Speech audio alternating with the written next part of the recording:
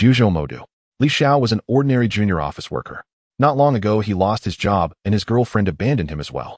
He tried to find several new positions yet was rejected again and again under all kinds of nitpicking excuses. However, the current Li Xiao had crossed over from another world whose culture was strikingly similar. He stood there gazing at the rented room of less than 30 square meters. What kind of human suffering is this?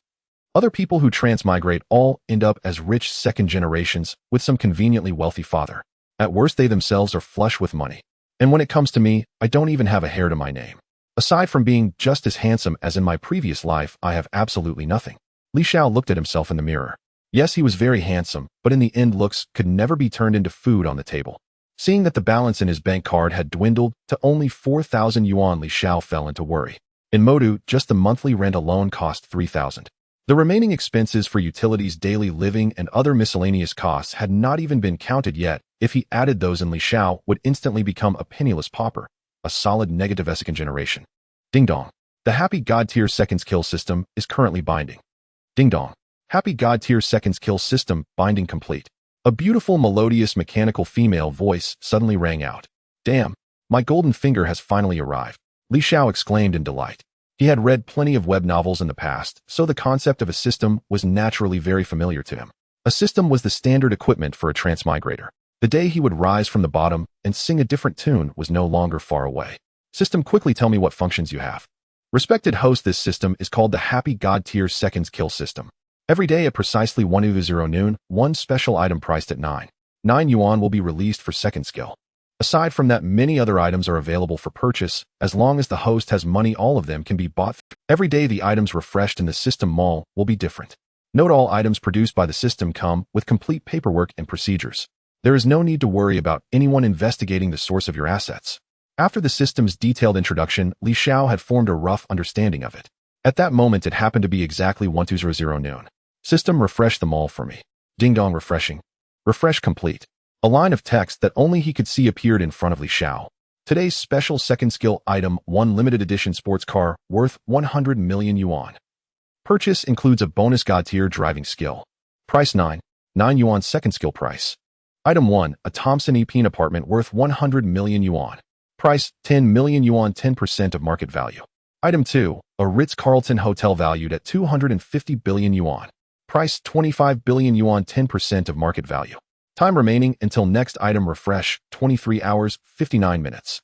Damn it, those items below are so good, yet I can only look at them and not buy? This is torture. Still, I should at least buy what I can. Li Xiao forced himself to calm down. After purchasing the sports car for 9.9 Yuan, he thought, from today onward, I'll also be someone whose assets exceed 100 million. System, how do I make a purchase? Host, you need only affirm in your mind the item you wish to buy. Li Xiao followed the instruction. Just as he was hesitating over how the system would deduct his money, the phone on the table buzzed. Li Xiao picked it up and glanced at the text message on the screen.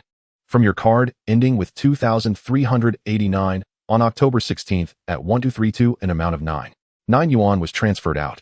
Remaining balance, 3,991 yuan. Whoa, this is insane. Li Xiao was stunned. He patted his pockets, yet found no keys or anything of the sort. He glanced around the room and still did not see any car keys. Just as Li Xiao was about to ask the system his phone, it was an unfamiliar number. Li Xiao, puzzled, picked up the call. May I ask if this is Mr. Li Xiao? A male voice in his 30s or 40s sounded from the other end of the line. Yes, this is he. The licensed supercar you reserved at our specialty dealership has arrived at the store. When will you be available to come over and pick up the car? Or would you prefer that we deliver it to you? The manager's tone was exceedingly respectful. He had sold many sports cars worth several million.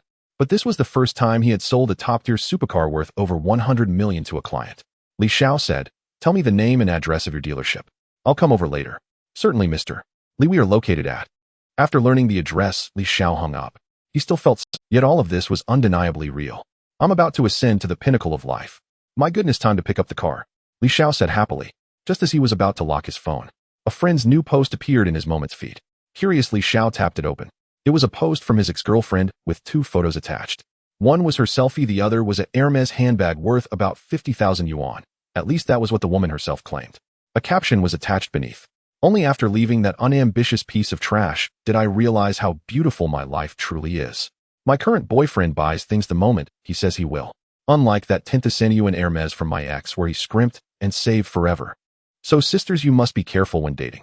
Don't date poor men, it's a waste of time and energy. Trashy gold digger, get lost.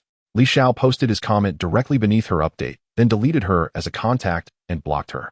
The former Li Xiao might have hesitated, but the current Li Xiao would not. He was handsome, rich, and now had a system on his side. In the future, what kind of woman would he not be able to find? Moreover, in the past, Li Xiao had never wronged that woman in any way. Whatever she wanted, he would grit his teeth and buy it for her with his meager salary. Otherwise, the balance on his bank card would not have been only 4,000 yuan. On the other side, Lin Shanshan was so enraged after seeing his comment that she felt her lungs were about to explode. She had originally wanted to use this opportunity to thoroughly disgust Li Xiao. Yet unexpectedly, she failed to flaunt and instead ended up embarrassing herself.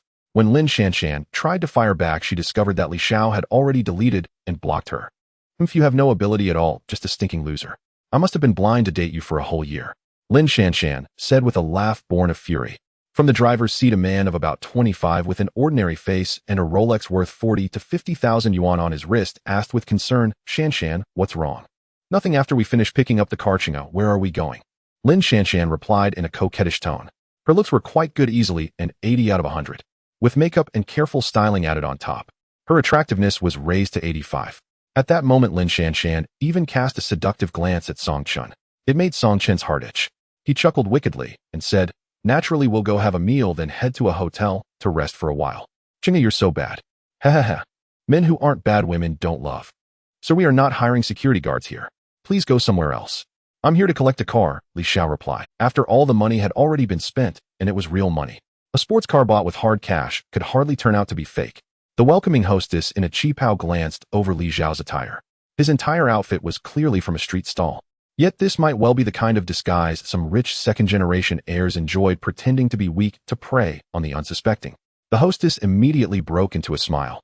My apologies, welcome, please come in. Li Xiao nodded and stepped into the store. To be honest, he still felt somewhat guilty. Everyone here who came to view cars wore suits and ties, wrists adorned with luxury watches. In contrast, one look at himself was simply indescribable. But this was only the first day.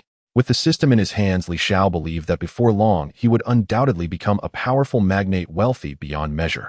A female sales representative in a professional office outfit with a stunning figure and a face easily scoring 80 out of 100 noticed that Li Xiao was alone and dressed rather peculiarly. He might well be another rich heir playing the game of hiding his claws. Even if he was not, her strong professional ethics would never allow her to leave a guest standing ignored. The saleswoman sashayed over her steps, light and feline. Sir, which model do you prefer? Or is there a particular brand you like? I can recommend something for you, she said. She greeted him with a bright smile. No one strikes a smiling face.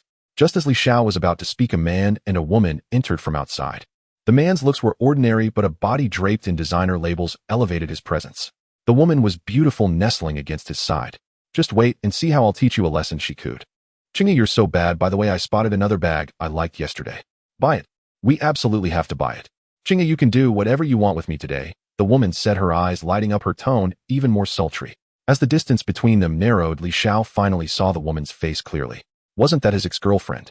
Damn it. Such a perfect pairing of a shameless woman and a dog. May they last forever. Judging by their intimate posture, the previous owner of this body had probably been wearing a green hat for quite some time. Li Xiao could not help but silently mourn for that predecessor for a few seconds. From another angle, though, he had slept with another man's wife, starting from her first time, and for an entire year. In that sense, it had hardly been a loss. When Lin Shanshan saw Li Xiao, she could not help but freeze for a moment, then anger surfaced on her face. Are you stalking me, you bastard? She snapped. Her temper flared, and she lashed out without thinking. Had she calmly reflected for a moment, she would have realized that nothing of the sort was happening. It was purely a coincidence. Noticing her unusual reaction, Song Chen asked in surprise, Shanshan, do you two know each other? Lin Shanshan nodded. He's my ex-boyfriend, she said. Having calmed down, Lin Shanshan now wanted to drag Song Chen away at once. Song Chen chuckled. Don't rush.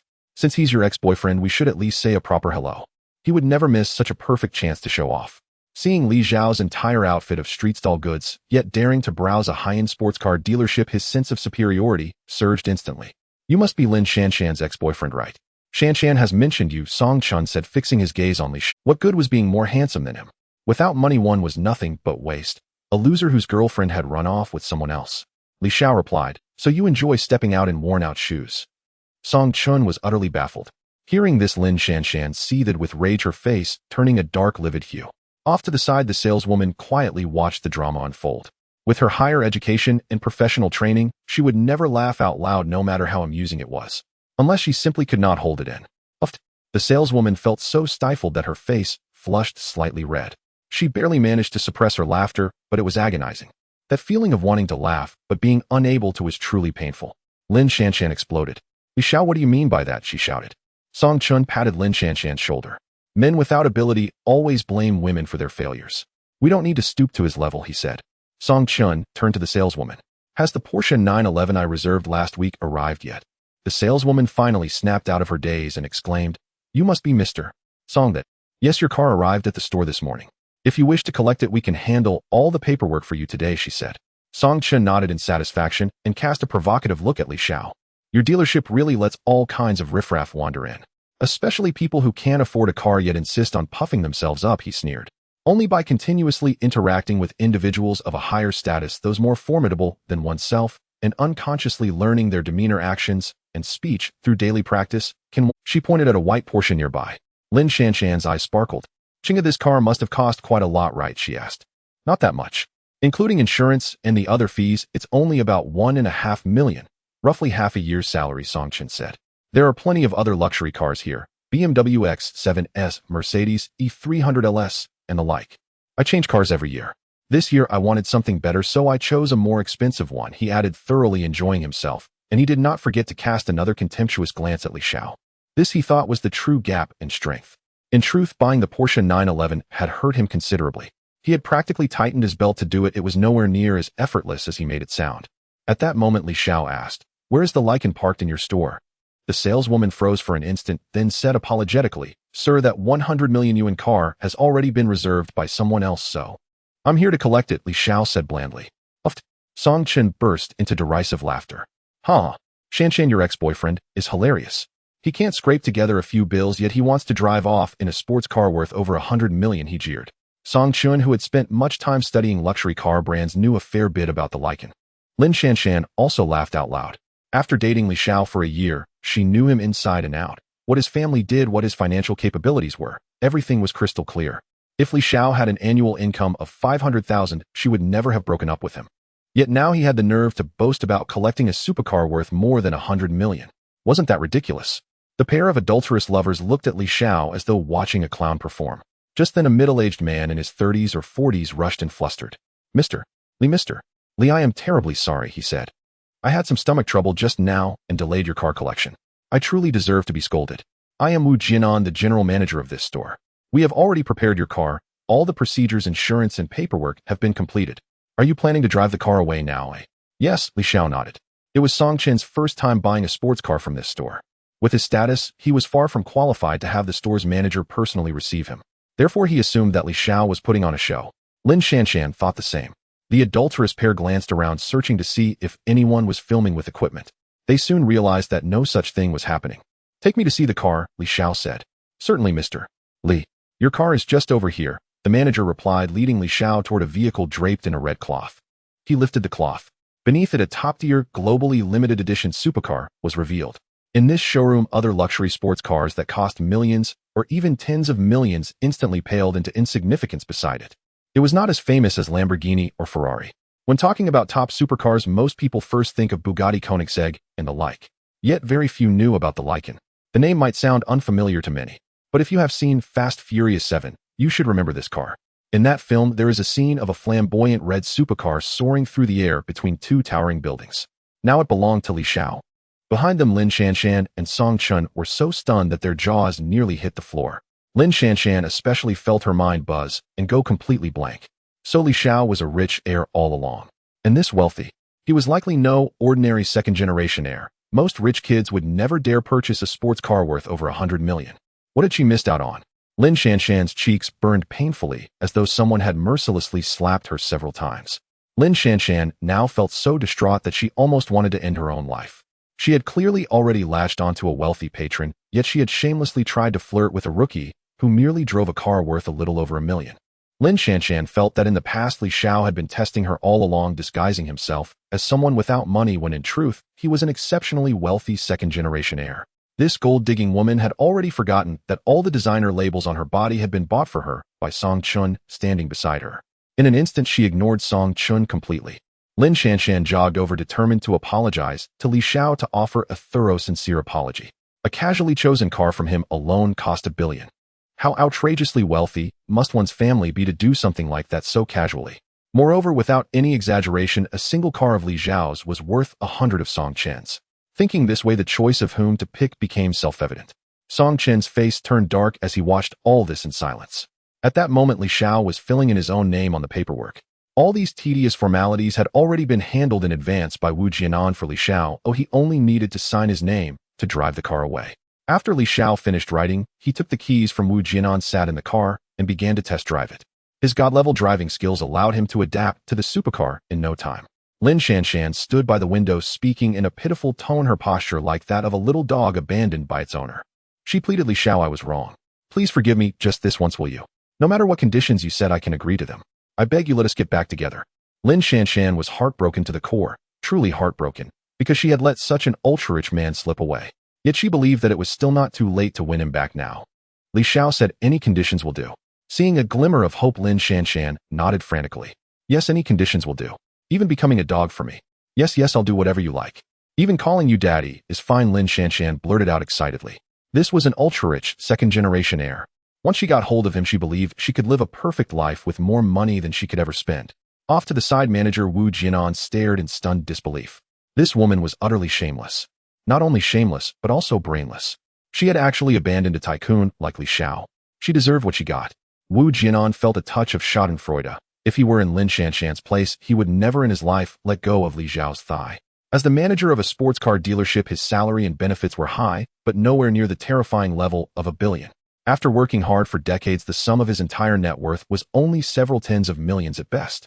On the other side, Song Chen's face was as black as the darkest night. Meanwhile, Li Xiao had just about familiarized himself with the car. The two headlights of the Lycan flashed a few times. One had to know that a single headlight of this car cost more than a Porsche.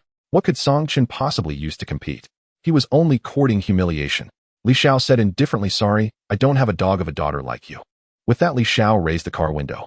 With a single press on the accelerator, he drove the Lycan out of the 4S dealership.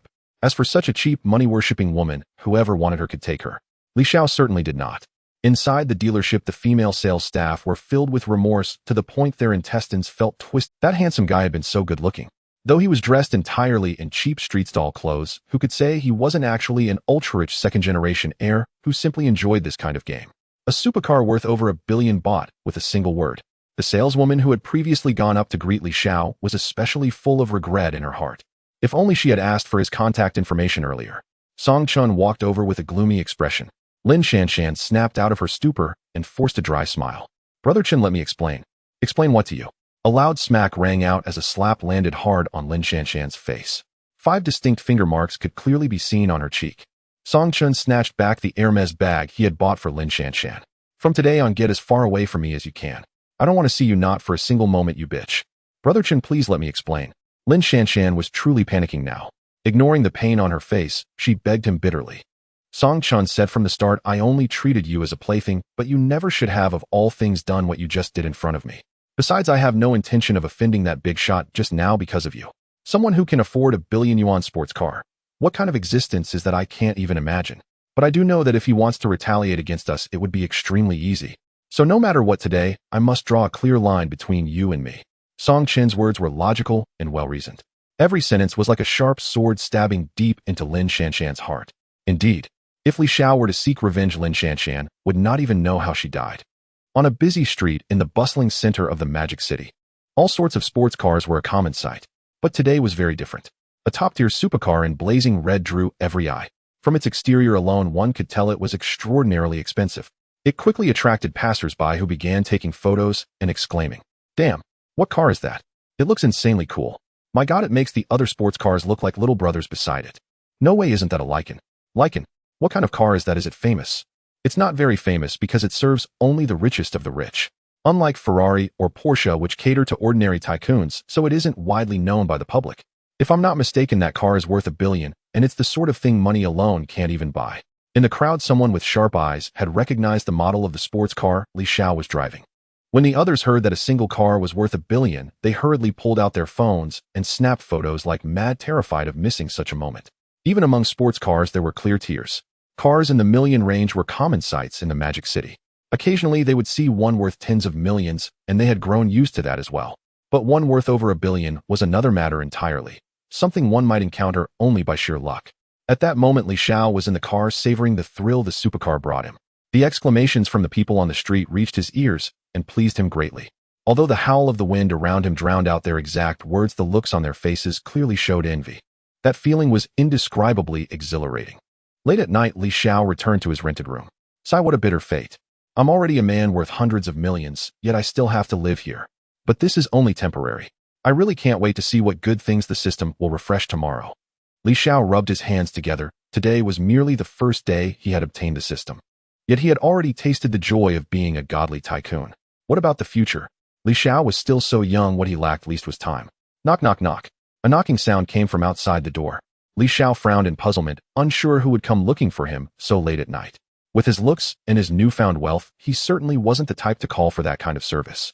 But soon he thought of something else, and his expression immediately turned cold. The reason Su Yanyan was attending the reunion. Ultimately, the moment Li Xiao saw the woman, a memory surfaced. This woman in front of him was his landlady Aunt Lin. She usually took good care of him and would sometimes allow him to delay paying rent for several months. All in all, she treated Li Xiao as if he were her own son. Ah, Aunt Lin, I remember, there are still a few days before rent is due, right? Aunt Lin shot him a glare. I'm not here to collect rent. Ah, Xiao. If your girlfriend is gone, then so be it. With your qualities, you can definitely find another good one. Li Xiao understood. She was here to talk him through his feelings. But he was no longer the old Li Xiao. With the system in his hands in the future, he could have any kind of woman he wanted. Li Xiao chuckled. Aunt Lin, you're overthinking it. I'm doing great now. Aunt Lin looked at him in disbelief. Just a few days ago, after his girlfriend left him, this boy had been acting as if life were no longer worth living. And now he had so quickly stepped out from the shadow of heartbreak. That was naturally a good thing.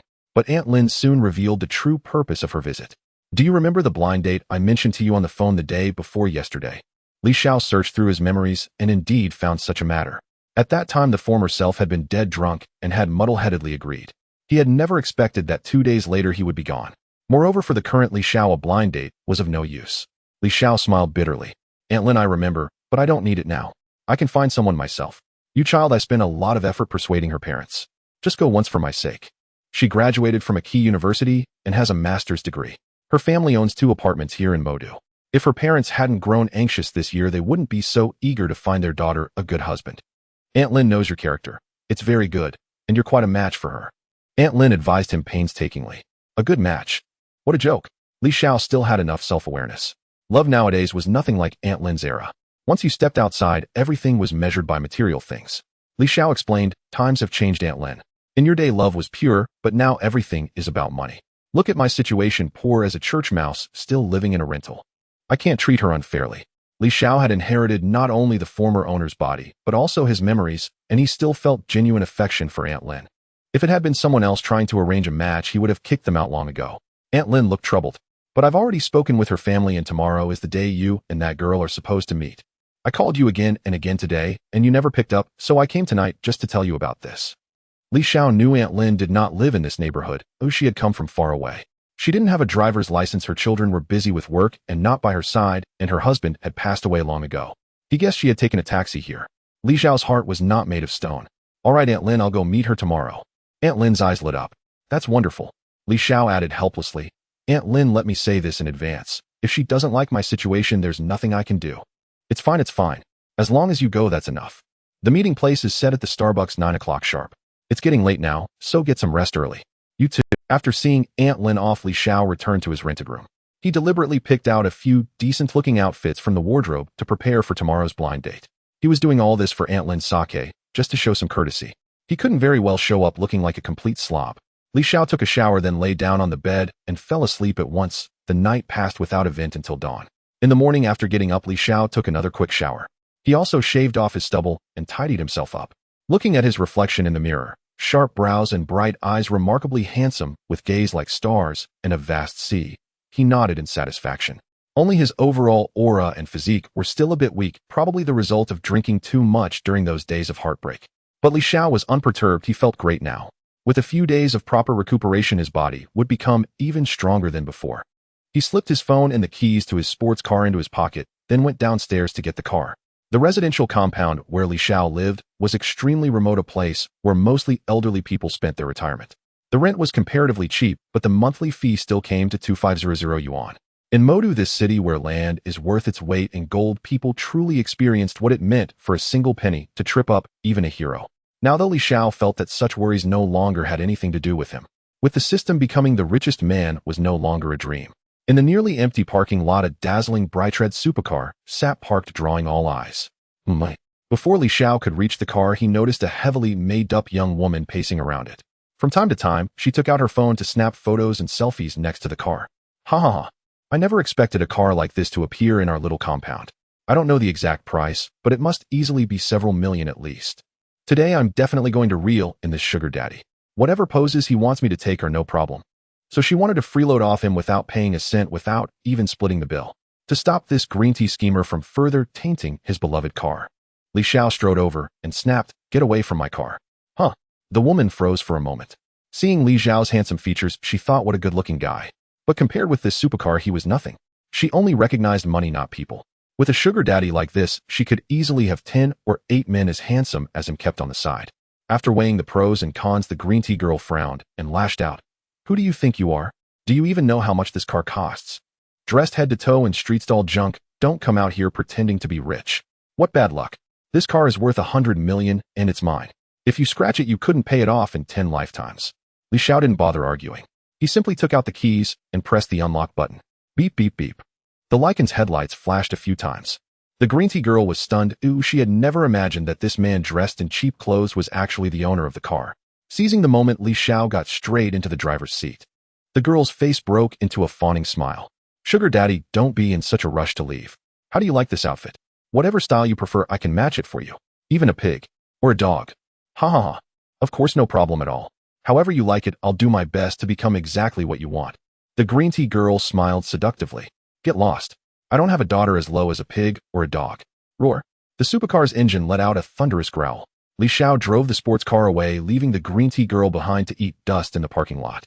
In the magic capital Starbucks, a favorite dating spot for young men and women, a single cup of milk tea can cost 70 or 80 yuan, all for the sake of projecting status. The ambience here is indeed quite pleasant. Outside the store, the parking spaces were almost completely occupied, but Li Xiao was fortunate enough to spot an empty slot. After entering the shop, however, he did not see the woman he was supposed to meet on this blind date. Checking the time, he realized he had arrived 20 minutes early. Unbothered, Li Xiao ordered a cup of Starbucks milk tea he had never dared to try before. He found a seat and settled down to wait. Although all the money he had to his name at the moment was less than 4,000 yuan, today was the day his 9-second flash sale system refreshed. It refreshed at 9 seconds, and not only that, it would reset every day precisely at noon. It was no exaggeration to say that for Li Xiao, becoming the richest man was only a matter of time. Yes, starting from less than 4,000 yuan, he would rise to become a self-made tycoon. He did not have to wait long before his blind date for the day arrived.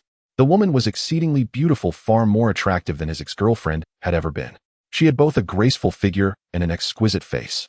After a brief glance at Li Xiao's simple attire, she did not show any trace of disdain. Once she sat down, they went straight to the point. "I am Qiu Mingling. I graduated from a key university with a master's degree, have worked for a year, earned an annual salary of 500,000, and own 2 apartments in the magic capital that I can dispose of at my own discretion. I am Li Xiao, a graduate from an ordinary second-tier university. I've been working for 3 years with a monthly salary of 6,500.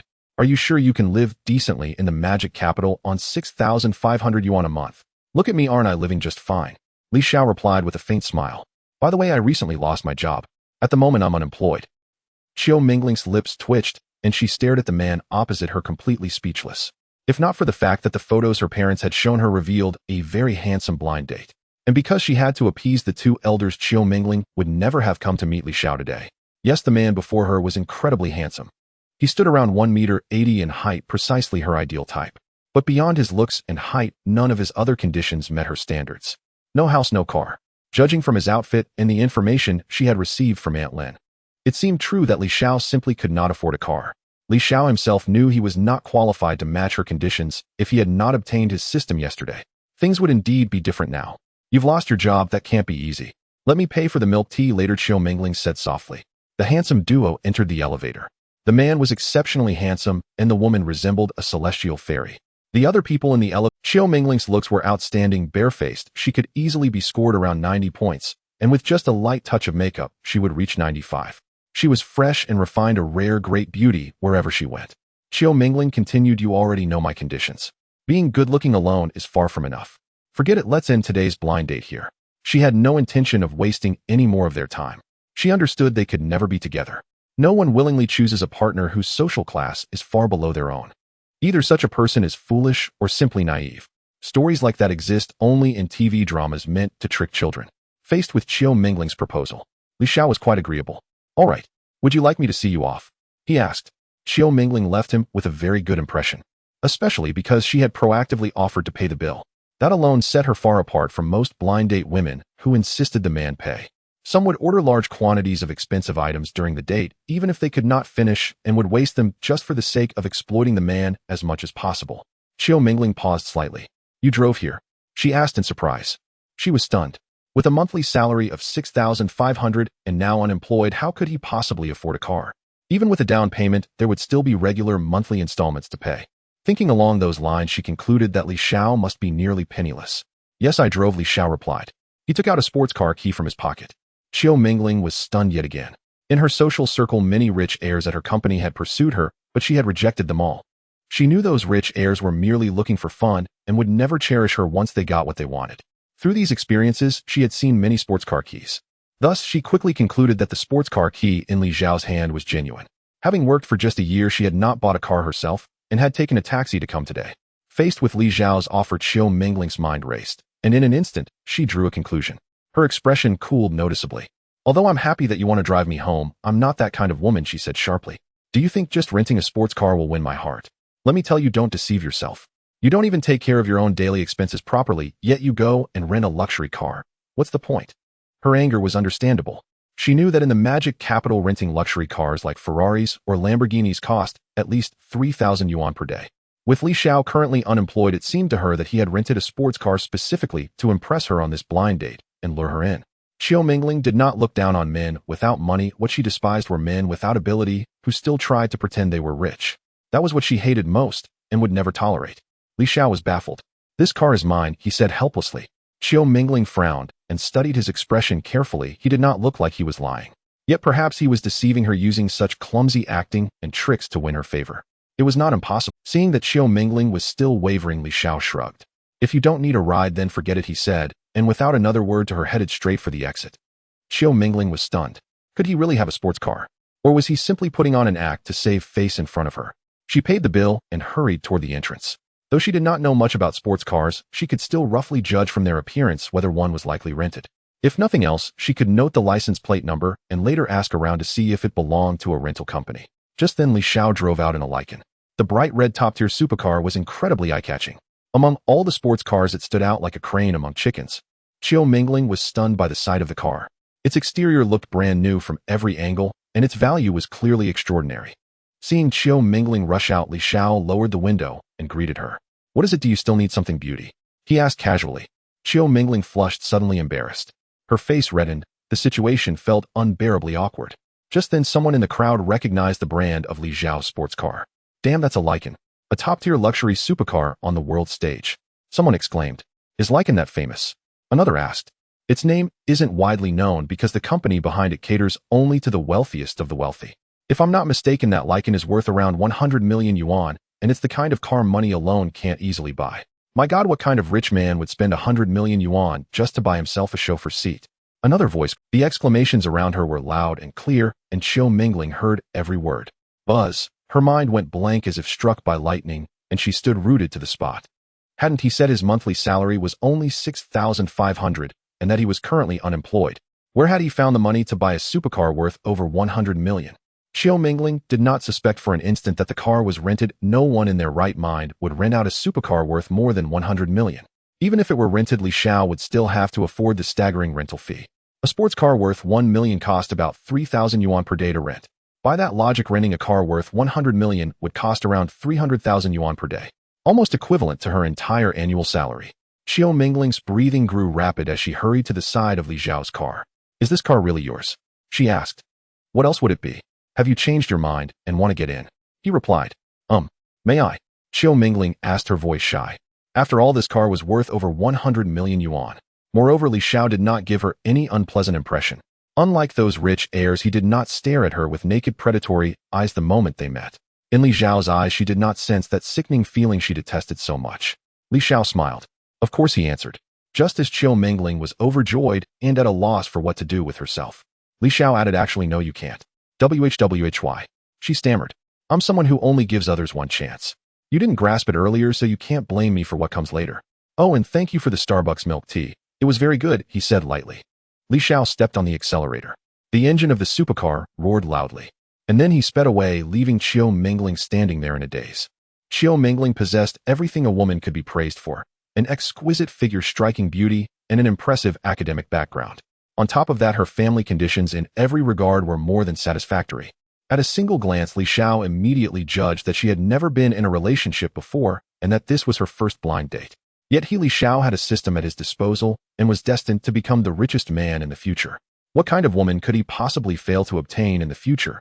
A wealthy man must never cling to a single tree. One should not forsake an entire forest of possibilities for the sake of one solitary trunk. There was still a bright future waiting for him. At the entrance of a Starbucks in Modu, Qiu Mingling stood in a daze for several minutes before finally returning to her senses. Had she just been dumped? A tick mark of anger appeared on Qiu Mingling's fair forehead as she clenched her pearly teeth. That hateful bastard, does driving a sports car worth over 100 million make him so great? Humph, he actually dared to dump me in public. He had better not let me run into him again, or I'll make sure he regrets. Meanwhile, Li Xiao drove the Lycan around the city center for a few more laps. Then he left the downtown area and found a relatively remote spot to have lunch while waiting for the System Mall to refresh. No matter where Li Xiao parked his Lycan, it was a dazzling presence. Damn, am I seeing this right? Someone who can afford such a car actually came to eat in these backstreet alleys. What do you know? This is called frugality. Such a handsome and wealthy guy. I really want to go ask for his WeChat, but he probably wouldn't even look at someone like me. The surrounding passers-by exclaimed among themselves. Li Xiao ignored them, went into the noodle shop, ordered a bowl of noodles, and chose a secluded corner to sit and wait. Before long, the noodles were served. Li Xiao ate as he waited for the System Mall to refresh. At last, noon struck, 12 o'clock sharp. The System Mall is currently refreshing. Refresh complete. Today's special flash sale item: Jiangpan No. 1 Riverside Villa standalone property valued at 1 billion RMB. Sale price 9.9 Yuan. Flash sale price. Item 1 Penguin Company valued at 5 trillion RMB. Sale price 500 billion RMB, 10% of original. Item 2 Dunyang Company valued at 400 billion RMB. Sale price 40 billion RMB, 10% of original. System, couldn't you offer a few more things I can actually afford? Li Xiao muttered helplessly as he looked at the companies worth trillions and hundreds of billions. They were truly enough to make one's mouth water. Still, being able to refresh a villa worth 1 billion today was already quite decent. Complaints were just complaints. Purchasing as soon as possible was what really mattered. System purchased the special flash sale item. As soon as Li Xiao finished speaking, the flash sale item in the System Mall was bought by him. His phone vibrated once. Li Xiao knew this meant the purchase had succeeded and the system had automatically deducted the payment. In the office building of the property management inside the Dijin Jiangpan Villa complex in the new district, a spacious, imposing office exuded an air of authority. A middle-aged man in his 40s, impeccably dressed in a suit, stood up abruptly from his black leather chair upon receiving a phone call, his expression turning grave. After carefully listening to the instructions from the other end of the line, he hung up. So the long-vacant villa No. 1 has actually been sold. The middle-aged man's face showed astonishment as his mind raced swiftly, piecing together a complete reception plan. Only then did he pick up the desk phone and begin issuing orders. Attention, all departments, attention, all departments. Immediately dispatch personnel to Jiangpan Villa No. 1 to carry out garden maintenance and give the place a thorough cleaning. Service department promptly arrange for 20 beautiful women dressed in qipao. 10 is too few, make it 20. The housewarming ceremony must be grand, yet at the same time kept low profile. Security department, remember this: if anyone claims to be the owner of Villa No. 1, especially a gentleman with the surname Li, you must receive him in your very best state. 林默趁机施展缩的成寸，瞬间来到寿皇后侧，石胚狠狠劈下。寿皇吃痛，用一种极不符合他体型的速度。The middle-aged man assigned tasks to his subordinates in an orderly manner. Even after all this, he still felt somewhat uneasy. Let me see if there is anything that has not been arranged properly. On the other side, after finishing his meal and rising to leave, Li Xiao's phone buzzed with a soft vibration. It was the high school class group chat, which had been dormant for years with no messages. Li Xiao glanced at the conversation displayed on the screen. All members. We've graduated for so long, and have never properly held a class reunion. So I'm planning to organize a class gathering here in Modu next week. If any classmates want to come, you're all welcome. By the way, all expenses will be covered by me. Those working outside the province can have their travel costs reimbursed by me when they come over. The one who posted the message was Li Zhao's high school classmate Zhou Yongtao, a local of Modu. His family had grown wealthy through demolition compensation and later made further profits through various businesses. Li Xiao searched his memories for details about Zhou Yonghao. Back in high school, because the class beauty, Su Yin, Zhou Yonghao had always held a grudge and seized every opportunity to make things difficult for him. As Li Xiao recalled the memories of his former self, he felt that attending this reunion was of little consequence either way. It really had nothing to do with him now. In the group, a gaggle of lackeys who got along well with Zhou Yonghao immediately chimed in. Brother, where will the event be held? Yeah, as long as you say the word, there's no way your brothers won't show up. These people's family conditions could not compare to Zhou Yonghao's, yet in Modu, they were still comfortably middle class. Driving BMWs or Mercedes worth 300,000 to 400,000 was no issue for them. Of course, most of those cars had been bought with money from home. Few had been out of university long enough to afford a car solely through their own abilities. These people were eagerly urging others to attend the reunion for a reason. They wanted to flaunt themselves in front of old classmates. Some even hoped for thrilling encounters with former female classmates. Everyone understood as much without saying it aloud. Just as Li Xiao was about to quietly slip away, Zhou Yonghao tagged him.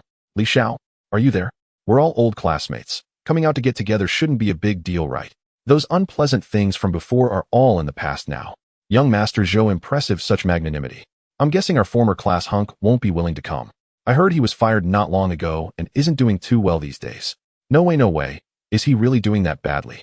On the surface, they seemed to be concerned about Li Xiao, but in truth they were mocking him. In high school, because of his outstanding looks and extraordinary bearing, nearly all the girls in the class secretly had a crush on Li Xiao. In the end, the class beauty, Su Yanran, confessed to him, and the two became a couple. In their third year of high school, tragedy struck his family. His father had an accident at a construction site and fell, suffering serious injuries. His mother also fell ill.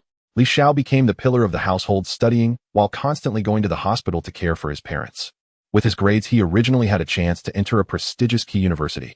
Fate, however, was unpredictable, and in the end, he only managed to get into an ordinary second-tier university. Faced with these jumping clowns making a fuss, Li Xiao simply had no desire to respond. Let them say what. He was no longer the same Li Xiao he used to be, yet when it came to his frugal father and mother, he would unquestionably shoulder the duty of supporting them. That was beyond doubt. For now, however, despite his net worth starting in the billions, Li Xiao had no intention of selling off those assets. He would wait for the system mall to refresh items he could buy, or when the time came, would he still be afraid of not having money to spend? Seeing that Li Xiao remained silent, the group turned their attention towards Su Yanran. Su Yanran, is our great beauty Su there? If you were, come join the gathering. Hey, don't get your hopes up. Her family is far wealthier than ours. How could she possibly be interested in us? Exactly. I remember that after graduating from high school, she went abroad for further studies. I don't even know if she's back yet. Forget it, she's a very busy person now. I really envy Li Xiao back in high school. Elsewhere at Jiangpan Villa No. 15. A girl whose looks could rival Qiu Mengling's, scoring at least 90 out of 100 in beauty, frowned as she stared at the messages on her phone. Beneath her flowing white long dress, her perfect curves could not be concealed. Her skin was fair as jade, and her long shapely legs were wrapped in white lace. She was Su Yanran. She had seen the very reunion messages that Zhou Yonghao posted.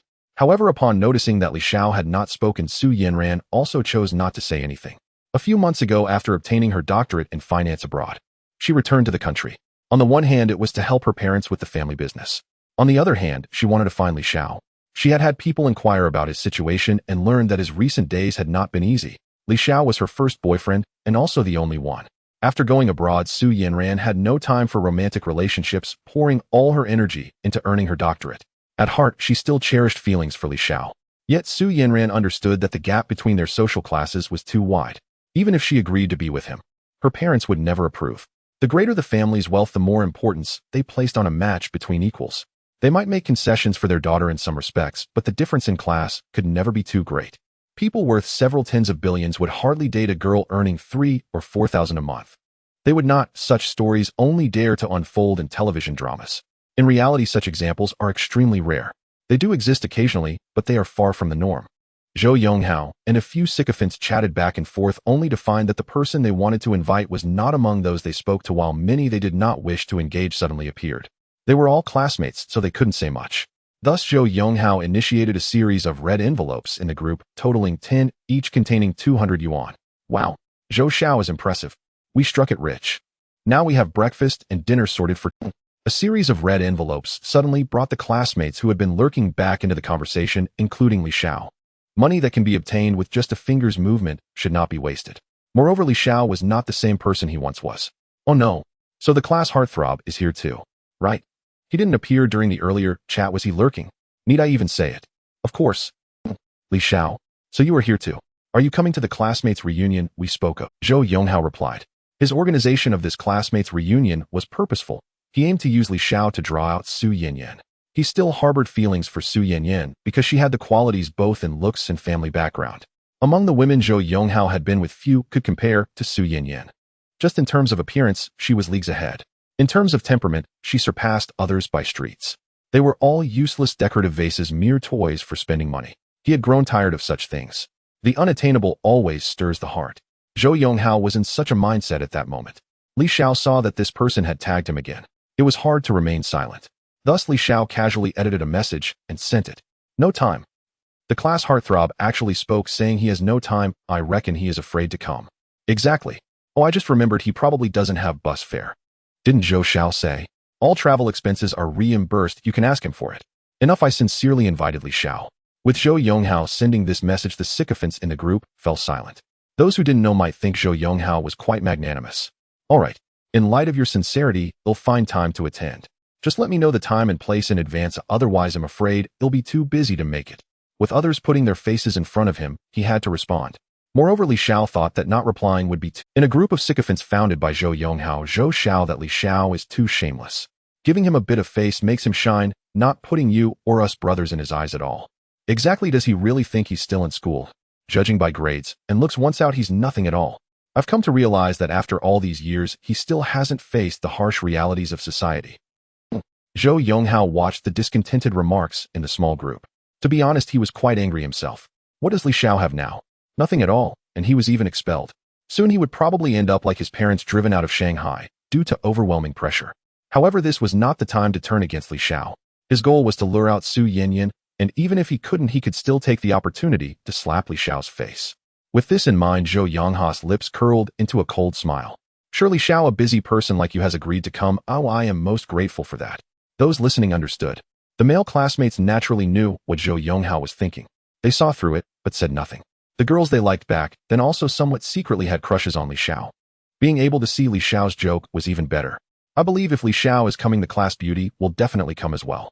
Su Yanyan. Zhou Yonghao revealed his true purpose. A large group followed suit, making a noise. Su Yanyan frowned and privately sent a message to Li Xiao. You shouldn't go. Seeing Su Yanyan, who hadn't contacted her for many years, send a message, Li Xiao was momentarily stunned, and Su Yanyan's appearance quickly resurfaced in his mind. In high school, she was a stunning beauty, a true head-turner. She was as beautiful as Qiu Yunling, the matchmaker from this. Both girls were the kind that were very attractive in their own right. Li Xiao's lips curled up. Is Xiaoyan concerned about me? This was the affectionate nickname he used during their previous relationship. Back then, Li Xiao also knew he was not worthy of her. Due to his family's situation, he had to take the initiative to break up with Su Yanyan. He also refused Su Yanyan's offer for her family to help. He was too proud to suffer. However, Li Xiao admired this approach. Oh, a man should stand tall. Perhaps because of this matter, Su Yanyan couldn't forget him. Li Xiao didn't know what she thought. A woman's heart is as deep as the ocean, difficult to fathom. After Li Xiao finished speaking, Su Yanyan showed hesitation, unsure of how to respond. She simply sent a message in the group saying, I will come. She agreed only because Li Xiao was going, otherwise she wouldn't have bothered attending this reunion. Noticing that Su Yanyan was ignoring him, Li Xiao shrugged it off and continued with his own business. He scanned the QR code to make a payment and went to check on his villa. Upon seeing Su Yanyan's reply, Zhou Yonghao was overjoyed and danced around. But soon he thought of something else, and his expression immediately turned cold. The reason Su Yanyan was attending the reunion ultimately still revolved around Li Xiao. It seems she still has feelings for him. Su Yanyan, you shameless woman. Is he just slightly more handsome than me? Other than that, what do I, Zhou Yonghao, lack compared to him? Li Xiao, since you agreed to come, don't blame me later. Zhou Yonghao intended to use this reunion to stomp on Li Xiao, fiercely venting his past grievances. At the same time, he would seize the opportunity to interact with the goddess Su Yanyan. Su Yanyan looked at the message Li Xiao had sent. She edited her response, making several changes. She had many questions to ask Li Xiao, but didn't know where to start. Moreover, even if they could be together now, it couldn't guarantee that they would stay together in the future when it came to marriage. Su Yanyan ultimately put down her phone and rubbed her temples. Forget it, the boat will find its way to the bridge eventually. The entire Zhangpan Villa community is located by the beautiful lakeside next to Longhu in the Magic City. It can be said that the Tangchen Yiping commercial property in Magic City serves the social elite and wealthy individuals. In contrast, Zhangpan Villa community caters to the wealthiest among the wealthy. Here, various security facilities are quite comprehensive. However, homeowners need to make an appointment in advance to enter the community. Alternatively, homeowners can call the security office to confirm the identity of the visitor, who must complete various cumbersome registrations before being allowed inside. Moreover, there are strict time limits for visiting. Lakin proceeded along the main road. After an hour, Li Xiao looked at the brightly decorated security office with a look of surprise. While Li Xiao was observing the security personnel, they were also watching him. Within seconds, the entire security team stood at attention. Li Xiao's attire was rather ordinary. However, the Lakin sports car he drove was undoubtedly the most eye-catching. It was nearly impossible not to attract attention. A few security guards hurriedly approached, asking, "Are you Li Xiao, Mr. Li?" "Yes, that's me." Li Xiao nodded. The security guard at the back quickly took out a walkie-talkie to report the situation to the middle. The middle-aged man jumped up from his chair and said sternly, "Make sure to give him a warm welcome, no mistakes." He then instructed other staff members, property department, "Everyone drop what you're doing and go welcome the owner of Villa No. 1. Understood. After confirming Li Xiao's identity, the security personnel wasted no time and raised the barrier to allow him through. What a delightful treatment. Li Xiao drove into the community in his Lakin. Money isn't everything, but being broke is certainly a problem. The joy of being wealthy is so simple and unpretentious. The various landscapes within the community are extraordinarily beautiful. One glance at the gardens and sculptures reveals that they are designed by a master. Villa No. 1 is still very eye-catching, exuding high-end elegance. Outside the villa, beautiful women dressed in red kipayos, each around an 80 in looks, lined up in 2 neat rows. It's worth noting that girls who score around 80 in looks are not easy to find. If it weren't for the Zhangpan Villa community, one wouldn't be able to find so many at once. However, none of this was Li Xiao's concern. Upon seeing Li Xiao arriving in the Lakin, the middle-aged man smiled and quickly approached him. "Hello, Mr. Li. I am Lin Jianhui, the general manager of Zhangpan Villa property." Lin Jianhui introduced himself, appearing somewhat nervous. Having held the position of property manager for many years, no one had ever made him this nervous before. Observing Li Xiao's casual attire, which seemed inexpensive, but Lin Jianhui knew this was all a facade. Who would spend 1 billion to purchase Villa No. 1 if they were an ordinary person? Even other villa owners in the community could afford this property. Yet they had no desire to. A few hundred million is still a painful expenditure for these wealthy individuals. You just need to sign this property certificate and we'll handle the rest, fingerprinting, recording the license plate number, and so on. We will arrange for someone to take care of it, so you don't need to worry. Lin Jianhui said respectfully as Li Xiao took the property certificate and began to sign. Where can I find a gas station around here? Li Xiao looked at his beloved car, whose fuel gauge was nearly empty. Damn, he had less than 2,500 yuan left. He truly had no way to express his troubles. Thus he began to consider Lin Jianhui's assistance. Lin Jianhui's expression changed, and he instinctively said, "Our community also has a gas station, Mr. Li. Let me take you there." "No need." Li Xiao got out of the car without taking out the keys. Instead, he patted Lin Jianhui's shoulder and said meaningfully, "I trust you. Please take my car to get gas." Lin Jianhui was stunned, instinctively swallowing hard. He had driven luxury cars before and even owned a $1 million Ferrari himself. He was familiar with luxury cars, and the bright red supercar in front of him was a Lakin, worth 100 million. Just like that, he was asked to drive it. The feeling was akin to winning a 5 million lottery. Li Xiao frowned. Was this guy unwilling to help? It made sense. He hadn't offered any money in return. Of course, he wouldn't be keen on it. Realizing this, Li Xiao said, "If you're unwilling, then forget it." No, Mr. Li, I am genuinely thrilled to have this opportunity. But your car is quite expensive, worth 100 million. If I accidentally scratch it, I wouldn't be able to compensate for it even if I sold myself. Lin Jianhui said with a bitter face, expressing his concerns. The surrounding welcoming ladies all changed their expressions at once. They had stood under the sun for a full 2 hours to greet the owner of Villa No. 1, who was Li Xiao. Upon seeing such a handsome man as Li Xiao, their hearts couldn't help but flutter. Generally, those who could buy villas here were in their 30s and came from affluent backgrounds. It was their first time seeing someone in their 20s like Li Xiao. Not to mention, being noticed by such wealthy individuals was considered a stroke of luck. Regardless of age or looks, it was a significant gain. They wouldn't have to worry about expenses for a lifetime. This was also one of the main reasons why they had no complaints about standing outside for so long. Having seen many luxury cars and being part of such circles, they knew that while small cars might be worth $1 million, high-end ones could reach tens of millions, which were rare for them. At this moment, hearing Lin Jianwei mention that this car costs 100 million was enough to make them swoon. If Lin Jianwei weren't present, these women would have pounced on Li Xiao like hungry wolves. Li Xiao smiled and said, "I thought it was something serious. You don't need to worry about that. I have insurance sorted out, and if you damage it, it will be my responsibility." Li Xiao waved his hand casually. The roads here are quite wide, and it's not easy to cause damage unless it's in. Seeing how respectful Lin Jianwei was towards him and knowing that he was his homeowner, Li Xiao felt at ease. Lin Jianwei was touched and said, "Thank you for your trust." He never expected Li Xiao to trust him so much. Lin Jianwei thought that if he were in such a position, he would never lend a supercar worth over 100 million to anyone. This clearly shows how remarkable Li Xiao's perspective is and how immense his financial backing must be. Lin Jianwei could hardly imagine. The welcoming ladies nearby looked at Li Xiao with even sharper gazes, like wolves eyeing their prey. Meeting a top-tier wealthy individual like him could change their lives. They had no idea. Li Xiao was simply running low on money. Once Lin Jianwei left, the excitement among the welcoming ladies was hard to contain. "Mr. Li, is there anything else you would like us to do?" one of the leading welcoming ladies asked. She was among the best-looking of the group, scoring around 85. Unfortunately, she was not Li Xiao's type. At the moment, he wasn't very interested in girls scoring below 90. Besides, would he lack for women with money? "No, you may leave," Li Xiao said indifferently. The women exchanged glances. Although they felt quite helpless since the homeowner had spoken, they had to comply. They had no choice but to leave. After all, offending the homeowner could cost them their jobs. No one was a fool. Those who worked in the Jiangpan Villa community underwent strict screenings. With high salaries, good benefits, and respectable work, even if they had 1,000 times the courage, they wouldn't dare offend the young homeowner in front of them. This applied to any homeowner in Jiangpan Villa. None of them were people they could afford to offend. The entrance was equipped with facial recognition technology. It opened directly. The efficiency is quite impressive. Li Xiao praised, then entered the room.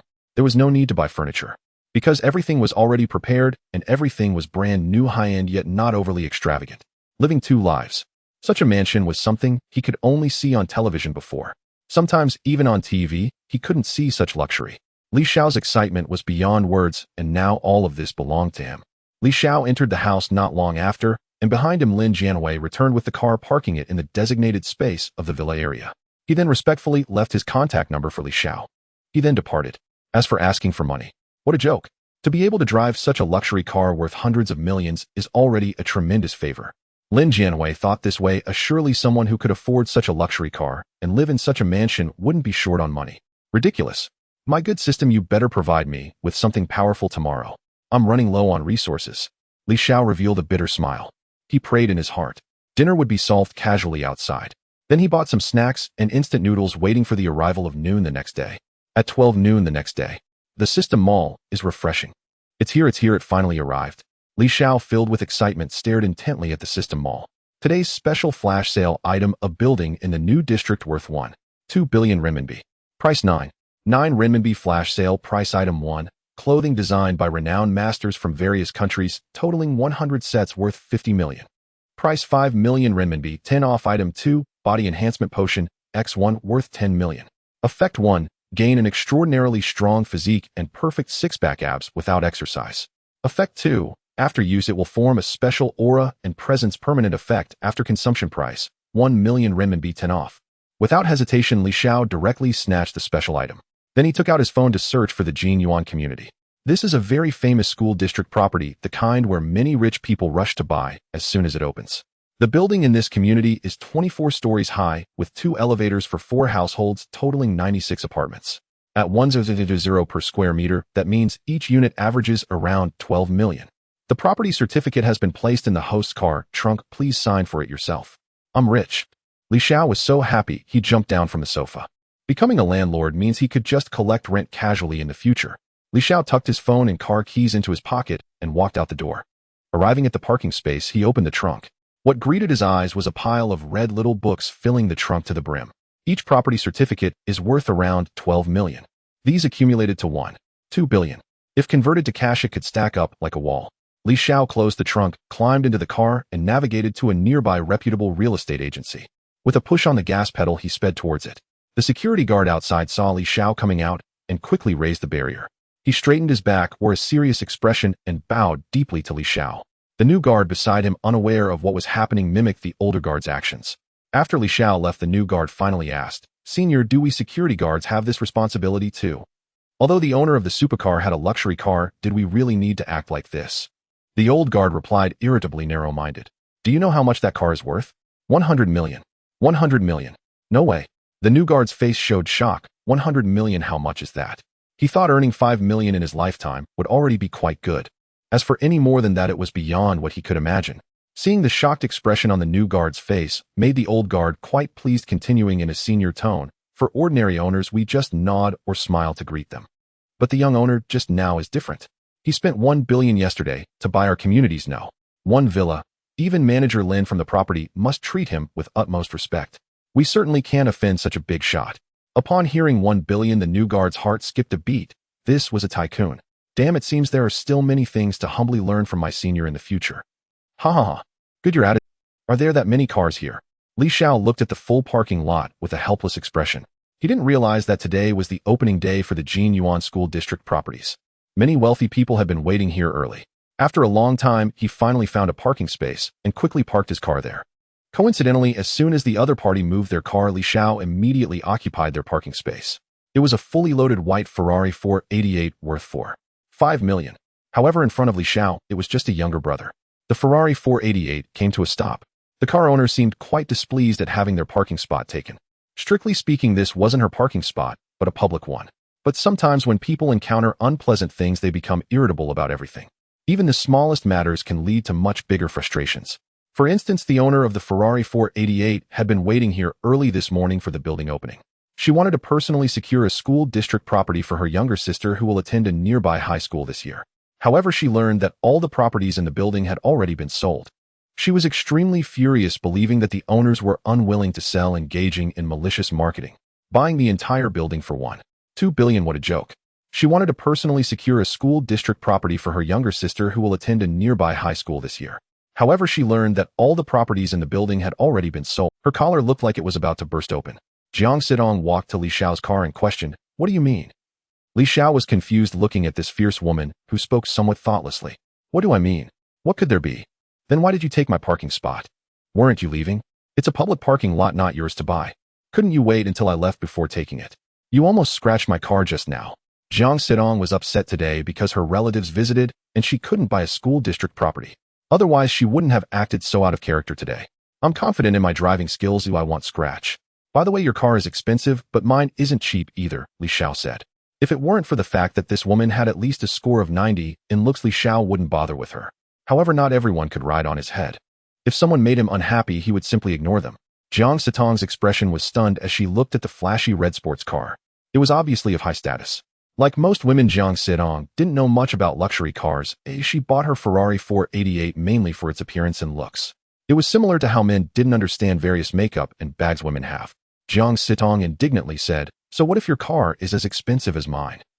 If you don't give me an explanation today, I will." "Idiot." Li Xiao pulled out his car key, got out of the car, and ignored this woman with poor reasoning. He walked straight towards the real estate agency. Jiang Sidong was dumbfounded. Ew, she had just been insulted. What does being handsome matter? Can being handsome justify insulting someone?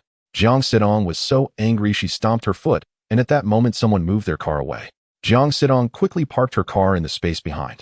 Then she chased after the direction Li Xiao was leaving. No matter what, she had to get an explanation from this ungrateful man today. The real estate agency was crowded with people. "What do you mean by this? Selling out the units themselves, and then finding buyers, is that interesting?" There were voices of discontent among the crowd. Then a chorus followed. "That's right, if you don't give us an explanation today, we won't leave. Do you know how long I've waited to buy this house for my son? If I can't buy it today, I want to know how to explain it to Mr. Wang when I go back. Stop dragging things out. Even if you won't sell it to us, let us rent it." Several groups of female sales staff in the company were trying to explain to these homebuyers. "This building has really been completely sold out. We are not deceiving you." "That's right, everyone, please calm down. There are other school district houses to consider. Consider my foot." Someone in the crowd cursed in dissatisfaction.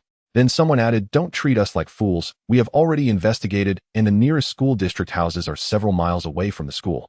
Do you know what this means for the third-year students? It means spending more meaningless time walking or commuting. We are not short of money." Manager Lon of the sales department had a black expression. "You say you are not short of money, but your words are quite arrogant. You can only buy 3 or 5 units at most. If you have the ability, why not be like that big shot and buy the entire building. This is a subsidiary of 9.9 Real Estate, or responsible for selling houses and acting as an intermediary. The opening was set for noon at exactly 12 o'clock. A few seconds later, manager Lon received a call from his superior informing him that the houses had all been sold out. I don't know whose big shot's handwriting this is. 12 billion, just like that. Manager Lon had been in the industry for so many years, and this was the first time he had seen such a thing. The information about the school district houses being completely sold out was announced. The wealthy people who had been waiting in the hall were all unable to accept it. Outside the door, Li Xiao watched these so-called upper-class people dressed in suits. They were just as noisy as housewives selling vegetables in a market. While Li Xiao was watching this group of people, Jiang Sitong jogged up to him. Are you also here to buy a house in genuine school district? The purpose of that group of people inside was just that, including Jiang Sitong. Buy a house. What house am I buying? I already have a building. Li Xiao said. By the way, isn't the reputation of genuine school district house so big? Jiang Sitong gave him a charming glance. This man is quite strange. He looks handsome and drives such a luxurious car. His clothing combined probably didn't amount to 500 yuan. If it weren't for having seen Li Xiao's car, Jiang Sitong wouldn't bother with him. Yes, it's very big. It's so close to the top 3 high schools in the city, how can it not be big? I got up early today and waited here desperately. But who would have thought that as soon as the opening started, in just a few seconds, all were bought up.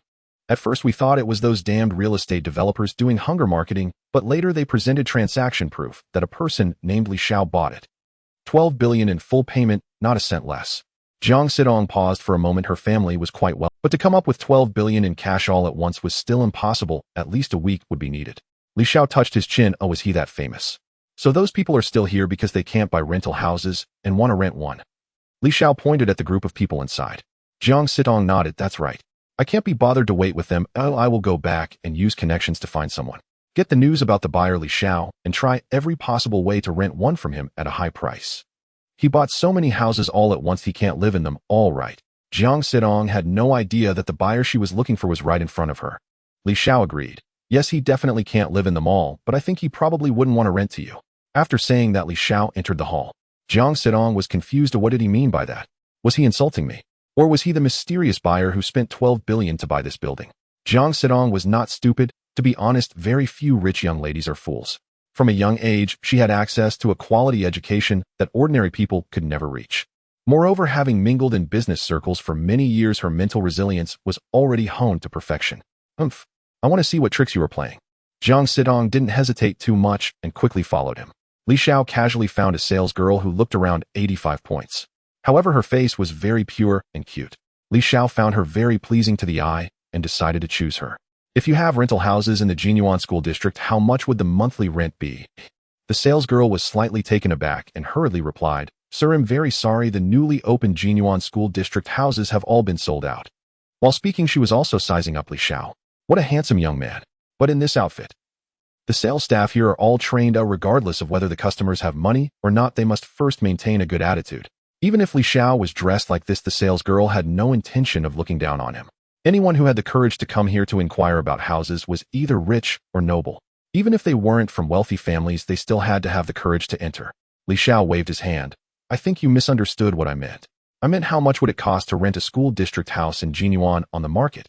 The sales girl was stunned for a moment and politely replied, generally between 700 to 800, but the new houses have all been sold out. I believe if you put it out for 100 a month, someone will fight to rent it. Don't even say 100, even if it's 100 a month, I will rent a unit for my son. Yes. Young man, don't ask these meaningless questions. The houses have already been sold out, and looking at your outfit, you don't seem like someone who can afford it. Yes. Don't waste everyone's time, hurry and leave. Li Xiao ignored these people and was calculating in his heart. A whole building, 96 units, a monthly rent of 9.6 million. And I am the only landlord of 9.9, so many people want to move in. I can set the price for a year-long lease and no one would dare to say no. If they don't want to rent, I'll just replace them. Oh, anyway, there are plenty of people eager to rent. If I raise the price a bit more. Greed knows no bounds. Let's calculate it at 100,000 a month, which is 1.2 million a year for 96 units. That's 152 billion. A wave of profit. Jiang Sitong frowned, unable to help but think this guy isn't the ruthless one who bought the entire building, is he? So young. Where did he get so much money? Jiang Sitong believed that if it were her, she definitely couldn't do it. Being able to mobilize 500 million in funds would already be a blessing. and it would require approval from multiple board meetings to be able to access. Just as Jiang Sitong was lost in thought, a fat and aggressive woman quickly approached Li Xiao. "What are you doing here again? Didn't I tell you a few days ago that we don't hire useless people?" Li Xiao searched through his mind for memories of this fat woman. He indeed found them. At that time, his previous self was unemployed, and in order to avoid starving, he took several jobs. One of them was coming here for an interview to be a salesperson. The fat woman approaching him was a small supervisor from the sales department who was attracted to Li Xiao's handsome appearance. She had repeatedly hinted that if he were to be with her, she would guarantee him a life of luxury. Moreover, this fat woman stated that she would use her power to let Li Xiao skip the interview. But could Li Xiao agree to this fat woman's demands? Her face was covered in excess fat and acne, which despite the makeup could still be seen if one looked closely. Li Xiao bluntly rejected her at that time. Then, as everyone understood, the fat woman made things difficult for him, putting him in a tough spot. This job was certainly unworkable, so he had to search for another. "Who let this poor loser in? Was it you?" the fat woman asked sharply. "Look at him dressed in rags. Does he look like someone who can afford a house?" The female salesperson was startled and hurriedly said, "Sister Zhang, I didn't do it. He is a guest. What's wrong with that?" The fat woman, whose face was almost twisted, rebuked, "I know he's a guest, but not just anyone can come in. What use is it to let people in who can't afford a house? Aren't you just making things harder for us? Can't you see how busy we are?" The people around began to look toward. They all felt that what the fat woman said made a lot of sense. Therefore, no one spoke up to defend Li Xiao. The female salesperson wanted to say something, but in the workplace, hierarchy often silences the ordinary. If she wasn't careful, her superior would find various ways to make her life difficult.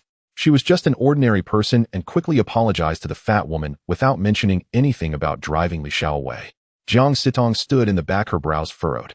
If a small supervisor in the sales department was this brazen, what would happen next? "Where is your manager?" The speaker was none other than Jiang Sitong. Jiang Sitong gave off the impression of a strong woman who had long occupied a position of power. Her aura was leagues ahead of the fat woman. The fat woman wasn't foolish. Upon seeing Jiang Sitong's attire and demeanor, she realized she was not someone she could provoke. Her small eyes darted around as she planned her response, saying, "Miss, can't you see we are very busy here? Manager Lon has many matters to attend to. He's too busy to come out." The situation here was indeed like that. The fat woman scoffed inwardly at the thought of speaking up for this broke loser. "You share the same mindset as her, isn't it? Just because you are attracted to his handsome looks, you want to keep this pretty boy? You are just as dirty as they come, pretending to be innocent." Jiang Sitong showed no signs of backing down, coldly stating, "If you don't call your manager out today, just wait." This was already bullying her directly. Moreover, the other party wasn't even her superior. Why was she being so? The fat woman smiled and shrugged, saying, "Miss, you have quite the nerve to say you'll fire me. I see you must have a thing for this pretty boy, right? Otherwise, how do you explain your constant defense of him?" The fat woman wore a smug expression, as if she had seen through everything. The onlookers began to cheer, enjoying the spectacle. This is why sometimes one's character has nothing to do with wealth. Manager Lon also noticed the unusual happenings and quickly walked over. He didn't want any trouble on his turf. "What's going on? What happened here?" Manager Lon frowned as he questioned his subordinates. The fat woman wore a fawning expression, saying, "Hello, Manager Lon. Here's the thing, some unauthorized person came in to cause a disturbance, and I was just replacing security to chase him out. He came here a few days ago for a sales interview. I didn't pass him, so he probably thought he'd come in to cause trouble today with so many people around." The fat woman was clever and took the initiative. If Li Xiao were wealthy, he wouldn't be applying for a sales job. Manager Lon looked at Li Xiao, who was dressed in ordinary clothes, and his shoes didn't even cost 500 yuan. He began to somewhat believe the fat woman's words. Li Xiao calmly replied, "I'm not here to cause trouble. I'm here to find out about renting out my properties." As soon as these words were spoken, the crowd erupted in astonishment.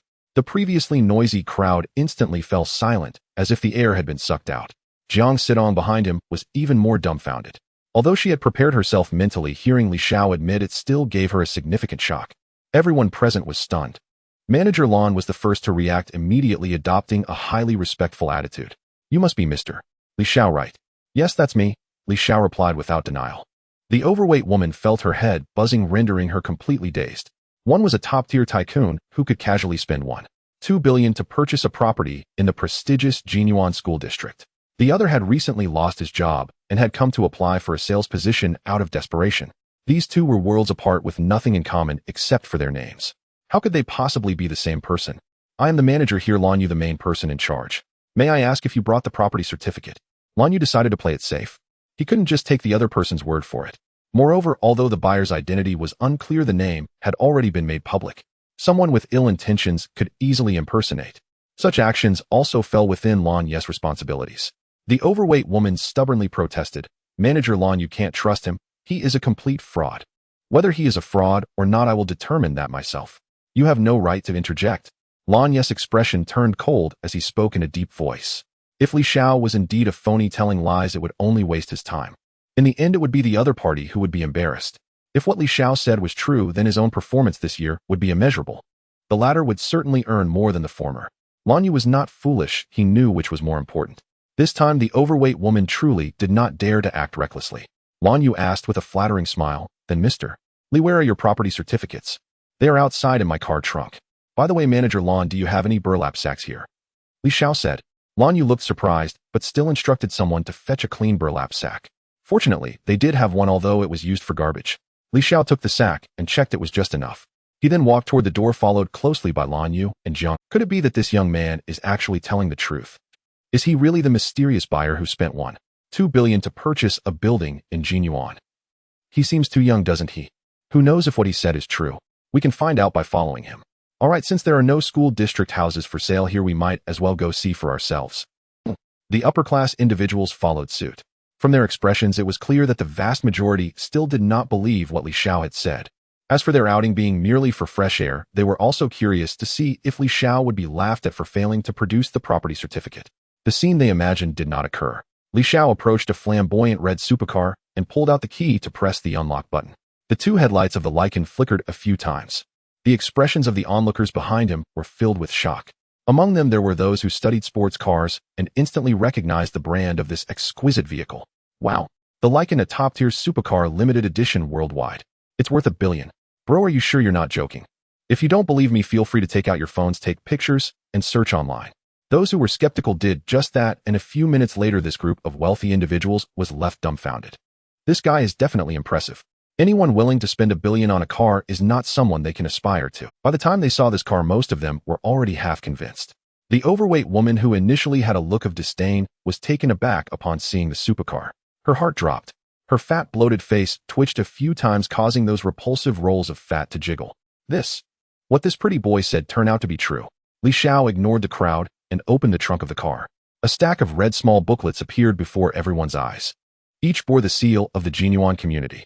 Li Xiao casually took one out and handed it to Lon Yu, saying, "Take a look and see if there are any issues." Lon Yu trembled as he reached out to take it. It was his first time seeing someone with so many property certificates. Just a glance was enough to identify that the seal was undoubtedly genuine. Lon Yu closed the property certificate and his attitude became significantly more respectful. "Mr. Li, I have confirmed that it is real. There is no need to check the rest one by one. We trust your character immensely." Jiang Xitong, standing not far behind Li Xiao, was stunned when she heard the murmurs around her. She learned that this red supercar of Li Xiao's was actually worth $1 billion.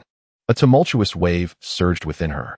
In that moment, Jiang Xitong began to understand what Li Xiao had meant when he said he could afford to compensate even if she scratched his car. If she were to damage this top-tier supercar, the one who would pay would not be Li Xiao, but herself. If the damage was extensive, selling her Ferrari 488 might not even cover it. "Well, great, then I won't waste any more words," Li Xiao said as he began stuffing the small booklets from the trunk into the burlap sack, as if they were worthless. To put it into perspective, a single property in the 9 Yuan school district costs 12 million. Each booklet represents 12 million. With so many booklets, their total value exceeded several billion. The wealthy individuals behind watched in a mixture of shock and fear. If it were them, they would never dare to use a burlap sack to carry the property certificates. They would use a more upscale briefcase instead. Using a burlap sack to carry property certificates was akin to wastefulness. They felt both anger and envy. Lon Yu finally understood why Li Xiao had asked him for a burlap sack. This is insane, too extravagant. A burlap sack filled with property certificates worth 12 million each. Has anyone ever done something like this in all of Shanghai? Lon Yu looked at the overweight woman beside him and said, "Due to your improper words and actions, which have seriously damaged our company's reputation, I hereby announce your dismissal from this moment on." The overweight woman was utterly distressed. With a sad face, she pleaded, "Manager Lon, you can't abuse your power like this. Do I need your permission to make decisions? If you continue this way, even your relative who helped you get in here will be shown the door." Lon Yu had long been displeased with this woman. If it weren't for her family connections, she would have been kicked out long ago. Did she think Lon Yu was easy to push around? However, today offending such a significant client as Li Xiao was something no one could protect her from. The plump woman's face turned a ghastly shade, with her flesh quivering as she struggled for a long time, but could not let out even a single fart. This happened when Li Xiao took out the property deed. The wealthy individuals who had originally come out to watch the commotion upon seeing the bright red deed had their eyes gleaming like famished wolves after 3 days without food. Finally, someone could not hold back and trembled as they spoke. Sir, I would like to buy a set of school district housing from you, and I can offer a price that is higher by 20,000 compared to the market price. At this moment, all the school district housing resources were concentrated on this handsome and extraordinary young man. Everyone present had come here with the intent of obtaining this school district housing. With so many people and so few houses, it was only natural for someone to want to act quickly. In the eyes of these relatively wealthy individuals, this was very normal. Spending a few extra tens of thousands to resolve this matter is still a profit for oneself. Old Zhang, do you think you are the only one wanting to secure school district housing for your daughter? What about my son? Isn't it stingy to only add 20,000? Sir, I am willing to offer an extra 50,000. There are still plenty of houses. Don't drive the price down randomly. I will add 5,000 more than that, gentleman, which is 500,000. Please make sure to rent the house to me. The demand exceeds the supply. The school district houses in Li Xiao's hands were insufficient to satisfy this crowd. This group of wealthy individuals who had just been watching Li Xiao's spectacle immediately changed their attitude to one of subservience. These people were all here for the sake of their children to secure a place in a better high school. Some were even big bosses who sent people specifically to buy houses, and they had been given strict orders to acquire them at all costs. The scene became chaotic. Facing these usually high and mighty wealthy individuals, Li Xiao declared loudly, "The houses are not for sale, only for rent. The specific rental price will be discussed later after I negotiate." What nonsense! If I were to sell these houses, would I still be able to fulfill my great dream of being a landlord? Isn't it delightful to have someone send money to you every month? Besides, Li Xiao isn't in dire need of money. He has cars and houses. Ahem. He is still a bit short on pocket money. If these wealthy individuals knew what Li Xiao was truly thinking, they would probably spit blood in anger. You are so wealthy, buying an entire building at once is just to collect our rents every year. Spending 1,000 a month on rent is still a bit painful for them. After all, the future price increase potential of these school district houses is enormous. Being able to buy them outright would mean a profit. The annual rent of 1.2 million is merely Li Xiao's pocket money. Knowing this would likely infuriate them. And that is just the rent for one unit. Li Xiao has a total of 96 such units, which is quite delightful. Lan Yu respectfully said, "Then Mr. Li, please come to my office to discuss the pricing for the rental." Lan Yu waved his hand, and a junior employee stepped out from the crowd, then respectfully helped Li Xiao carry a sack. If one looked closely, the young employee's hands were trembling. A sack full of property deeds, what does that even mean? Just the money needed for a single property deed is an astronomical figure that he could never earn in his lifetime, let alone a sack full of them. "Mr. Li, please don't go. Renting one to me is also possible." "Yes, Mr. Li, I am willing to pay more as long as you are willing to rent to me." These wealthy individuals shouted from behind, completely disregarding their image and dignity. A wise person knows when to drop the meaningless facade. Not to mention, everyone here was in pursuit of renting school properties. If they took too long, they would miss out. If not now, when? Thus they felt like ants on a hot pot hurriedly following behind. Jiang Sitong stood in a daze, somewhat lost. Her enchanting and beautiful face was a mix of shyness and anger, with her ample bosom heaving up and down with her intense breathing. Women can be strange, sometimes fantasizing in unimportant matters. For instance, at this moment, Jiang Sitong recalled the heated argument she had with Li Xiao earlier over the parking space issue. That scoundrel's car was worth 100 million, while hers was only worth 4 to 5 million. When she was angry, Li Xiao was still smiling. He must have been mocking her. It was definitely like that. Mocking her ignorance, as if treating her like a monkey. This feeling was extremely unpleasant regardless of who it happened to. Jiang Sitong had always viewed others in this manner, but she had never been toyed with like this. Enduring for a moment only fueled her anger more. Taking a step back only made her feel like she lost more. Damn scoundrel. Jiang Sitong ground her teeth, surveying the surroundings, and found that everyone had left. How infuriating. I forgot to tell him to save one for myself. Jiang Sitong felt somewhat regretful and hurriedly chased after them. In an exceedingly luxurious high-end manager's office, Li Xiao sat in the manager's chair, while manager Lan Yu respectfully poured tea for him. If it were an ordinary client asking for help to rent 1 or 2 houses, they wouldn't even qualify for that. 5 or 10 units wouldn't work either. Houses also depend on location. The better the location, the more expensive the rent. Owning 96 school district houses is considered quite exceptional. This was enough to make Lan Yu so subservient, ensuring that this transaction would yield a substantial commission. Moreover, there was also the possibility of a promotion. Ruoxue, hurry over and give Mr. Li a shoulder massage. Lan Yu exchanged a glance with Lu Ruoxue. The stunning beauty dressed in office attire quickly understood the manager's intent. A hint of shyness adorned her delicate face. Although she was slightly less beautiful than Xiao Mingling and Jiang Xitong, she excelled in her graceful figure. Her curves were well proportioned. In the fashion capital of Magic City, she was not particularly outstanding. However, in some areas, she could be considered a rare beauty. She was the saleswoman who had previously attended to Li Xiao. Lu Ruoshui extended her delicate hands and gently placed them on Li Xiao's shoulders, beginning to knead slowly. Occasionally worried that she was applying too much force, she anxiously asked, "Mr. Li, is this pressure okay?" "It's fine, apply a little more pressure." Li Xiao did not resist the service of a beautiful woman massaging his shoulders. Lu Ruoshui responded with a gentle hum, gradually increasing the pressure of her hands. To be honest, she was still somewhat worried that her strength might be too much and could hurt Li Xiao. Hence, she had previously appeared somewhat restrained. "Do I look like a bad person?" Li Xiao grinned, his smile incredibly charming. His handsome face paired with this mischievous smile was enough to captivate countless young girls. Lu Ruoshui's heart fluttered, her inner feelings in turmoil. Which woman in this world does not hope to find a boyfriend who is both handsome and wealthy? Lu Ruoshui's face flushed, and she quickly shook her head. "Not at all, not at all. Mr. Li, based on the current market demand, the monthly rent for each of your school district apartments can be adjusted to 1500 yuan. Lan Yu spoke without a flicker of embarrassment or a racing pulse. This pricing was not entirely without reason. Take those wealthy individuals outside, for instance. Demand clearly far outstripped supply. Lan Yu even felt that the headquarters had set the property prices too low. They could probably be adjusted upward a bit more. What defines a profiteer? This was the very essence of a profiteer. Since ancient times, the seller has always been shrewder than the buyer. Li Xiao clicked his tongue inwardly. This was 5000 yuan more than his original expectation. In any case, the profit was still his. Even if Lan Yu wanted to raise it to 2000 yuan a month, those wealthy folks would likely have to grit their teeth and swallow it. But some things need to be kept in moderation. Going too far would be detrimental. Those outsiders were already making a big deal in the media, smearing the group. That would make subsequent matters difficult to handle. This was precisely why Lan Yu set the rent at 1500 yuan per month instead of 2000. Fine, handle all these matters yourself.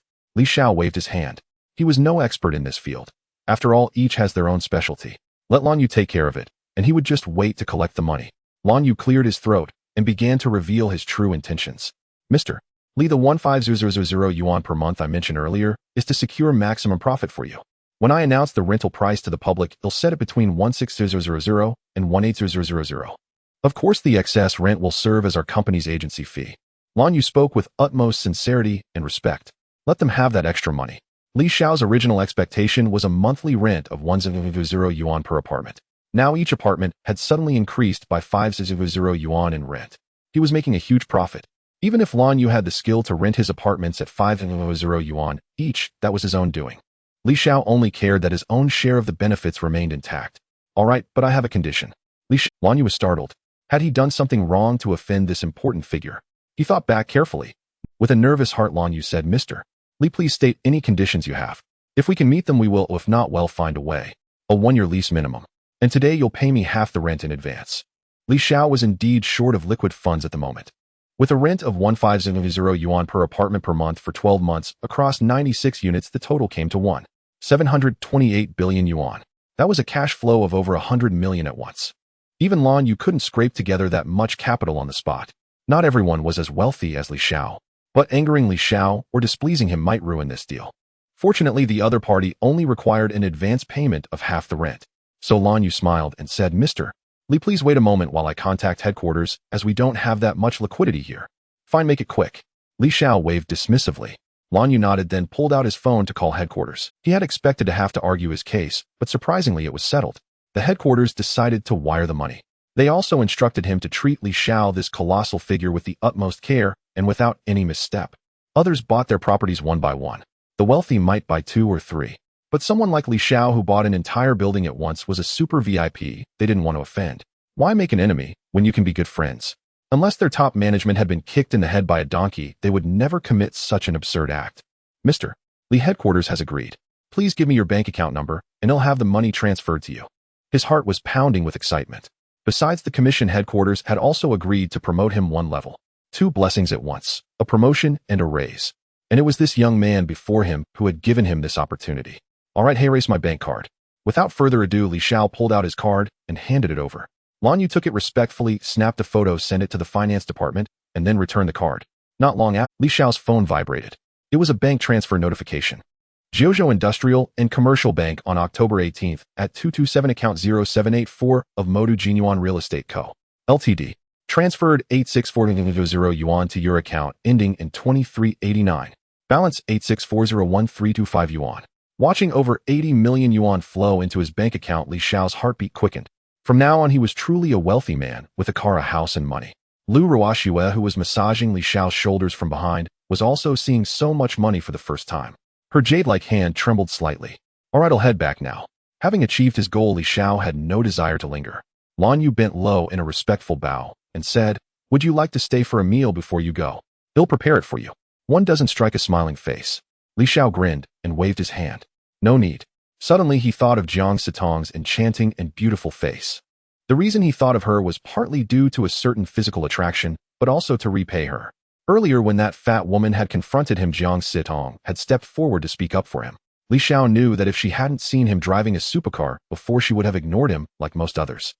If your pockets are empty and you are dressed in rags when you go to a car dealership, people won't even bother with you. They know you have no money. But if you're dressed shabbily, yet carry millions in cash in a burlap sack, the attitude at the dealership changes completely. Without exaggeration, they treat you like a god. Still, Jiang Sitong had helped him, and she only needed an apartment. So he would rent one for her. Li Xiao said, "Reserve one apartment. I'm renting it to a friend." "Mr. Li, that's no problem at all." Lan Yu nodded repeatedly. As he opened the office door, the area downstairs was already crowded with people. Had it not been for the security guards and other employees forming a barrier to hold them back, these people would have stormed the manager's office. After seeing Li Xiao off with a smile, Lan Yu cast a meaningful glance at Lu Ruoxue, the young and beautiful saleswoman. She had been here less than a month. To be honest, Lan Yu had already developed feelings for Lu Ruoxue. Such a pure, charming girl, a beautiful college graduate, just stepping into society, a rare gem. If not for work pressures and the tigress at home keeping a tight leash on him, Lan Yu would have already taken Lu Ruoxue as his mistress. But now he understood, this woman was off limits to him. Because Lan Yu felt that Li Xiao had a bit of interest in her, but she didn't say anything. Even without that, Lan Yu didn't dare to make a move.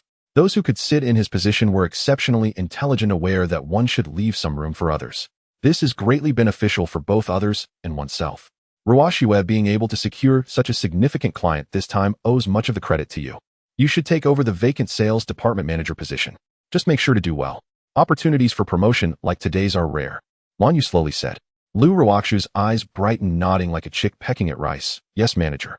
In this world, some people lack opportunities and end up leading a mediocre life. Some people also lack opportunities, but they actively seek them out and strive to seize them. However, if heaven does not smile upon them, they may never grasp any, ultimately leading to a life of mediocrity. You are different. I believe that heaven is fair. While it offers opportunities to others who fail to seize them, it grants a single chance to the wise who can grasp it and soar to success. Lan Yu shared her life experience, giving Lu Ruoxue a meaningful glance. Therefore, young people should seize opportunities well. Individuals like the one from earlier are rare to find in all of Modu. If you can seize it, don't let others work harder for a few lifetimes more than you. Do you understand my meaning? Lu Ruoxue's pure and lovely profile flushed, and she replied in a voice as soft as a mosquito's buzz, "I understand, thank you, Manager Lan." Lu Ruoxue had her own struggles. She admired Li Xiao, but she needed him to appreciate her too. Lu Ruoxue didn't believe she had anything that could attract Li Xiao. The greatest wisdom lies in self-awareness. Lan Yu, being quite perceptive, immediately recognized what Lu Ruoxue was thinking and laughed heartily. "Don't worry, when Mr. Li comes to collect his money, I will leave this matter for you to handle." "Thank you, manager." Lu Ruoxue felt very happy at the thought of having another chance to meet Li Xiao. Lan Yu smiled and waved, saying, "No need to thank me. I should be the one thanking you." Lan Yu was not foolish. If someone as prominent as Li Xiao could take an interest in Lu Ruoxue, her position would undoubtedly rise rapidly, perhaps even surpassing that of the general manager. However, Lan Yu was not annoyed because he was currently investing in Lu Ruoxue. If she truly managed to rise, he would, out of old friendship, be able to secure some benefits for himself. "All right, take the documents and follow me downstairs to announce the rental prices." "Yes, manager." Li Xiao had just come down a short while ago. The wealthy individuals waiting to rent apartments swarmed in. "Mr. Li, please let me rent a unit. I can pay more." "Me too, I must rent a unit, Mr. Li." Looking at this crowd reminiscent of a marketplace, there was little sign of the wealth one would expect. However, pity the parents everywhere. They were all hoping for their children to have the chance to attend better high schools. Li Li Xiao did not care about this, as long as the money was in order that was enough. Li Xiao smiled and said, "Ladies and gentlemen, please quiet down and listen to me. I have entrusted all rental matters to Manager Lan. If you wish to rent, please consult him." After Li Xiao explained, Lan Yu and Lu Ruoxue holding a stack of documents appeared in the crowd's view. Before Lan Yu could say anything, the crowd rushed past Li Xiao, eager to reach Lan Yu. If they were late, there would be no opportunity. Li Xiao merely smiled, urging them to hurry and rent. He would come to collect the money later, feeling very pleased. Outside the door stood an enchanting beauty. It was none other than Jiang Situ. As Li Xiao approached the door, he smiled and teased Jiang Situ, "Why aren't you going to compete with them? If you don't, you won't have a chance to rent a school district house." Li Xiao had already left a position for her. As for the purpose of this, it was simple. Li Xiao wanted to see what expression Jiang Situ would show. Jiang's sightless eyelids twitched a few times, and her beautiful eyes flashed with disbelief. In her expectation, Li Xiao would consider the favor she had done in the past and leave a school district house for her. However, she never imagined that he wouldn't. Li Xiao actually did not do so. Even Jiang Situ, who had seen many grand scenes, could not help but feel a hint of anger rising within her. However, she concealed it well. One could say that women are born actresses. Jiang Situ slightly parted her red lips. As a goddess and CEO, her tone remained very calm. I will just pay more later to have them relinquish the house. I believe that as long as the benefits are sufficient, they are not fools and should know how to choose." Upon hearing this, Li Xiao almost couldn't help but give her a thumbs up and say, "Impressive." After all, a goddess of her caliber accustomed to grand occasions truly was different. Seeing this, Li Xiao also lost interest in teasing her further. "I have reserved a unit for you. I just send someone here to handle the procedures. Just tell their manager my name." After saying that, Li Xiao no longer paid attention to Jiang Situ and walked straight to his parking spot. Now he was a wealthy man, and he needed to purchase everything that was on sale in the system today. What does he mean by this? Is it fun to tease me? Initially, Li Xiao said he hadn't reserved a house for her. Regardless of who it was, they would feel somewhat uncomfortable. Just because Jiang Situ had helped him before didn't mean she would cling to that favor. For her, it was unnecessary. Instead, it was that Li Xiao had 96 property certificates in hand, and just a few words could solve her needs. But Li Xiao did not do so. This made her feel inexplicably uncomfortable. Upon hearing Li Xiao say he had reserved a unit for her, her feelings shifted from loss to regained hope. "Humph, I suppose you have some conscience." Although she felt played, Jiang Situ did not dwell on such. Having encountered many shrewd foxes in the business world, this small matter from Li Xiao was inconsequential to her. However, Jiang Situ was very astute, aware that Li Xiao was no ordinary person. Who could spend $1.2 billion to buy a house? Who could spend $100 million to buy a sports car? Even the richest of the rich would hesitate. They could use that $1.2 billion in cash flow to create more wealth and gain more value. Renting a house would only break even after a year, which wasn't appealing to capable businessmen. I must get to know him. Make a friend. Jiang Situ spoke firmly, acting on her thoughts and quickly heading in the direction Li Xiao had left. Having managed her family business since childhood, Jiang Situ understood very well. In the cruel and intense competition of the business world, having one more capable friend meant one more guarantee, one more avenue. Creating enemies brings no benefit to oneself or others. Those who mingle in the upper echelons of the business circle are not fools. They wouldn't seek out enemies for no reason. Li Xiao accessed the system store. "I want both system item 1 and item 2. Ding. Purchase successful. The above items have been placed in the system inventory for the host to retrieve when needed." Li Xiao's phone vibrated twice, indicating the deduction of funds. In the blink of an eye, 6 million was spent. However, Li Xiao didn't mind. Rather, he found the sensation of spending money quite exhilarating and worthwhile. Li Xiao took out the strengthening potion from the system store. A small bottle containing light blue liquid appeared in his hand. Bottoms up, Li Xiao uncorked the bottle and drank it without hesitation. The system's products must be of premium quality. Li Xiao thought to himself that the system wouldn't deceive him. If it were to deceive him, would it provide him with so many items? Just as Li Xiao thought, the system would not deceive him. After drinking, the empty bottle disappeared back into the system. A warm current surged from his dantian, spreading warmth to his limbs and various parts of his body. Li Xiao's muscles rapidly grew, the slight belly he had from lack of exercise tightened, and the contours of his muscles became increasingly defined. His overall vitality and aura underwent a dramatic transformation. Li Xiao's demeanor shifted significantly. Currently, his aura resembled that of an ancient king revered by all. It is known that for an ordinary person, cultivating their own aura is quite difficult, as they lack the necessary conditions.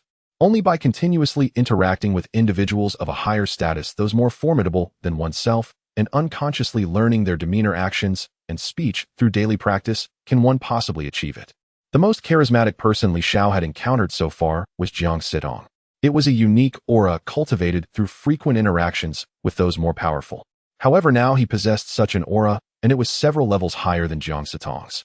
Just as Li Xiao was about to check his clothes, the car door was gently knocked. It was Jiang Sitong. Li Xiao looked puzzled, unsure of what Jiang Sitong wanted. The enchanting beauty that most men coveted spoke. I am very grateful to you for leaving me a set of house. To express my gratitude, are you free for lunch this afternoon? Let's go eat together. Faced with the bowtie's invitation, Li Xiao couldn't think of any reason to refuse, smiling broadly. Sure. Where shall we eat? Jiang Sitong did not answer, staring at Li Xiao with wide eyes. Earlier, Li Xiao had given her a very easygoing, calm impression, ordinary, with nothing remarkable. Moreover, Jiang Sitong's sixth sense as a woman told her that Li Xiao was not in the best mental state. But now she felt none of that. During the conversation, Jiang Sitong faintly felt as if she were conversing with a business tycoon several levels above her. She couldn't recall the last time she had felt such a sensation. Ever since she expanded her family business to become public and nationally renowned, such encounters had become rare. Seeing Jiang Sitong still lost in thought, Li Xiao quickly figured out the reason. Certainly the strengthening potion was taking effect. Li Xiao's appearance was not bad to begin with. In the past, he was considered a campus heartthrob. However, after graduation, he had little time for fitness, focusing all his energy and time on work. But now all those issues had been resolved. Are you deeply attracted to my handsome appearance and unique charm? Li Xiao wore a cheeky smile. Such a smile is highly attractive to women. Generally, they prefer the bad boy. However, under that premise, one must consider who is smiling. If it were another man, he would not be as handsome. If another man looked at a woman with such a smile, the woman would undoubtedly feel uncomfortable, and being called a perverted scoundrel would be mild. If it went too far, a call to the police could ensue. She retorted, I didn't. Besides, I've seen plenty of handsome guys. Jiang Sitong did not want to admit that Li Xiao was indeed quite. She retorted, I didn't. Besides, I've seen plenty of handsome guys. Jiang Sitong did not want to admit that Li Xiao was indeed quite charming now. That's how women are. They are born actors, weaving elaborate lies. Their words and hearts often misaligned. Though they might say otherwise, their bodies are quite honest. Li Xiao shrugged, showing no signs of concern. Let's take my car. Just have someone drive yours back. Li Xiao suggested. Until now, no girl had ever sat in the passenger seat. This was detrimental to his image as a wealthy playboy and a disservice to this billion-dollar supercar. Jiang Sitong instinctively swallowed, unaware of the value of this sports car. She thought this Lycan was comparable to her Ferrari 488, both in the millions, at most a few tens of millions. However, upon learning that Li Xiao's vehicle was actually a world-famous limited edition supercar, Jiang Sitong was indeed astounded. A car worth $1 billion. Just how affluent was this young man? Faced with Li Xiao's invitation, Jiang Sitong felt tempted. Being in a position of power had taught her one thing: those who recognize the situation are the true talents. The face-saving aspect is merely a fleeting pleasure, but the other losses are immeasurable. With that thought, Jiang Sitong blinked. This deadly charming enchantress smiled and said, all right, then I shall comply with your request. In the magical city, there is a high-end and renowned 5-star hotel. The cuisine here is not only exquisite, but also comes with astonishing prices. The average spending per person starts at 2,000 to 3,000 yuan. If one wishes to indulge further, it could escalate to 10,000 to 20,000. A meal costing that much is something even those with moderate wealth cannot easily afford. However, for Jiang Sitong, it is merely a drop in the ocean. Li Xiao's attire starkly contrasts with the surroundings. All those designer clothes are stored away in the system's warehouse. Li Xiao has no time to put them on now. Jiang Sitong stands beside him, dressed beautifully in Hermes clothing. Had Li Xiao known the origin of Jiang Sitong's outfit, he would undoubtedly recognize that this style from Hermes starts at a minimum of 100,000 yuan. As for the exact price, only she knows.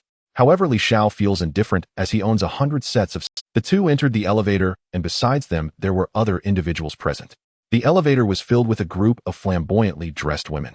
Ladies, please do not touch the food until everyone has finished taking their photos.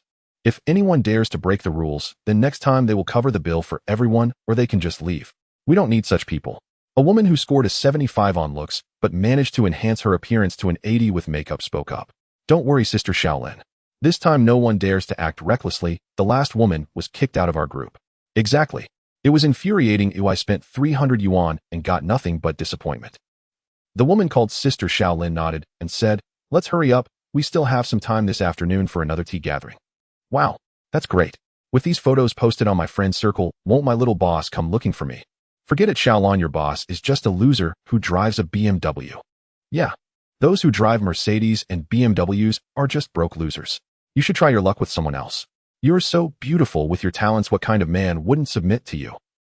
As soon as these words were spoken, a burst of laughter erupted among the women. Jiang Sitong frowned. Her status and upbringing were worlds apart from these women. Thus being crammed in the same elevator with this group made her very uncomfortable.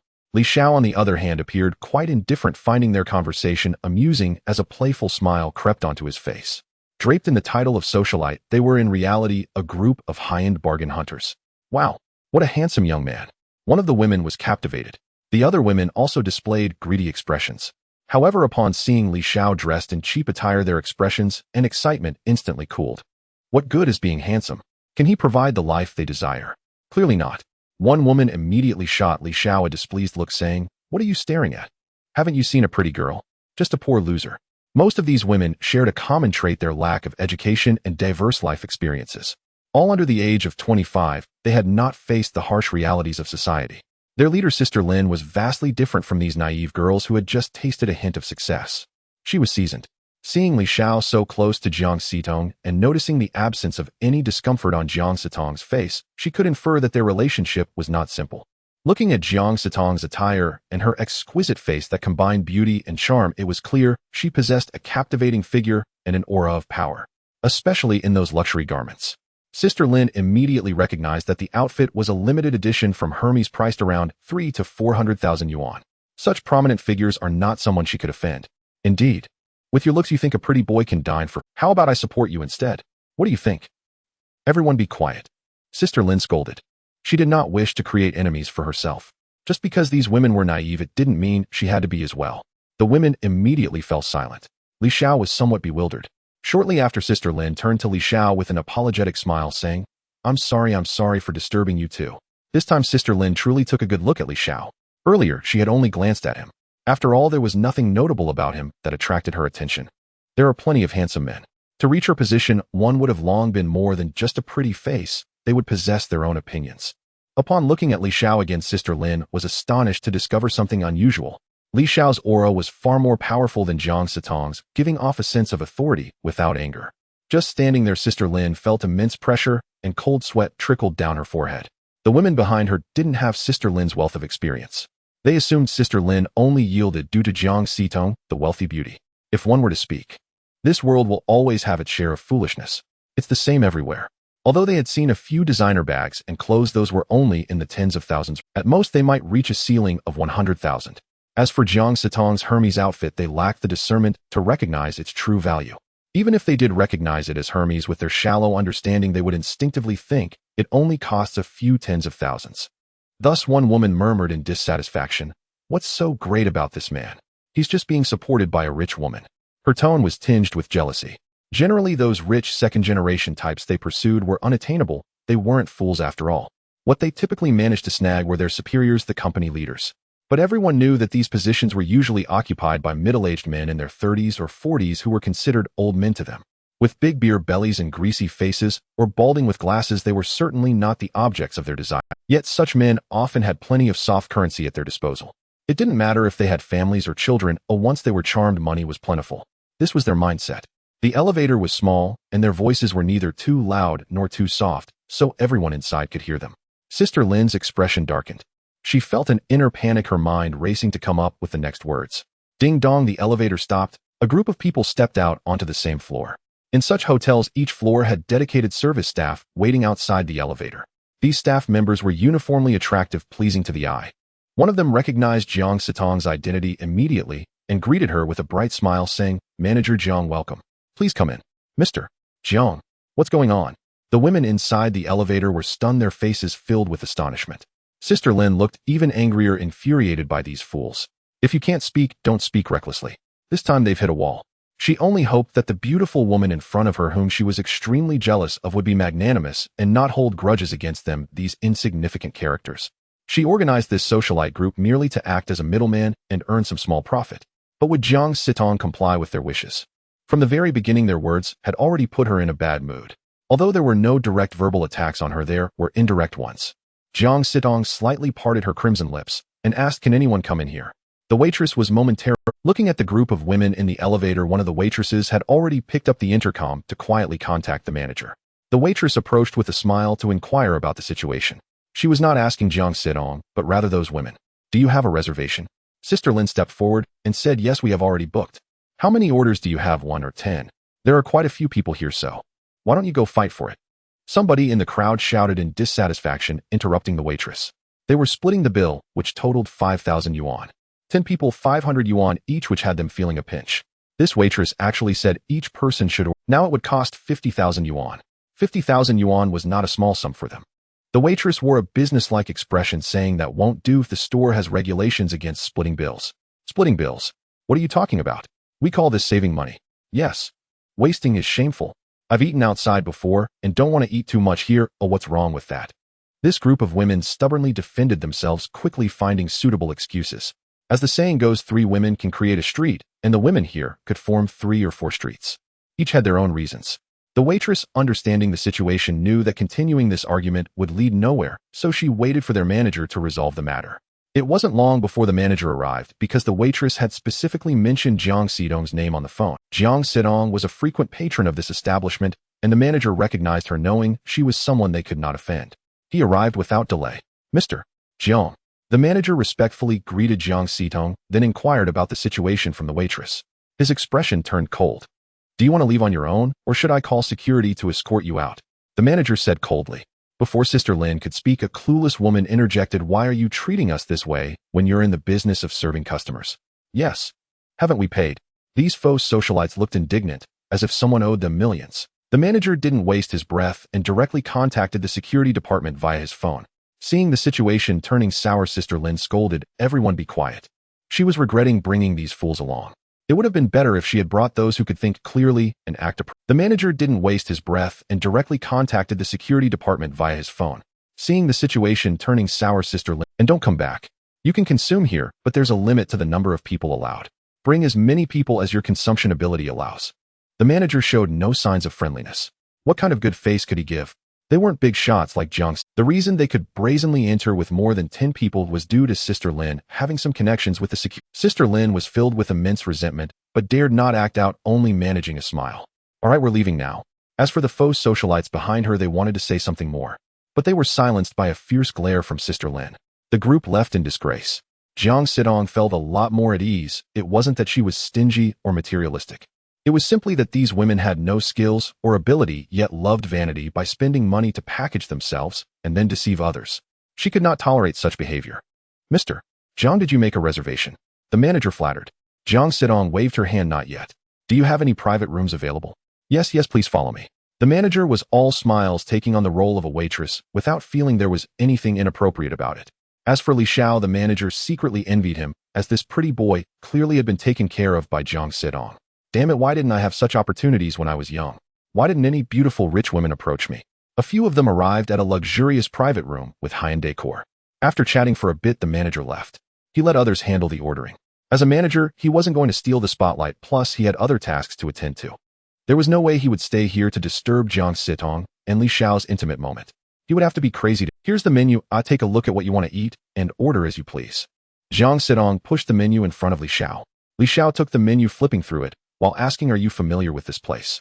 Do you come here often? Jiang Xidong nodded slightly. Yes, sometimes, business meetings often involve meals. She was indeed a strong businesswoman. However, there was one thing that Li Xiao found very concerning.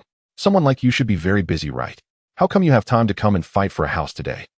She really knew how to hit a sore spot. Speaking of this, Jiang Xidong's beautiful face, which stirred the hearts of most men, showed a trace of anger. The reason was simple. The houses had all been bought by Li Xiao. She had been waiting foolishly there for the entire morning, only to end up empty-handed. Thinking of this, Jiang Xidong explained, somewhat annoyed, I'm off today, and since it was on the way, I wanted to help my sister get a school district house. Who would have thought you bought them all? Li Xiao remained silent, quietly observing Jiang Xidong's irritated, yet helpless expression. He found it quite adorable.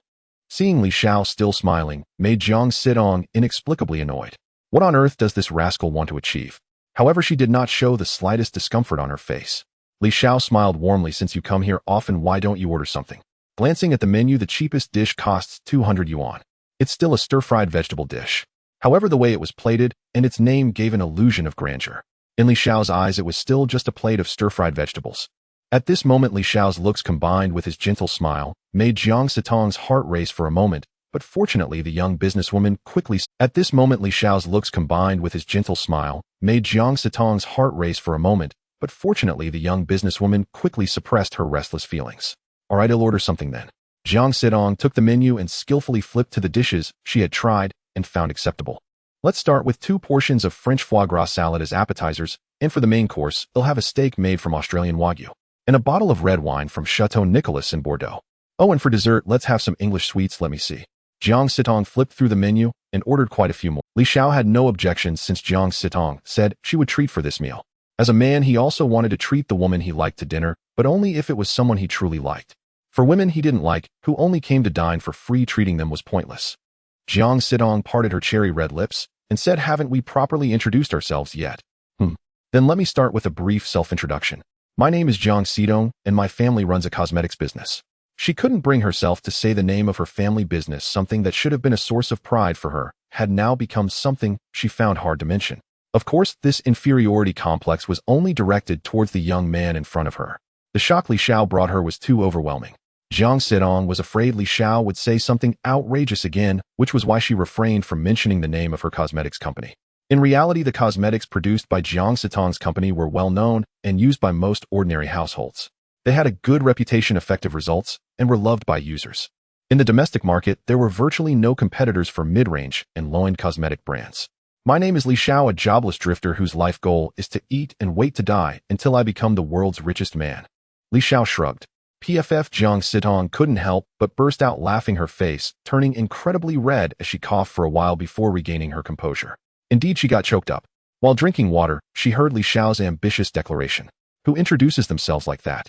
This person is either a fool or someone who loves to boast without any real ability. How could someone who just drifts along become the richest in the world? Are you kidding me? Moreover, Jiang Sidong had never seen anyone introduce themselves as a jobless drifter. This was a first for Li Xiao.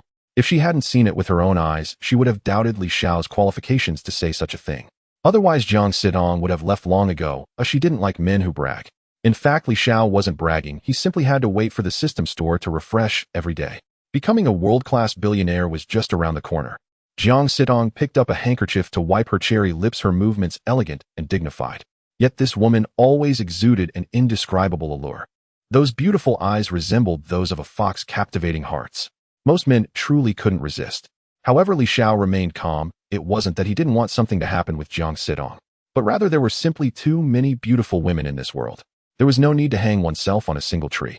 Would he give up an entire forest for one tree? What a joke. Now Li Xiao's criteria for choosing a woman had to consider many aspects. Beauty was fundamental, but he also evaluated her various qualities and her character. Things like whether she could swim, sing, or play the piano, and many other factors. It wasn't that Li Xiao would be moved just by looks. He was somewhat face-blind and didn't prioritize attractiveness. First and foremost, she had to be capable. Someone like Jiang Sidong was more than enough. Jiang Sidong's eyes held a hint of anger as she complained, who introduces themselves like that? I do. And what I said is the truth.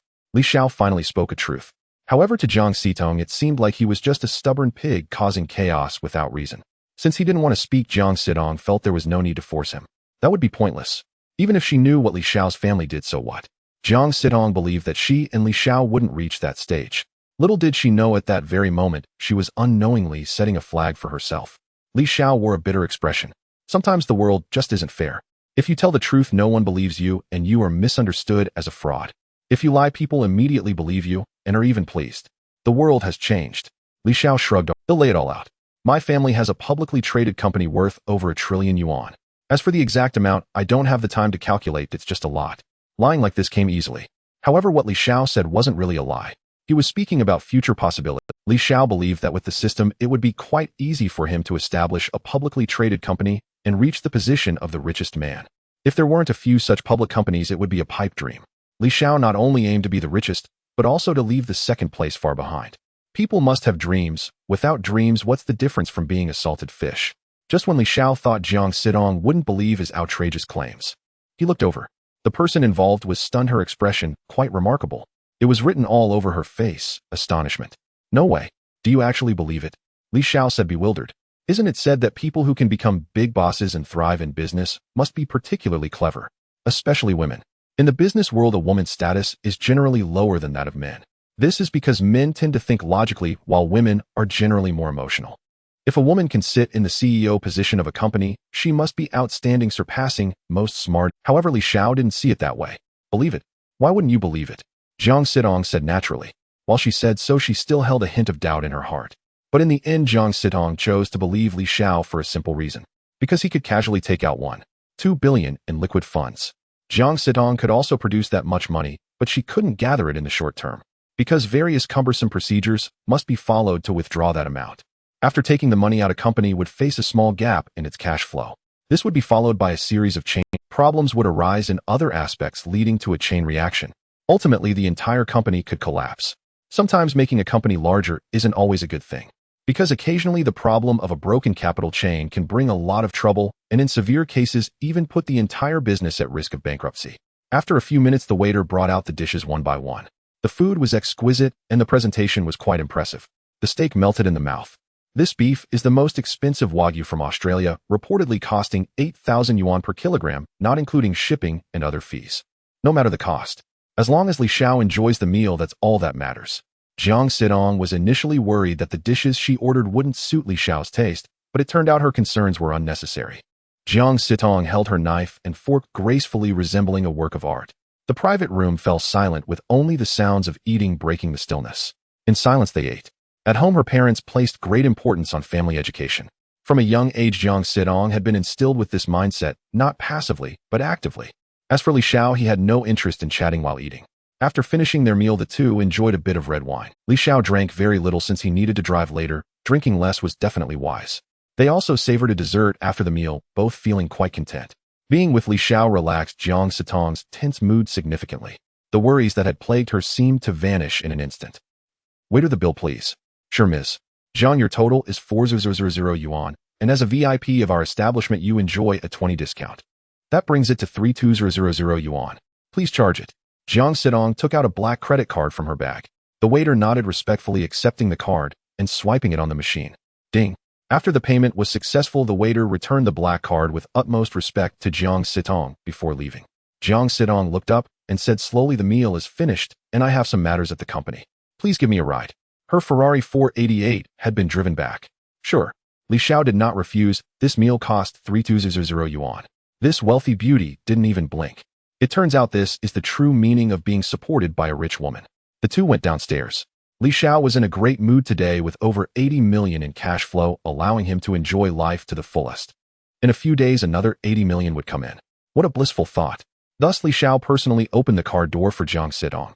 Such a gesture might seem trivial. To a man, it is hardly noteworthy. Yet for a woman, it holds profound significance. Jiang Sitong also had a dedicated driver every day. If she didn't want to ride with the chauffeur, she would drive herself. Generally, those drivers would personally open the door for her. That was the driver's duty.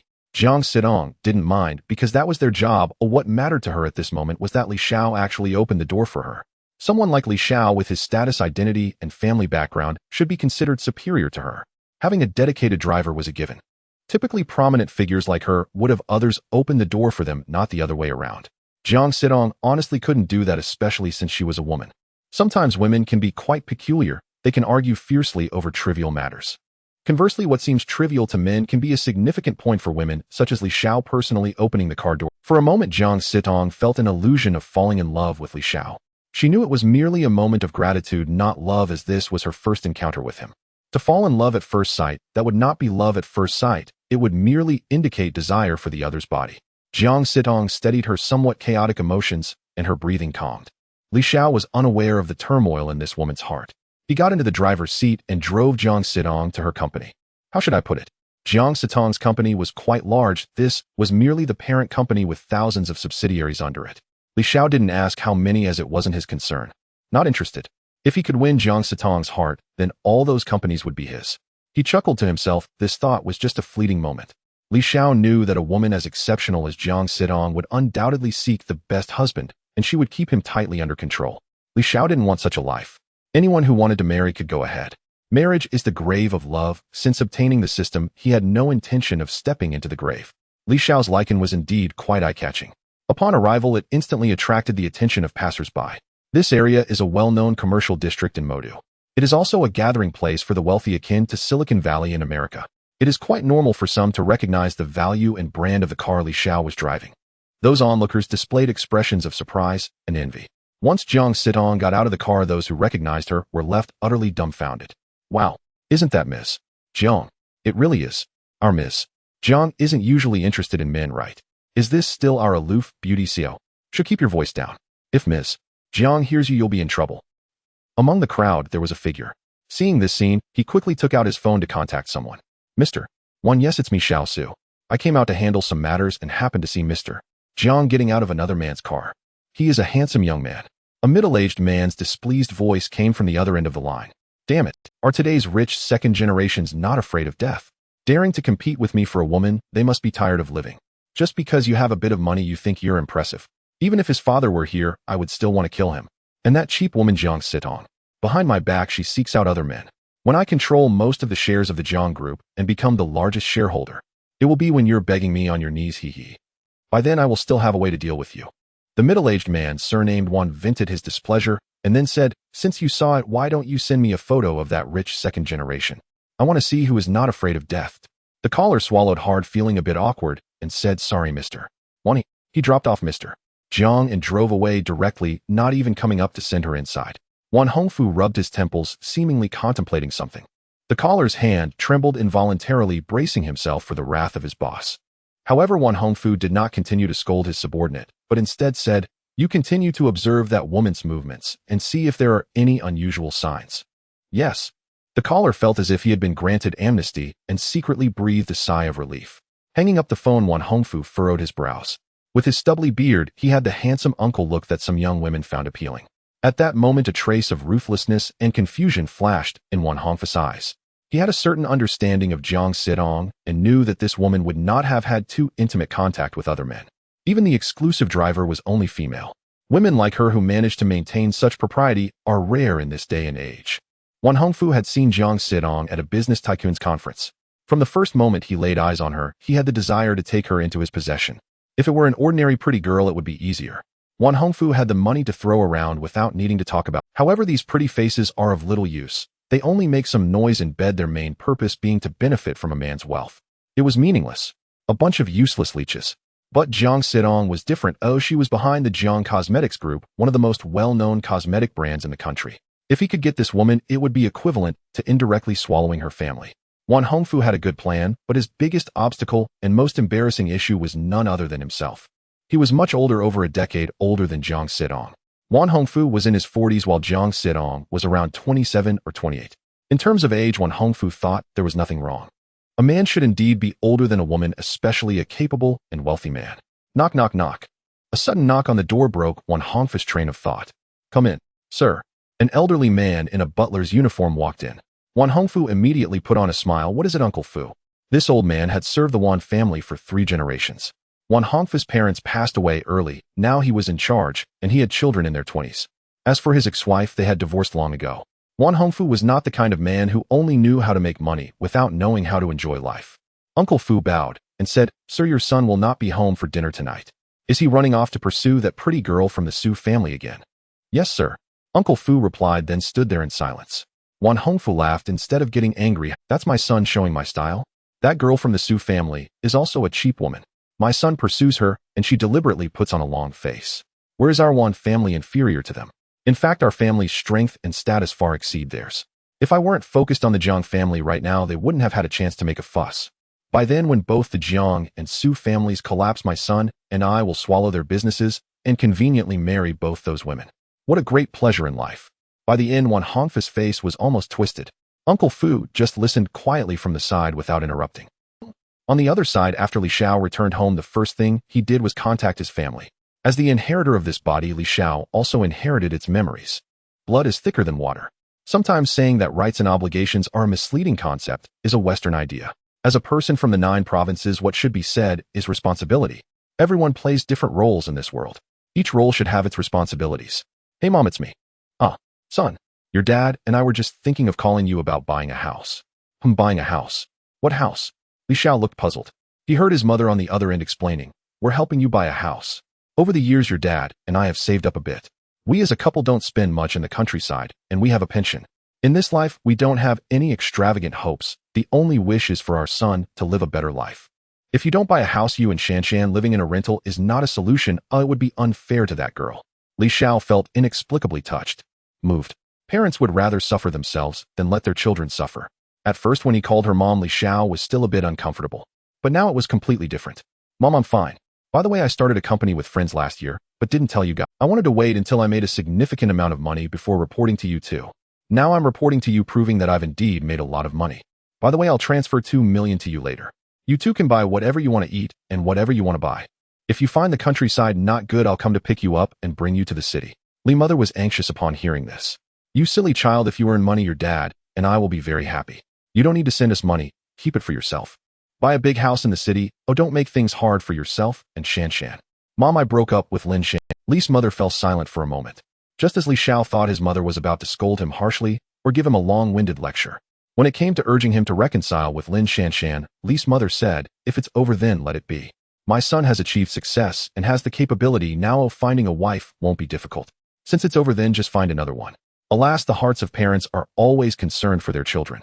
The first thing Li's mother cared about was herself. Li Xiao felt warmth in his heart and smiled, saying, then about the money, could you send me the savings account number? Money? What money? Your mother has told you to keep it for yourself. The money you earn is for you to spend. Your father and I don't want a single cent. Li's mother spoke decisively, not giving Li Xiao any chance to argue. This was a bit unreasonable.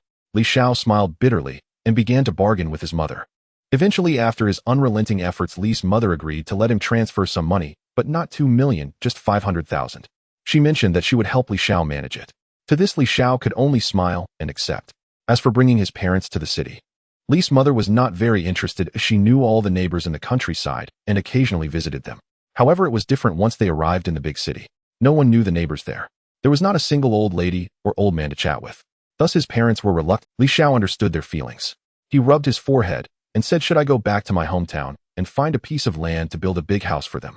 After thinking for a while, Li Xiao decided to set this idea aside for now. He believed he understood human nature. When a family suddenly comes into a lot of money, people around them will inevitably feel a mix of envy and resentment. The lighter cases just involve gossip and flattery. In more severe cases, it could lead to enmity and they would no longer interact with each other. Li Xiao didn't want to damage his parents' social relationships. At least not for now. Let's go meet Aunt Lin and mention the issue of the rent. At the rental apartment, Li Xiao had little to move. The only valuable thing was the laptop he bought for 3,000 2 years ago. However, it was outdated now. The system was slow and even the smallest pieces of meat were still meat. He planned to sell it as secondhand and recover as much as he could. Thinking of this, Li Xiao left the house. Instead of driving, he chose to take a ride-hailing service. What would Lin Aunt think if he showed up in a supercar? Goodness, this young man drives a car worth over 100 million, yet sometimes he still owes his landlord a few months' rent. What does that mean? Of course, this was just Li Xiao's daydreaming. As for whether Aunt Lin would think that way, he was unsure. But one thing he was certain of was that there was a high probability he would not meet Aunt Lin again, because she would see him as a complete fraud. A rich second generation living in a rental house, deceiving her feelings. In summary, showing up in a luxury car would require too many explanations, and Li Xiao didn't want to complicate things for himself. He arrived at the supermarket. Once inside, Li Xiao picked a large number of fruits, specifically choosing the expensive ones. He also bought some health supplements for the elderly to be sent back for his parents. The same went for the items sent back by courier. However, Li Xiao felt that if there was time, he would revisit his hometown. When he made more money, he planned to invest in tourism there, letting others manage it. Leading the villagers to wealth and benefiting the local community was not an impossible task. In fact, for Li Xiao at that time, it would be something easily accomplished. Li Xiao knew the specific location of Aunt Lin's house. During the Dragon Boat Festival and Mid-Autumn Festival, he used to buy things and spend those holidays with her. She even invited him. Although Aunt Lin's house was not large, she owned several properties and earned tens of thousands from rent each month, yet lived very frugally. In her words, she was saving money for her son and daughter, so that when they needed money, they would have it available. Come in quickly, you child, you've come all this way and still brought gifts. You haven't found a job yet. Can't you save a little money for yourself? Aunt Lin frowned. She thought Li Xiao was wasting money. This reflected her genuine concern for him. Suddenly, Aunt Lin seemed to remember something and said, if it's about the rent, just tell me directly.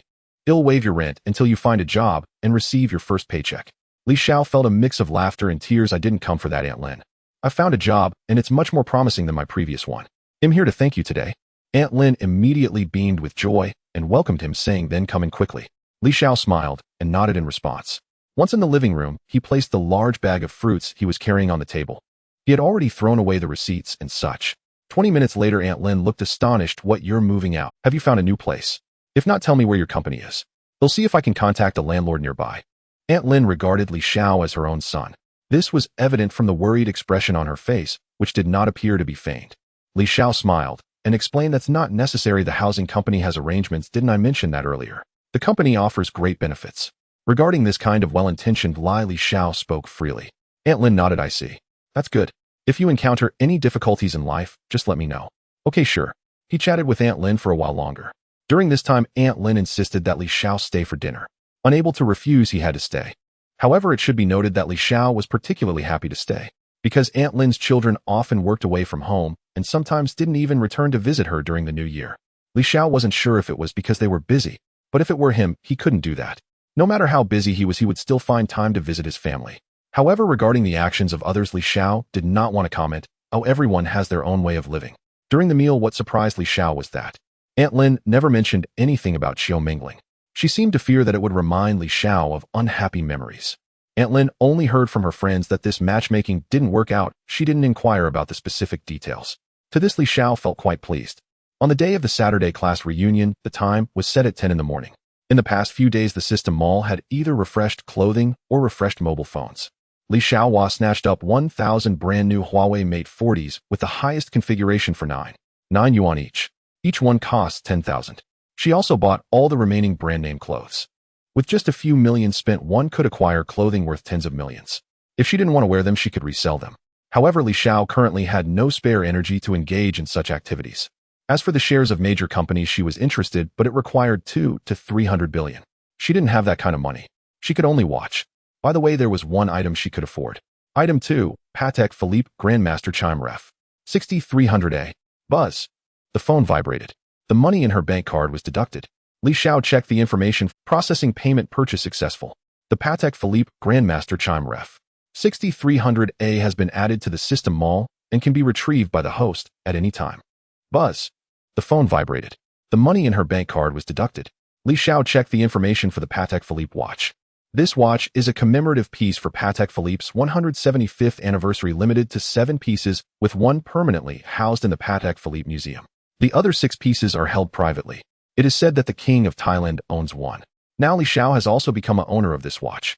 From the System Mall, she retrieved the so-called King of Watches, the Patek Philippe Grandmaster Chime Ref. 6300A. The golden frame is understated yet luxurious.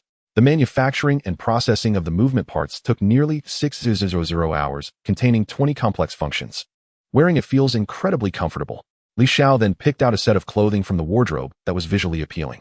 Her perfect abdominal muscles filled out the outfit. The overall appearance was more professional than the male models hired for this brand name clothing. The class group chat. Li Xiao, you must come today. The former class flower not attending such a small class reunion is a bit hard to justify. Yeah, I didn't expect how good to be so generous. The venue for this reunion is actually the Bulgari Hotel. Wow, it costs 9,000 for one night there, which is nearly my monthly salary. How good is impressive. The food must be expensive too. Of course. Don't worry, you'll be there. Li Xiao replied with a message. Then she closed her phone, ignoring this group of clowns. This message stirred up a huge wave in the group. After all expenses this time were covered by Zhou Yonghao alone. Li Xiao's tone sounded like a leader inspecting the work of subordinates. Some people in the group who disliked Li Xiao were about to explode with anger. Zhou Yonghao wore a cold smile, talking to himself. It's been so long since graduation, yet they still like to act. If it weren't for Su Yanran, would I invite you? Go look in the mirror. Zhou Yonghao wouldn't say these words in the group. He wanted to leave a good impression on Su Yanran. Outside Villa No. 15.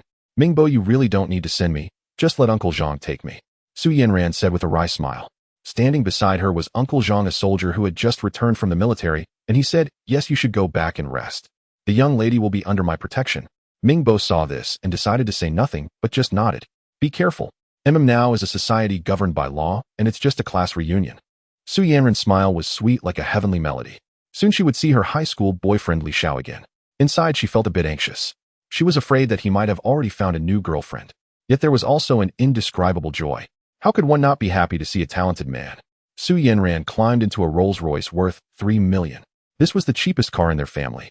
To be honest, Su Yanran didn't want to be so ostentatious. However, from the perspective of people at different levels and social stages, this was just showing off. There's nothing to be done, as some people are born at the finish line. Some struggle their entire lives and still can't reach a fraction of others' living conditions.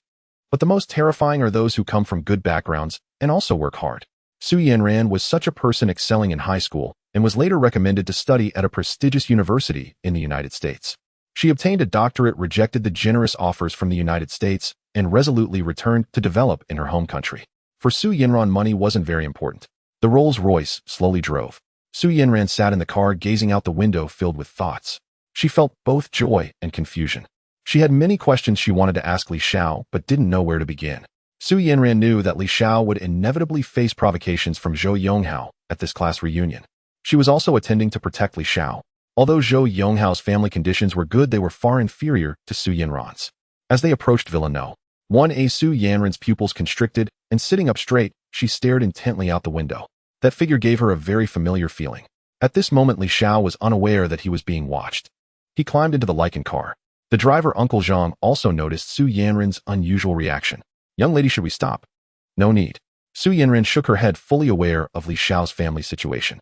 Buying a 2,000 yuan car was already difficult, let alone the sports car, just now, in Villa No. 1. Su Yanran was uncertain about the price of that sports car, but it must start at $1 million. As for Villa No. 1, it was worth several hundred million. Even if her family had money, they wouldn't be willing to spend that much on buying that villa. Therefore, Su Yanran subconsciously believed it was perhaps her longing for Li Xiao that caused her to misjudge. The Bulgari Hotel was grand and luxurious, frequented by luxury cars, starting from 500,000. Although the consumption here is incredibly expensive, truly wealthy people wouldn't care about such small amounts. "Young lady, you really don't need me to stay and protect you?" Uncle Zhang asked again. Su Yanran smiled wryly, saying, "Uncle Zhang already said that we live in a society governed by law. You don't need to worry about me. After dropping me off, you can go back. I'll call you when I return." This was the young lattice order. Uncle Zhang could only nod in agreement. This was a hotel renowned for its luxury design in Magic City and around the world. The security facilities were well equipped. Just look at those security guards outside. Uncle Zhang, who also came from a military background, sensed the killing intent in them, seeing bloodshed and having blood on his hands. Unlike Su Yinran, Li Xiao knew how to find a parking space. The parking spots here were large, but there were also— Speaking of luck, a guy in front of him hurriedly drove off in a Land Rover with several beautiful women. Li Xiao's purpose for coming here was quite simple. Someone was treating to a meal, so why not come? There was no need to spend his own money. Moreover, he could take this opportunity to pass the time. Not long after Li Xiao left, the host of this class reunion, Zhou Yonghao, arrived driving a black Lamborghini worth 5 million. Following him were his subordinates driving Audi A8s, BMW X6s, and the like. They were also the second-generation wealthy from the demolition of homes in the magical city. There are also distinctions, just like the differences between ordinary people. Some people claim they have no money and are not interested in it. In reality, they are wealthy beyond measure and their talents are extraordinary. Others who say they are broke truly are broke. Li Xiao's Lycan was already very eye-catching, and now it was parked in a particularly prominent spot.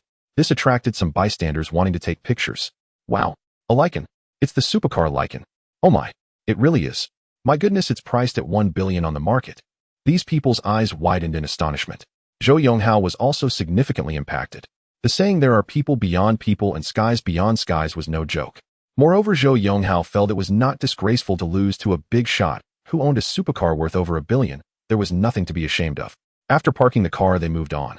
Zhou Yonghao's subordinates resembled country bumpkins who had just entered the village, completely unaware of the— They surrounded the Lycan, taking out their phones to take photos while pointing and boasting about their superficial knowledge that could easily be found online. This gave them a sense of accomplishment. Zhou Yonghao frowned. Although he also wanted to stay and admire the car, today's class reunion was organized by him. Even though he had reserved a spot, it was somewhat unreasonable if the host did not show up. Moreover, he was eager to meet Su Yanran. "If you like watching, then stay here and watch." Zhou Yonghao snorted coldly, ignoring these sycophants, and walked towards the Bulgari Hotel. A few sycophants outside exchanged glances. They dared not offend Zhou Yonghao. They also took some photos, giving them something to boast about to others later. So several of them, satisfied, quickly followed behind. "Wow, it's been so long. Haiyan, where have you been working these— I opened a dessert shop in the suburbs of the magical city, and you?" "Xinya." Outside the hall, women gathered around one table. Men gathered at another table. Except for a few who were abroad or unable to attend, most classmates. Opportunities to dine at the Bulgari Hotel are extremely rare, while most people will never have such an opportunity in their entire lives. Most attendees were ordinary individuals, unlike Zhou Yonghao, a second-generation wealthy nouveau riche. The hotel's decor was exceptionally luxurious, featuring a European medieval architectural style. The waiters were busy serving dishes. These were all pre-ordered by Zhou Yonghao. Those high school classmates picked up the menu and were dumbfounded by the prices listed. This small dish costs 1,000. Wow. Incredible. This exquisite dessert costs 4,000, my goodness. I've never eaten something so expensive in my life. Zhou Xiao is too extravagant. This meal will cost at least tens of thousands, right? My goodness, one meal is more than my salary for over a year. How can this be fair? Many expressed their amazement about the costs. Among the boys, someone initiated a topic saying, "What do you think will happen if the class hunk shows up?" I remember he and Hao Go weren't on good terms back then. Isn't that obvious? He stole Su Banhua just because he was handsome. Other girls also had crushes on him. By the way, bro, don't call him the class hunk anymore. I heard he's been having a rough time lately, fired from his job, and his girlfriend ran off with someone else. Is that true? Hurry and tell us more. I heard it from others. The boy shared what he had heard, and the boys were in an uproar after hearing this. Ha ha ha. He probably became unattractive, otherwise how could he get dumped by his girlfriend? He really is quite pitiful. These male classmates spoke of pity, but their expressions showed no sympathy whatsoever. Society is indeed very realistic. Unless they were particularly close friends, it was easy to be crushed by the materialistic reality after so many, just like these male classmates. They knew that their ability to enter the Bulgari Hotel today was entirely due to Zhou Yonghao. Most people present wanted to take this opportunity to reconnect with Zhou Yonghao, as it would benefit their future careers to some extent. They thought this way, but little did they realize that if it weren't for Su Yanran, Zhou Yonghao wouldn't care about them at all. Some enthusiastically brought up the topic, "Do you think Su Banhua will notice how good?" This immediately drew disdain from others. "Do you think Su Banhua's family is poor?" To be honest, Su Banhua is the richest in our class. She just keeps a low profile. After so many years of knowing each other, I didn't realize a rich lady was right beside me. Ooh, I missed a great opportunity. It's a pity for Li Xiao. Well, even if Li Xiao had a chance now, he hasn't shown up, yet probably too scared to come. Ha. The laughter was loud. The girls heard it. Some who had previously had crushes on Li Xiao indignantly said, "Isn't this too much?" Only a few girls spoke up. The others chose to remain silent. They were no longer carefree like in high school, as they had responsibilities in life. After stepping into society, some got married and found themselves quite unhappy simply because their husbands lacked the ability to earn more money. Some were unmarried, but they struggled in the workplace as well. Reality had dulled their youthful innocence. There is no justice, nor is there evil. The so-called justice is merely a definition imposed by the strongest on the weak without consent. In simple terms, if you have money, you are superior. If you are broke, you are worthless. The few girls who were initially indignant also obediently closed their mouths when they saw that no one else would. After all, the one treating them to dinner today was Zhou Yonghao, not Li Xiao. Moreover, they could tell Zhou Yonghao had an interest in Su Yanran. No one is a fool and nobody wants to touch that bad luck. Li Xiao took out his phone to check the time. It was 9:43 a.m. There were just over 2 hours left until the system, so he could take this time to relax here. After finishing his meal, he planned to leave since someone was treating. "Li Xiao, is that really you? If I hadn't looked closely, I would have thought I was mistaken." A rather attractive girl dressed in a way that was not quite fashionable, but still enough to catch the eye. She had a poised demeanor, especially with her flawless and beautiful face, her features exquisite. She appeared to be the type with an intellectual and graceful character. No matter where she stood, she would be an object of desire. This girl gave off the impression of a refined young lady from an ancient, prestigious family, her figure graceful and perfectly proportioned. "Xiaoyan, did you just arrive?" Li Xiao grinned and greeted her in a very familiar manner. The person in front of him was his high school girlfriend and class belle, Su Yanran. Su Yanran smiled like a warm spring breeze, leaving everyone waiting for the elevator regardless of gender captivated. She perfectly matched their image of a celestial being descending to earth. Some men even wished they could pop out their eyeballs just to gaze at Su Yanran. "Yes, you've changed so much." Despite having countless questions to ask the man in front of her, yet all that came to her lips was this one sentence. The current Li Xiao gave Su Yanran a very unfamiliar feeling. His aura had become even more enigmatic. If it weren't for that familiar face, Su Yanran would have thought Li Xiao was a different person. There was also a point that made her quite concerned, which was the news she had heard through her connections. Not long ago, Li Xiao had just lost his job and was living in a bit of a lowly state. But now looking at him, it was clear that he was nothing like what she had heard. Su Yanran had often mingled in high society since she was young and had some knowledge of branded clothing. Li Xiao's outfit definitely bore the mark of a world-renowned designer. As for who it was, Su Yanran was not clear. After all, she did not place much importance on branded clothes and bags. A series of suspicions arose in her mind. If the news she received was correct, then it was very likely that this clothing was rented at a high price by Li Xiao, just to showcase his status at the class. If that were the case, Su Yanran would definitely distance herself from Li Xiao. When she was little, her father had. The Su family's children can look down upon wealthy business tycoons, local officials, and even CEOs of globally renowned companies. But they must never look down on a beggar who is poor yet stands tall instead of kneeling. Li Xiao smiled brightly. "And aren't you the same?" Some women seeing Li Xiao's smile began to swoon. Ding! The elevator arrived. Let's go in. The handsome duo entered the elevator. The man was exceptionally handsome, and the woman resembled a celestial fairy. The other people in the elevator instinctively slowed their breathing, afraid to disturb them. During the ride up, Li Xiao initiated a conversation.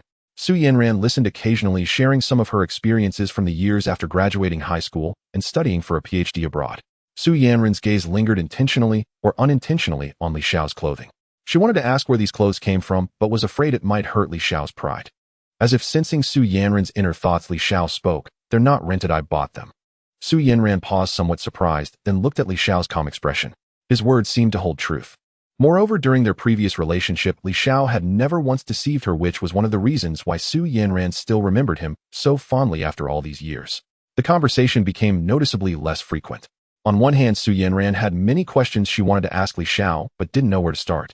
People are strangely like this. When they do not have something, they yearn for it day and night, yet when they actually have it, they feel differently. Seeing Su Yanran's disinterest, Li Xiao also fell silent. He was not a chatterbox. The two arrived at the living room where they had agreed to meet for the gathering and pushed the door open. All the classmates turned to look at the newcomers. They were very curious about which classmate had arrived. Upon seeing Li Xiao and Su Yanran standing together outside, they were all captivated. Many male classmates instinctively swallowed hard.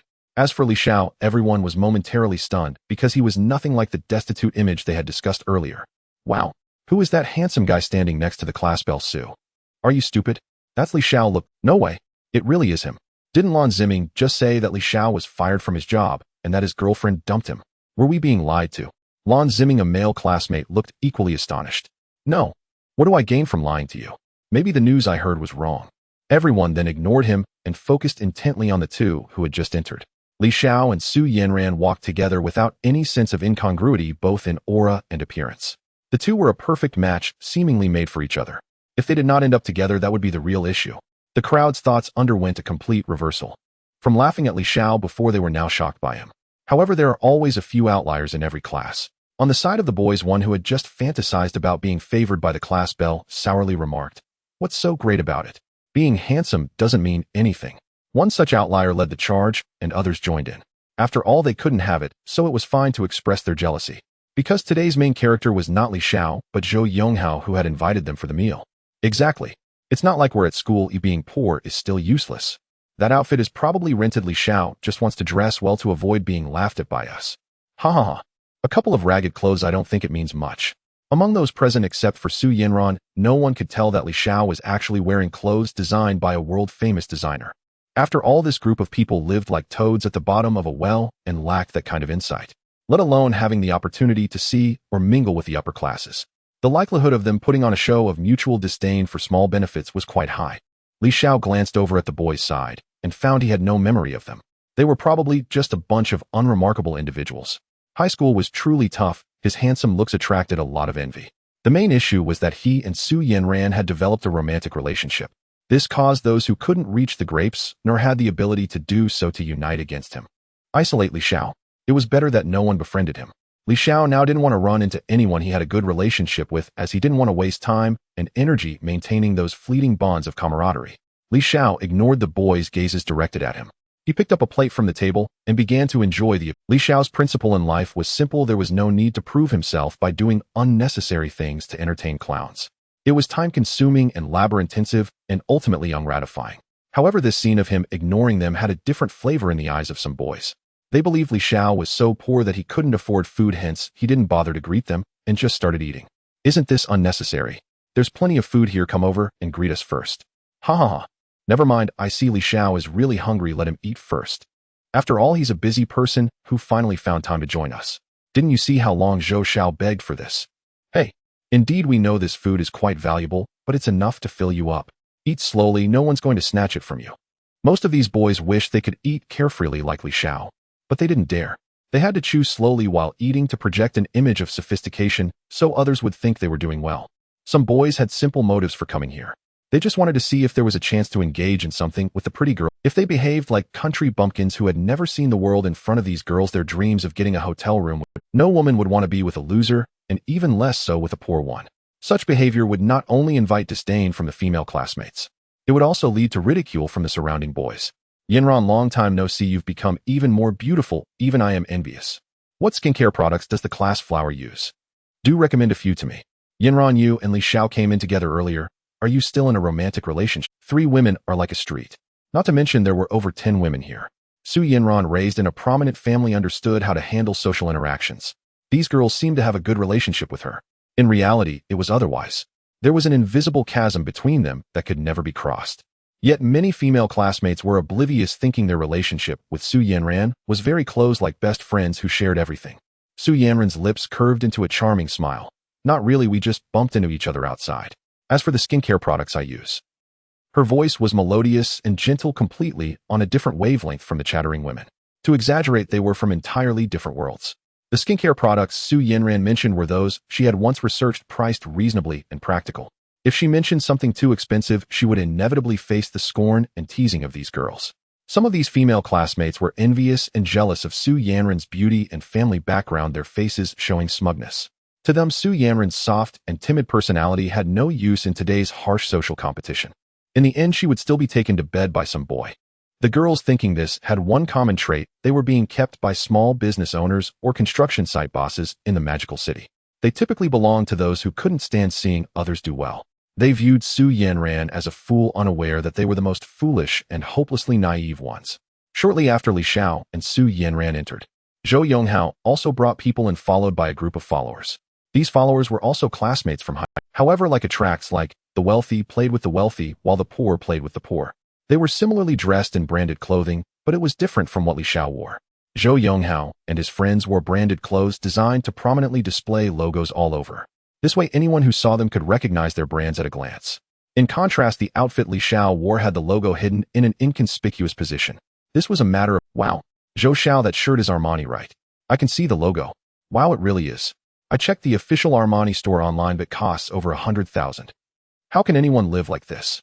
A single piece of clothing costs 100,000, which is beyond our reach. Sun Hui was Zhou Yongha's right-hand man, coming from a well-off family and being a local second-generation demolition worker. His worth could not compare to Zhou Yonghao. However, he was still much better off than most of the classmates present. Sun Hui excitedly brought out the Lycan hypercar he had previously taken pictures of outside, approaching the boys' table. Guess what I just found outside? A curious bystander asked. What did you find, Sun Xiao? Sun Hui proudly waved his phone, the screen displaying a strikingly red sports car. With its streamlined design, it exuded luxury and class. The nearby sports cars paled in comparison in front of it.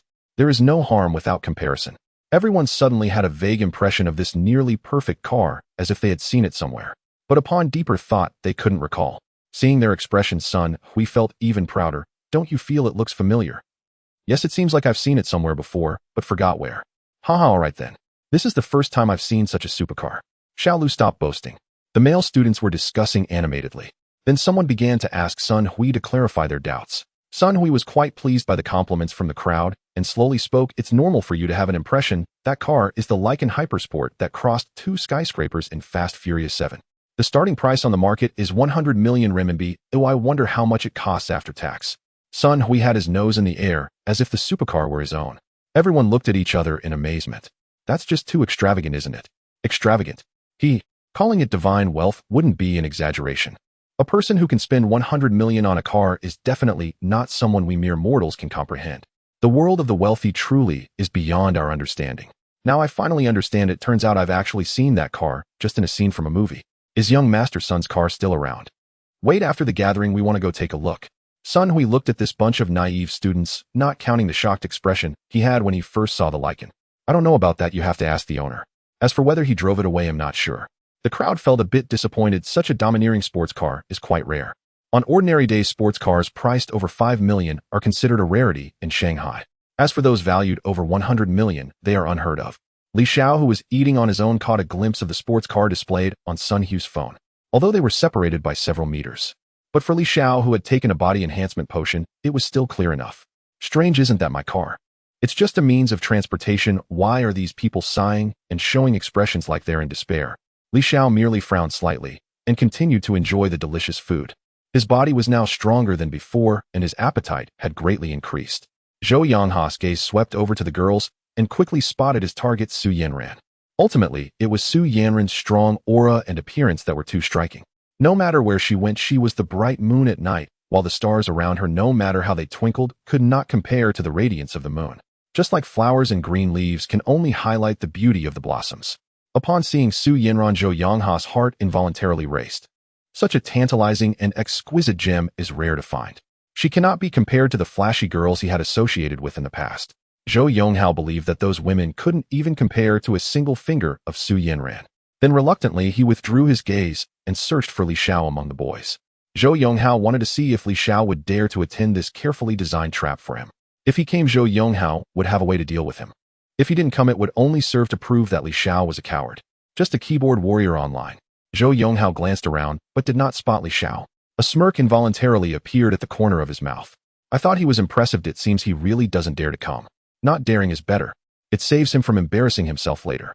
Just when Zhou Yonghao was feeling smug, his gaze caught sight of a corner where a person was wildly devouring food from a table filled with delicacies. The young man had a handsome face and an extraordinary demeanor. The clothes he wore accentuated his striking appearance. As the saying goes, clothes make the man and saddles make the horse. Dressing well can elevate one's status several levels, even if one's looks are ordinary. If one is also handsome, it becomes a feather in the cap. That person was none other than Li Xiao. Zhou Yonghao was quite puzzled, though prior to this, he had sent someone to investigate Li Xiao. The information he received all pointed to one conclusion: Li Xiao was not doing well and was very down and out.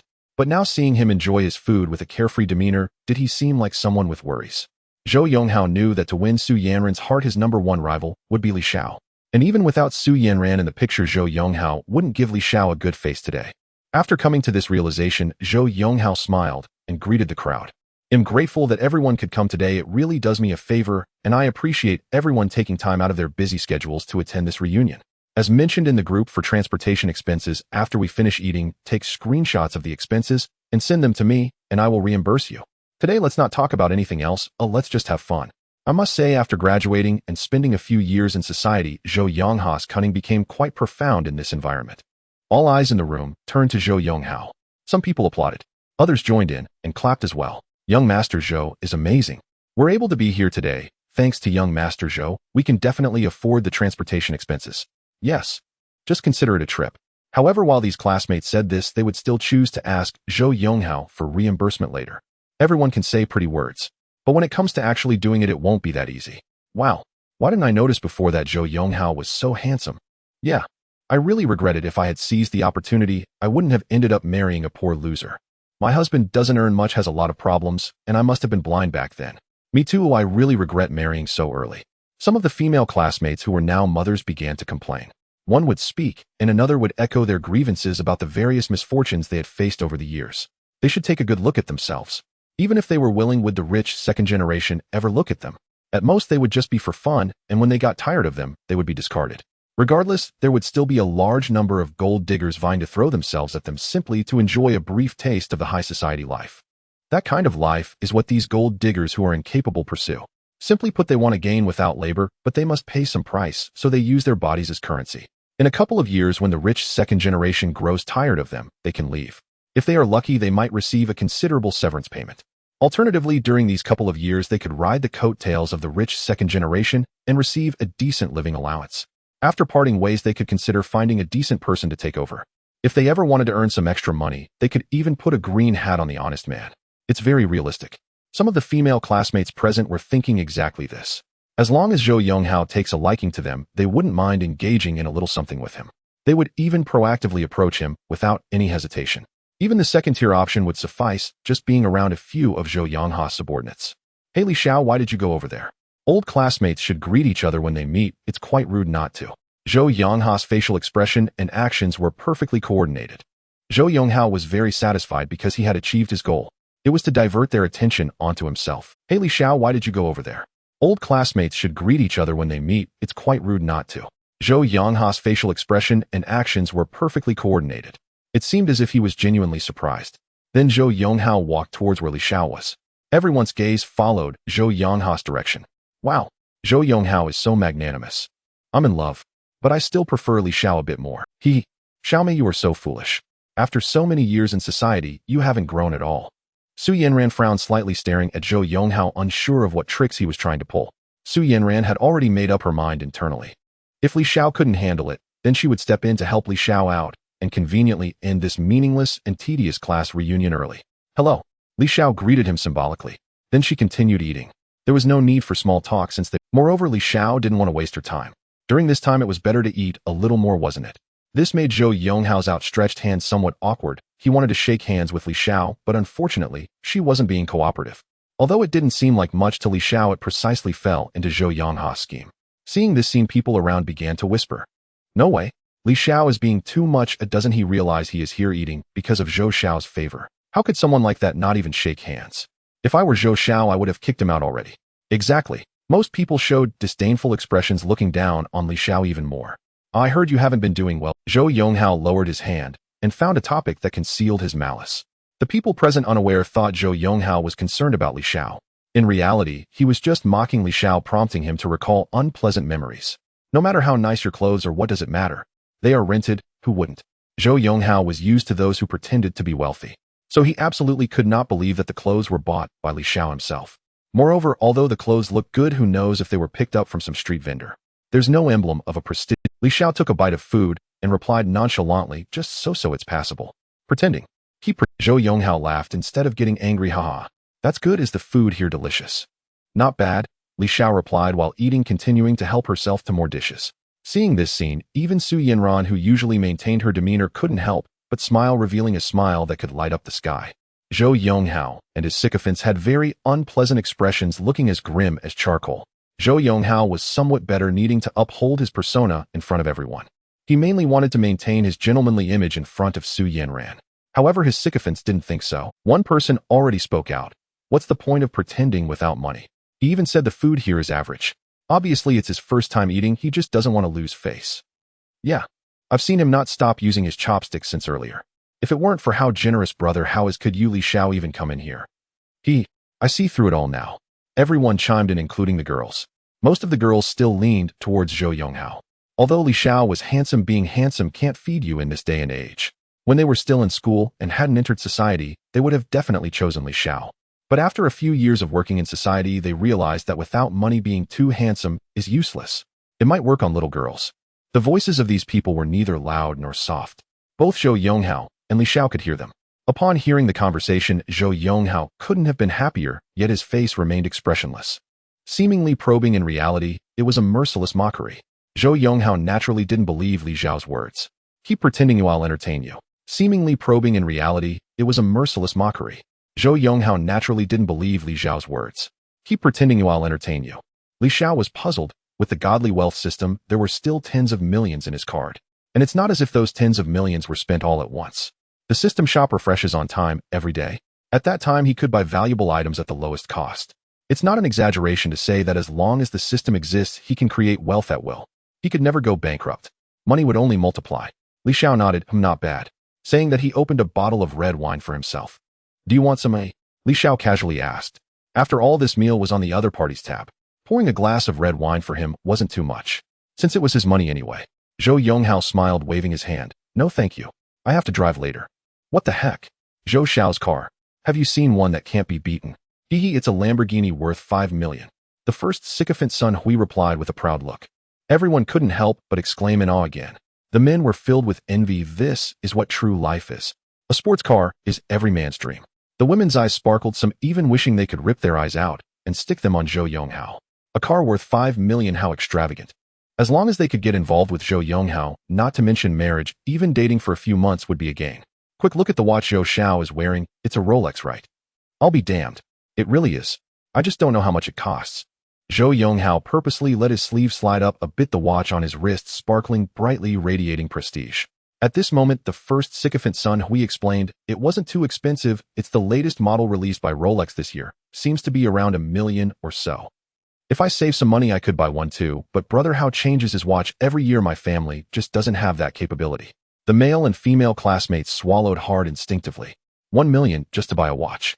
Some of them take 10 years to earn 1 million, and that's without any living expense. It truly is infuriating to compare.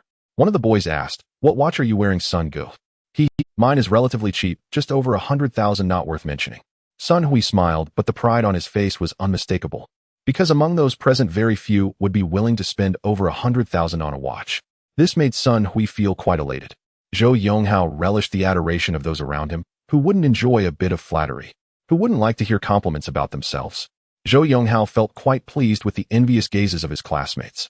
If it weren't for Su Yanran being present, he would probably not even bother pretending and would directly confront Li Xiao. You're just a poor loser. What gives you the right? Just because you look better than me. Good looks mean nothing. Li Xiao placed his bowl and chopsticks on the table. Sorry, I need to step out for a moment. I drank too much water and need to go to the restroom.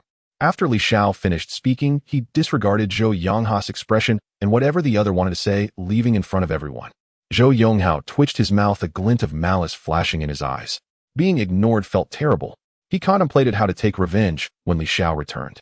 Other more opportunistic classmates believed that Li Xiao left out of fear and embarrassment. With some people deliberately stirring the pot, their disdain for Li Xiao only grew. If Li Xiao knew what these people were thinking, he would surely say, feel free to dislike me. It's none of my business. I came here to eat, not to look at your ugly faces. Su Yanran's long eyelashes fluttered, gently resembling a butterfly dancing among flowers. She had considered stepping in to help Li Xiao. However, the situation was far from out of control. Besides, Su Yanran knew that if she intervened rashly, it could matters between men should be resolved by men. She believed Li Xiao was fully capable of handling it. Otherwise, his status in her eyes would diminish. Zhou Yonghao's gaze fell upon Su Yanran. That face, that figure, and that extraordinary aura. Any man who saw this beauty would want to possess her and take her beneath him. Intelligent, gentle, beautiful, and from a wealthy family, she was a modern-day socialite. Such women were rare. Zhou Yonghao knew that dealing with a woman like her required a gradual approach. Rushing in would only lead to failure. She wasn't lacking in money, unlike those flashy women who could be found easily with wealth. Moreover, the fact that she didn't want money only intensified the conquest desire of rich second-generation men like Zhou Yonghao. He wore what he thought was a sunny smile and walked towards Su Yanran. Su Yanran's eyes flickered with a hint of disdain, but she did not show it too strongly. Unless someone touched her bottom line. Having grown up in the Su family, a prominent family, Su Yanran learned many things from her elders. She learned to be knowledgeable and courteous, gentle and elegant, along with some basic principles of conduct. If others do not offend me, I will not offend them. If they do, they must be punished.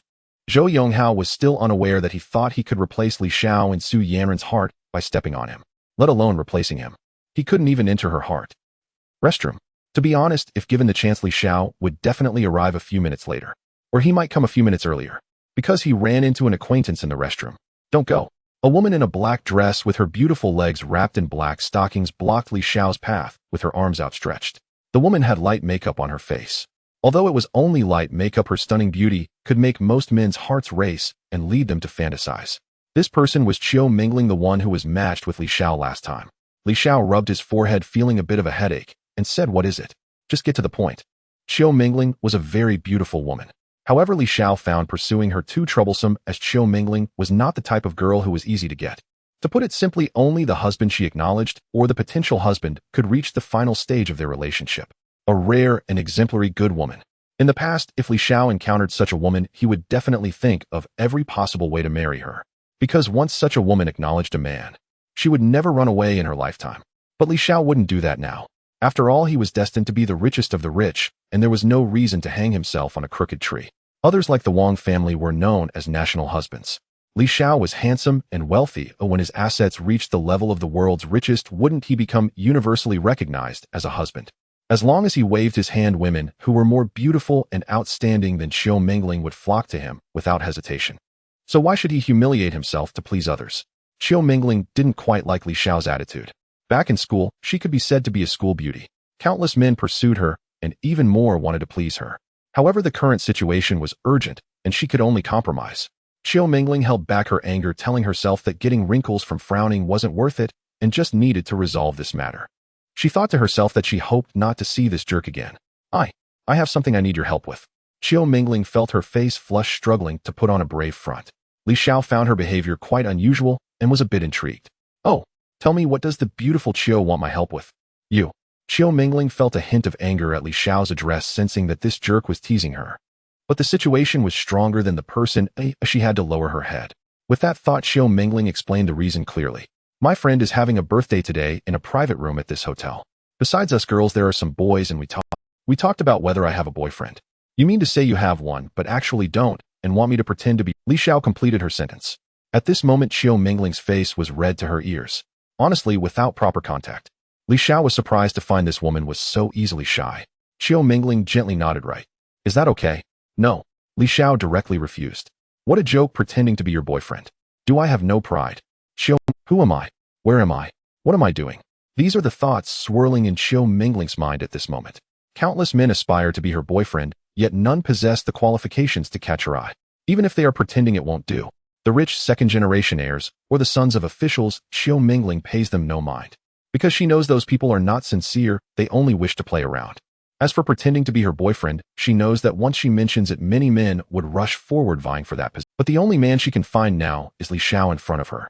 It's not that she wants to find someone else to pretend, it's just that there's no one else available.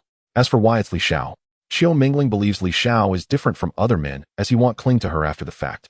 This is one of the important reasons for her choice of him. But this wicked scoundrel in front of her actually isn't taking it seriously. Conditions. You say as long as it doesn't violate my principles as a person, I can agree to anything you propose. Xiao Mingling lightly bit her lip. Li Xiao stroked his chin, sizing up Xiao Mingling's figure. Curves in all the right places. Though she may not be as stunning as Jiang Xidong, she is still quite appealing, a true temptress. If Jiang Xidong is the kind of enchanting beauty that could lead to ruin, then Xiao Mingling is that innocent and sweet apple that everyone wants to take a bite of. As for Su Yinran, Li Xiao thinks that he can't see through her at the moment. He didn't have the mind to care about what others were thinking, but it was enough for him to manage himself. While scrutinizing Xiao Mingling, Li Xiao purposely adopted a lecherous expression. Xiao Mingling shivered, crossing her arms, and stepping back a few paces, her face flustered. What? What do you want to do? Hee. You know what I want to do. Li Xiao displayed a mischievous expression. Xiao Mingling, like a startled deer, felt her heartbeat quicken as her gaze locked with Li Xiao's. At that moment, her anxiousness transformed into a mix of embarrassment and anger, easing considerably. For from the look in Li Xiao's eyes, she could see he had no such intentions. His gaze was remarkably clear, very different from how most men looked at her. Xiao Mingling furrowed her brow, realizing that this despicable scoundrel was playing with her. Once wasn't enough, but twice was simply intolerable. Li Xiao shrugged. Since you can't keep your promise, I think this deal can't go on any longer. Li Xiao feigned leaving. He truly meant to walk away. He wasn't planning to waste too much time with Xiao Mingling. Without any close ties or benefits, he couldn't be bothered. Whoever wants to deal with it can go ahead. Oh, Li Xiao wouldn't serve them. Xiao Mingling panicked. If Li Xiao left, how would she explain when she returned? In a moment of desperation, she grabbed Li Xiao's hand. Wait, didn't I say I could agree to anything? Just don't go too far. Li Xiao halted, turned around, and said with great interest, all right. Then I won't beat around the bush. Just kiss me, and I'll agree to you. This is the condition. If you can't do it, then forget it. We'll part ways, and who knows when we'll meet again. Xiao Mingling's face showed a hint of anger, her emotions intertwined, and her eyes lit up, as if she had discovered something wonderful. Without giving Li Xiao any chance to react, she directly kissed him. There was no hesitation. It was a kiss on the cheek. Like a dragonfly touching the water, she quickly pulled back. With her hands behind her back, she blinked her beautiful autumn-like eyes. With a flower-like smile, she said, all right, I've fulfilled your condition. You, a big man, should keep your word. If you can't, then you're deceiving a woman. Li Xiao touched his slightly damp face, realizing he had been careless. He hadn't dodged. He should have made it clear that he wanted a kiss on the lips. Unexpectedly, he had been outsmarted by this woman, Xiao Mingling. Next time, he needed to be clearer when speaking. Xiao Mingling looked at Li Xiao's movements, her face turning even redder, wanting to scold him as a perverted rogue. However, Li Xiao took the opportunity to turn against her and act shamelessly. Li Xiao seemed to see through her thoughts and rolled his eyes. I am still a man, oh, I will take responsibility for what I say. Now tell me about your basic interests and hobbies, as well as some obvious things. If you're going to pretend, at least do it convincingly, and don't let anything slip later. Xiao Mingling was taken aback. She didn't expect Li Xiao to cooperate with her so seriously. Since Li Xiao was so earnest, how could she not cooperate? So she briefly talked about her interests and some other things about herself. In another luxurious private room. Inside the room, there were 3 men and 3 women, all quite young. The men wore designer clothes and watches, while the women were dressed flamboyantly. In the center of the room was a red banner that read Happy Birthday to Lu Xiaoqing. Long ago, why hasn't Mingling returned yet? Is it because she can't think of a good excuse and is too scared to come back? Ha ha ha. Ziffin, you might be right about that. Song Mingliang laughed, leaning on you, Ziffin. The young man called Long Gu raised an eyebrow, clearly of higher status and background than the other 2. Huang Shilong smiled slightly. Why are you 2 worrying so much? She rarely comes out. Whether we can get her depends on your own abilities. The 2 were left speechless, thinking to themselves that if they couldn't get her, what right did he have to urge them? If Xiao Mingling were so easy to win over, that would be quite delightful. Seeing through, but not saying it.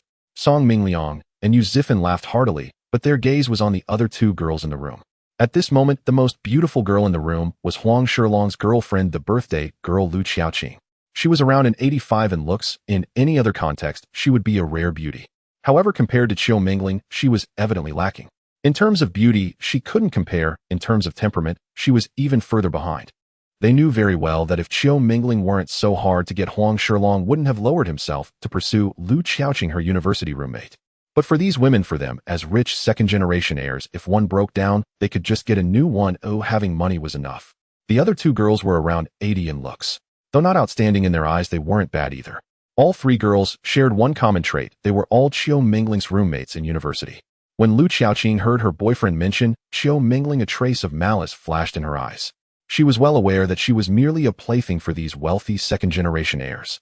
However, one must gain something to lose something. Huang Shilong was passably good-looking, but his family was genuinely wealthy. Some people graduate and struggle for years in society, yet their salary remains meager with little increase. Most people go through years of relentless effort, and the boss may give you a few thousand more each month at most. If you don't perform, well, you might even lose your job. However, finding a wealthy second-generation heir as a boyfriend makes asking for money an effortless task. A monthly salary of 100,000 and an annual salary of $1 million is an astronomical figure that can overwhelm many ordinary people in the Magic City, even across the entire Kyushu. Achieving such a state seems insurmountable to many. Yet to those wealthy individuals, it is nothing extraordinary. Lu Qiaoqing received more than 100,000 yuan as pocket money from Huang Shilong each month. Everyone has their needs. However, what she could not tolerate the most was that Huang Shilong still had lingering thoughts about Qiu Mingling. Lu Qiaoqing knew that if Qiu Mingling agreed to Huang Shilong, she would be out of the picture. During university, Lu Qiaoqing was extremely jealous of Qiu Mingling's stunning beauty. Too many wealthy second-generation heirs came to the dormitory to pursue Qiu Mingling. Lu Qiaoqing felt like one of those green leaves merely existing to highlight the beauty of the flower.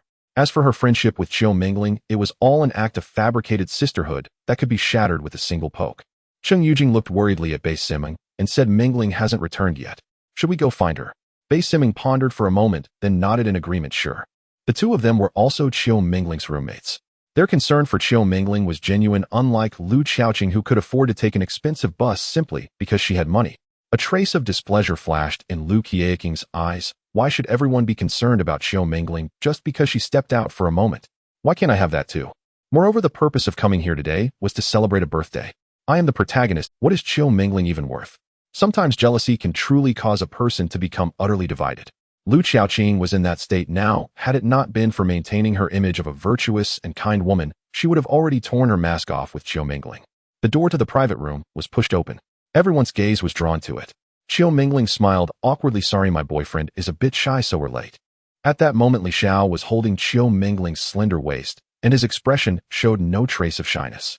She could feel his restless hand. Qiu Mingling frowned slightly, daring not to express her anger. In front of so many eyes, she could not do anything too outrageous. Otherwise, the pretense of her and Li Xiao acting as a couple would be exposed.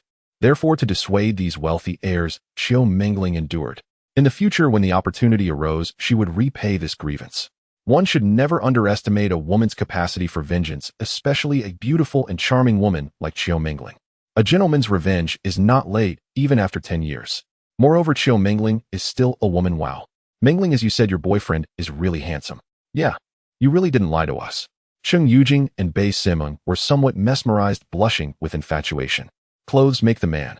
Li Xiao was wearing clothes designed by a world-renowned designer at that moment. He was dressed in high-end brands. His looks need not be elaborated. He appeared slim in clothes, yet muscular without them. He also possessed an extraordinary aura that none of the wealthy second-generation heirs present could match. When Huang Shilong saw Li Xiao, he felt extremely displeased, especially seeing Li Xiao so close to Qiu Mingling. He even had the thought of wanting to beat Li Xiao up. Not only did he think so, but the other men present shared the same sentiment. Those who cannot obtain something will always be restless, while those who are favored are fearless. Since he could not have it, then others should not even think of having it, despite being very angry inside. However, Huang Shilong still pretended to be nonchalant, smiling, and saying to be able to be Qiu Mingling's boyfriend must not be an easy task. It must go through layers of strict tests. Brother, you are truly lucky and patient. Nice to meet you. My name is Huang. Huang Shilong was not a fool. He understood Qiu Mingling's character. Even if she found someone to pretend to be her boyfriend, there must be something extraordinary about him. Meanwhile, Song Mingliang and Yu Zifan, the two rascals, did not think as thoroughly. Some wealthy heirs took over their family business from a young age, or occasionally helped their families. Others were spoiled by their parents. They enjoyed life when they should and indulged even when they shouldn't. They spend all their time playing without doing anything serious. Li Xiao grinned. I am Li Xiao. Huang Shilong reached out his hand, wanting to shake hands with Li Xiao. They spend all their time playing without doing anything serious. Li Xiao grinned. I am Li Xiao. Huang Shilong reached out his hand, wanting to shake hands with Li Xiao. Li Xiao shrugged, making no move to remove his other hand from Qiu Mingling's waist. Huang Shilong's eyelids twitched, but his true feelings were well concealed and not revealed on his face. This made Li Xiao think of what the elders often say: the barking dog doesn't bite. As for whether Huang Shilong was that barking dog, Li Xiao had no intention or energy to guess. Let him bite if he wishes. If he bites me, then I will break all his teeth. Some dogs don't bark because they are deep, but some dogs do not have that luxury.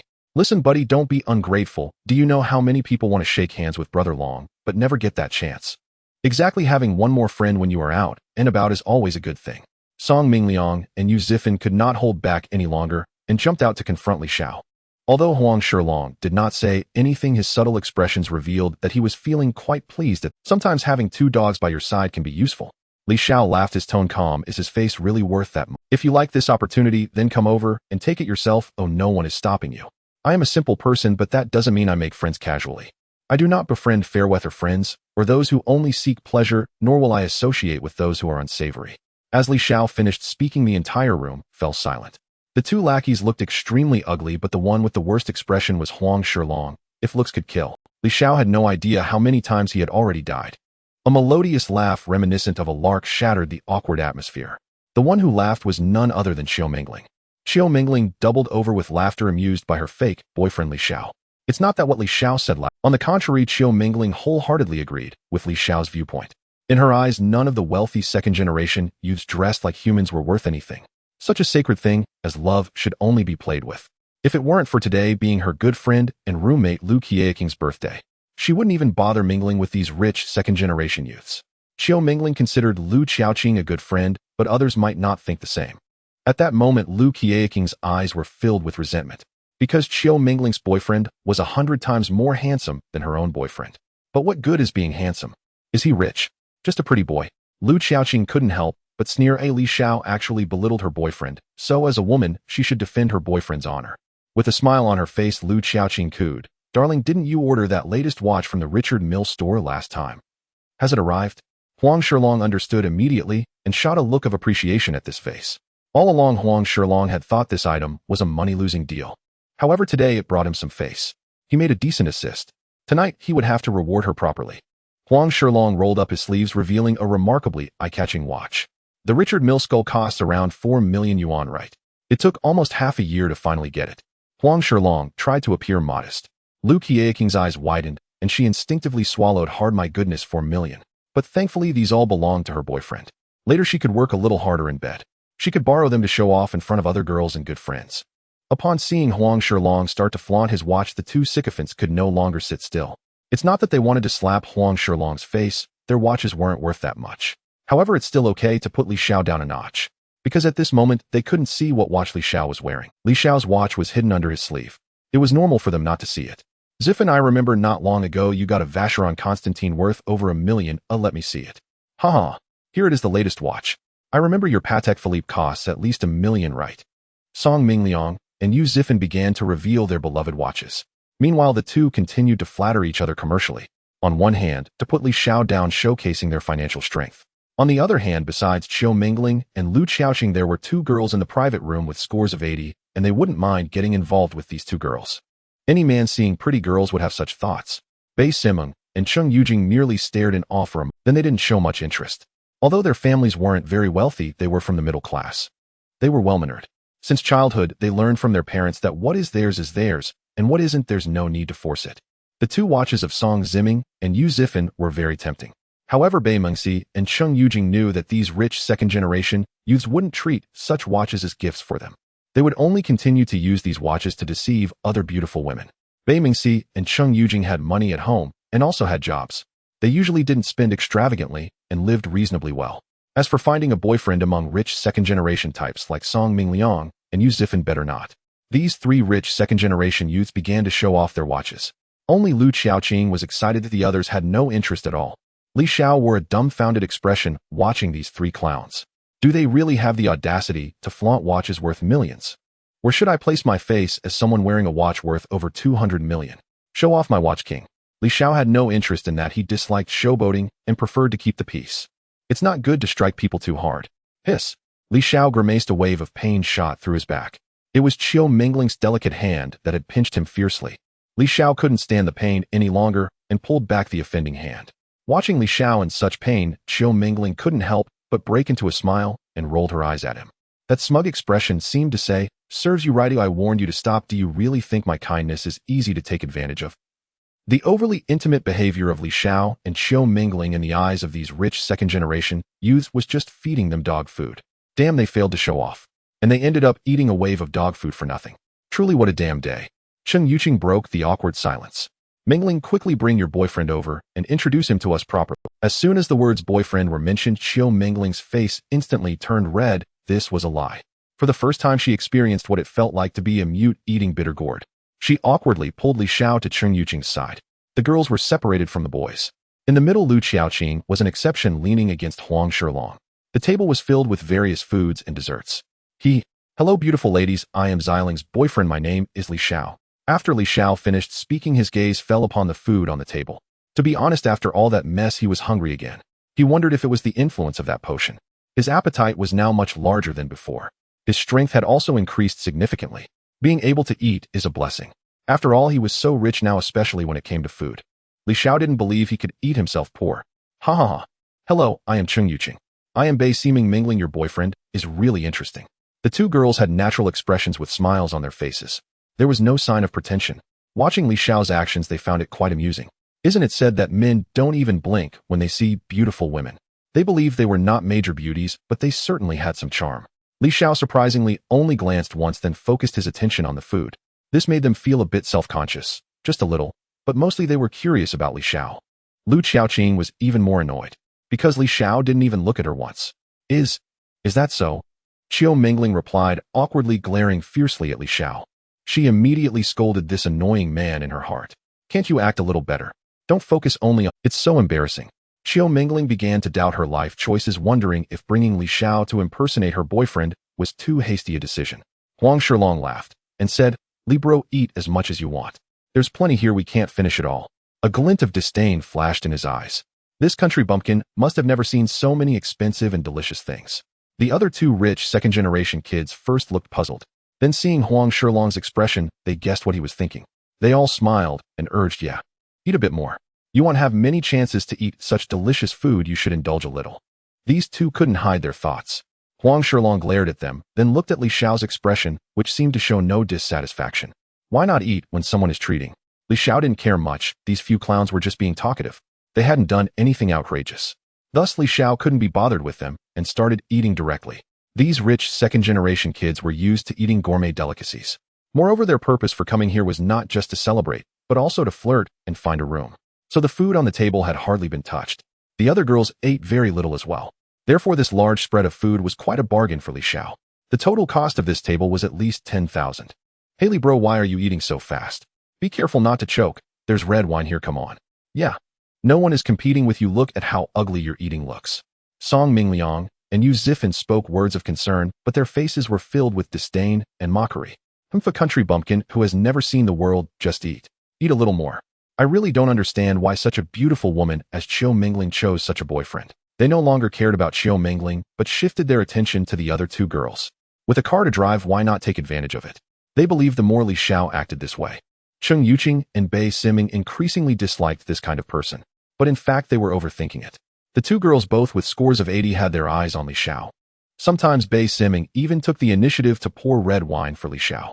Qiu Mingling awkwardly tried to socialize on the side, wanting to pinch Li Xiao's waist hard. But whenever she tried to do so, Li Xiao would stretch his hand to his back to guard against her. As soon as Qiu Mingling dared to act recklessly, Li Xiao's hand would grip her without hesitation. This made Qiu Mingling, a young lady who had never had much intimate contact with boys, feel both shy and embarrassed. Bei Siming exclaimed, her beautiful eyes filled with disbelief, her mouth forming an O shape. Looking at Li Xiao, or rather at the clothes Li Xiao was wearing. Everyone was attracted by Bei Siming's exclamation, looking over with puzzled faces. Except for Li Xiao, who was still enjoying the food on the table.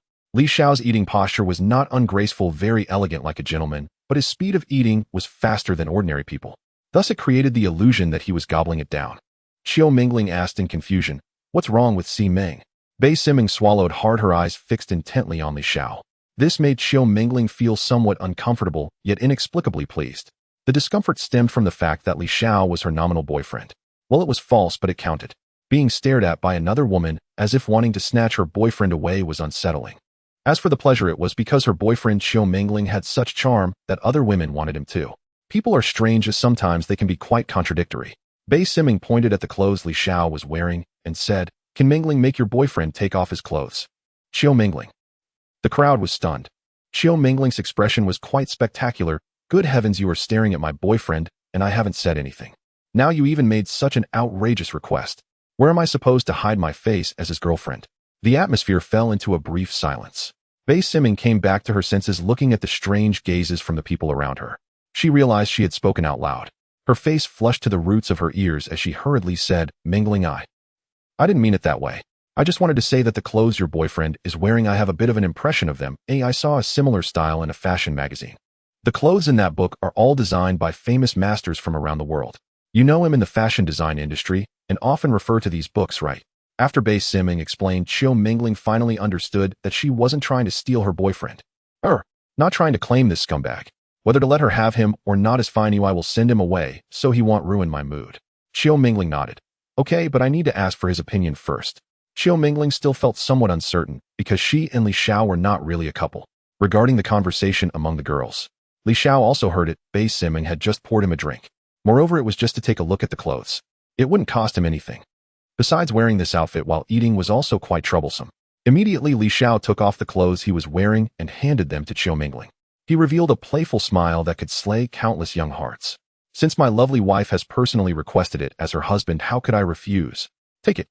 Don't be polite with me, my dear wife. If you dare to make such small mistakes in the future, and be polite with me, don't blame me for using family rules on you." Li Xiao's expression was very generous, exuding a strong sense of masculinity.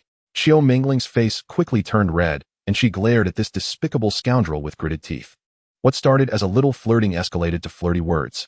Qiu Mingling did not show any awkward expressions as she felt frustrated, but dared not voice her anger. "Sigh, what kind of sins did I commit in my past life? It led me to encounter Li Xiao in this life." Qiu Mingling felt that Li Xiao was sent by heaven to torment her deliberately, making her unable to have peace. But this wasn't the time to think about that. Qiu Mingling handed the clothes to Bei Siming. Bei Siming wore a knowing expression on her face. Qiu Mingling felt even more ashamed, wishing there was a hole in the ground she could crawl into. The others, caught off guard, were once again fed a wave of dog food. The faces of those rich second-generation youths looked quite unsightly. Huang Shilong's expression was well hidden. He belonged to the type who smiled on the surface, but was cursing inwardly. Indeed, it was designed by the world-famous fashion designer Karl Lagerfeld. Bei Siming swallowed hard, treating this set of clothes as if it were a rare. Indeed, it was designed by the world-famous fashion designer Karl Lagerfeld. Bei Siming swallowed hard, treating this set of clothes as if it were a rare treasure. She was extremely serious and devout. Everyone was stunned upon hearing this. The rich second-generation youths were even more speechless. They were wearing Armani and Nike. Those high-end luxurious goods. These luxury items are well known and have one thing in common. That is, the logos are made very prominent, fearing that others wouldn't know that the wearer is in genuine designer brands. Song Mingliang raised an eyebrow, his tone somewhat displeased. "Are you sure you didn't make a mistake? Or misjudged?" Song Mingliang looked at Li Xiao, who only knew how to eat and was clueless about socializing. It was hard to imagine that this person was wearing super high-end brand clothes. Bei Siming pushed up her glasses, and this lovely glasses girl was equally displeased, showing no mercy as she retorted, "I guarantee on my honor, I absolutely didn't misjudge it. If you don't believe me, go search for it yourself." These world-renowned fashion designers share a common quirk. They try to hide their clothing logos, fearing that others will recognize them. However, some so-called luxury items are the exact opposite. The bigger the logo, the better, as if they were afraid others wouldn't know they're wearing their brand's clothes. That's the difference in perspective. Bei Siming's remarks left Song Simin speechless, his face showing, because he was indeed wearing Armani, and he had deliberately chosen a piece from Armani that had a prominently displayed logo. Li Xiao finished eating and picked up a tissue to wipe the corners of his mouth. Due to the inconvenience caused by his inner shirt, he reluctantly rolled up his sleeves. The Patek Philippe watch also surfaced. What kind of watch is that? Yuzifan noticed the watch on Li Xiao's left wrist and couldn't help but ask out of curiosity. That watch was undeniably dazzling, presenting a striking sense of craftsmanship and design. It was hard not to. Yu Zaifan's question echoed the curiosity in the hearts of everyone present. Qiu Mingling was somewhat confused, not knowing when Li Xiao had acquired another watch. Li Xiao modestly explained, "It's just a watch that suits my taste, or I bought it because I thought it looked nice." Yu Zifan was accustomed to being high and mighty. Being teased by others made her a bit uneasy. Cheng Yujing's breathing became a bit rapid, her voice trembling as she said, "Is that watch from Patek Philippe?" Facing the question from the petite beauty, who was someone Li Xiao found rather pleasing. Li Xiao smiled and nodded. "Yes, you're quite perceptive, little beauty." Qiu Mingling shot him a fierce glare. "Goodness, I haven't left yet. What do you mean by flirting with my roommate in front of me? Furthermore, we are in a boyfriend-girlfriend relationship, so play your part well as my boyfriend." Seeing a thin layer of fine sweat on Cheng Yujing's forehead, Bei Mingxi sensed something was off and quickly asked, "Yujing, it's just a watch, does it really matter this much?" "It's not just a simple watch," Cheng Yujing replied, placing her right hand on her chest, which was rising and falling rapidly due to her intense breathing. Calming her excited heart, she added under the confused gazes of the crowd, "That's the Patek Philippe watch, ref. 630. I had the fortune of seeing the very watch worn by the King of Thailand during my trip there. Its market price is around 200 million. Everyone revealed expressions of disbelief. A watch worth 200 million. How could they who only wore watches worth hundreds of thousands or 5 million? Everyone revealed expressions of disbelief. A watch worth 200 million. How could they who only wore watches worth hundreds of thousands or 5 million possibly cope? Moreover, just moments ago they had been boasting in front of others. Now they were slapped in the face. It was truly painful. But soon they calmed down. Because this was merely Cheng Yujing's word, and they had not verified its authenticity.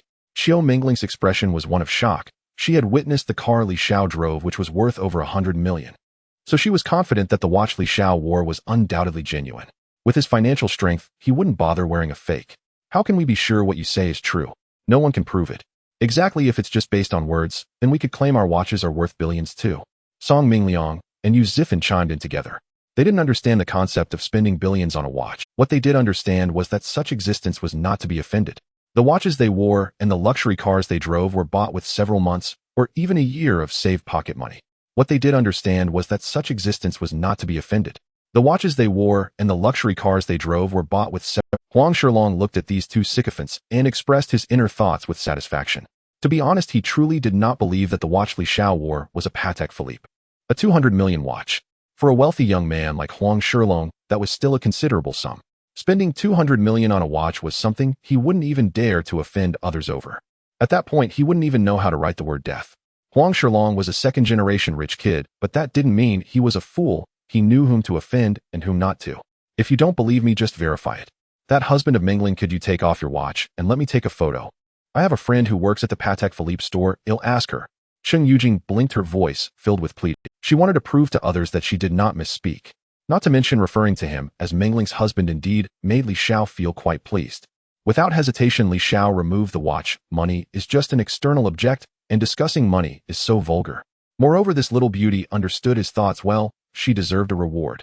Qiu Mingling's face turned red to her ears. She stomped her foot, looking at her good friend Cheng Yujing with a resentful expression. This woman actually sold herself out for her own selfish interests. How despicable. Cheng Yujing didn't feel anything wrong. Her face still wore a smile. Mingling, I'm not saying anything against you. Finding such a boyfriend really is your fortune for 10 lifetimes.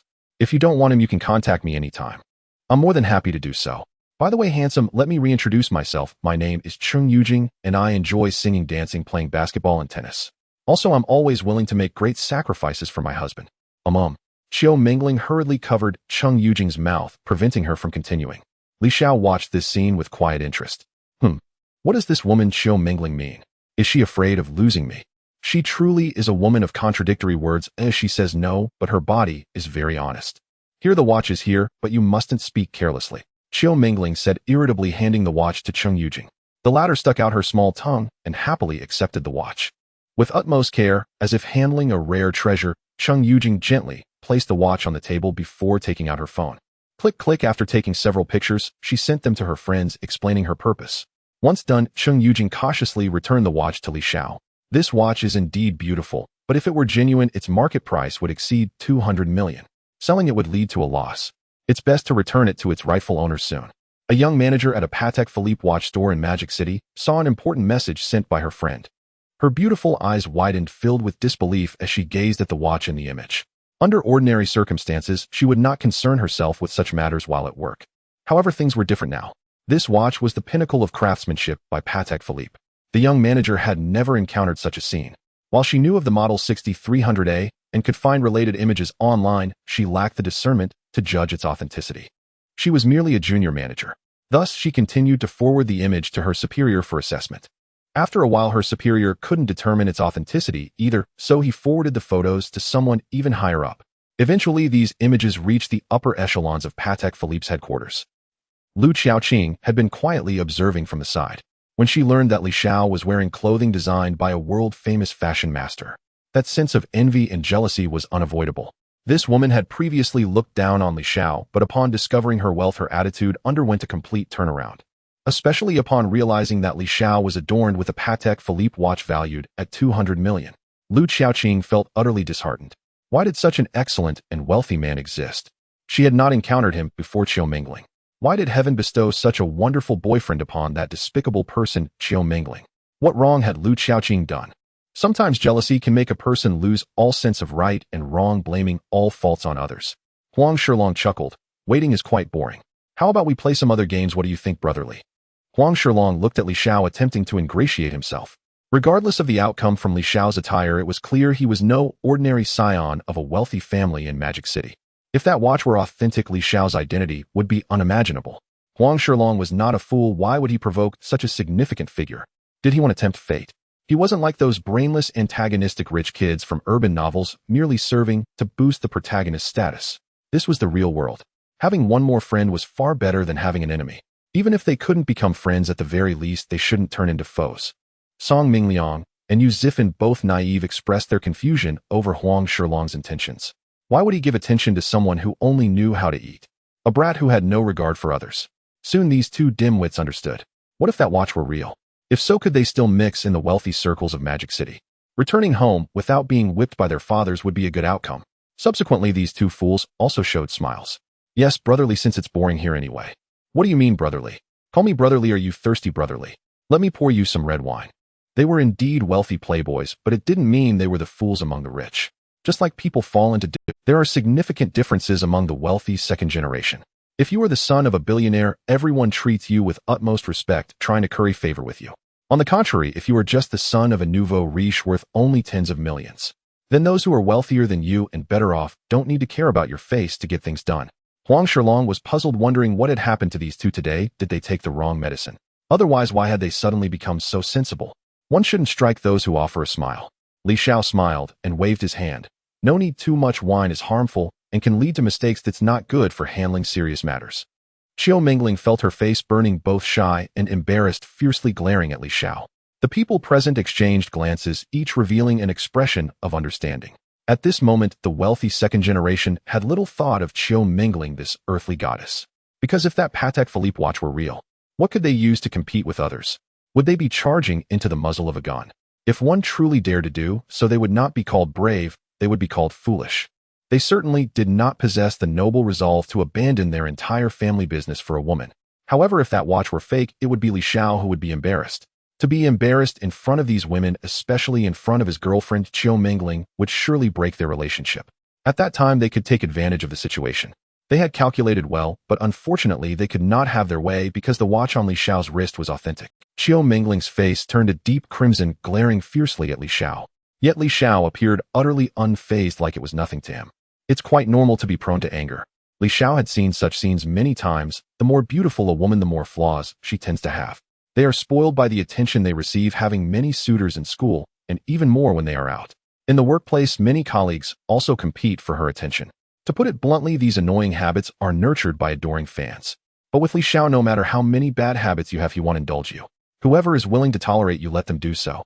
Qiu Mingling looked at Li Xiao with a deadpan expression. Her anger. If it were just the two of them in the private room, she would have bit Li Xiao's arm without hesitation.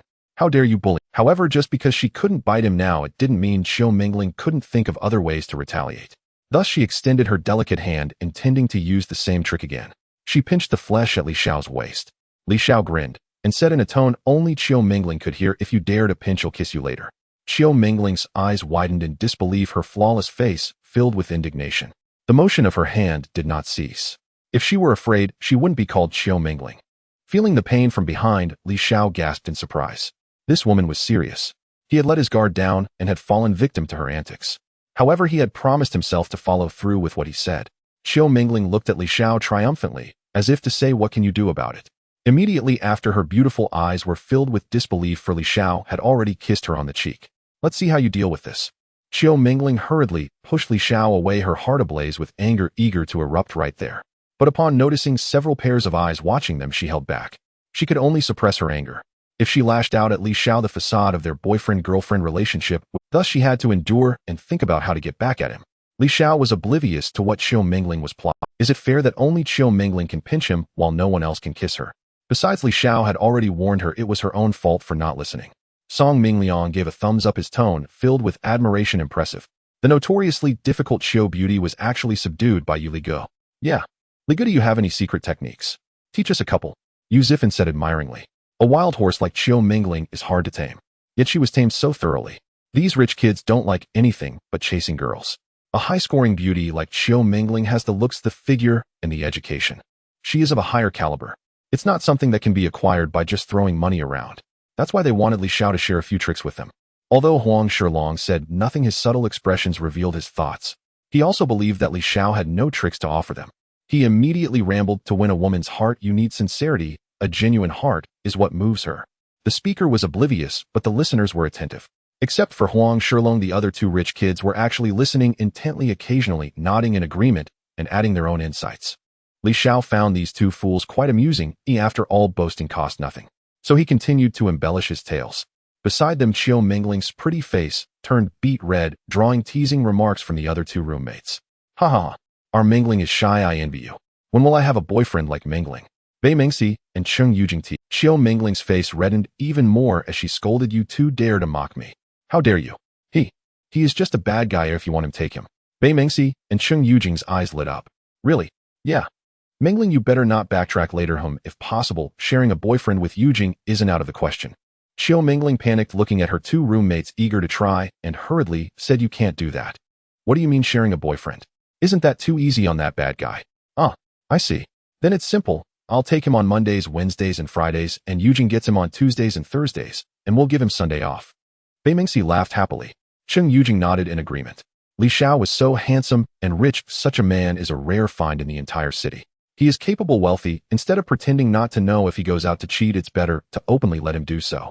After all, it's hard to prevent infidelity. This approach fundamentally eradicated Li Xiao's thoughts of cheating. Truly clever. Just as they were secretly pleased with their own wisdom, Qiu Mingling shouted loudly, no way. Everyone was baffled, casting curious glances at Qiu Mingling.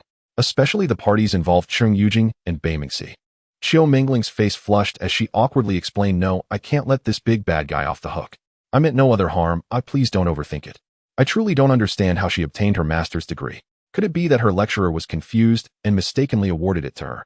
If Qiu Mingling knew Li Xiao's thoughts at that moment, she would most likely choose to confront Li Xiao fiercely. How infuriating, seeing her best friend still in disbelief. The phone on the table rang. To be precise, it was Cheng Yujing's phone. After nearly half an hour since the message was sent, there was finally a response. She glanced at the caller, realizing it wasn't a call from her good friend. It was from Switzerland, with Patek Philippe's headquarters indicated on the screen. Cheng Yujing's hand trembled slightly as she picked up the phone, and the private room fell into a brief silence. After hanging up, Cheng Yujing let out a slow breath. Hearing it directly was more shocking than hearing it from someone else. The watch on Li Xiao's wrist was indeed genuine. A senior official from Patek Philippe's Swiss headquarters had personally called to reassure them. That watch is real, and a senior official from Patek Philippe personally called to confirm it. Mr. Li, the senior official from Patek Philippe, also mentioned that if you buy watches from their store in the future, you'll receive a 20% discount on the entire store. Cheng Yujing was unclear as to why she was using honorifics. It was probably due to the immense shock that everyone present aside from Li Xiao displayed expressions of shock. Qiu Mingling was somewhat better off, having prepared herself mentally in advance. However, even she was stunned for a moment. The three rich heirs were utterly dumbfounded. But deep down, they mostly felt relieved that their relationship with Li Xiao had not reached a hostile level. They were not foolish enough to seek trouble. Lu Qieking's eyes sparkled with envy. A single watch cost 200 million. What kind of terrifying family background allowed someone to spend so much on a wristwatch? Lu Qiaoqing thought to herself that if Li Xiao were her boyfriend, she would definitely be overjoyed. Rich, extremely rich. He was in a league entirely beyond someone like Huang Shilong. Moreover, Li Xiao's looks were exactly her type. Initially, Lu Xiaoqing looked down on him because she believed he was broke. But now everything had changed. The tables had turned. Lu Xiaoqing was now thoroughly fed up with Qiu Mingling. Why was such an outstanding boyfriend like Li Xiao not her? Why did all the good things go to Qiu Mingling while she was left out? Huang Shilong was the first to react, putting on an innocuous smile. Li, allow me to reintroduce myself. I am Huang Shilong. My family is in the construction business. Why curry favor now when he could have done so when the person was present? Huang Shilong was never a fool. He would not offend the son of a business tycoon over a woman. Such foolishness was beneath him. Cultivating a friendship with such a top-tier rich heir could lead to substantial benefits for his family business, and even if it didn't pan out that way, at least the advantages wouldn't be negligible. Seeing his elder brother Huang Shilong's attitude shift, Song Mingliang and Yu Zifan also put on smiles. Brotherly Im Song Mingliang, just call me Xiao Song. Im Yu Zifan, you can call me Afan or Xiao Fan. My family is in real estate. Regarding the transformation of these two sycophants, Huang Shilong felt somewhat uncomfortable, but it also explained the principle that one must look out for oneself. In the circle of rich heirs, if one wants to rise higher, they must first learn how to play the role of the subordinate. But would Li Xiao give them that opportunity? Clearly not. Li Xiao grinned, not interested. He didn't care for fake smiles. He was dealing with pretentious brats. There was no need to know them at all. Li Xiao wasn't in business or real estate. What was the point of associating with these party-loving friends? Isn't it more enjoyable to play solo? Li Xiao's carefree demeanor deeply attracted Qiu Mingling. At that moment, she felt a vague, unfamiliar sensation she had never experienced before. Seeing Qiu Mingling staring at him blankly, Li Xiao smirked. What's wrong? Did you get captivated by my heroic spirit, little girl? When Li Xiao remained silent, it was tolerable. He gave off an aura of unspoken authority. But the moment he spoke, he teased her like a little girl. Any innocent girl would struggle to withstand such teasing. Qiu Mingling blushed, spat softly, and muttered, "Go away. I wouldn't like someone like you who lacks ambition." On the other side of the hotel, why do you think Li Xiao hasn't come back yet? A curious high school classmate sparked the conversation. After all, Li Xiao had indeed been gone for quite a while. Almost an hour had passed without a glimpse of him. As soon as this was said, it immediately drew laughter from the others. "Huh. You really are foolish. Why even ask? Of course he left early because he was afraid of losing face. Right? If it were me, I wouldn't have the face to attend today's gathering either." The conversation flowed lively among these people. Zhou Yonghao sat alone on the other side with a few sycophants. His expression was somewhat unpleasant. At that moment, he had wanted to impress Su Yanran, but he hit a wall. The other party didn't give him much of a chance to say anything. Zhou Yongha's top sycophant son, Hui, couldn't bear to watch. He hadn't reached the level of Su Yanran in his impression. He merely thought of her as a pretty vase without any family background. Brother Hao doesn't need to ruin his mood over that ungrateful woman, Su Yanran. What did you say? Zhou Yonghao, infuriated, lifted his eyelids and shot a fierce glare at Sun Hui. That gaze seemed capable of killing. It was the first time Sun Hui had seen Zhou Yonghao so angry, and he quickly shrank his neck and obediently shut his mouth. The others, seeing this, hurriedly kept their mouths shut. A few observed Sun Hui's miserable state, wearing expressions of schadenfreude. Zhou Yonghao calmed his furious mood, blaming everything about Su Yanran's rejection on Li Xiao. It was all because of Li Xiao that Su Yanran wouldn't accept him. As long as Su Yanran realizes that the person she likes is actually a coward, a useless person, then she will naturally change her mind. Zhou Yongha's eyes gleamed with pride as he asked, "Where's Li Xiao?" Everyone present turned their gaze back to Sun Hui. Sun Hui's eyes lit up, seizing the opportunity for redemption. He quickly said, "Brother Hao, Li Xiao said he went to the restroom an hour ago and hasn't returned yet. He probably got scared and didn't dare come back, haha. But even if he does come back, it'll just be self-humiliation." Zhou Yonghao glared at this sycophant again. Startled, Sun Hui flinched, obediently closing his mouth. Zhou Yonghao stroked his chin deep in thought. In his impression, Li Xiao wasn't that kind of person. Since he had come to this Huangmin banquet, there was no reason to leave midway. If he did, it wouldn't be seen as brave, but as true self-humiliation in the eyes of others. It would be better not to come at all and embarrass himself. Zhou Yonghao pondered, glancing in the direction of Su. At that moment, although Su Yanran was chatting with the surrounding female classmates, her mind was not on the conversation. Her gaze occasionally drifted to the entrance. What Su Yanran was thinking was obvious to anyone with insight. Zhou Yonghao became even angrier. It was all Li Xiao's fault. Damned Li Xiao. Damn it. This woman is truly cheap. After all these years, she still can't forget such a poor guy. Zhou Yongha's veins bulged, his face flushed with rage.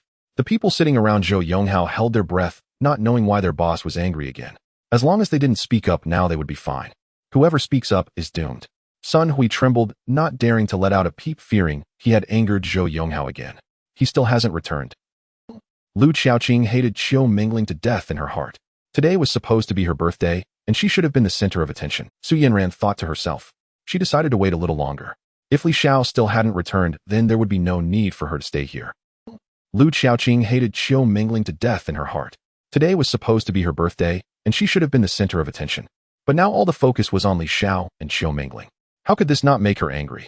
Xiaoqing, this lipstick is from Dior. I remember seeing you often looking at it in the dorm, so I bought this set as a birthday gift for you.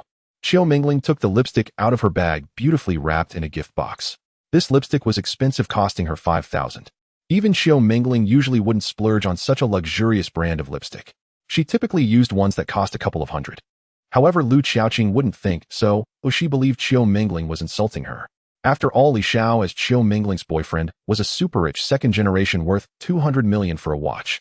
He must give Qiu Mingling a lot of pocket money on a regular basis. Moreover, Lu Xiaoqing had plenty of lipsticks of better brands than this one on her makeup table. She had long since outgrown this type. Lu Xiaoqing felt very displeased, yet she still accepted it with a blank expression, so much so that her anger and jealousy were so intense, she didn't even say thank you. Li Xiao raised his eyebrows. The first impression this girl gave him was that she was not someone easy to deal with. However, since Qiu Mingling didn't say anything, he didn't want to say anything either. After all, this was Qiu Mingling's own matter. He was merely pretending to be her boyfriend. If he were really her boyfriend, he would directly advise her to cut off ties with such trashy green tea. Qiu Mingling was taken aback for a moment, thinking Lu Xiaoqing had forgotten to say thank you, so she didn't take this matter too seriously.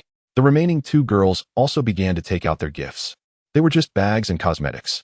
Seeing the situation, Li Xiao felt it was about time. The gifts had been exchanged and the food had been consumed. What else was there to stay for?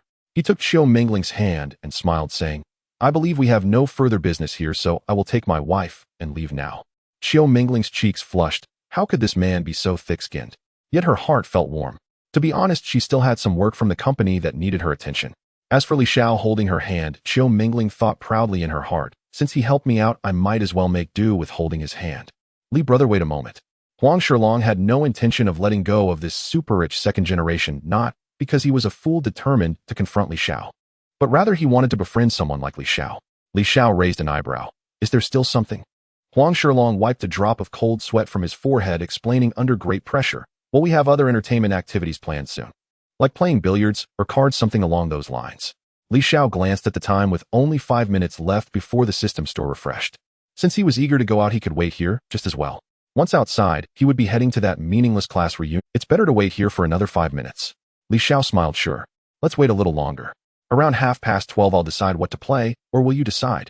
Huang Shilong's eyes brightened. He feared Li Xiao would refuse, but now that Li Xiao had agreed to subsequent matters, Huang Shilong smiled and said, it doesn't matter who decides, or whatever you want to play, you'll go along with it. His outward cheerfulness concealed his inner calculations on how to extract money from Li Xiao. Li Xiao was quite the catch. It would be a shame not to extort a bit from him. Qiu Mingling shot Li Xiao and annoyed. Internally, she scolded Li Xiao thoroughly. Why are you like this? Have a bit of principle, will you? You clearly said you would take me away, and now you're staying behind. It's quite awkward. Li Xiao couldn't care less about what Qiu Mingling was thinking. At this moment, he was far more concerned about the items refreshing in the system store today. 5 minutes can feel both quick and slow. For most people, it was just a moment. But for Li Xiao, it was torture. Finally, the system store refreshed. Today's special flash sale items: 10 sets of luxury apartments worth 1 billion soft sister coins. Price 9.9 Yuan. Flash sale price: item 1, divine gambling technique worth 300 million, automatically mastered by the host upon purchase. Price 30 million soft sister coins. 10 off. Item 2, random cashback experience card worth 100 million for 1 day. Price 10 million soft sister coins. 10 off. Note: this item cannot be used to cash back on items purchased in the system store. Damn. Merchant. Crook. Li Xiao's attention had initially been on item 2, but upon seeing that line of small print, he was completely furious. If it weren't for that line, he would have purchased the cashback card first, and then used the privileges it granted to buy item 1. Wouldn't that be a direct ticket to the top? However, the system's benefits weren't always so easy to exploit. Forget it, he'll just grab everything available today. After a series of transactions, Li Xiao was left with less than 8 million in his bank account.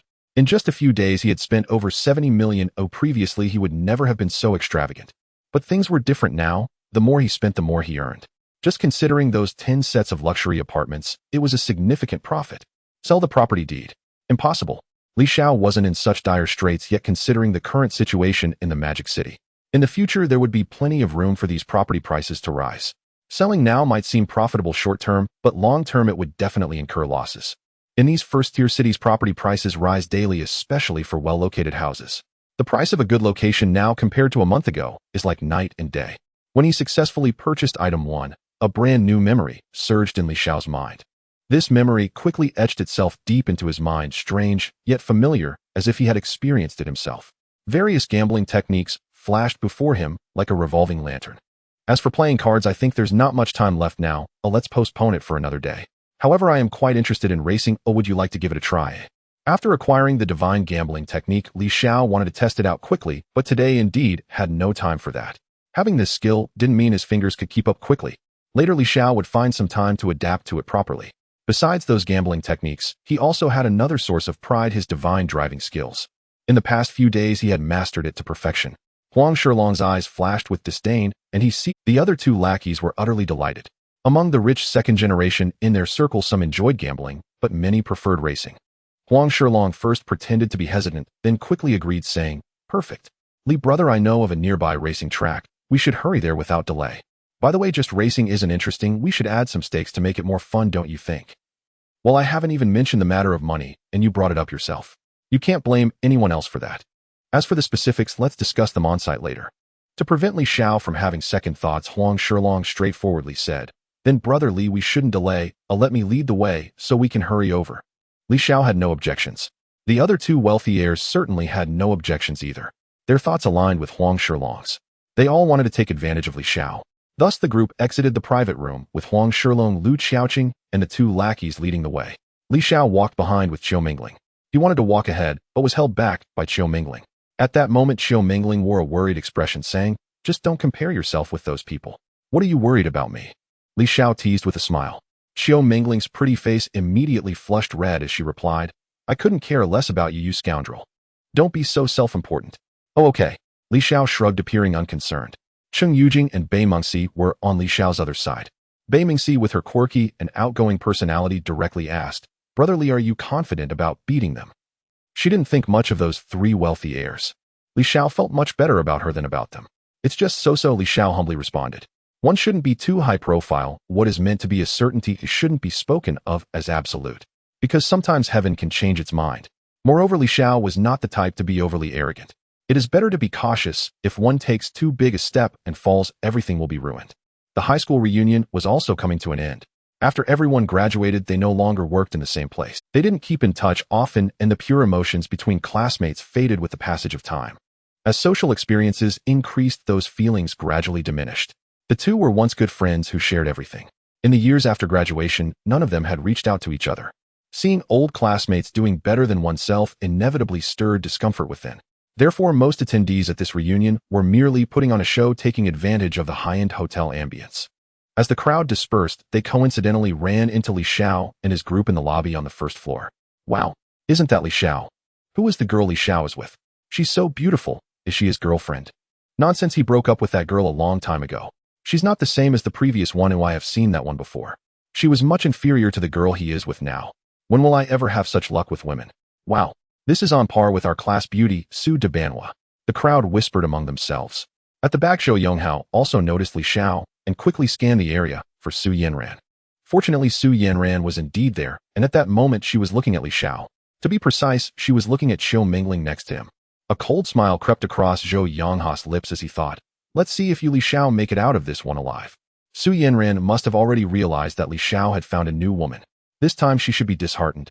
Zhou Yonghao wanted this outcome, hoping to escalate matters further. Mainly it was to catch Su Yanran's attention. He wouldn't give Li Xiao any chance for a comeback later. Zhou Yonghao walked towards Li Xiao, pretending to go to the restroom. "Li Xiao, I thought you had already left. Is this your new girlfriend?" Zhou Yonghao's expression was somewhat exaggerated, especially emphasizing the word new. His voice was neither too loud nor too soft, just right to reach the ears of those high school classmates behind him. Naturally, it also reached Su Yanran's ears. Su Yanran's expression was indifferent, as she knew it was best not to make judgments based on first impressions before confirming or clarifying a situation. That often marked the beginning of failure. This was something her father frequently taught her when she was young. Su Yanran had always kept it in mind. Upon hearing the word new, Qiu Mingling's face displayed slight anger, but then she thought about how her relationship with Li Xiao was merely a fake boyfriend-girlfriend setup. She quickly felt at ease. Yet there was still some discomfort. She couldn't quite understand why, but the moment she laid eyes on Zhou Yonghao, she found him quite detestable. As Zhou Yonghao closed the distance, he clearly saw Qiu Mingling's beautiful face, which was no less stunning than Su Yanren's, stirring up tumultuous waves within him. Yes, she is my new girlfriend. Li Xiao directly pulled Qiu Mingling into his embrace, his face always wearing a calm smile. Zhou Yongha's ulterior motives were clear to Li Xiao. He merely wanted to show Su Yanran that Li Xiao was such tricks were not lost on Li Xiao. His vision, hearing, and various senses had greatly improved, and he immediately spotted Su Yanran in the crowd. Su Yanran happened to be looking this way too. Li Xiao was no longer the same Li Xiao as before. Now he had money, a house, and a car. There was no need to hang on a single tree. Was he coveting someone else's body? Well, perhaps a little, but there were so many women in the world, each providing a variety of options.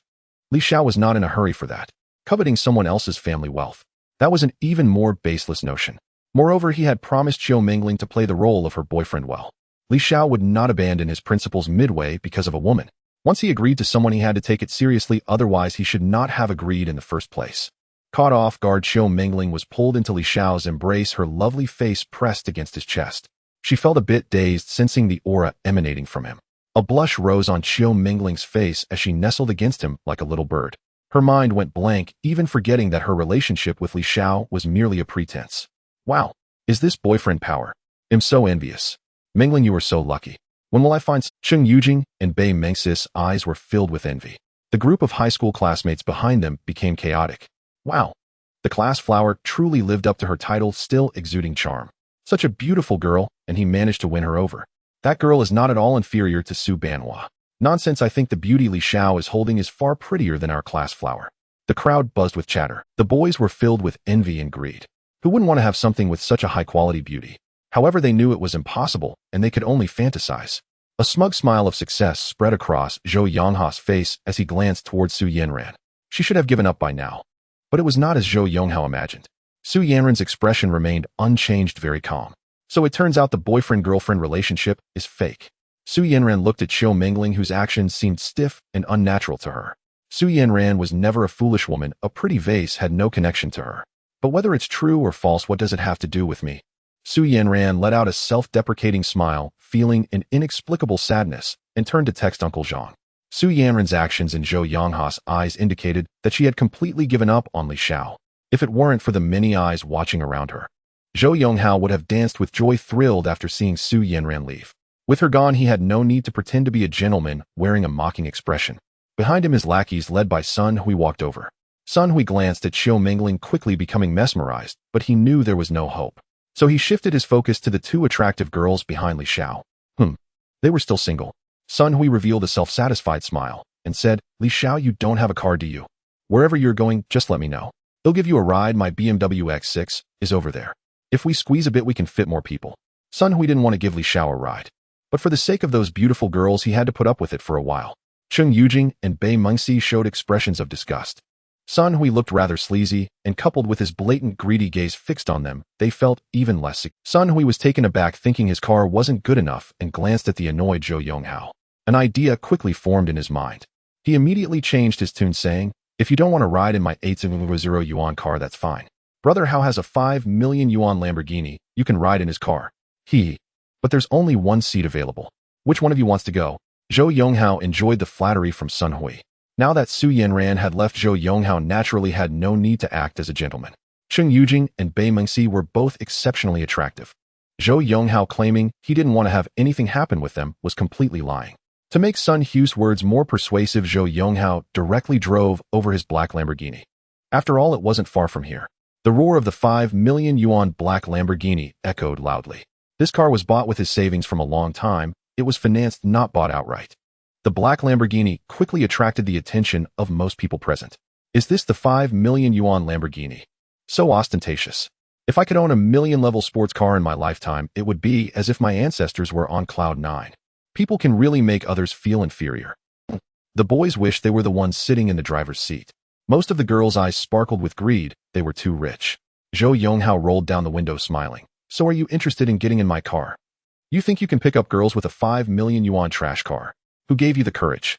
The words came from the returning Huang Shilong and his two companions.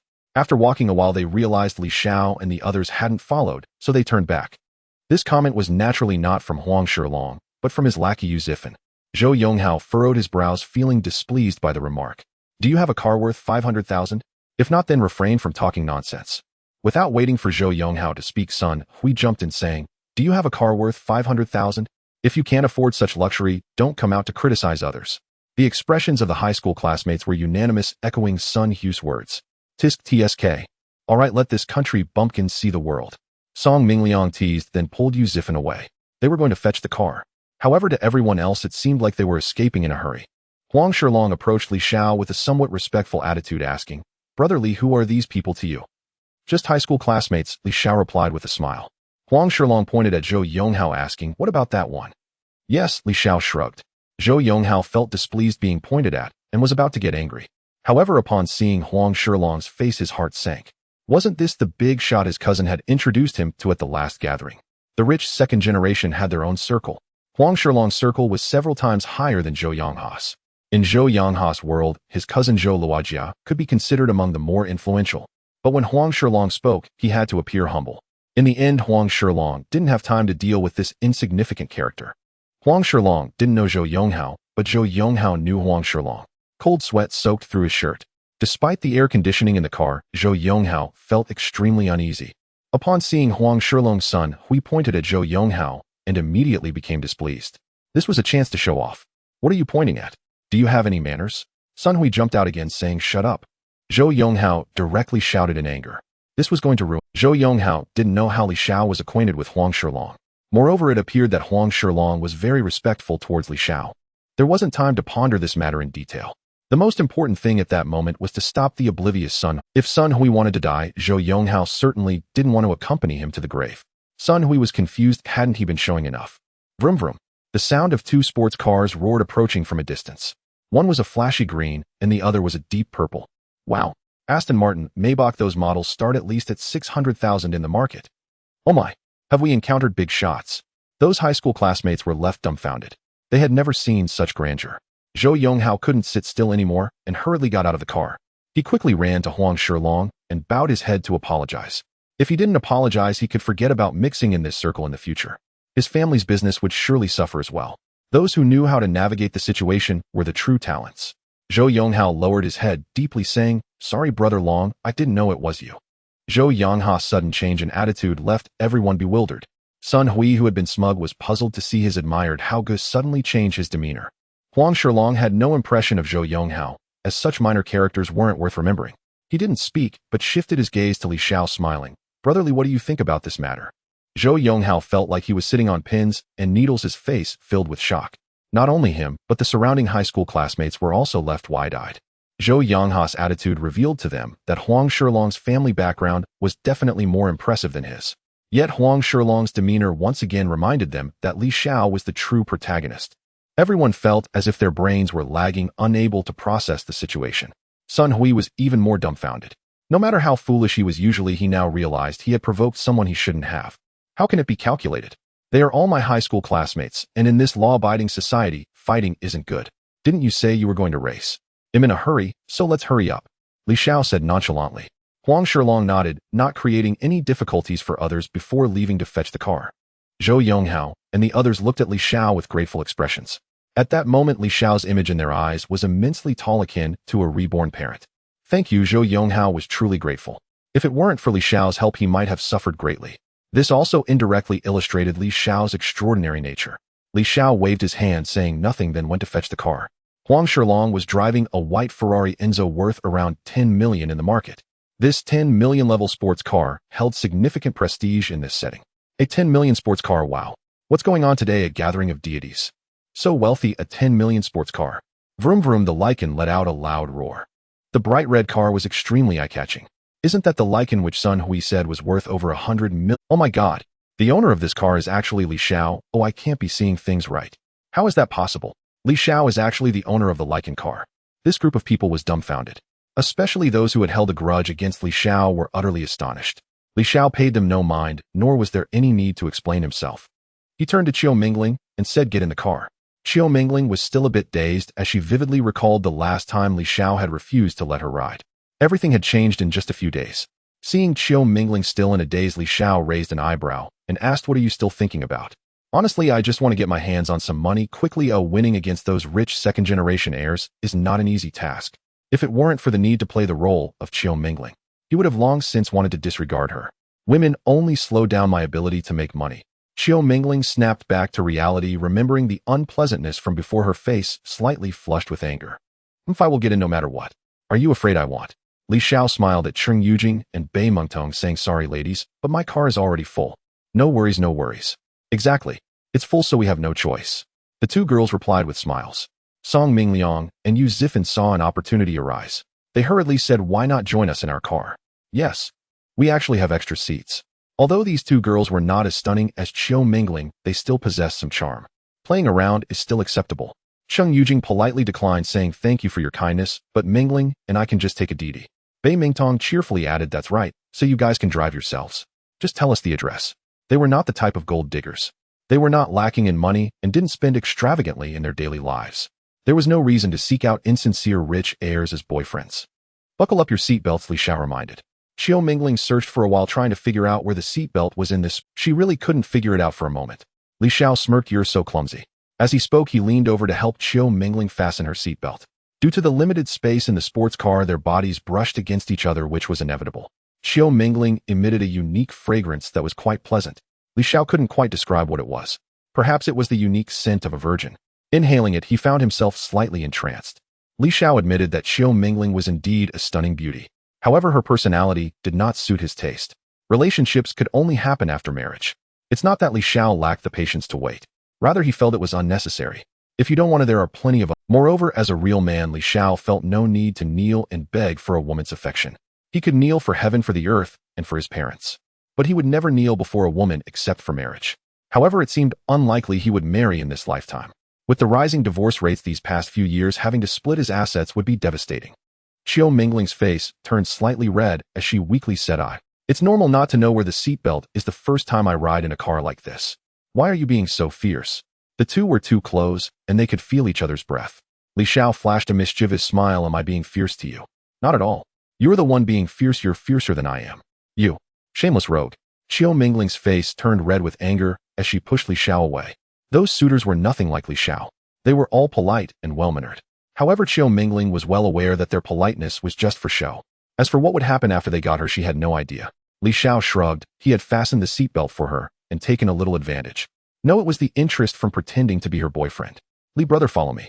Huang Shilong said, then drove the Ferrari Enzo ahead. Li Xiao followed behind them. Song Mingliang and Yu Zifan had no luck. Cheng Yujing and Bei Mengtong ultimately chose to take Didi. On the road, Chill mingling couldn't contain her curiosity and asked, why do you want to race with them? Actually, you shouldn't have to go to such lengths. We could just go directly without paying them any mind. As she spoke, Chill mingling became shy again. She already had several answers in her heart. Regarding Li Xiao's response to her question.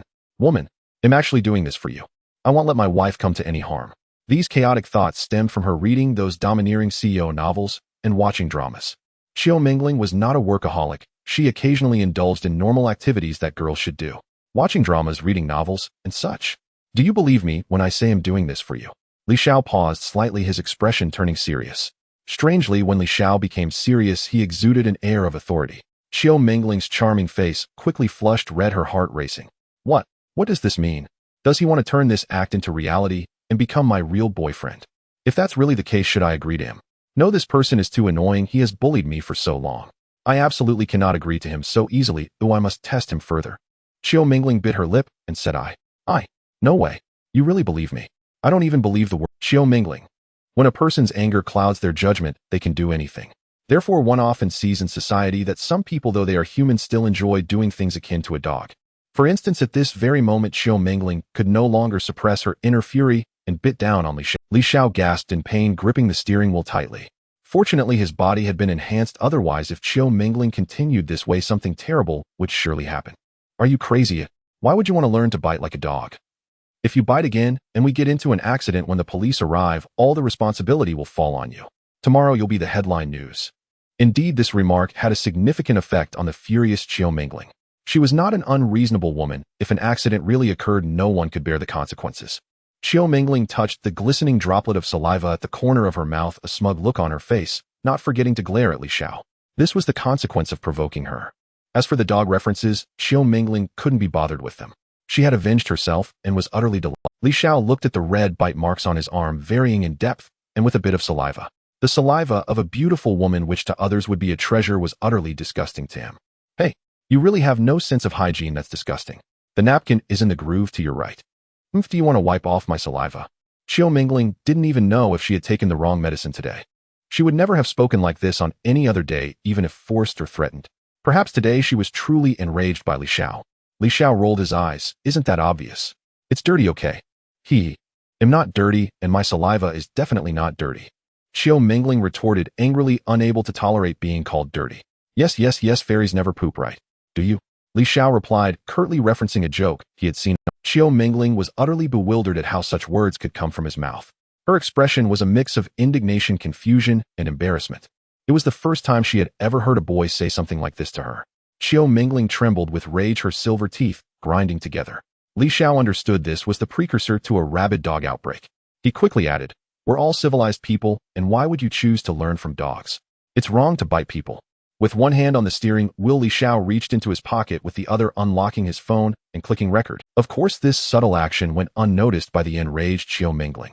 Instead of calming her down, his words only served to further infuriate her. "Ah, you scoundrel Li Xiao. Bad guy. What's wrong with being a dog? I want to learn from dogs. They'll fight you." Xiao Mingling, heedless of the consequences, bit at Li Xiao again. Li Xiao, just like before, did not dodge, but allowed her to bite him. A bite wouldn't take off a piece of flesh, and he had achieved the effect he wanted. To now let her bite, and later he would have her crying. It was unclear who truly gained and who lost. On East Jingsheng Street, there was a large racing circuit specifically designed for the wealthy second-generation elites to enjoy their cars. The venue was vast. To play here, one had to be not only wealthy, but also someone of stature. The minimum monthly expenditure to race here was set at no less than 3,000. Moreover, this place was not just for racing, but also for gambling. Simply put, it was a combination of racing and betting. The owner of the racing venue held considerable power and status. Thus, the government turned a blind eye to it, tacitly permitting its operation. It was difficult for outsiders to enter because once inside, one had to spend at least 1,000. However, due to having someone to vouch for him, Huang Shilong communicated with them for a while and soon gained entry. Once inside, various sports cars were in abundance. It was absolutely enough to satisfy the eyes of an average person. For car enthusiasts who studied vehicles daily, this place could certainly be considered paradise. In the center of the venue was a massive screen used to display the rankings of cars on the track, also facilitating betting for those watching the races. Li Xiao's Lycan, regardless of where it was placed, was an eye-catching presence, not to mention being on a racing track. Wow, a wealthy person, driving a Lycan to play. Thank goodness I came today, otherwise I would have missed the fortune of seeing this billion-dollar sports car in person. Who is the owner of the car inside? Which rich kid from our Shanghai elite circle bought it? How come there's no... Are you all clear? Huang Shilong spoke in a low voice to his phone while sitting in the car. On the other end, Yu Zifan replied with a smile, got it, brother Long, don't worry. If necessary, I can sacrifice this car to crash into Li Xiao's. Song Mingliang nodded in agreement, saying let the insurance company cover part of the cost, and then we can split the winnings from defeating him. Huang Shilong fell silent. Song Mingliang paused for a moment, and hurriedly said, of course 7 portions are yours and 3 portions are for me and Zifan. Huang Shilong squinted and smiled, saying, I can't take that much. After all, both of you are willing to sacrifice your beloved cars. It wouldn't be fair if I took too much. Let's do it this way. I'll take 5 portions, and you and Zifan can split the remaining 5. The 2 lackeys were immediately filled with gratitude. Huang Shilong hung up the phone and leaned back in his seat. Beside him, Lu Qiaoqing looked confused and asked Shilong, why do you have to split 5 portions with them? Wouldn't it be better to just take 7 for yourself? Huang Shilong raised an eyebrow and replied, somewhat displeased, that's why women with long hair often lack insight. Lu Qiaoqing felt offended, her expression darkening, but she didn't dare to act out. The designer clothes and bags she wore were all given to her by this rich second generation. If Huang Shilong's family had no money, Lu Qiaoqing would have been blind to continue associating with him. Huang Shilong was in a good mood and spoke to himself, you have to let the horse work hard and give them a little sweetness, otherwise it wouldn't make sense. It's like if I want you to help me properly, I have to buy you bags and cosmetics. Huang Shilong smiled, shamelessly, completely disregarding Lu Qiaoqing's feelings at that moment. If this woman gets tired of staying, she can just leave. There are plenty of women eager to climb up. Indeed, even though Lu Qiaoqing felt extremely displeased, she still had to remain polite. She reached out and playfully teased Huang Shilong's chest. You're so bad, why do you say things like that? You little wench, you'd better not provoke me now. After I finish dealing with that second-generation heir and make a big profit, I'll take care of you in the afternoon. Lu Qiaoqing swallowed her disgust and replied with a charming smile, okay, I'll be waiting for you. The group drove the car to the rest area. Huang Shilong and the others got out of the car and approached Li Xiao. Li Xiao stepped out of his car looking refreshed while Qiu Mingling's face was quite the opposite, looking very displeased. Li Xiao didn't waste time with small talk and directly asked, "All right, how do you want to compete? Where's the venue and what are the betting rules? Make it clear for me." Huang Shilong, seeing this big fat sheep's eager demeanor, felt delighted inside. He quickly introduced, "Brother Li, do you see that racetrack over there? We'll compete there." He added, "By the way, this race isn't just between us. There are other drivers joining as well." Li Xiao waved his hand dismissively. "What's wrong with that? The more the merrier." Huang Shilong's eyes flashed with a trace of malice, anticipating the moment when he would make Li Xiao cry. This remark certainly couldn't be said out loud. Huang Shilong continued, "As for the betting rules, it's simple. You place your bets, and the display screen will show each driver's information and their winning odds. You can bet on yourself to win or on others to win. By the way, there are professional drivers in this too." Biff. Li Xiao interrupted, "No, I still have some confidence in myself. As for others, it's not that I don't trust them, it's just that I prefer to rely on myself in everything." Li Xiao smiled, directly cutting off Huang Shilong's words. Huang Shilong smiled even more broadly. "I wonder how much you plan to bet, Brother Li." Li Xiao replied with a smile, asking back, "What about you guys? I only have a limited amount of money on me today. 30 million. That's all the savings my brothers and I have accumulated over the past few years." Huang Shilong had initially wanted to say 50 million, but fearing it was too risky, he left 2 million to bet on other well-known drivers, which would guarantee a profit. Huang Shilong believed that the biggest gap between him and Li Xiao now was the difference in information. He was well aware of which drivers had strength here. Even if he lost, he could still recover some losses, and by betting on others to win, he could earn a good amount. Although he casually mentioned 30 million, that money was all scraped together by them tightening their belts. Li Xiao's expression showed some difficulty. Huang Shilong looked bewildered, thinking, wouldn't this guy back out halfway through? That would be terrible. "Brother Li, do you have any concerns?" Huang Shilong asked. Li Xiao nodded. "Yes, I do have my own difficulties." Huang Shilong panicked. He didn't want to let this big fat sheep slip away. The more prestigious the family, the more serious the education of their direct descendants. Huang Shilong feared that the other party's family wouldn't allow him to gamble, which would ruin everything. What era is it now? Why still care about such things? Could you share what difficulties you have? We can try to solve them." Huang Shilong asked with concern. This was a big deal concerning his wealth. How could he not pay attention? Li Xiao saw that it was about time and smiled, saying, "It's nothing major. As I mentioned earlier, I have limited money on me. Recently, I've been tight on funds. I wonder if Brother Huang could lend me some. I'll write an IOU. After the race, I'll pay you back with interest." Huang Shilong chuckled. "Brother Li, I thought you were talking about something serious. It turns out to be a matter of borrowing money. That's easy to handle. Oh, I won't even charge you interest, as that would complicate things. I can lend you 20 million, but we need to write it down. Otherwise, if you run off later, I won't have anywhere to cry." In Huang Shilong's eyes, Li Xiao was like a fish that had taken the bait. "What do you think?" Huang Shilong's eyes lit up. This lichen was worth 100 million. Even if it got wrecked, the insurance compensation would surely be no less than 50 million. Fearing that Li Xiao might back out, he immediately agreed. "All right, wait a moment," Li Xiao interrupted. Huang Shilong panicked. "Brother Li, you can't do this. A gentleman's word is as good as a horse's oath. You must follow through on what you've agreed to." Li Xiao smiled. "I didn't say I would back out. I just think 20 million isn't enough. Oh, I want to ask for an extra 20 million.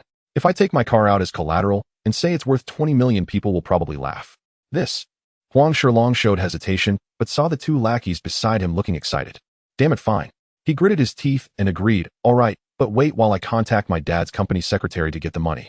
Li Xiao said, "Okay, hurry up." Yu Zifan and Song Mingliang said, "Li Gu, come with us to register. You're new here and need to fill out some form." "Oh, then what are we waiting for? Let's go."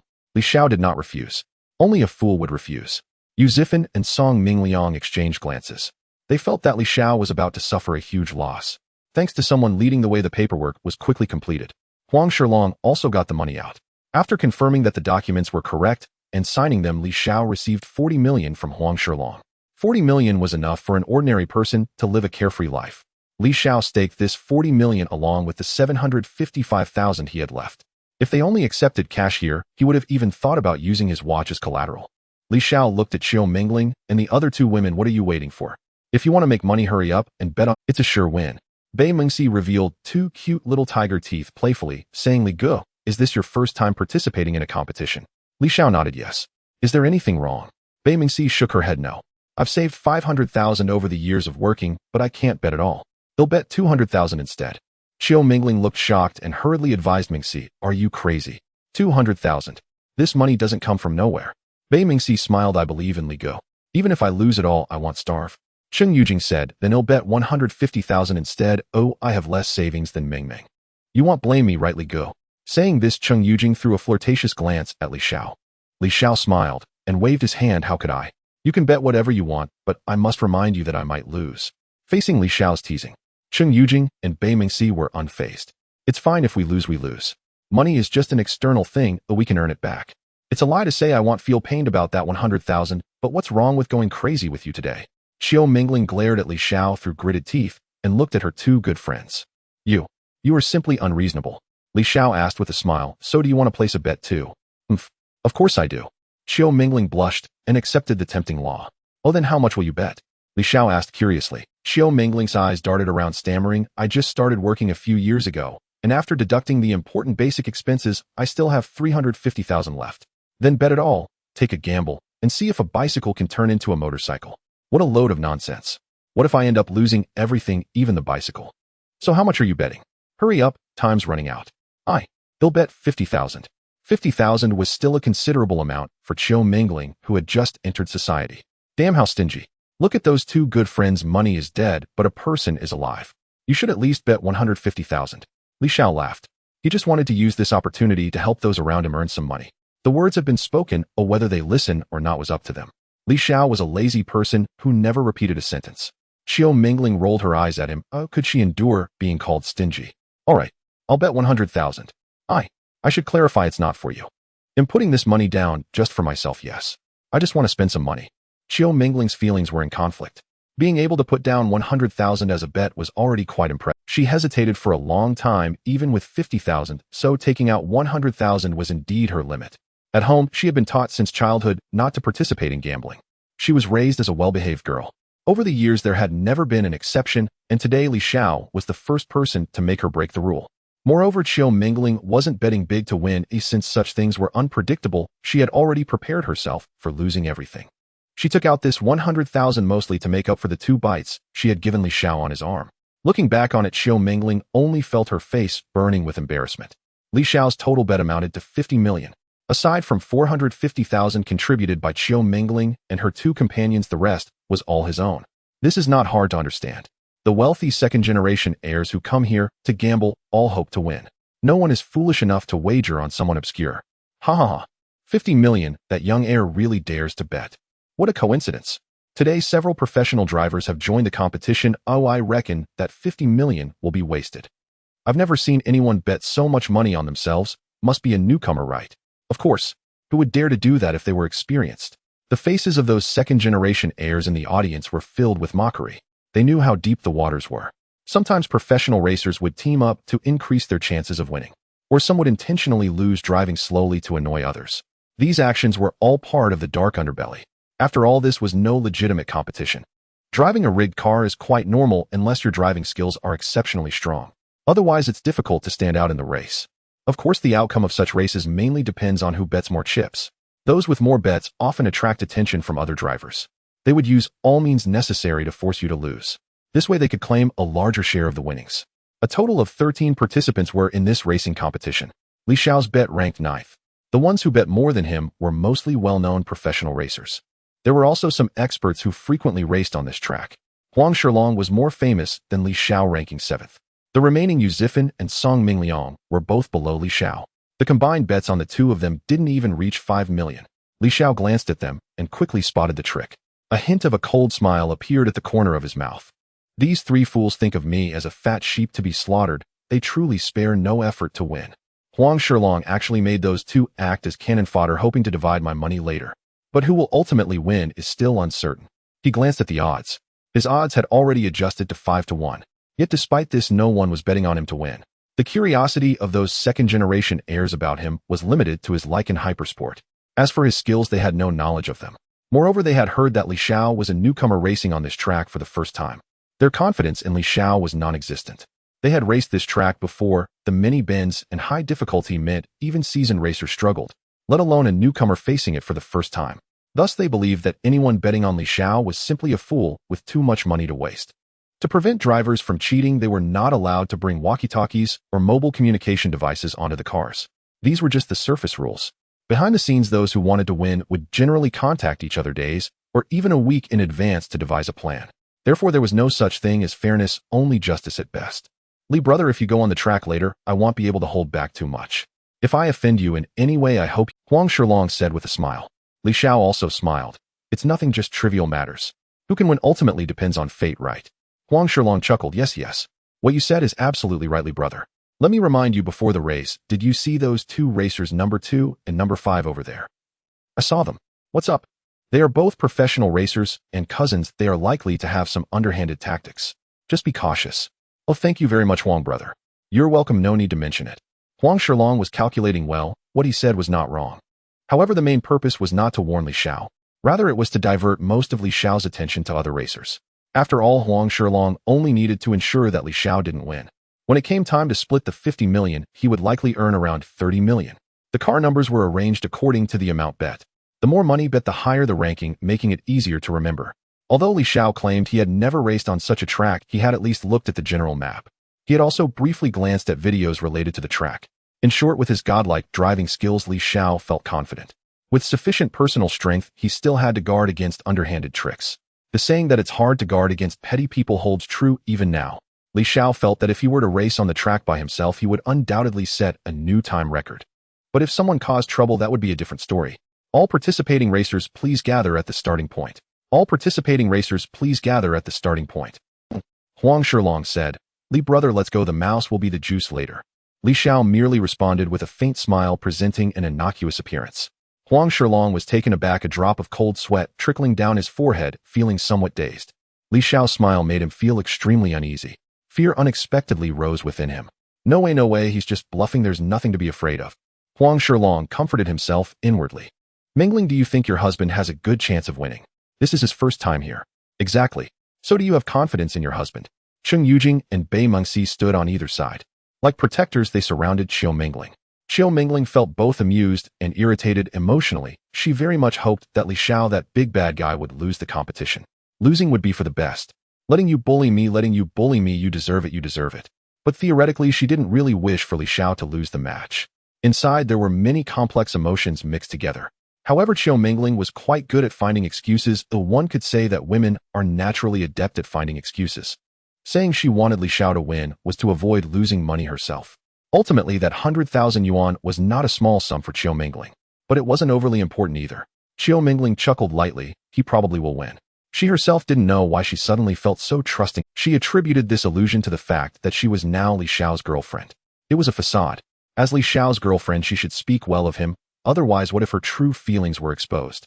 Bei Mingxi's eyes lit up as she hurriedly asked, quick, tell us. Since you're so confident, you must know a lot about brother Li's driving skills, right? Cheng Yujing also showed a curious look. Qiu Mingling smiled bitterly. Who knows? But she couldn't express her true feelings, feeling quite troubled.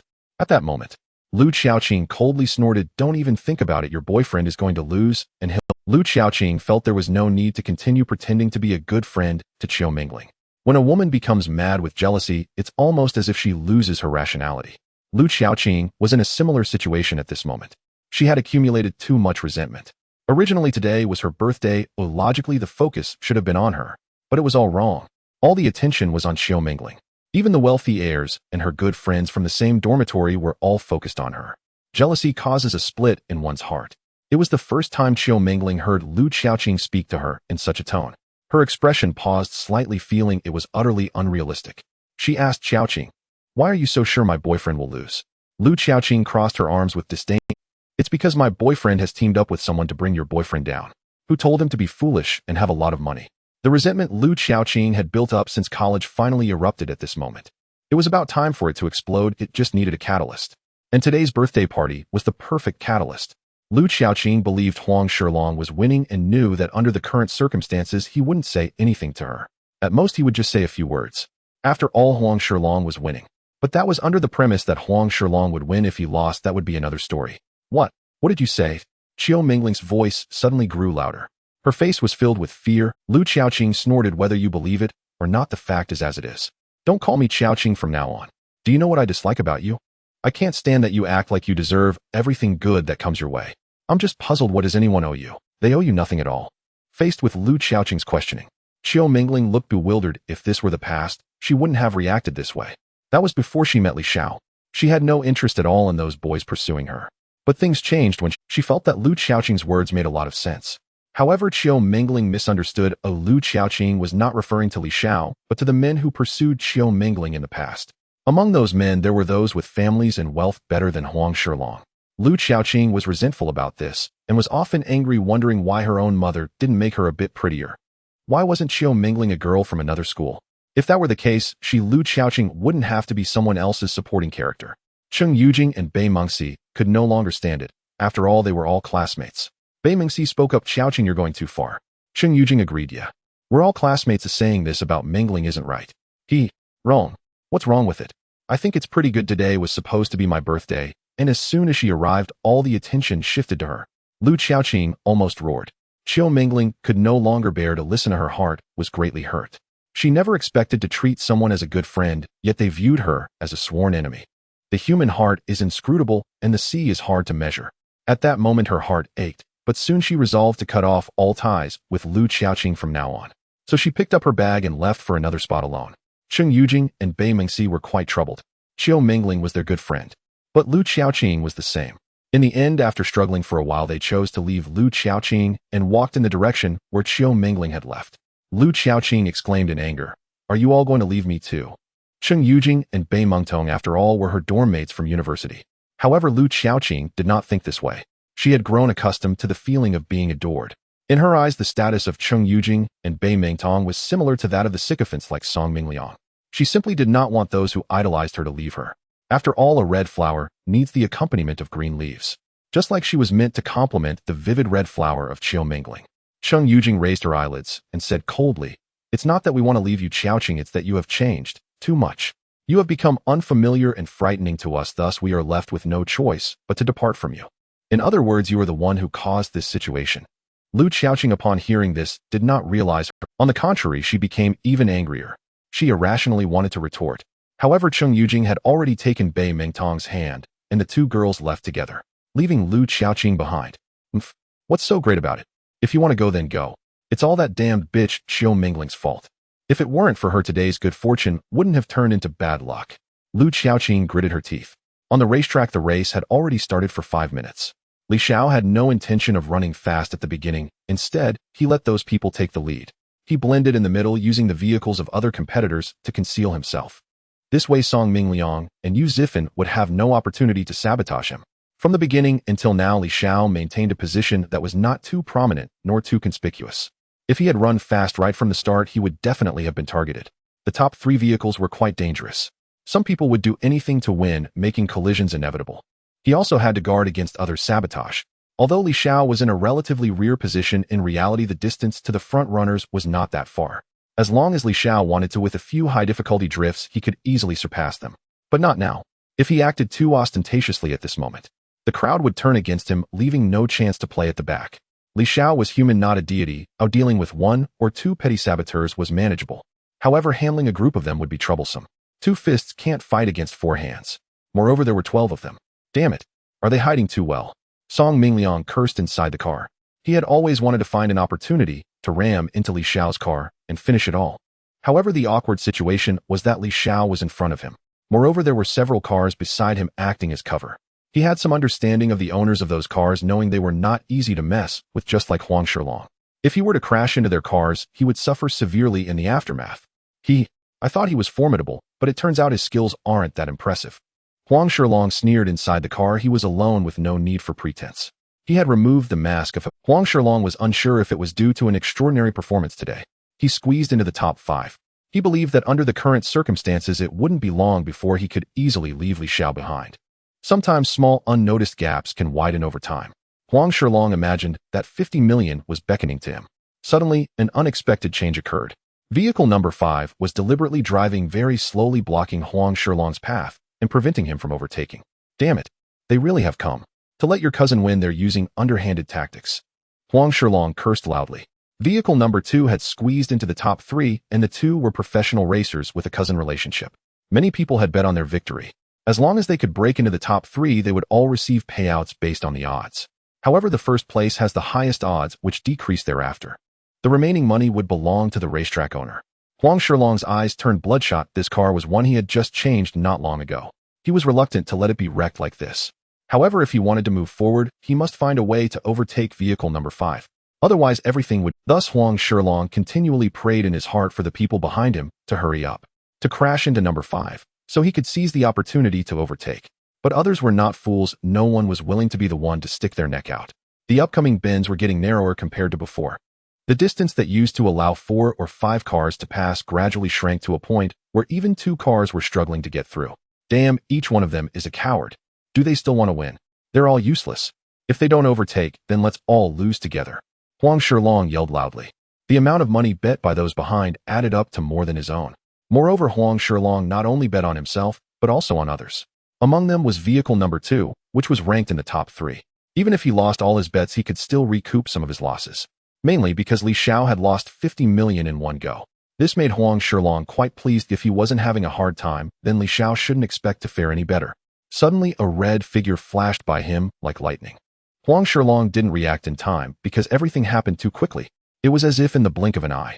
The front vehicle number 5 was guarding against Huang Shilong. This gave Li Xiao the opportunity. Oh, bastard. Damn it, what are Song Mingliang and Yu Zifan? Huang Shilong couldn't control his emotions and cursed again. He didn't understand why those 2 fools hadn't taken action against Li Xiao. There were clearly many opportunities. Huang Shilong racked his brains, but couldn't comprehend that Li Xiao had never trusted him from the beginning. To be precise, Li Xiao had never intended to trust anyone. Moreover, Li Xiao's position was very well calculated. He maintained a distance that wasn't too far from the lead, and he ensured that he blended into a relatively safe position in the middle. In fact, at the very beginning, as long as Li Xiao wanted the first position, could have been his. However, it was highly inappropriate because the race had to run 2 laps to be considered complete. What if he ran too fast, and others deliberately slowed down just to annoy him? Li Xiao had aimed to finish the first lap before he overtook. His actions were incredibly swift, quick, and ruthless, leaving no chance for others to react. As a result, those vehicles that had been running alongside Li Xiao in the back were bewildered about how he had overtaken them. The owner of vehicle number 5 couldn't sit still anymore and cursed, bastard. But now he had no chance to catch up. Once the distance was created, it was very difficult to close in again. Moreover, he also had to guard against the vehicles behind overtaking him. He could only silently pray that his cousin could maintain a position in the top 3. The audience erupted in gasp. Those who were involved often missed the details while the observers see clearly. The people sitting in the audience were in awe of Li Xiao's superb driving skills. I initially thought it was scrap metal. I didn't expect it to be a king. The owner of vehicle number 9 is incredible. I really don't understand, with such superb driving skills, why not just overtake everyone at the start and seize first place? Maybe they wanted to play the pig to eat the tiger. Ha ha ha. I think so too. Those present, if they had any understanding of racing, would know that Li Xiao's approach was correct. Not rushing for the first position at the start and gradually overtaking was the most stable strategy. However, it was also the most dangerous approach. If he couldn't overtake, the entire race could be lost because no one could guarantee what would happen in the next moment. Just like vehicle number 5 was deliberately blocking the path, annoying others. To the untrained eye, it appears as mere spectacle, while the seasoned observer discerns the underlying skill. Li Xiao's astonishing driving prowess undoubtedly reshaped the perceptions of the old foxes present, some of whom have already begun to secretly investigate whether he is a professional driver. Li Xiao's displayed driving skills were truly astounding. Perfect corner drifting. Highly difficult tail sliding drifts. Every movement seemed effortless, flowing like water. Mingling, look. Your husband, he's gone beyond them. Cheng Yujing exclaimed excitedly, her eyes glued to the large screen. Bei Mingxi jumped in joy, saying, it seems my money won't be wasted after all. Bei Mingxi's happiness was largely due to Li Xiao's ability to surpass them. Qiu Mingling merely smiled, still struggling to accept the fallout with Lu Qiaoqing. Understanding someone's face does not equate to understanding their heart. Lu Qiaoqing's words struck hard at Qiu Mingling's heart. Yet Qiu Mingling was not the type to be overly sentimental. Being insulted and bullied by others while having to smile through it all was something Qiu Mingling could neither do nor wanted to do. What she could not accept most was not being able to reclaim the lipstick worth several thousand yuan. She had never bought such an extravagant lipstick for herself until now. She had foolishly given it to a heartless guy. Qiu Mingling regretted it deeply. The top 3 cars had some undisclosed secrets amongst them. They were allowing the one who placed the most bets with the highest odds to win first. All 3 would profit. Later on, they would divide the spoils according to a set ratio. However, despite all their calculations, they did not anticipate a figure like Li Xiao emerging out of nowhere. When Li Xiao was not present, things were manageable. They maintained a steady speed, giving the audience the illusion that their competition was quite strenuous, with each refusing to concede to the other. In reality, there was a hidden agenda. Li Xiao's appearance undoubtedly disrupted this balance, as any one of them could have easily secured a top 3 position. Everyone stood to gain. It was merely a matter of how much one could earn. Li Xiao's emergence changed that.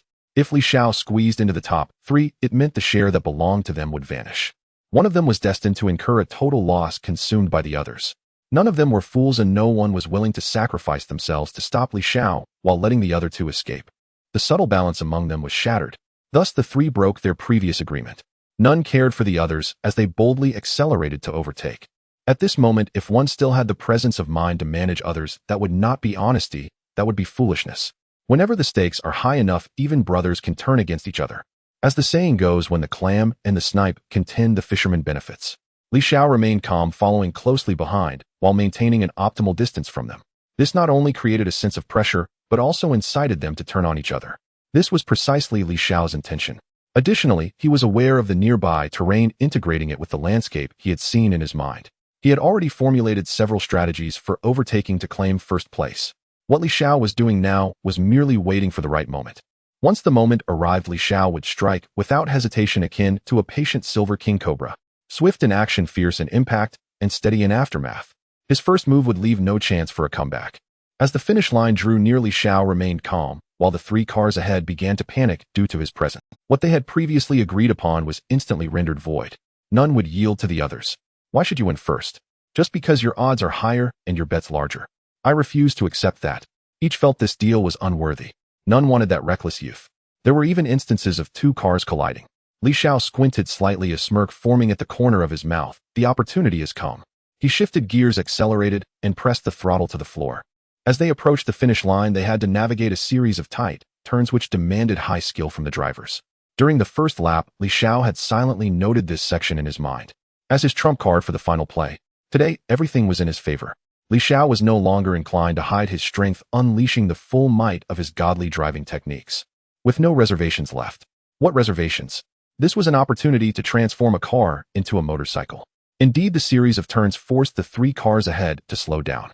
Moreover, their drifting techniques were not as graceful as Li Xiao's. Each would inevitably make mistakes of varying degrees. Some of these errors were significant while others were minor. Li Xiao leveraged inertia to drift, shaking them off one by one, moving from 4th to 3rd place. And he was now close enough to not be far from the first place. Li Xiao's godlike maneuvers instilled a strong sense of pressure among the others. The car in the lead was already contemplating a reckless confrontation with Li Xiao. They had become bloodthirsty. Few retained their sanity in such a final push. For what was originally theirs, their rightful interests suddenly snatched away by someone else, how would they react? When pushed to the brink, a person can do anything. Even a dog will jump over a wall when cornered. This represented a profit of 70 to 80 million, or even over 100 million yuan, which anyone would find hard to accept. Thus, he would rather seek to perish alongside Li Xiao than allow him to claim victory. But would Li Xiao simply cooperate with him in this endeavor? Absolutely not. Only a fool would cooperate with him. In the final turn, the spectators watching the race knew because Li Xiao surged forward from behind, swiftly taking the 2nd position. To them, this seemed an impossible, yet Li Xiao achieved it. Moreover, the finish line was now just ahead. The flags marking the end were visible, with only one narrow turn left. After this turn, just a short distance ahead, victory awaited. Is car number 9 really going to overtake car number? My goodness. How did he manage that? In the blink of an eye, he surged forward from a relatively backward position. This person must be a big shot. I truly regret not placing a bet. Wow. Today I am fortunate to witness a godlike racing performance. The crowd involuntarily, their eyes never left the screen, fixated on Li Xiao, who was now showcasing his godly driving skills once more. Another perfect corner drift. The driver of car number 1 made a slight mistake in this turn, which Li Xiao expertly capitalized on. As the driver of car number 1 seethed with frustration and indignation, all that remained was the exhaust of the Lycan. What he could see were only the taillights of the Lycan. The red supercar roared with a deafening sound.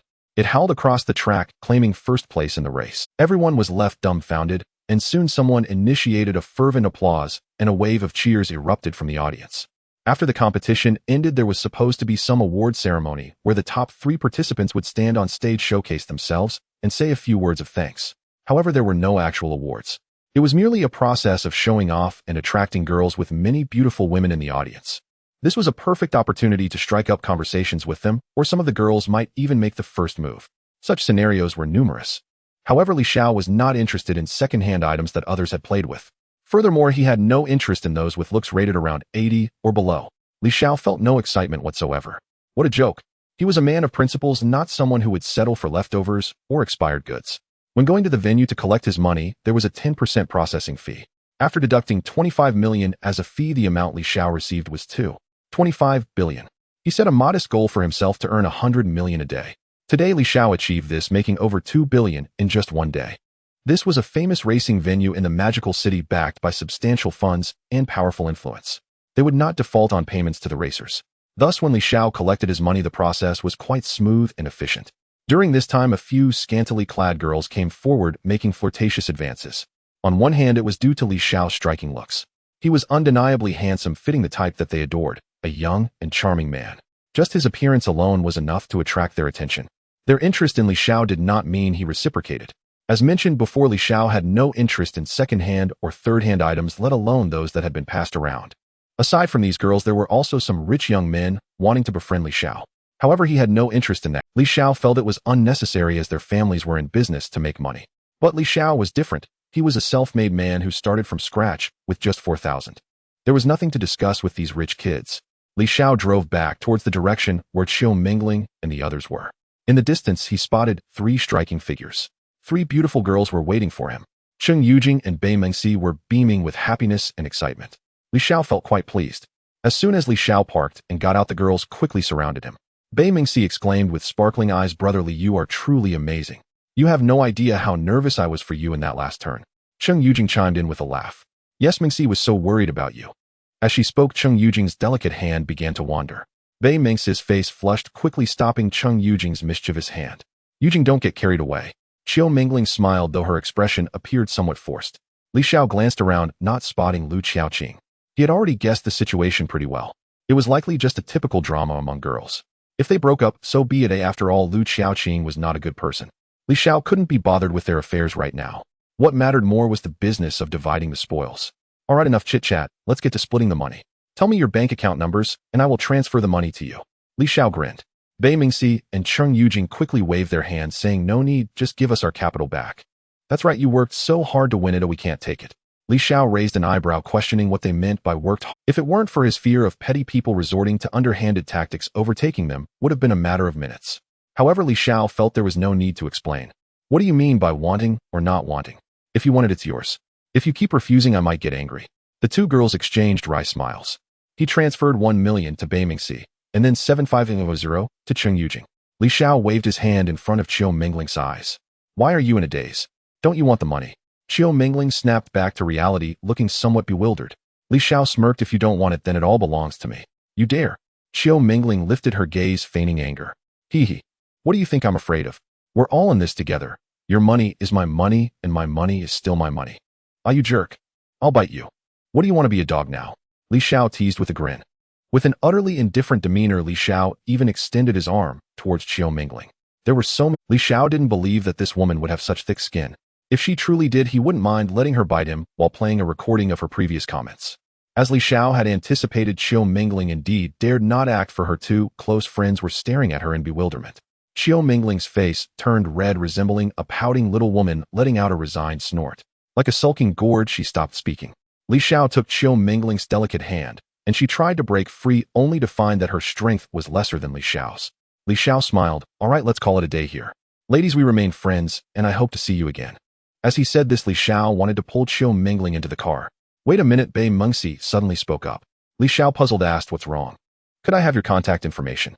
Bei Mengxi asked, hesitantly glancing between Qiu Mingling and Li Xiao. Qiu Mingling thought to herself, "What do you take me for? I am still this bad guy's girlfriend, right? Mengxi, is it really okay for you to dig my wall in front of me?" Qiu Mingling tightened her grip a little more. Clearly, she didn't want Li Xiao to have Bei Mengxi's contact information. Women could be strange, sometimes making one feel utterly perplexed. However, it was still within an acceptable range. Beautiful women often have many quirks, and the more beautiful, the more troubles they seem to have. But these matters were of no concern to Li Xiao. If Qiu Mingling didn't want him to have the contact information, that was her issue. What did it have to do with Li Xiao? Furthermore, their relationship was merely a facade. To be honest, Li Xiao was somewhat interested in these 2 girls who were rated around 80. He smiled and said, "Sure, here's my WeChat. You can add me." "Can I have it too?" Cheng Yujing's eyes lit up with excitement. "Ha ha ha. Why not? Let's all." Li Xiao shrugged, being generous. Meanwhile, Qiu Mingling's expression turned extremely unpleasant, not because of her good friend, but because of Li Xiao. Qiu Mingling felt a rising impulse to bite Li Xiao fiercely. This big bad guy was just too infuriating. No way. She absolutely could not let this rich kid harm her good friend. Li Xiao took Qiu Mingling into the car feeling quite cheerful today. I will transfer the 500 to you later, and after we finish this we will part ways. Qiu Mingling puffed up her cheeks. She felt that Li Xiao seemed to look down on her. She just liked to overthink. At this moment she wanted to tug at Li Xiao's collar and question him, what have I done to offend you? What have I done to irk you? Why do you avoid me like a viper? But she would not do that because from the very beginning they were just pretending to be a couple. For some reason, when it came to parting ways, Qiu Mingling suddenly felt a bit reluctant, but she still forced herself to say, if we part, then we part. Who is afraid of whom? Hey, that's not the direction to go out. Of course not. I still need to find Huang Shilong to collect my debt. Qiu Mingling's gaze dimmed a bit thinking about Lu Xiaoqing, but soon she lifted her beautiful eyes. If others are unkind first, then she shouldn't be blamed for being ungrateful. What's there to be nervous about seeing each other? On the other side, Huang Shilong's face darkened. Li Xiao had won the championship, while the second driver he bet on couldn't even make it into the top 3. He lost tens of millions in an instant. This amount of money was significant for him enough to make him feel some pain. Yu Zifan and Song Mingliang, his 2 lackeys, also looked grim. He was scolded harshly. Hey brother Huang, Li Xiao drove to where Huang Shilong was. Huang Shilong was in a bad mood, and it had nothing to do with Li Xiao. Some are worried while others are happy. When Huang Shilong saw Li Xiao, a professional fake smile appeared on his face. Brother Li, you're back. I had to come back. I still owe you 40 million. Ah, I remember now. Brother Li is indeed sincere, Huang Shilong said with a smile. Li Xiao didn't waste words with him. He asked for a written acknowledgement and transferred the money.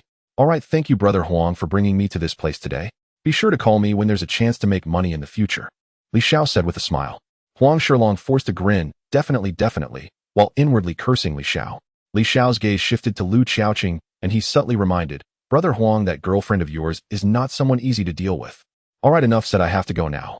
After Li Xiao finished speaking, he didn't give Huang Shilong any chance to. He drove off in his Lycan. Li Xiao was merely speaking casually, as for how others thought, that was their problem. Huang Shilong was stunned for a moment before he came to his senses. His face fell as he looked at Lu Xiaoqing and coldly asked, what happened? Why can't I see your college roommates around since I returned? Did you do something while I was racing, Faced with Huang Shilong's question, Lu Xiaoqing, still furious about the matter with Qiu Mingling, shouted, I didn't do anything. Smack. Huang Shilong unhesitatingly slapped the woman across the face. Stop it. If you don't clarify today, we're breaking up. A threat. A blatant threat. Lu Xiaoqing was stunned for a moment. What she feared most was Huang Shilong mentioning a breakup. She had finally hooked a golden son-in-law. How could she possibly allow a breakup? Shilong, I was wrong just now. Lu Xiaoqing pleaded, grabbing Huang Shilong's wrist. Huang Shilong shook off her hand, his eyes icy cold. Confess, or we'll break up. Huang Shilong just wanted to test Lu Xiaoqing. No matter what Lu Xiaoqing said, afterwards the breakup was a certainty. Because Huang Shilong had grown tired of her. Lu Xiaoqing was genuinely frightened and recounted everything that had happened. Smack, smack, smack. The sound of 3 loud slaps echoed. Clear 5-finger imprints were visible on Lu Xiaoqing's face. Get lost. I never want to see you again. Huang Shilong was enraged. This crazy woman went to provoke Li Xiao's girlfriend. Huang Shilong did not want to die so early. He needed to sever ties with this woman completely now and then find an opportunity to apologize to Li Xiao. Lu Xiaoqing was left dazed by the slap, unable to regain her senses for a long time. Huang Shilong didn't care what she was thinking and directly got into the car, leaving with his 2 lackeys. Not far from the racetrack, Li Xiao stopped by the roadside. Sitting in the passenger seat, Qiu Mingling felt warm inside. She didn't expect Li Xiao would actually speak up for her. In the past, she had treated Li Xiao unfairly. Thinking of this, a feeling of guilt arose in Qiu Mingling's heart. I have already transferred the money to you. I know, Qiu Mingling said with affectionate eyes. Li Xiao's image in her heart grew more, but soon that image crumbled. Li Xiao continued, since you know, why don't you hurry up and get out of the car? Qiu Mingling looked confused. But this isn't where my company is located. Li Xiao wore a look of disbelief. I never said I would take you to your company. You didn't really think I was your boyfriend, did you? Qiu Mingling's face flushed red, rendered speechless by his words. If Li Xiao hadn't reminded her, she might have really thought of him as her boyfriend. Getting out of the car. Just getting out of the car, what's so great about that? Qiu Mingling unfastened her seatbelt and opened the door. Li Xiao said, wait. What else is there? You tell me to get out of the car, and then say to wait. What do you mean by that? Qiu Mingling had originally felt a bit of affection for Li Xiao, but now it was almost gone. Li Xiao didn't care whether she had feelings or not. Li Xiao took out his phone and played the recording of Qiu Mingling's earlier declaration. Stinky Li Xiao. You big bad guy. So what if I'm a dog? I'm going to learn to be a dog. I'll fight you. The dissatisfaction of the girl could be heard from the audio. Although the woman's voice was pleasant as sweet as a lark, the so-called wolfish words were indeed hard to pray. Qiu Mingling went from being confused to her face turning red with anger. Just as she was about to snatch the phone from Li Xiao's hand to delete this embarrassing audio, she was pushed out of the car by Li Xiao, and he closed the door. Bastard. Evil big bad guy. Get me back in the car. Let me back in. Qiu Mingling exclaimed in exasperation. Her beautiful face turned a shade of purple from anger. The only response to her was the roar of the supercar. Qiu Mingling looked helplessly as Li Xiao drove further away, her frustration boiling over. She felt a sense of loss, as if she had lost something important. What's so great about it? Just wait for me. Qiu Mingling said, somewhat sourly, calling for a DD car to return to the company. Li Xiao was very happy today, in a good mood. There was still about 180 million yuan in his card. However, he was completely unfazed because he had a cashback card. Li Xiao already had a plan in mind for how to use this cashback card. The quickest way was to take the money and buy a luxury house, as the card promised at least double the cash back. Buy one get one free. How delightful. There were no restrictions on the number of uses. Alternatively, he could use it for other purchases. As long as he kept buying, it was all good. Buzz Li Xiao's phone vibrated a few times. It was a message from Lu Ruoxue. It essentially said that the remaining 80 million from the last rent was fully transferred today. He needed to go in person to collect the money. Good things come in pairs. Li Xiao turned the car around and headed towards the real estate agency. Why is Ruoxue smiling so happily? Is she chatting with that rich, handsome guy from last time? A female colleague teased. Lu Ruoxue's face flushed as she explained, No, we were just discussing business matters. I'm just saying. The manager gives you such a great opportunity, and you don't seize it. If it were me, I would definitely get that wealthy man. Even if it's just being his mistress, I would gladly take that. The female colleague laughed. A few other colleagues chimed in. Enough of you should check yourself in the mirror first. Exactly. If you had just half of Ruoxue's beauty, that guy wouldn't have run away when he saw you during the blind date. You're asking for trouble. Today the flow of people was sparse. Unlike the busyness of the previous days, it was quite normal for colleagues to chat amongst themselves. Sir, welcome. What area of houses would you like to see? A male salesperson asked respectfully. Li Xiao smiled.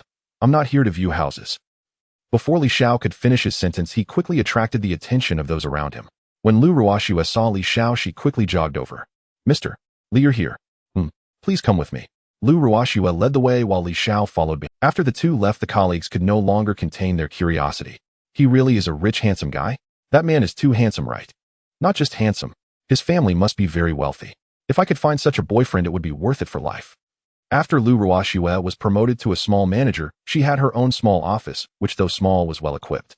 Everything necessary was there. Entering the office, Lu Ruoxue poured a glass of water for Li Xiao. Mr.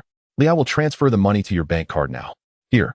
Li Xiao took out his bank card and handed it to Lu Ruoxue. She received it respectfully and began processing it. Li Xiao watched this girl who was about 85 points attractive. Although she wasn't as charming as Jiang Xidong, nor as graceful as Su Yanran, and certainly not as fresh and refined as Qiu Mingling. But she was decent-looking and could be considered a rare beauty. Li Xiao smiled and said, Do you have some free time later? How about going out for dinner with me? Lu Ruoxue's delicate hands froze, her heart raced, and she felt butterflies in her stomach. Her breathing became somewhat hurried. I would love to go, but I'm still working right now. Lu Ruoxue said with a distressed expression. If Lan Yu found out she ran out during work, there would be trouble. Work? What work? Taking care of clients is our most important job. Lan Yu entered. He hurried over after hearing that Li Xiao was coming. He felt it was right to come this time, otherwise Lu Ruoxue would miss a good opportunity. Such a good chance should not be wasted. Waiting for what? Manager. Lu Ruoxue instinctively stood up. Lan Yu hurriedly said, No need to stand, please sit down and take care of Mr. Li's matters. Hello, Mr. Li. I have approved Ruoxue's matter, and this is not absenteeism. Lan Yu wore a flattering smile on his face. Li Xiao was like a second father to him. Just by securing this business deal with Li Xiao last time, Lan Yu had reaped numerous benefits, receiving promotions and raises. He earned millions in commissions from it. In the past, these were things he wouldn't even dare to dream about. In short, Lan Yu wanted to cling to this golden thigh named Li Xiao at all costs. One should not strike a smiling face. Li Xiao also returned a smile. Manager Lan, can I really take Ruoxue out? No problem, no problem. Taking care of clients' feelings is our duty. Lan Yu declared solemnly, sounding very convincing. Lu Ruoxue's face turned red and her heart raced even faster. Buzz Li Xiao's phone vibrated a few times.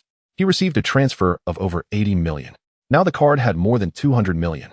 After completing all of this, Li Xiao took Lu Ruoxue out the door. As soon as they exited, the female colleagues were eager to ask Lu Ruoxue about the situation. Gossip is a woman's nature. However, there was no opportunity for them. Li Xiao had already taken Lu Ruoxue out. Moreover, with Li Xiao present, none of them dared to approach. I can't be mistaken, right? Ruoxue has figured it out. She really landed that rich, handsome guy. What the heck? Why don't I have such good luck as Ruoxue? So envious. What are you all doing? Get back to your respective workstations. Lan Yu commanded with a stern face, interrupting his subordinates' whispers. When everyone saw the manager arrive, they quickly dispersed. Back in his office, Lan Yu wore a broad smile. Because if Lu Ruoxue truly soared to success, he would also benefit from it. On the other side, Li Xiao took Lu Ruoxue to a 5-star hotel. It was Lu Ruoxue's first time in a sports car, especially one worth over 100 million, making her feel quite nervous. She didn't dare to move around in the car, fearing she might damage something inside. Li Xiao found it somewhat amusing and reminded her not to be so tense. She didn't dare to move around in the car, fearing she might damage something inside. Li Xiao found it somewhat amusing and reminded her not to be so tense. This restaurant's cuisine was very popular among the upper class in Magic City. It was almost 4 in the afternoon. Li Xiao had used a lot of energy in the previous competition and needed to replenish his nutrition. Of course, seafood would be the priority, starting with oysters and other nourishing delicacies, because it would be easier to handle later. Li Xiao picked up the menu, flipped through it, and casually asked, "What do you want to eat?"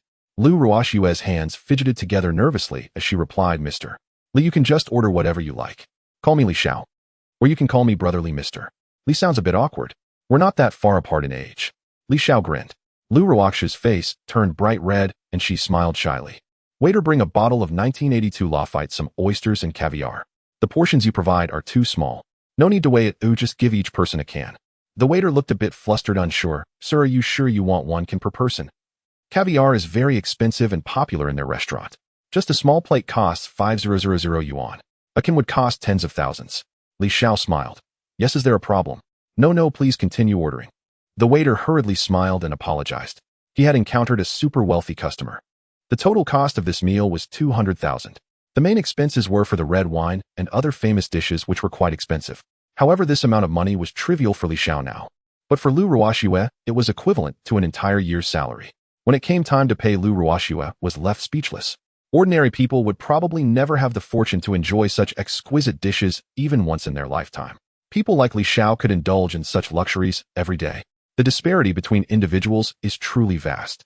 After a hearty meal and drinks, Li Xiao stretched lazily. This meal was worth it. "I'm a bit tired. Shall we get a room to rest?" Li Xiao smiled, a mischievous grin on. He was quite straightforward. If you were willing, he would proceed, but if not, he wouldn't force you. Lu Ruoxue's face flushed slightly as she nodded gently. "Okay. All right, I'm a bit tired too." Lu Ruoxue knew that if she didn't agree, such an opportunity might. To be fair, Li Xiao was quite handsome, belonging to the level of a male deity. His financial strength could easily outshine a large number of rich second-generation heirs. Where could one find a tall, handsome man with looks, a great physique, and wealth? Once this village is passed, there won't be another such establishment. Moreover, Lu Ruoxue, being a female student who had just started her job for less than half a year, was already promoted to a small managerial position. Most of the credit had to go to the handsome young man before her. Li Xiao smiled and didn't waste words. "All right." He took hold of Lu Ruoxue's delicate hand, which was as fair as jade. It felt soft as if it had no bones. Both of them had just had some red wine. Aside from the pleasant aroma of red wine, there was also a faint fragrance unique to a pure maiden. Li Xiao was more than familiar with this scent. In today's society, it was rare to see such a beautiful girl who was still a virgin. At the counter, Li Xiao directly booked the most expensive presidential suite in the hotel, costing 100,000 a night. Lu Ruoxue was once again shocked by Li Xiao's extravagant display. Her first time was to be in a room that cost 100,000 a night. Not to mention, many girls in Zhuzhou probably did not have such fortune. At this moment, Lu Ruoxue felt extremely happy and had no complaints.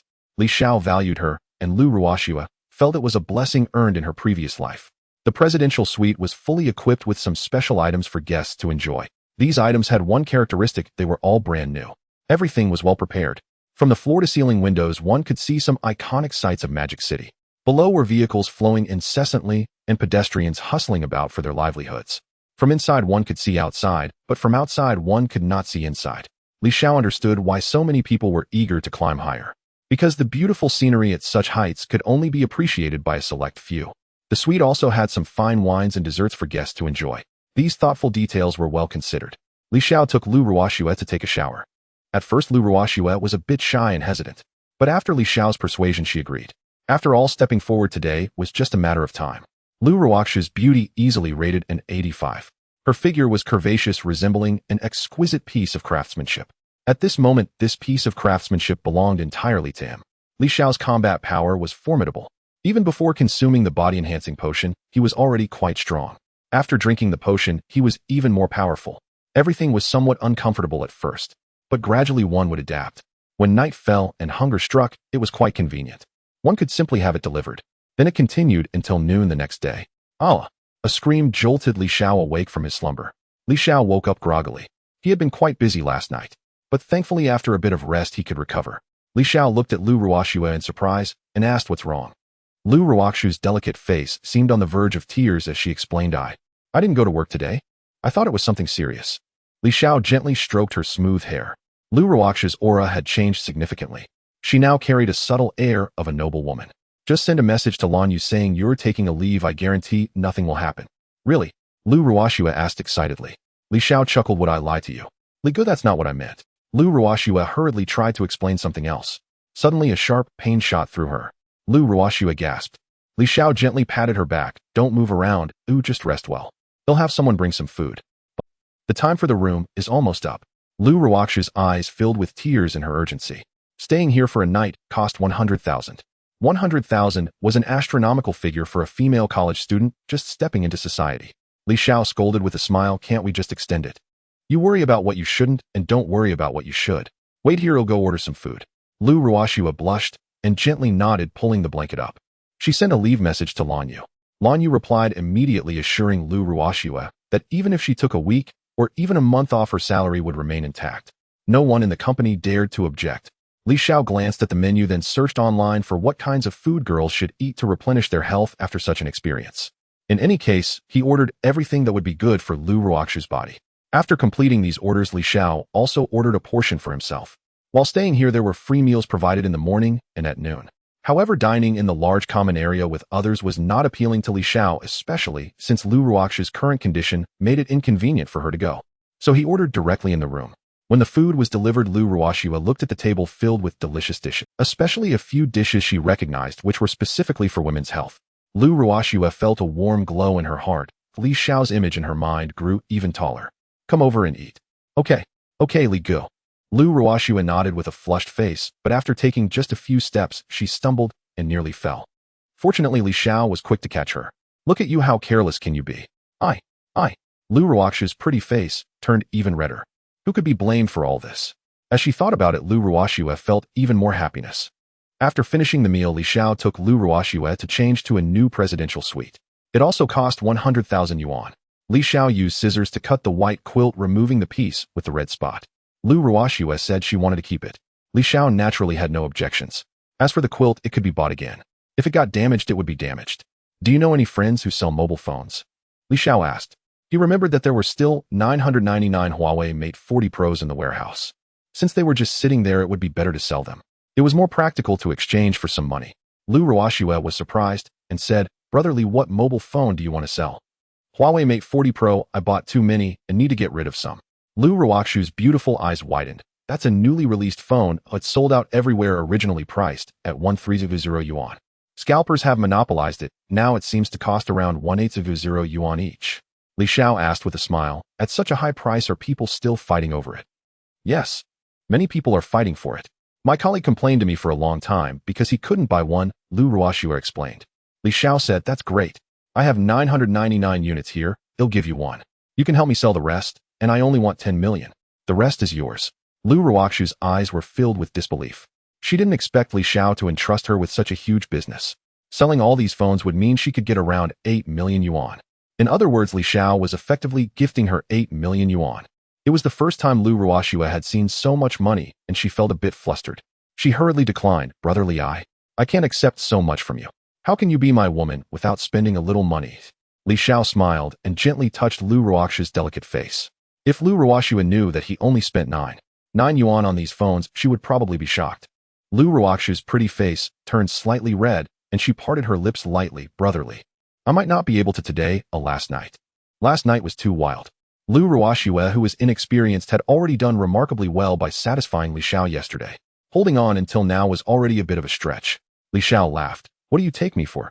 I'm not that kind of person who gets carried away. Just give me your home address, and I'll have it delivered to your place. Okay, brotherly. Lu Ruoxue shyly told Li Xiao her home address. Of course, she was living alone and not with her parents. After finishing these matters, Li Xiao said, I have other things to attend to, so I'll leave first. You can rest here until noon tomorrow. If you want to stay longer, just let me know. No need. No need. Brotherly, I will leave before you check out tomorrow. Staying here for a day is too expensive. Lu Ruoxue hurriedly interrupted. Li Xiao smiled.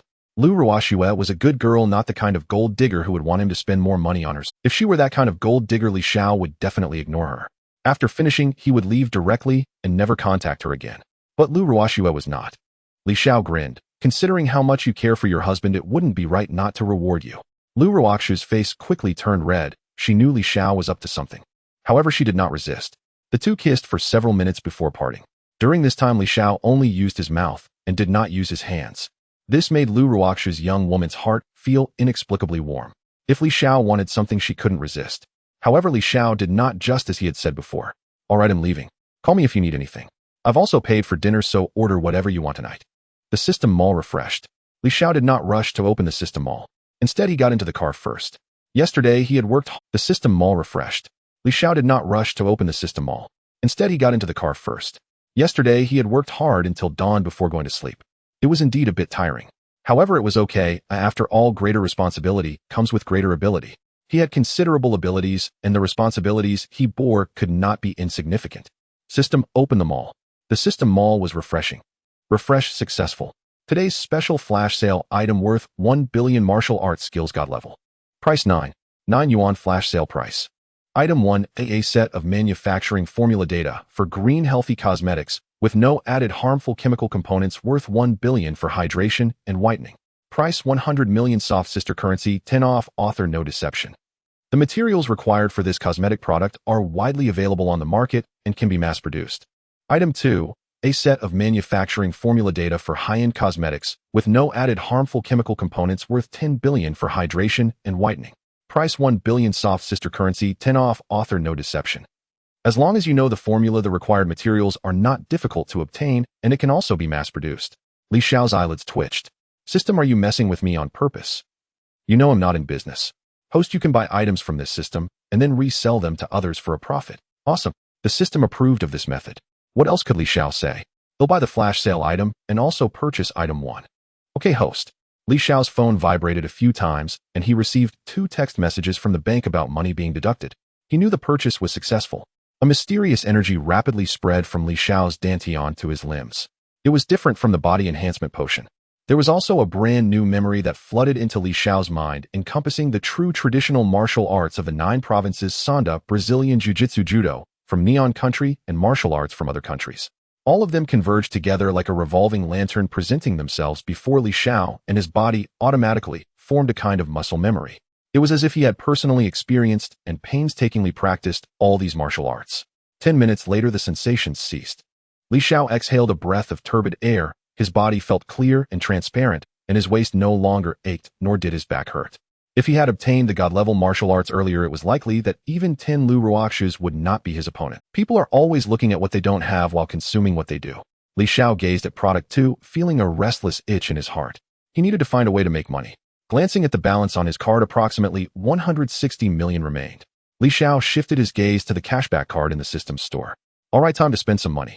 Li Xiao searched for a well-known luxury car dealership nearby on his phone. Then he drove directly there. Welcome, sir. How may I assist you? A male salesperson immediately changed his attitude to one of respect upon seeing Li Xiao arrive in a supercar. As Li Xiao walked into the store, he casually asked, "Is your manager here?" The male salesperson glanced at Li Xiao's attire and noted that he had arrived in a supercar. Someone like him was definitely a big client. Without further delay, the salesperson said, "Sir, please wait here while I fetch the manager," and quickly ran off. Li Xiao's arrival also attracted some attention. A few female salespeople gathered and gazed at Li Xiao with envious eyes. Wow, this guy is so handsome. He's looking for our manager. Could he possibly know him? I don't know, but we'll find out when the manager arrives. I really want to ask for his WeChat. Li Xiao didn't wait long. A middle-aged man in a suit approached quickly. "Hello, sir. I am Zhang Ximing, the manager of this store. How can I assist you today?" Zhang Ximing smiled and extended his hand. Li Xiao shook his hand and smiled, saying, "I'm here to buy a car." Zhang Ximing was surprised. If he was buying a car, he could simply talk to a salesperson. Could it be that he wants to buy many? With this thought, Zhang Ziming's smile became even brighter. All right, please follow me, but may I ask your name, sir? My name is Li Xiao, Li Xiao replied, following behind Zhang Ximing. Then I shall address you as Mr. Li. How do you like this Bentley Mulsanne? Zhang Ximing pointed to a blue supercar. This is the latest model of the year. He was testing how much Li Xiao was willing to spend. It's important to note that this Mulsanne costs 5 million. Li Xiao didn't reply, instead he communicated with the system through his mind. He activated the cashback experience card. The cashback experience card has been activated. Remaining time 23 hours, 59 minutes, 59 seconds. Mr. Li. Mr. Li. Zhang Ximing thought the price of the car had frightened Li Xiao. Otherwise, why was Li Xiao suddenly silent? Zhang Ximing couldn't help but feel a hint of disdain, or it turned out he was just pretending to be wealthy. However, he had no time to entertain such thoughts. Li Xiao took out his bank card and said, I'll take it. Zhang Ximing was stunned, his expression turning quite pleasant. Just a moment ago, he had looked down on Li Xiao for such behavior, but now he was taken aback. Zhang Ximing doubted his ears. Mr. Li, do you really want to buy it? Of course. Stop wasting time, hurry up and swipe my card. Li Xiao didn't want to waste any more time. His cashback experience card could only be used for one day. He couldn't afford to waste a single second. Zhang Ximing immediately put on a flattering smile and had someone bring the card machine. He then took Li Xiao's card and swiped it. Initially, Zhang Ximing was somewhat skeptical because Li Xiao hadn't inquired about the car's features. He hadn't even taken a moment to experience it. He just bought it outright. This wasn't a prank. He was the legendary rich man who spent money without blinking. A crisp mechanical sound rang out. That was the sound of the payment being successfully processed. Zhang Ximing's hands trembled slightly. Everything had happened too quickly. In less than half an hour, a deal was made for a super luxury car worth over In the past, he wouldn't have dared to even think about such a transaction. It wasn't that their store couldn't sell these luxury cars, but the speed of the transaction was astonishing. If they had known that Li Xiao had driven a car worth over 100 million to buy a vehicle, they would have been utterly shocked. A 100 million car is what qualifies as a luxury car. Li Xiao didn't have time to pay attention to him. His eyes were fixed on a string of numbers that only he could see. Ding. Cashback activation successful. This purchase granted a 10 times cashback. Li Xiao quickly checked his phone. Aside from a message deducting 5 million, there was another message indicating a transfer of 55 million. Mr. Li, let's go handle the paperwork right away. Wait a moment. What's the matter? Zhang Ximing looked puzzled, thinking Li Xiao was having second thoughts and no longer wanted to buy. Li Xiao continued. When did I say I only wanted to buy one? What do you mean? Zhang Ximing's breathing became rapid and his hands trembled uncontrollably. Li Xiao said, I want to buy all the cars in that row over there. Li Xiao pointed at a neat row of Lamborghinis, each of different colors. Zhang Ximing's attitude became extremely respectful, his voice slightly trembling. Mr. Li, please wait. I'll have someone calculate the total right away. Hurry up, Li Xiao smiled. Zhang Ximing replied yes. He then called over other salespeople to take inventory of the cars and calculate the prices. Zhang Ximing organized a list detailing the models and prices of the vehicles and respectfully approached Li Xiao. Mr. Li, these cars include the latest Lamborghini at 8 million, followed by how much? Li Xiao interrupted directly. Zhang Ximing paused, then replied, the total is 5 million. Swipe the card. Yes. Zhang Ximing extended his trembling hand and took the bank card again. Beep. The payment was completed. This time there was a one-times cashback. Spending 5 million meant getting back 5 million. It was like getting these cars for free. I'll buy all the cars in your store. Wait, how much do you want for the entire store? You are the main person in charge here, right? Li Xiao couldn't be bothered to waste time with him. There were still many luxury cars. He wanted to buy them all at once. Zhang Ximing was left speechless, standing there in a daze. Li Xiao wouldn't give him much time to ponder. One price, I'm in a hurry. Yes, I am the owner and manager of this store. Mr. Li, excluding the cars you've already purchased, I'll sell the entire luxury car dealership for 150 million. Zhang Ximing stated directly. He would make a profit of 20 million from selling these. Only a fool wouldn't sell. He thought he was being a bit greedy, expecting Li Xiao to be angry. Li Xiao grinned. Let's sign the contract, I'm buying it. He couldn't be bothered to waste words with him. A few million extra wouldn't hurt him. In the end, the system would simply return the cash back to him. Overall, he was buying the entire luxury car dealership without spending a dime. It seemed like a loss. In reality, he was the one making the biggest profit. Half an hour later, the paperwork was finalized and stamped. Zhang Ximing happily left with 5 billion. Will the money transferred by the system be discovered by the government? Rest assured, host. What the system produces is always top-notch. The transferred money is absolutely legal and reasonable. Others won't be able to investigate anything. With the system's assurance, Li Xiao felt relieved and watched the numbers on the cashback card jump. This time luck was on his side. The numbers turned into 10 times. He received 5 billion. What a delightful surprise. Where are you going, boss? Mister, Li said this to you. Yeah, boss, please don't leave. Zhang Ximing walked out of the boss office with a joyful expression. The crowd gathered around anxiously. Zhang Ximing smiled and said, from today onwards, I am no longer your boss. Your new boss is Li Xiao, don't get it wrong, Mr. Li.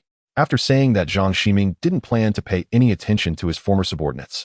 He walked straight out and got into his Porsche, pressing the accelerator, and drove away, leaving behind a crowd of dazed people. Is the new boss that tall, rich, and handsome guy? Probably. As long as the new boss doesn't cut our salaries, it should be fine. Yeah. If the new boss wants to replace employees, wouldn't we all lose our jobs? The murmurs in the crowd grew louder. After all, no one knew what kind of personality the new boss had. Sitting in the boss office through the window, Li Xiao also saw the chaos below. It must be said that this office was designed very uniquely. Standing here, one could see most of the employees' every move. However, the employees could not see what was happening inside the office. Li Xiao exited the office and walked into the hall. The crowd quieted down. You all just found out that I will be your trusted boss from now on. My surname is Li. You can call me Boss Li or Manager Li. Your positions and salaries will remain unchanged. Everything will continue as usual. Now, everyone return to your respective positions to work. If anyone has any dissatisfaction with me, the new boss, or wants to pursue the old boss, feel free to resign. As soon as Li Xiao finished speaking, the crowd quickly dispersed. They hurried back to their workstations. Pursue the old boss. What a joke. Zhang Ximing was notoriously harsh on employees. Only a fool would want to follow him. They were all ordinary people who didn't want to lose their jobs, plain and simple. Li Xiao nodded in satisfaction and then returned to his office. This office was luxurious and impressive. The furnishings were very complete. The sofa was made of the most expensive imported leather. The computer on the desk started at 50,000 yuan. Now all of these belonged to Li Xiao. System buy item 2. Li Xiao didn't care whether these things were useful, he just wanted to buy them first. Ding dong. Purchase successful. The item has been placed in the system warehouse. The host can retrieve it at any time. Li Xiao glanced at the balance remaining on his bank card. There was still about 700 million left. Li Xiao's gaze shifted to the computer screen, which was displaying a live stream. His eyes lit up. I can use this to increase my money. As soon as he thought of it, he acted. Li Xiao opened his phone, scanned the code, and logged into the hottest live streaming platform, Shark platform. He then completed the necessary real name verification for the live stream. The maximum recharge limit is only 1 million each time. Luckily, there's a facial recognition payment feature, otherwise I wouldn't know how long it would take to input the password. Li Xiao grinned.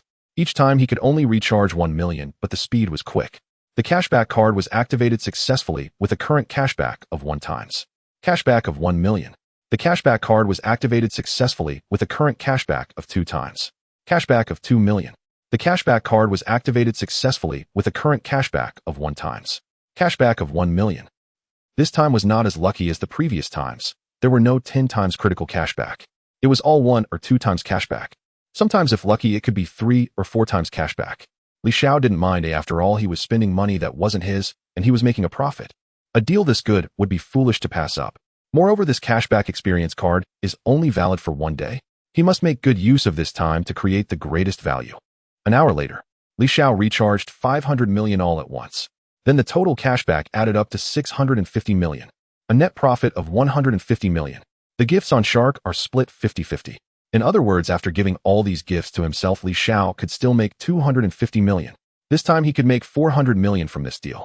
Li Xiao didn't waste any more words and got straight to it. The most expensive gift on Shark platform was the super spaceship for 5,000 soft sister coins each. Once sent, Li Xiao's live stream room would appear above all live streaming rooms on the Shark platform. It would stay 10 seconds longer than the super rocket. Platform announcement. Viewer Xiaofeng, can you has activated Super Emperor Nobility, and Xiaofeng, can you slide. Viewer Xiaofeng, can you has gifted a super spaceship to the streamer Xiaofeng, can you. Viewer Xiaofeng, can you has gifted a super spaceship to the streamer Xiaofeng, can you. Viewer Xiaofeng, can you has gifted a super spaceship to the streamer Xiaofeng, can you. What the hell? What's going on? Why is it lagging? Does anyone know? Don't mess around upstairs. Didn't you see how many super spaceships just passed by? Which big shot just entered? All major live streaming rooms erupted. Some well-known streamers stopped what they were doing. The dancers stopped dancing and the gamers stopped playing, because the live room was lagging terribly. In less than a few seconds, another super spaceship flew past from This incident quickly attracted the attention of Shark's higher-ups. What happened? Is there a system error? No, our backend shows everything is normal. No bugs have been detected. That's good. By the way, how much did the streamer in Xiaofeng can use room recharge?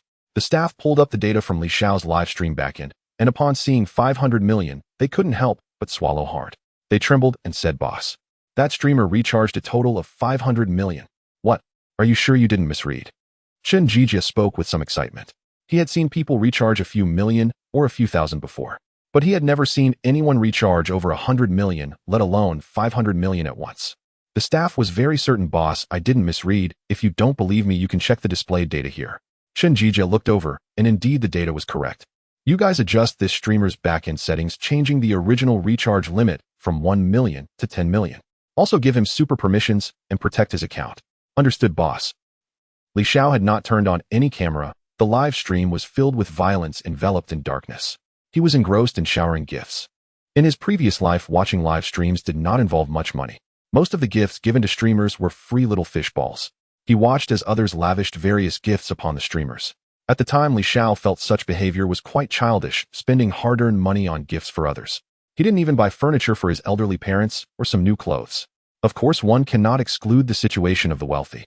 However, it is known that the rich are ultimately a minority. So this is the thrill of gifting high. Comforting, Li Xiao sighed. In just half an hour, the number of people in his room surged from 0 to 100. These individuals were inexplicably drawn in by those super spaceships. They all wanted to see what the streamer looked like who was gifting so many items to himself. Unfortunately, Li Xiao had not turned on the camera or microphone. All they saw was darkness and silence. "Wow, God-tier rich guy, at least show us something. Don't jump to conclusions too quickly. It's possible the streamer is female." "Ha ha ha. Are you silly? Look at the gender labeled above. It clearly states male. Young people shouldn't daydream about being pampered by rich women." "Hey big brother, I'm Xiao Xiang from the dance area. Can you come to my live stream and give me a reward? I'll dance for you." "What the?" Xiao Xiang is so shameless doing her own promotion. I must help my favorite female streamer promote herself too. The atmosphere in Li Xiao's live stream was lively. Although everyone was there to see a lonely person, the visuals of spaceships ascending were truly spectacular. It was utterly breathtaking. Many worshipped and knelt down with a large number of people shouting 666. Li Xiao paused. This was exhausting and inefficient. He had enjoyed the thrill. He decided to go outside to recruit someone to help him with the gifting, allowing him to continue showering money. He thought this plan had great feasibility. Let me tell you, don't deceive yourself. You don't even take care of your own daily expenses properly, yet you go and rent a luxury car. What's the point? Activity. Is this it? The streamer must be out of money. Keyboard warriors are always right. The streamer just gifted so many spaceships and needs a break, so what? Exactly. These keyboard warriors are bold online, but timid in reality. They struggle to pull out 5,000 yuan. Don't leave, rich brother. Let's have some fun, rich brother. I have a great figure and a cute, innocent look. Whatever you want to play, I'm up for it. Most of these people thought Li Xiao had run out of money for gifts. However, seeing that Li Xiao's room did not show a sign of ending the stream, most chose to stay for a while to see what would happen. Some left, returning to their favorite streamers' rooms. Since Li Xiao had stopped gifting, the live stream room on the Shark platform returned to its previous calm. What these people did not know was that this calm was only temporary. "Come with me," Li Xiao said to a girl with above-average looks. Her estimated beauty score was 85.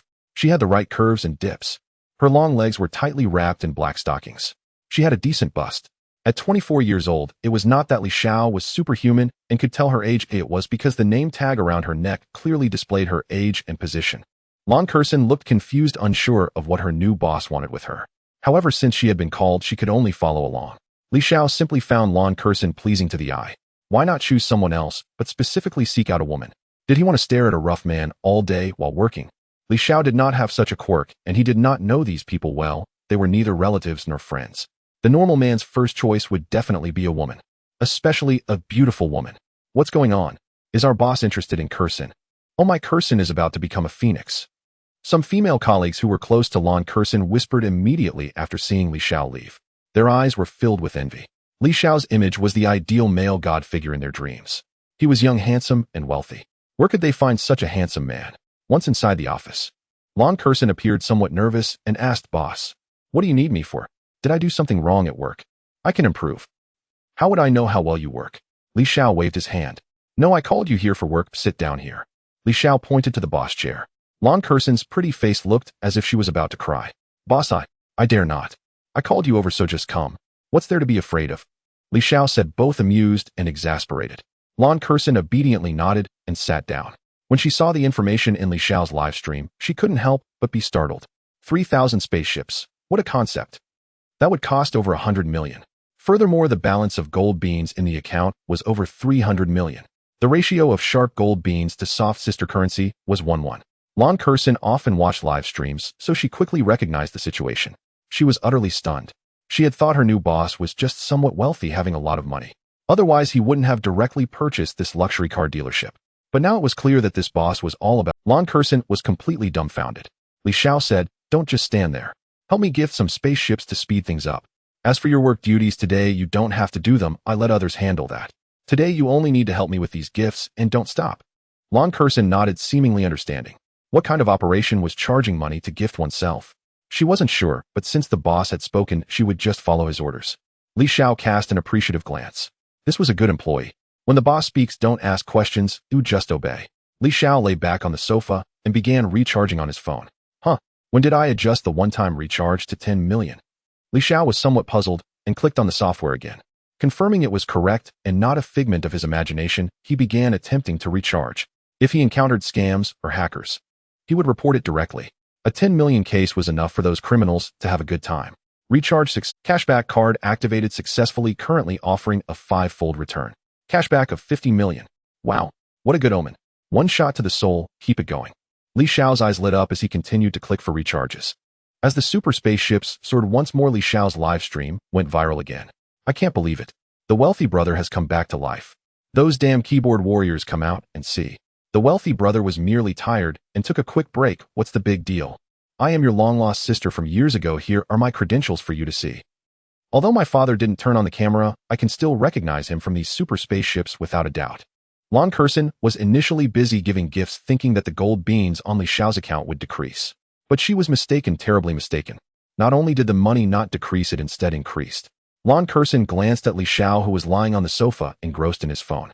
A turbulent wave surged within her heart. Her boss was recharging again. She had seen those who recharged hundreds and thousands. Those who recharged hundreds of thousands were truly rare. But someone recharging 10 million at once was unheard of. Only her wealthy boss could have such audacity, right? Li Xiao was quite comfortable. However, the higher-ups at Shark were in complete panic. Boss, something's wrong. Our backend is about to crash. A female secretary rushed into Chun Jijia's office in a flurry. Chun Jijia frowned. What's all the Boss, you need to see our platform's live stream, the secretary said anxiously. Chun Jijia, puzzled, chose to pull out his phone and open the live streaming app. He couldn't even enter the software and had to wait a few minutes outside due to lag. When he finally got in, he saw that other live streams were completely frozen. Chun Jijia had never seen such a situation before and quickly asked, "What is going on?" "Boss, it's that Xiao phone can you anchor who's causing the entire platform's live streams to lag with his spaceship gifts." The secretary explained, beads of cold sweat sliding down her forehead. Li Xiao's speed in sending spaceships was too fast, 1 per second without pause. And this spaceship was the most expensive gift ever launched by their Shark platform. Sending 20 or 30 at once might cause some disturbance. But it wouldn't be enough to disrupt all the live streams on the platform. To render the entire platform unusable was a ludicrous notion.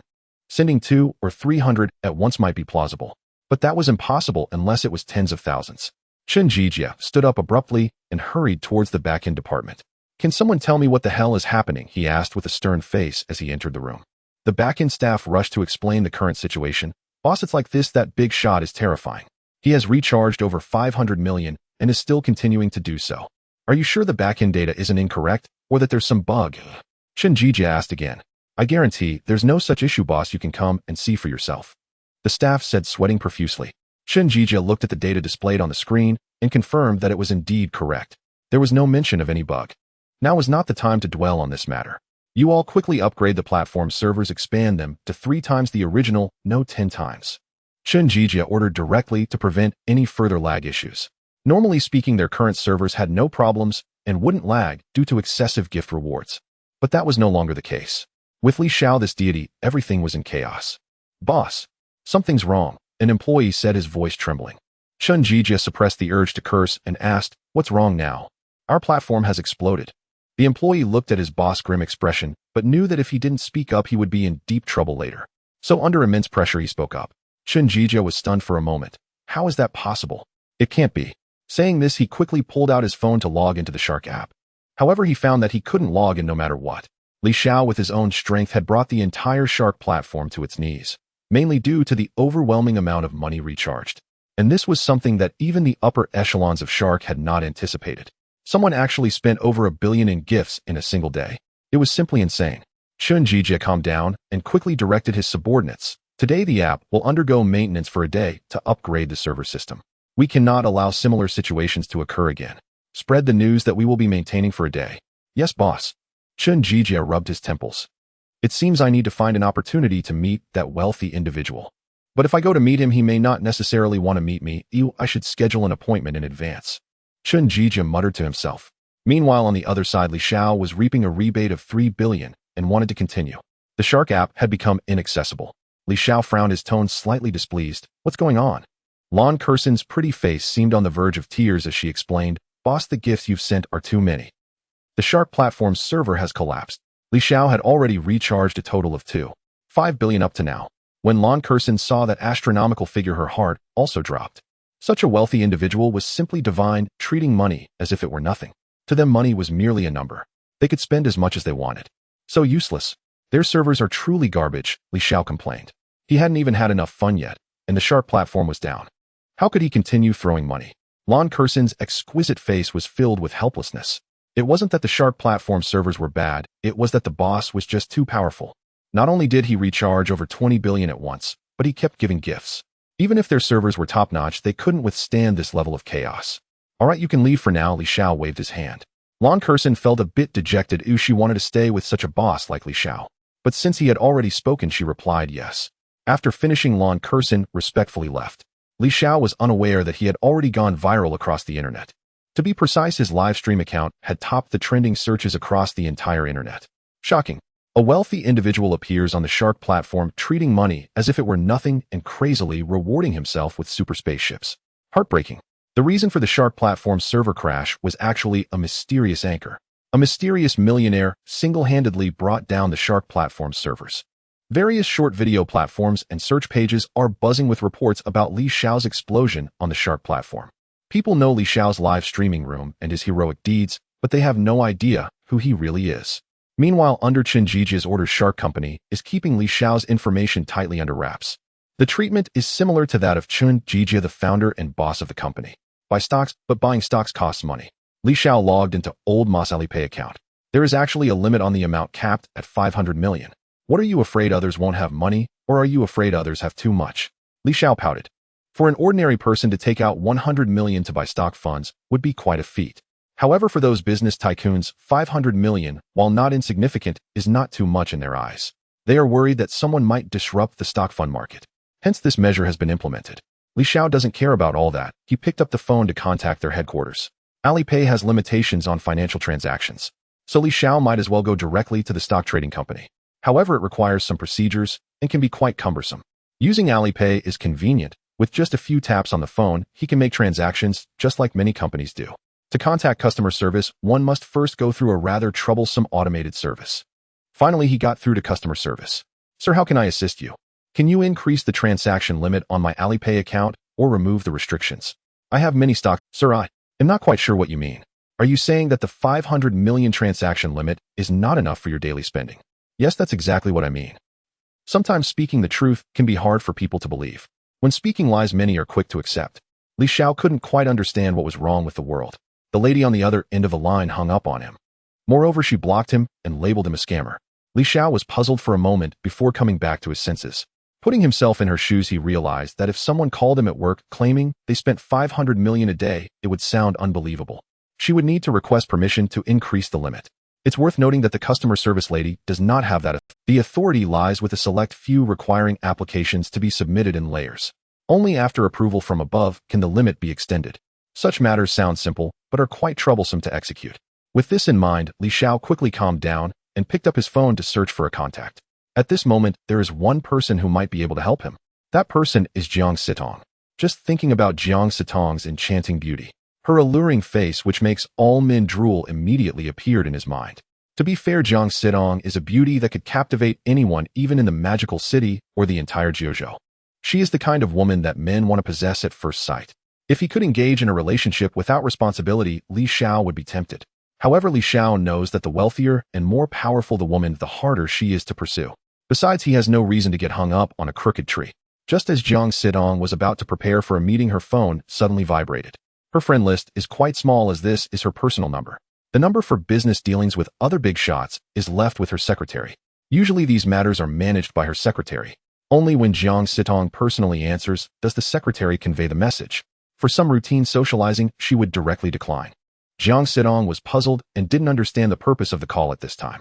Jiang, you still have a meeting to attend, her female secretary reminded her softly. I know, please go ahead and tell them to wait for me for a few minutes. Yes, Jiang. The female secretary left to relay the message. Jiang Sitong answered the call. Is there something you need, Li Xiao? Hee. Can I call you if there's nothing? Jiang Sitong was momentarily taken aback, unsure of how to respond. If Li Xiao were present, he would surely see a faint blush on her charming face. If one doesn't pay close attention, they might not notice it. Li Xiao thought she was angry and didn't want to continue teasing, so he got straight to the point. Do you have an online securities trading account that has no money, one that you won't be using for the time being? I do have one, but it's better to open it yourself. If you use someone else's and a dispute arises later, the consequences could be dire. I want to do it myself too, but it's too troublesome, Li Xiao said helplessly. Jiang Sitong took a deep breath and replied, how about this? Send me your ID and I'll have someone help you with it. Stay in touch as you'll need to cooperate on your end. Okay, no problem, beautiful Jiang, Li Xiao grinned. Jiang Sitong rolled her eyes charmingly. Li Xiao, sometimes a beautiful woman is just stunning, even rolling her eyes looks exquisite. Every smile, every gesture seems to entice. In a fantasy novel world, a person with Jiang Sitong's physique and beauty could be said to have an innate seductive charm. But this is the real world. In a spacious, bright, and high-end chairman's conference room, someone angrily exclaimed, why hasn't Chairman Jiang this month's cosmetics have incurred such heavy losses? She needs to give us an explanation. Yes. The small companies I collaborate with are clamoring to return goods. With some individuals taking the lead, others quickly chimed in. These people are all placed here by one Hongfu to undermine Jiang Sitong. In fact, the cosmetics produced by Jiang Sitong this month have faced a series of issues on various levels. Some of these problems are human-made. There are also normal R&D failures due to technical shortcomings. However, one must guard against both external threats and internal ones. Even if all current issues are resolved, new problems will arise soon after. It only treats the symptoms, not the root cause. Everyone quiet down. Quiet down. Jiang is dealing with something, so everyone please wait a moment, she will be here soon. The female secretary came in and said, she is Jiang Sitong's secretary, but she also has another identity, Jiang Sitong's bodyguard. The female secretary comes from a special forces background and learned secretary skills after leaving EE. She soon excelled at her job. In truth, her position as Jiang Sitong's secretary is mainly supported by the Jiang family behind her. Yin Wuyue, what do you mean by this? You need to understand your identity. You are just a secretary, right? What authority do you have to speak for Jiang? We need to see Jiang in person. The people speaking were all bribed by Wan Hongfu. Yun Yu's eyes turned cold. One can quickly distinguish between those who have seen blood and those who haven't by their demeanor and unique aura. Regardless of whether you agree or not, Jiang will be here shortly. If anyone among you is unwilling, feel free to leave. I will not stop you, and no one here will stop you. Her voice was chilling, and the temperature dropped significantly. Half an hour later, everything was finally settled. Li Xiao said, what is the name of your cosmetics company? I want to buy some stocks. Jiang Sitong had helped herself. Li Xiao felt he must return the favor of this kindness. Besides, he didn't like owing anyone a debt of gratitude. Jiang Sitong looked bewildered. Are you really going to buy? Li Xiao affirmed, of course. Doesn't your company issue stocks or funds? No, we do have those. But you could just treat me to a meal. Buying funds or stocks isn't necessary. Jiang Sitong's face flushed slightly as she spoke. Li Xiao shook his head. Dinner is dinner, and I will treat you. Buying funds and stocks is a different matter. I have great confidence in the market of your cosmetics company. Li Xiao's words were met with disbelief. You must be joking. You don't even know the name of my family's cosmetics company. You don't even know the brands of cosmetics we sell. Jiang Sitong's lips twitched slightly. Well, then I really thank you. You have great insight. Jiang Sitong said these insincere words flattering Li Xiao. Li Xiao, unfazed, replied cheerfully, kid, so you just realized my insight is good now. Were you blind before and couldn't see my unique brilliance? Jiang Sitong was stunned for a few seconds, then trembled with anger. Li Xiao wouldn't give her a chance to blow off steam and quickly asked, what is the name of your company? Tongfang's Limited Cosmetics Company. Jiang Sitong instinctively blurted it out. Her anger was still simmering, and she wanted to confront Li Xiao further. Li Xiao hung up the phone on her. Jiang Sitong's eyelids twitched. That bastard actually hung up on me. So infuriated, Jiang Sitong stamped her foot, rubbed her forehead, and suppressed her anger. She couldn't be angry. She mustn't be angry, or else she would get wrinkles. They'll take it as my own doing. Jiang Sitong huffed with dissatisfaction. She glanced at the time on her phone. Half an hour had gone by, without her noticing. Jiang Sitong panicked. It's all that damn guy's fault. I was kind enough to help him, and in the end he bit back at me. As she complained, she jogged toward the meeting room. Her mindset adjusted quickly within that short time. Her charming face returned to a cold, aloof expression that kept others at a distance. Is this girl facing business difficulties lately, or what? Li Xiao glanced at the fund of Jiang Sitong's cosmetics group, which was down 5.32. The company's market value was approximately 1 trillion. This meant a loss of nearly 53.2. Forget it, let me help you turn this around. Li Xiao grinned. He was not short of money. He clicked to buy 1 billion. It wasn't that Li Xiao didn't want to input more numbers, but he had reached the limit. Purchase successful. Cashback card activated successfully. Current cashback 1x. Cashback 1 billion. Li Xiao raised an eyebrow. Why is the cashback only 1x? Let's do it again. Purchase successful. Cashback card activated successfully. Current cashback 1x. Cashback 1 billion. Cashback card activated successfully. Current cashback 2x. Cashback 2 billion. What does this mean? Are you questioning my ability to do this? Jiang Sitong spoke coldly. It's not that we doubt you. You can see for yourself that the recent business data of the company is on a downward trend. This is evident to all. Oh, I'm not wronging you. A plump middle-aged man said. Jiang Sitong frowned slightly. Jiang Tao, although you are my second uncle, we are in a meeting right now. I still hope you call me Manager Jiang. This is basic courtesy. Jiang Tao's chubby body trembled reluctantly as he replied, Yes, Manager Jiang. A hint of malice flashed in his eyes. The Jiang family did not expect that Jiang Tao had already sided with Wan Hongfu. To be precise, Jiang Tao needed to collaborate with Wan Hongfu. When the family split, Jiang Tao showed exceptional abilities in business and had some unique insights. Yet the old master Jiang gave the leading position to his elder brother Jiang Chong, who was Jiang Sitong's father. Jiang Chong's performance and commercial ability was quite mediocre.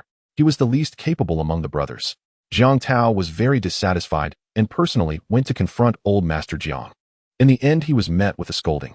From that moment on, Jiang Tao harbored resentment and wanted to turn the Jiang family upside down. Why should Jiang Tao be capable, yet not obtain what he desired?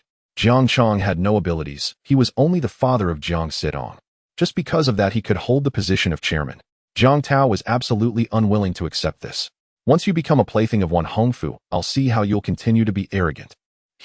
But once that old fox gets tired of playing, I wouldn't mind tasting it myself. Jiang Tao thought. While appearing amiable on the outside, his inner thoughts were extremely filthy. Jiang Sitong, seeing that Jiang Tao dared not continue causing trouble, faced immense pressure and stated, The losses are not something we can intervene in. We are not gods, just humans. If we could predict market changes and identify internal issues in advance, we would be gods. Unfortunately, we are not. This issue has both external and internal factors. As for internal problems, I hope there aren't any. Jiang Sitong's tone turned cold. She knew that Wan Hongfu's influence had already seeped in, but now she was powerless to drive them away. Inviting the gods in is easy, but sending them off is hard. Ultimately, what she lacked was cash flow. Although the company belonged to the Jiang family, this big cake was not solely determined by them. The shares of other major shareholders combined could shake the Jiang family's position. However, since everyone had common interests, they wouldn't tear apart the last facade for now. Jiang Sitong surveyed the crowd. Everyone remained silent. Some faces inadvertently revealed mocking expressions. There were quite a few of these people. Jiang Sitong felt a pang of anxiety. Had Wan Hongfu's influence already penetrated this deep? Jiang Sitong also had informants and secretly sent people to gather intelligence. She had originally thought things were not as bad as she imagined, but in fact it was the opposite. Jiang Sitong gritted her silver teeth. She had to find a way to turn the situation around and save this fragmented family business. She couldn't let those damn parasites continue to corrode the Jiang family's enterprise. Knock, knock, knock. A series of knocks interrupted Jiang Sitong's thoughts. Jiang Sitong frowned. Generally, no one would knock on the door during a board meeting. Important matters could only be postponed. The knocking indicated that this matter was significant. Come in, Jiang Sitong said. Yun Weiyue bowed as she entered, saluting Jiang Sitong, and then whispered a few words in her ear. The people in the boardroom looked at each other in confusion, unsure of what this master-servant pair was planning. Jiang Sitong's eyes lit up with disbelief. Are you serious, or are you joking with me? This matter was too significant. Jiang Sitong understood Yun Weiyue's character. She would never lie. However, the shock this news brought was overwhelming. Yun Weiyue nodded and replied, Yes, Manager Jiang. If you want to confirm personally, you can take out your phone and check the stock market issued by the company. The members of the board of directors were perplexed, looking at Jiang Sitong with confused expressions. At this moment, Jiang Sitong couldn't be bothered to explain anything to them, and hurriedly took out her phone to log into the online fund exchange.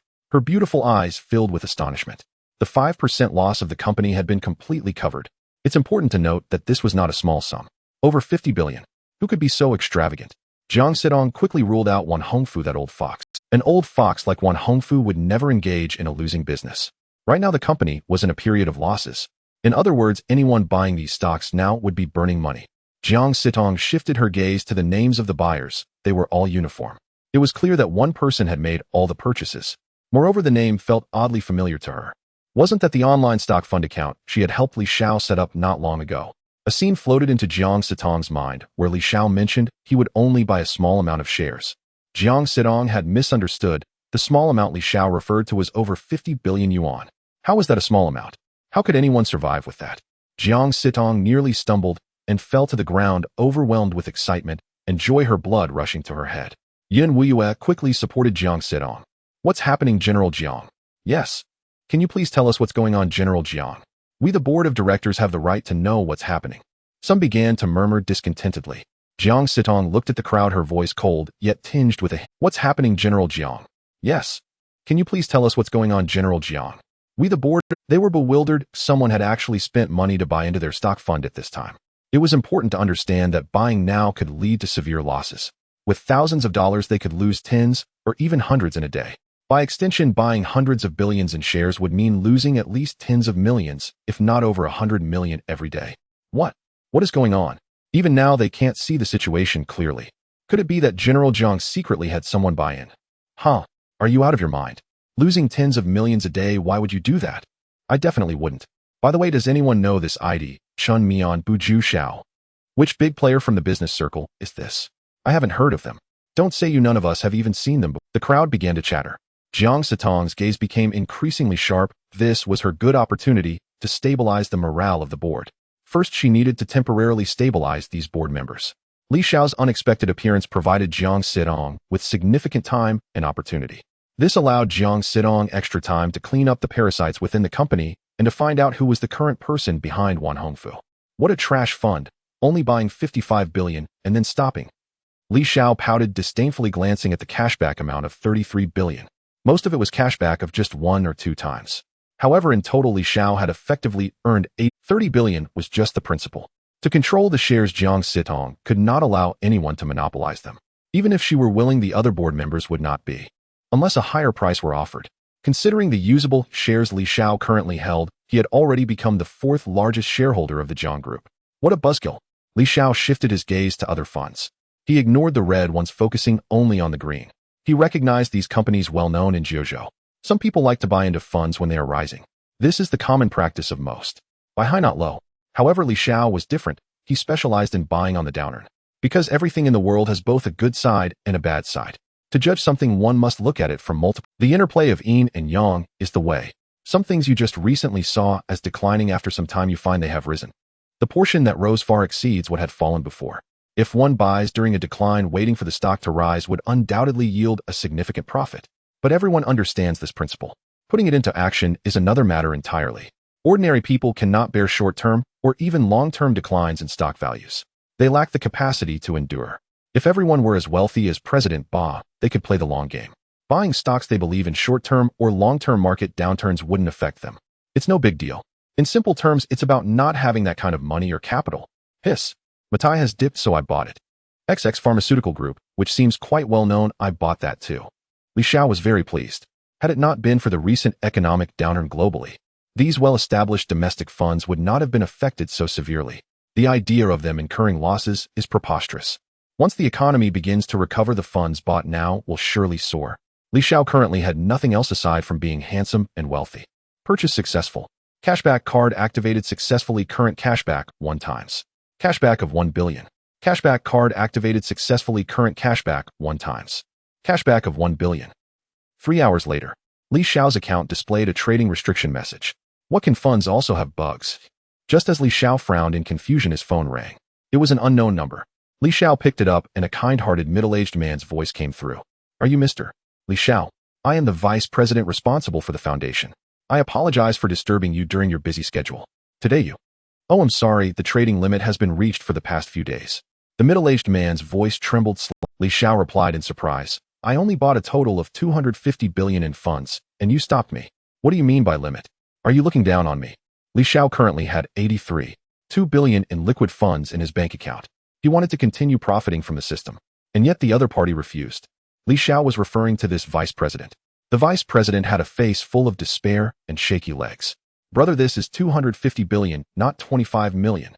If it were just a few hundred million, it would be fine. But you bought 250 billion at once. The vice president doubted whether it was a system error and had people check it thoroughly several times, only to confirm that there was indeed no malfunction in the system. Everything showed normal. The vice president's legs went weak, nearly kneeling, and he managed to steady himself, saying, "Mr. Li, please let me explain. It's not that we don't want to let you continue buying." "Then what is it? Don't tell me your system has malfunctioned." After a long pause, the vice president sighed and said in an astonished tone, "Mr. Li, how did you know?" Ding dong. The host's cashback experience card limit has been reached. Self-destruction in progress. Destruction complete. The cashback experience card has vanished. This system is utterly ridiculous. Li Xiao couldn't help but complain directly. In the past, the system only exploited him.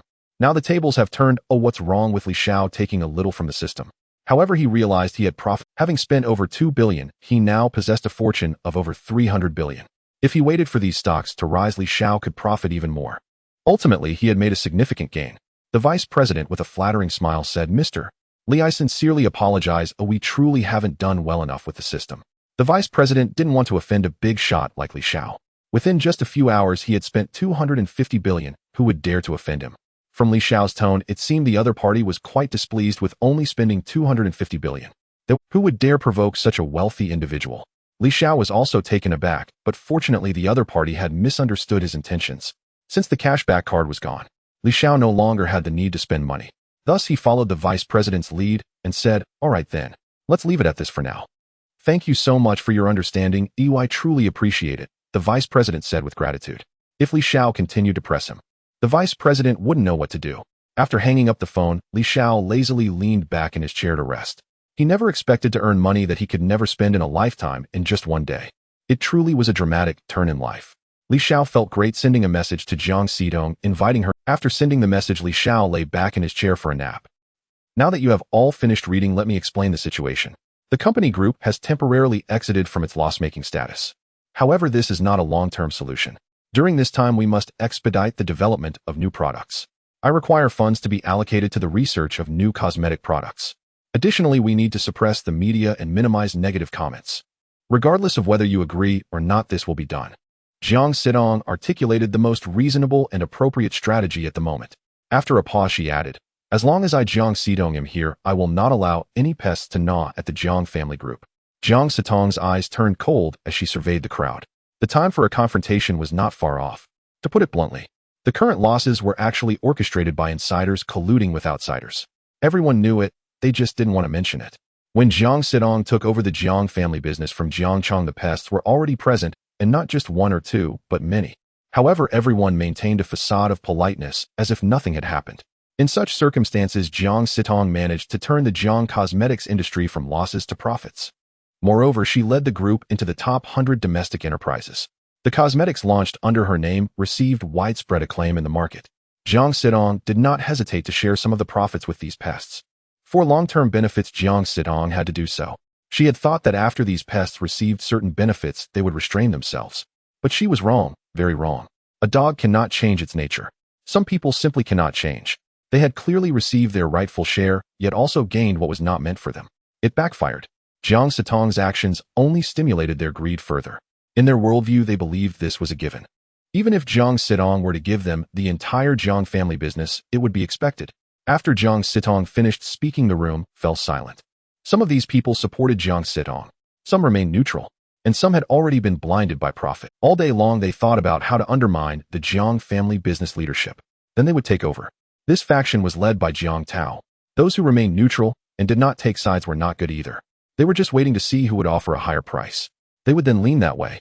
Because of these three factions, no one could temporarily affect the others. This led to a brief period of calm. If one were to dig deeper, the dirty secrets within would definitely turn one's stomach. Jiang Xidong broke the silence and said, "Since no one has expressed an opinion, we will take it as your agreement. Today's meeting is adjourned. You are dismissed." After finishing, Jiang Xidong directly walked out of the boardroom. The smoothness of today was largely due to Li Xiao's efforts. Had it not been for Li Xiao spending over 500 billion to cover the group's losses, someone would have definitely caused trouble in today's meeting. They would use this matter to force Jiang Xidong out or to embarrass her. Jiang Sitong had thought of some countermeasures in advance. However, most of them were ineffective. If a true confrontation occurred, even Jiang Sitong would feel powerless. In the face of absolute power and absolute profit, everything else would seem extravagant. Winning could only mean it was due to luck. Yun Wuyue closely followed Jiang Sitong. After the two women exited the boardroom, erupted. What does Jiang Sitong take herself for? Ha ha ha, it's truly ridiculous. A girl of a certain age should be getting married now. Exactly. Instead of acting like a CEO, she should find a man to marry. That's the right thing to do. Those speaking were all from Jiang Tao's side. Another group became dissatisfied with Jiang Tian frowning and saying, "A bunch of ingrates, shut the hell up. You can sit here and achieve what you have today, isn't it all because of Sitong? Look at your pathetic selves. Oh, why didn't you dare say this when Sitong was present?" Jiang Tian was Jiang Sitong's third uncle. He was also one of the few supporters of Jiang Sitong. Jiang Tian stood up and approached Jiang Tao saying, "Second brother, it's time for you to back off. The old man is not blind." "Shut up. Get lost. I don't need you telling me how to do my job." Jiang Tao roared in anger. Upon hearing this, Jiang Tian said no more and quietly left the meeting room. After Jiang Sitong exited, she took out her phone intending to contact Li Xiao to arrange dinner tonight. Li Xiao had helped her get through a major crisis.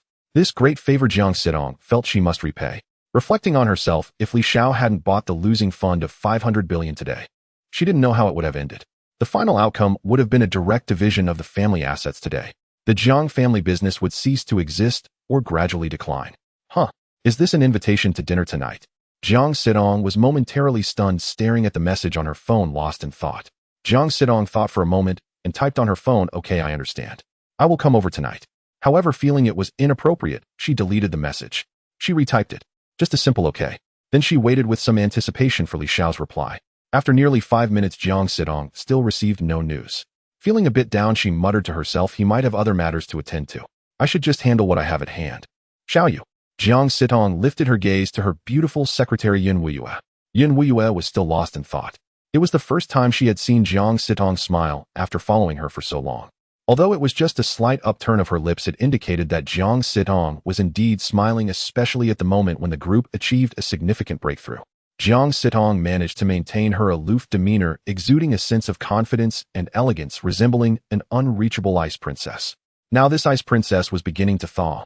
Yun Wuyue was puzzled about who had such power to make Jiang Sitong act this way. Xiao Yu, have you been too tired lately?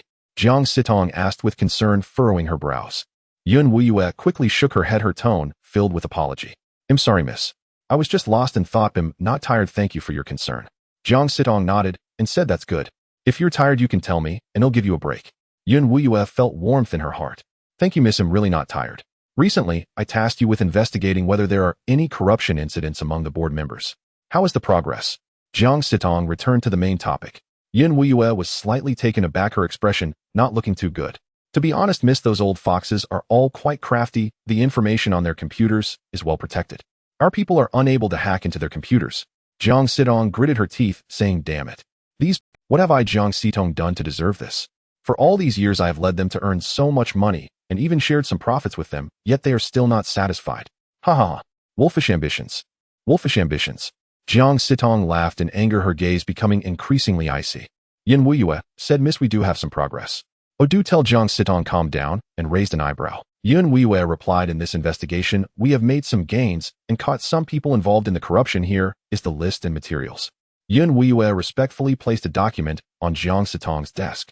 Jiang Sitong picked it up and, with a helpless sigh, she said, these people are not key figures. They are merely pawns placed on the surface. Yun Wuyue felt a bit embarrassed and wanted to say something. Jiang Sitong waved her hand. Xiaoyu, you can go now. I'm tired and need to rest. Yun Wuyue bowed slightly yes. Then she withdrew. If these treacherous scoundrels continue to push me, I won't mind bringing them down with me. The Jiang family's business did not rise because of me, but it flourished because of me. This dignity, this honor, I will not allow anyone to trample on. Jiang Sitong's voice was cold, and the temperature around her seemed to drop several degrees. Li Xiao originally intended to take a nap and rejuvenate. Unknowingly, he fell asleep until 5 in the afternoon. So comfortable. Li Xiao stretched widely and checked the time on his phone. He saw a message from Jiang Sitong. Li Xiao replied to the message and then left the office. He came to the lobby. The employee's off-duty time was at 5:30. At this moment, they had not completely left work. Upon seeing Li Xiao come out, they hurriedly greeted him. Hello, boss. You've worked hard, boss. Facing the flattery of his subordinates, this was not flattery, it was the most basic politeness. The unique culture of the 9 provinces. Recently, there has been too much influence from the West. What is, what is not.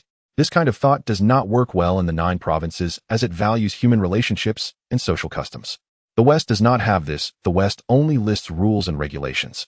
When a person is honest, they must remain honest until death. When dishonest, they must remain dishonest until death. This is called rigidity. People from the 9 provinces are not like that. They adapt quickly.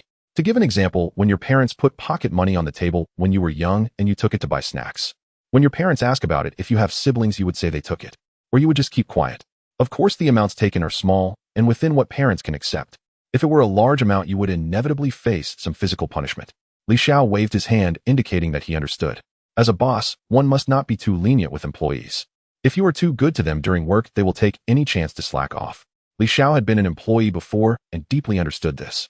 Where's the key to the Mulsanne? Li Xiao asked, pointing at a sky blue Bentley Mulsanne. Soon an employee brought the key over. Boss, here is the key. Li Xiao took it, nodded in satisfaction, and then climbed into the sports car. The others were, what is this operation? To know that this Bentley Mulsanne is worth 6 million. Their boss actually didn't plan to sell it, and just drove it off. Vroom vroom, Li Xiao started the engine and familiarized himself with the car inside. With his godly driving skills, Li Xiao could adapt to any vehicle faster than most. Li Xiao had no idea what the employees were thinking. If he knew, he would still continue driving. It's just 6 million, he was not someone who couldn't afford it. Besides, there was also a $100 million Lycan outside. Speaking of the Lycan, Li Xiao frowned as he drove the Mulsanne out of the dealership. Damn, the boss really drove off the Mulsanne. He doesn't plan to sell it. What do you know? Our new boss is so wealthy. Does he really care about such a small amount? Yeah. Our boss can just buy any sports car he wants without a second thought. I wonder if the boss is looking for a partner. I could be his third. Enough of that. Someone like you, the boss wouldn't even look at you. I think Kirsten still has a bit of a chance. As the end of the workday approached, the employees also began to grow bolder. Chatting secretly and slacking off became quite normal. Because at this hour there were very few people coming into the store to look at cars. They didn't expect that Li Xiao had just left and soon returned. He was driving a brand new red supercar they had never seen before, parking in the spot where the Mulsanne had just been. Li Xiao got out of the car without acknowledging the stunned crowd. He walked towards the exit, and after he left, the group of employees erupted in chatter. Wow, I can't believe my eyes. This is a Lycan, a supercar worth 100 million. Goodness, our boss is truly extravagant. Instead of driving a supercar worth over 100 million, he drives a $600,000 Mulsanne. What do you know?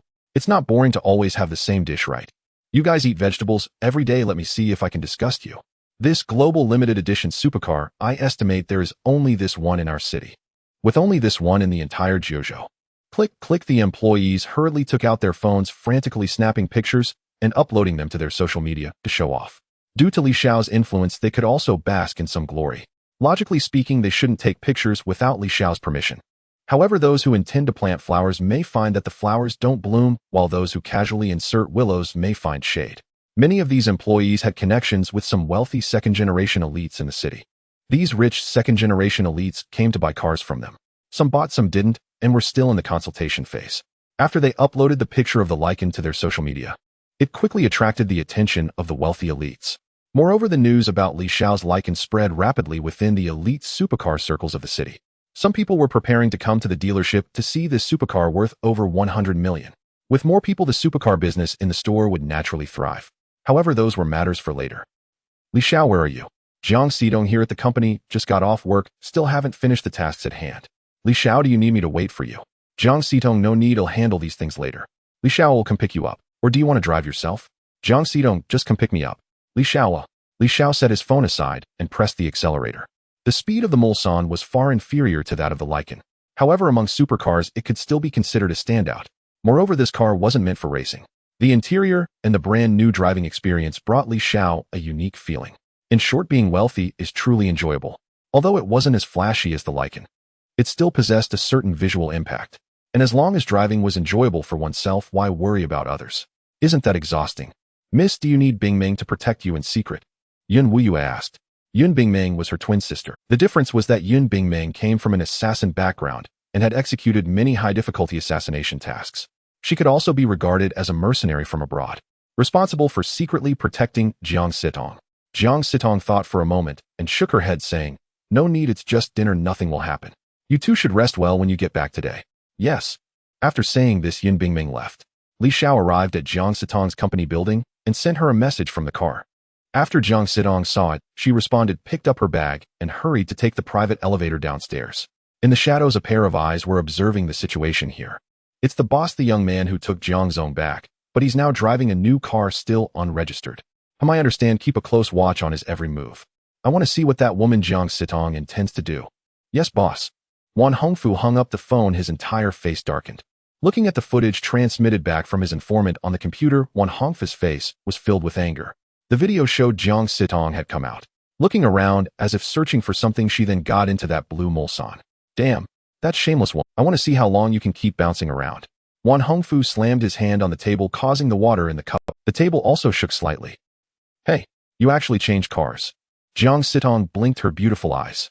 Her thin lips were adorned with light pink lipstick. This peach-like mouth countless men desired to kiss, including Li Xiao. This woman was simply a fairy, a great enchantress. Those with weaker willpower would find it hard to resist her allure as Jiang Sitong sat beside him. Those with stronger willpower would also not last long. Jiang Sitong carried a uniquely captivating fragrance. It was very pleasant. However, if you inhaled it for too long, you'd inevitably start to think about it. Li Xiao didn't know if she had purposely sprayed some perfume, and said, changing cars is normal. Ooh, I would get bored too if I always drove the same car. By the way, did you spray some perfume? Perfume? Jiang Sitong tilted her head, her delicate nose twitching, looking surprised. No, why? Superb. Absolutely extraordinary. She had a natural body scent, and it was of a rare kind. Even Li Xiao couldn't help but want to ask her if she was born with it. However, Li Xiao held back. He knew that such things only existed in novels, not in reality. Jiang Sitong was just a rather special woman. No, let's go, Li Xiao said after seeing Jiang Sitong fasten her seatbelt. Jiang Sitong nodded, closing her eyes to rest during Li Xiao's drive. However, this tranquility did not last long. Jiang Sitong broke the silence first. You spent over 500 billion to buy stocks in our company. Is it for me? Or is it because you really believe in our cosmetics company? Jiang Sitong's face felt a bit warm, but it was manageable. Having seen many grand occasions, she quickly adjusted her mindset. Li Xiao grinned. Yeah. Didn't I say? Li Xiao's gaze was unapologetically focused on Jiang Sitong's ample bosom. This woman's capital and starting point were far superior to others. While others were still at the starting point, she had already reached the pinnacle of life. This wasn't bragging. With Jiang Sitong's current worth, it would be no exaggeration to say she could easily surpass 99 of women in the entire Jiuzhou. Wealthy and attractive with substantial capital. With so many excellent qualities combined into one, she was the type of rich beauty most men dream of, a super wealthy woman. Jiang Sitong's lips twitched. You told me early on, I know. But back then you didn't even know the name of my company. How can I believe you like this? Jiang Sitong continued to ask. So from what perspective do you see our cosmetics company positively? On this point, Jiang Sitong was indeed very curious. Because Li Xiao had suddenly invested over 500 billion. He must have his own unique insights. Otherwise, no matter how much money Li Xiao agreed to invest, what about his family? What about the companies behind him? At this moment, Jiang Sitong still believed that this money was taken from his family or diverted from his company's liquid assets. Because 500 billion was almost an astronomical figure for people at their level. One would need to mortgage their entire fortune to reach that. Li Xiao replied without hesitation. Because you are a cosmetics company, that's why I have confidence in you. Is it that simple? Yes, it's that simple. Jiang Sitong was stunned. Oh, she felt completely lost. What kind of answer is this? Jiang Sitong was taken aback, feeling utterly disheartened. What kind of response is this? Just because we are in the cosmetics business, you are optimistic about us. Just because of our brand. Oh, that's not right. He doesn't even know the name of my company. It's even less likely that he knows about the cosmetics brand we launched. Jiang Sitong's expression was peculiar. Li Xiao couldn't be bothered to explain anything to her. There was a reason he bought so many stocks of Jiang Sitong's company. On one hand, he was indeed tempted by Jiang Sitong's figure. If he wasn't attracted to her at all, then Li Xiao wouldn't be a man. One should be honest when it's time to be honest, especially regarding serious matters like dealing with a stunning beauty. Li Xiao wasn't careless about this and didn't want to deceive himself. There are many hypocrites in society. Oh, at first when they pursue women, they present themselves splendidly. In reality, they are not worth the price. Then they say some grandiose words inflating their own worth. Subsequently, the woman is convinced. In the end, after a brief encounter, it all ends without a word. Li Xiao's way of pursuing women was simple and direct. He laid his cards on the table. If she found it suitable, then fine. If not, she could leave. None of this was a big deal, and Li Xiao wasn't at a point where he couldn't live without her, where he had to have a single woman. He believed that as long as he lowered his status, he was brave enough to pursue Jiang Sitong. He would start with the people around her and put in some effort with her. One day Jiang Sitong would come to him willingly, but that day would likely be on their wedding day. It wouldn't be impossible for Li Xiao to wait until then. However, marriage is the grave of love. It is also the grave of freedom for someone like him. Only a fool would get married. Li Xiao wouldn't do such a stupid thing if he weren't crazy. If things went badly, and he had to divorce, he'd have to give away half of his assets. In other words, a divorce would cost him several billion. Given Li Xiao's current net worth, that's several billion, without any exaggeration. If he were to get divorced multiple times, would he not return to square one overnight? Of course, this was just a wild thought. As long as Li Xiao was determined about a woman, one he considered marrying, he would likely never part ways with her in this lifetime. Ahem. I digress. Back to the point. Another significant reason for Li Xiao's investment in Jiang Sitong's company is that he has 2 formulas for cosmetics. This thing is of no use to him. Moreover, in the short term, Li Xiao didn't know where to acquire a cosmetics company. Even if he did, he wouldn't manage it. With his tendency to be hands-off, he was too lazy to deal with it. If he left it to others, there was no guarantee that his money wouldn't be embezzled. It would be better to leave it to Jiang Sitong to manage. After all, they were acquaintances. Most importantly, Li Xiao was now a major shareholder of her company. Not only did he have the formulas, but also a certain amount of shares. When the time comes to make a fortune, he would undoubtedly be the one to benefit the most.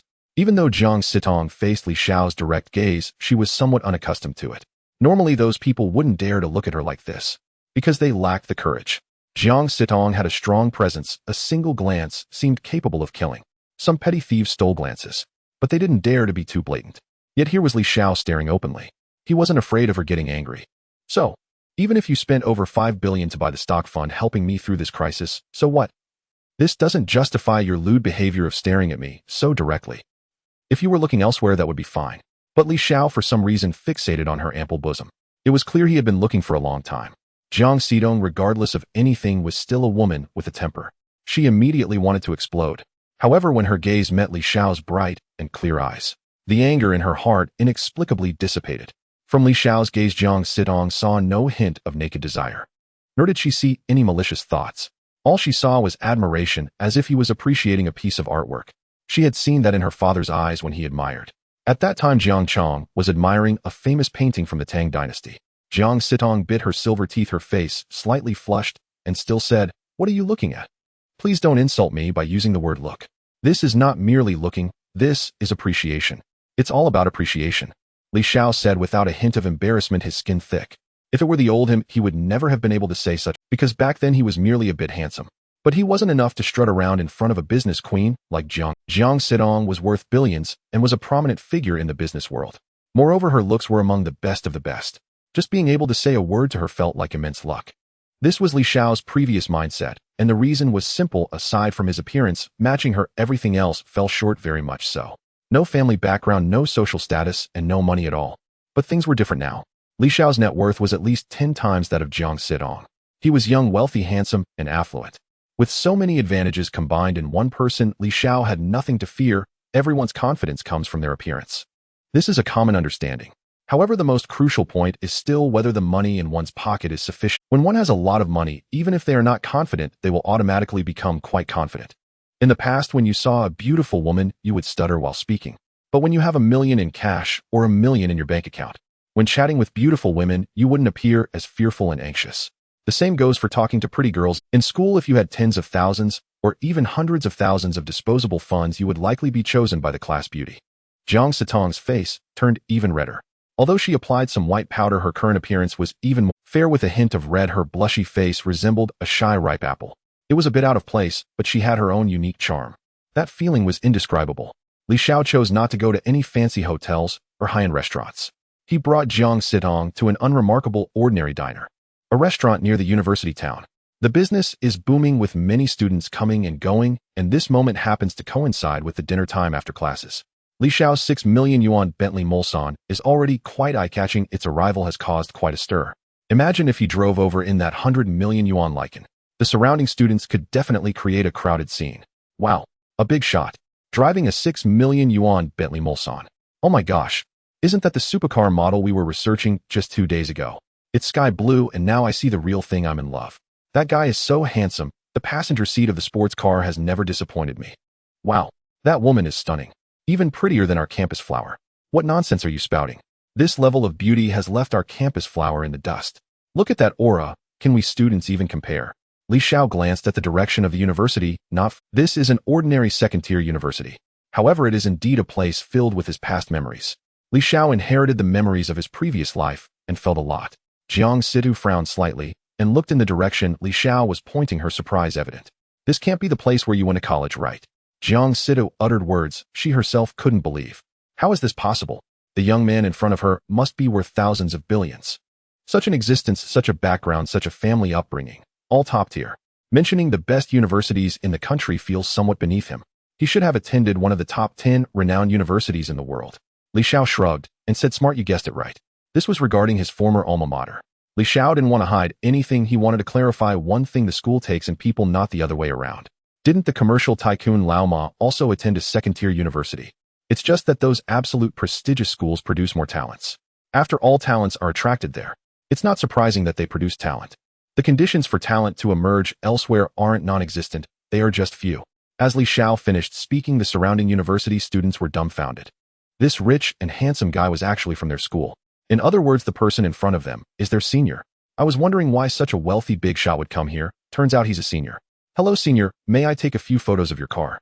Oh my, how lucky to run into a senior who graduated here while out for dinner with my best friend. He's so handsome, I'm in love. Let me post something on social media first. Senior, which graduating class are you from? Is it alright if I get to know you? Li Xiao ignored these younger students and took Jiang Sita's hand, heading towards the restaurant. Li Xiao was well aware that if he hadn't arrived in a luxury car, if he hadn't dressed like this, they wouldn't care whether he was their senior or not. With his looks, Li Xiao could still attract some university girls. However, it wasn't that interesting. There would definitely not be such a commotion as now. To put it simply, it's like a tall tree attracting the wind. When you have no money, everyone avoids you. When you have money, everyone chases after you, wanting to curry favor. Li Xiao had nothing to say to these superficial younger students. Jiang Situ surprisingly did not pull her hand away from Li Xiao's. There are distinctions between genders. Aside from her father, it was the first time a boy held her hand. Jiang Situ had no aversion. Instead, she chose to let Li Xiao hold her hand. A girl with a pure appearance and a score of 80 said, I'm very sorry, but the flow of customers in our store today is higher than usual, so the serving time will be a bit slower. May I ask what you two need? The girl didn't finish her sentence, staring at Li Xiao blankly. After rubbing her eyes to confirm she wasn't mistaken, she cheerfully exclaimed, Li Gu, is that you? You've changed so much. I'm Jia Xian, do you still remember me? Jia Xian. Li Xiao looked bewildered. How would I know? Quickly searching his memories, he found that he still couldn't recall anything. Next to him, Jiang Situ frowned slightly, hiding her displeasure well. Women are natural actresses, very skilled at hiding their emotions. A beauty like Jiang Situ is practically an Oscar winner. This has a lot to do with her life circumstances and environment. If she weren't in her position, she wouldn't have to work so hard. Jiang Situ sometimes wondered if life would be better if she hadn't been born into the Jiang family. To be an ordinary girl, not having to bear such heavy burdens. Living a bit better, living a bit happier. With gains come losses. If the wealthy have their own struggles while the poor have theirs. In any case, as long as you are a person, you will have all sorts of different worries. Jia Xian panicked when she saw that Li Xiao didn't remember her. She hurriedly came out from behind the counter, turned around in front of Li Xiao, and said, it's me. Back when I was in the second year of high school, Li Gu, you tutored me for a while. Oh, I remember now. So it's you. It's been years since we last met. You've become a big girl now. Li Xiao recalled. Back then he used to come here to eat, and his living expenses were limited. He came here to work part-time, because Li Xiao often ate at this restaurant. Over time he became familiar with the boss and his wife. At first he did odd jobs like washing dishes and mopping the floor. In any case, he did whatever he could. He didn't ask for any wages, just having something to eat was enough. The boss wife saw that Li Xiao had a good attitude and paid him fairly. Once Li Xiao happened to encounter the boss daughter, who was struggling with her homework. Li Xiao took a look and saw it was a type of problem he was good at. So he tutored her, and Jia Xian learned quickly. Under Li Xiao's careful explanation, she understood in no time. The boss wife happened to see this scene. At that time, the boss wife was worried about finding a tutor for her daughter. Li Xiao's appearance solved a major problem for the boss wife. Everyone goes through puberty. At that time, Li Xiao did not know that he was wholeheartedly helping Jiasin with her studies with no romantic intentions at all.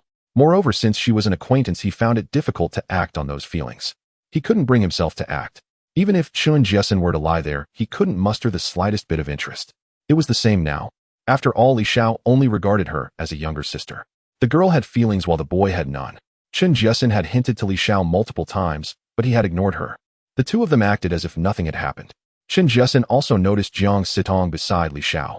Jiang Sitong was very beautiful and exuded femininity, making her striking no matter where she was. As a fellow woman, Jiasin couldn't help but feel a twinge of envy.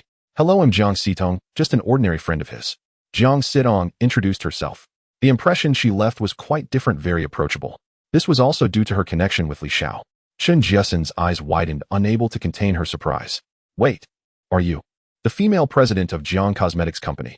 Jiang Sidong made a shushing gesture, her face blooming with a charming smile. Chen Jiesen quickly covered her mouth with both hands. The shock in her eyes was impossible to hide. Jiang Sidong. This was a celebrity. Chen Jiesen had always used beauty products from Jiang Sidong's brand. She had some understanding of Jiang Sidong. It was an admiration by association. Moreover, Jiang Sidong's cosmetics did not rely on celebrity endorsements for promotion. Jiang Sidong was the brand ambassador, just like Xiaomi or Gree. The brand ambassador is effectively Jiang Sidong's current disguise was not particularly eye-catching. She wore ordinary casual clothes. She wasn't dressed too flamboyantly. If she hadn't reminded Chen Jiesen, it's likely that Chen Jiesen wouldn't have figured it out, and even if she did, it would have been after the fact. At that time, it was uncertain whether Jiang Sidong was still here. Chen Jiesen's mind was spinning. Was this still the Li Xiao she had known before? The old Li Xiao came from a poor family, something both Chen Jiesen and her family understood. Could it be that Li Xiao was actually a super rich second generation? Perhaps he was just undergoing family training, not giving money, attending university, working part-time. Chen Jiesen often read romance novels, particularly enjoying the plot, where a handsome, rich second generation is thrown out by his father to experience life. The Li Xiao before her perfectly matched the story of a male protagonist from a novel. Thinking of this, Chen Jiesen couldn't help but feel a bit down, as she was merely a passerby in his life. A feeling of discomfort surged in her heart. Li Xiao said, Jiesen has ordered. What do you two want to eat? He looked at the male and female students who had just entered. The couple appeared to be undeniably in love, acting all sweet and inseparable as they walked in, as if they were bonded with superglue. This couple didn't care about others' feelings as they flaunted their love in public. However, upon seeing Li Xiao and Jiang Sidong, they were completely stunned. The male looked at Jiang Sidong, while the female gazed at Li Xiao. Their hearts were filled with astonishment and longing. This was the kind of partner they had always dreamed of. What on earth was this? The male wanted to approach a rich woman, and the female desired a wealthy, handsome man. Everyone had similar thoughts, but different outcomes. The male stole a glance at Jiang Sidong, but quickly looked away, his tone becoming hesitant. I want braised chicken leg rice. The female was very angry and fiercely pinched her boyfriend. She was upset that he had forgotten to order for her. After being pinched, the male shot an annoyed glare at his girlfriend. Look at you with that appearance. You still dare to get angry at me? What a joke. In the eyes of lovers, one sees beauty. These two were overwhelmed when they encountered their dream partners. Unable to control themselves in the eyes of lovers, they turned into enemies. The female exclaimed, do you still love me? Were those sweet words you just said a lie? The male glanced at Jiang Sidong. This woman was too alluring. She was not someone he could ever have. He believed he lacked the capital and charm for such a woman. He then forced a flattering smile. No, I didn't lie to you. You still say you didn't. Your eyes are dodging. The female wouldn't let up. Are you going to order or not? If not, I'll change to someone else. This is not a place for you, Li Xiao said. The other students looked at Li Xiao with gratitude in their eyes. This was a real person. He wouldn't show off his love in front of others and cared about their feelings. Unlike this pair of lovebirds. They looked human but acted like dogs. The female blushed and weakly said, I'm sorry, we're ordering now. This was just a small interlude. Seeing Li Xiao diligently doing his job as a server, attending to the customers with skill, Chen Jiesen panicked and quickly said, Li Gu, you and your sister-in-law should sit in the back. You are the guests. Chen Jiesen had no more thoughts of competing with Jiang Sidong. How could she compete? Jiang Sidong had the figure and beauty, plus an abundance of money. Chen Jiesen couldn't compare. There was no way to compare. Yet deep down, she was genuinely happy for Li Xiao. He didn't care, but he still brought Jiang Sidong along and considered others. Li Xiao agreed, saying, as for my usual meal, it's the same as always. What do you want? Jiang Sidong paused for a moment and said, I'll eat whatever you order. All right, remember 2 portions. Li Xiao grinned, revealing a set of white teeth. Jiang Sidong's attention was entirely focused on Li Xiao's previous demeanor. She found it hard to imagine that a person worth hundreds of billions would actually work as a server. From Li Xiao's demeanor, he seemed very accustomed to it. The visual impact was no less than making an emperor do menial work. However, all jobs hold their worth. It was merely a matter of how others perceived it. Chen Jiesen smiled and said, 2 portions of teriyaki chicken rice, right? Your taste hasn't changed after all these years, Li Gu. By the way, on the 2nd floor, the innermost spot is relatively quiet. You should go there. Li Gu, you should remember. They'll just inform my parents about it. Considering Jiang Sidong and Li Xiao's current status, Chen Jiesen offered her suggestion. Thank you, Jiesen. Li Xiao smiled and took Jiang Sidong to the 2nd floor. Chen Jiesen suppressed the restless excitement within her. She wanted nothing more than to abandon her current work and rush to Li Xiao. On one hand, she had many questions to ask Li Xiao. On the other hand, Jiang Sidong was her idol. It would be nice to chat about facial masks and cosmetics. However, such thoughts were easier to entertain than to act upon. After all, if it were to happen, Chen Jiasin might be too scared to speak, overwhelmed with excitement and at a loss for words. Are you getting used to it? How do you find the environment here? Li Xiao asked. Jiang Sitong nodded. It's fine. When I was young, my parents often took me to eat at such restaurants. I've been to places with even worse conditions than this. Of course, I'm not saying there's anything wrong with this place. What I mean is, I'm not a spoiled rich girl. I can manage both the hall and the kitchen. I have no pretensions. I know how to prioritize. A woman like Jiang Sitong is quite rare. Let's get back to the point. Li Xiao said seriously, don't you want to know why I have faith in your cosmetics company? Jiang Sitong nodded noncommittally. I do want to know. Li Xiao spoke directly. I'm not fond of beating around the bush. It'll be straightforward. I have the formulas for making cosmetics. As for the profit sharing, do you really have it? Don't tell me you're lying. Li Xiao hadn't finished speaking. It was happening quickly. Jiang Sitong stood up in shock, her eyes shining as she instinctively grasped Li Xiao's hand regardless of whether what he said was true or false. At that moment, Jiang Sitong's company was in trouble due to the lack of cosmetics formulas. People from One Hongfu had infiltrated the group's R&D department. Jiang Sitong was unsure how many were involved. In any case, as long as she issued orders, they pretended to cooperate on the surface. Behind the scenes, they sang a different tune. The longer this dragged on, the more advantageous it was for One Hongfu. Jiang Sitong had thought of having the formula in her hands. But first she had to get past Jiang Tao. With troubles both inside and out, with wolves ahead and tigers behind, Jiang Sitong felt overwhelmed, and managing for so long was no easy feat. Thus it was no wonder she became so excited upon hearing about the formula. Li Xiao's expression was much calmer. After all, he truly had it. That's right, let's discuss profit sharing. Can I see it first? Jiang Sitong's tone was pleading, and she lowered her posture considerably. Her fox-like eyes were filled with anticipation and other emotions. There was an uncontrollable excitement and joy, but also confusion and unease. If Li Xiao was just toying with her wood, that means she was left feeling happy for nothing.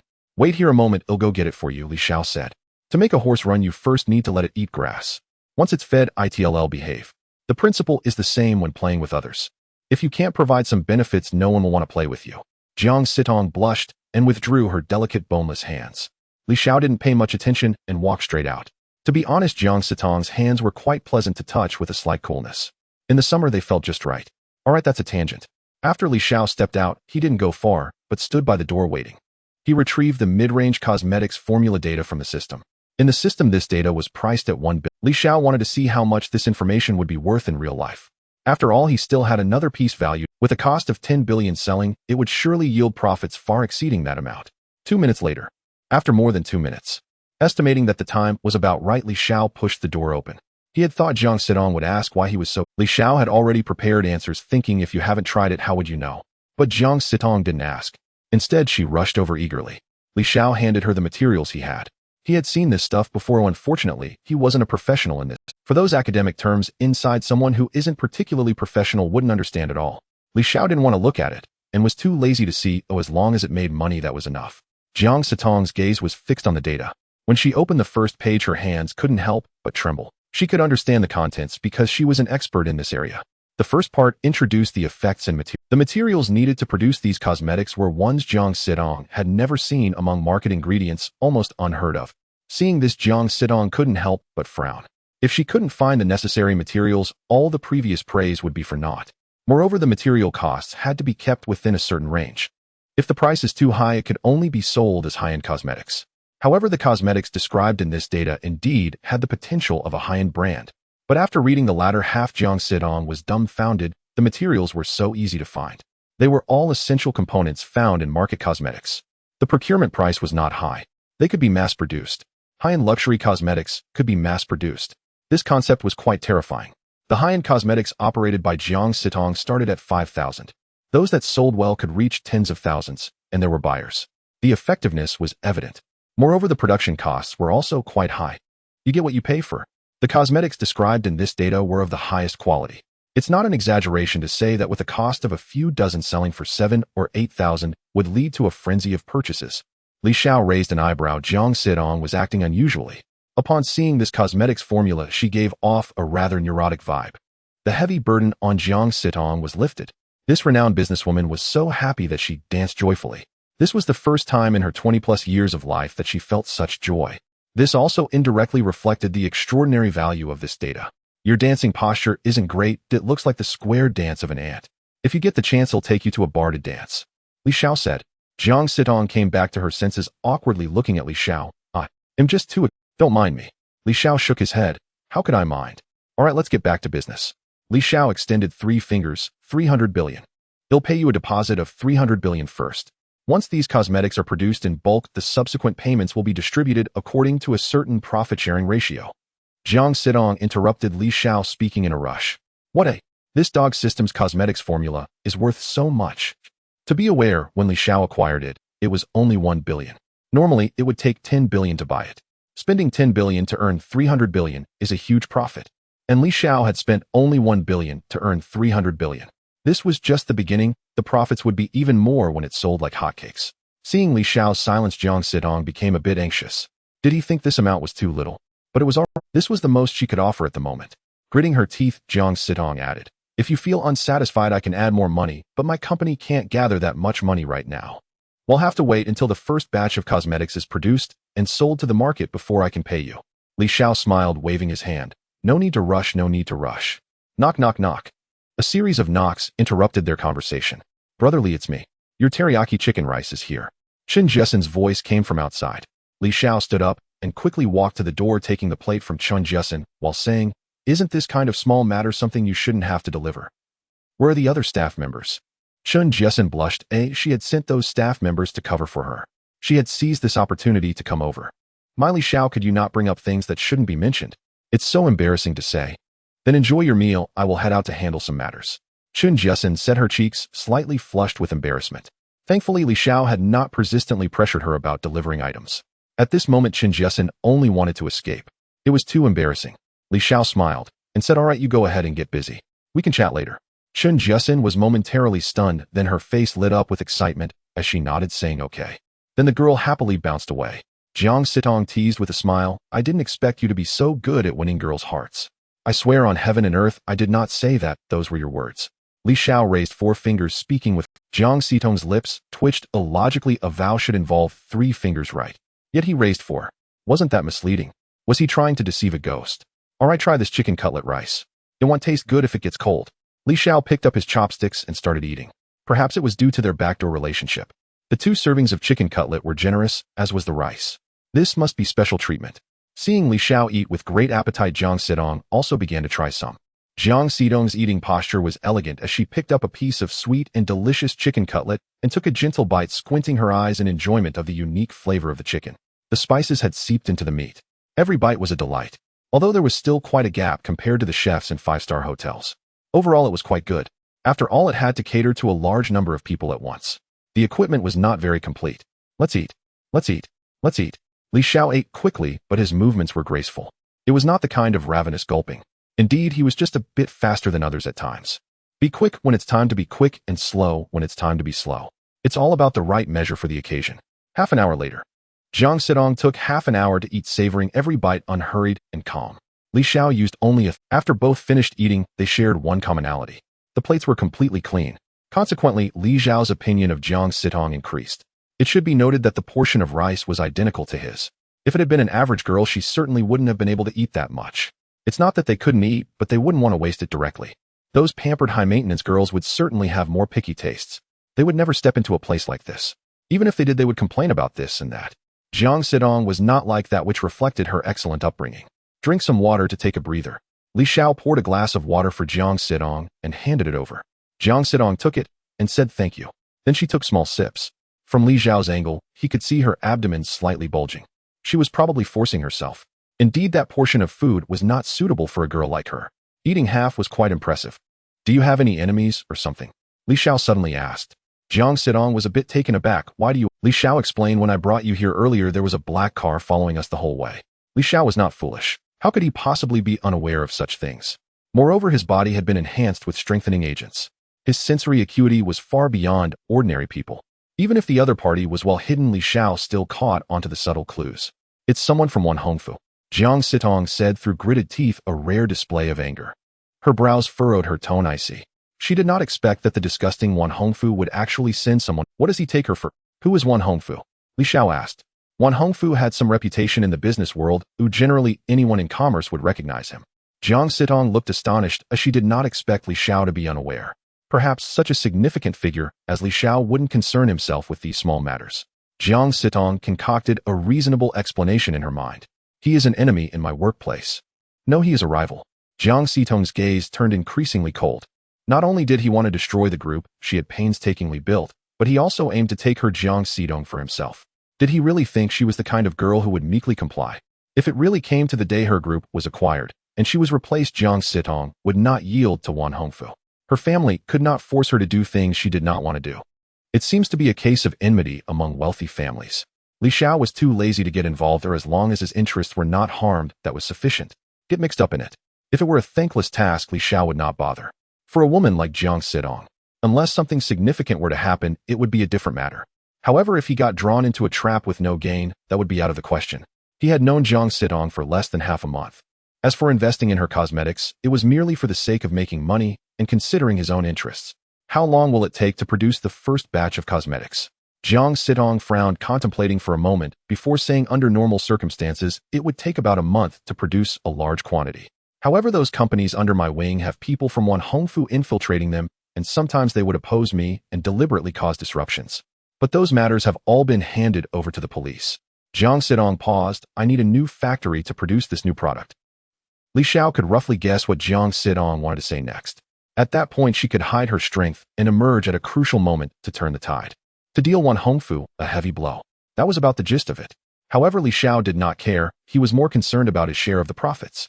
What will the subsequent profit-sharing situation be? I mean the follow-up income from those cosmetics. You get 70, I get 30. My 30 is for the employees and production costs. I won't take any of the extra profits. Jiang Sitong said expressionlessly.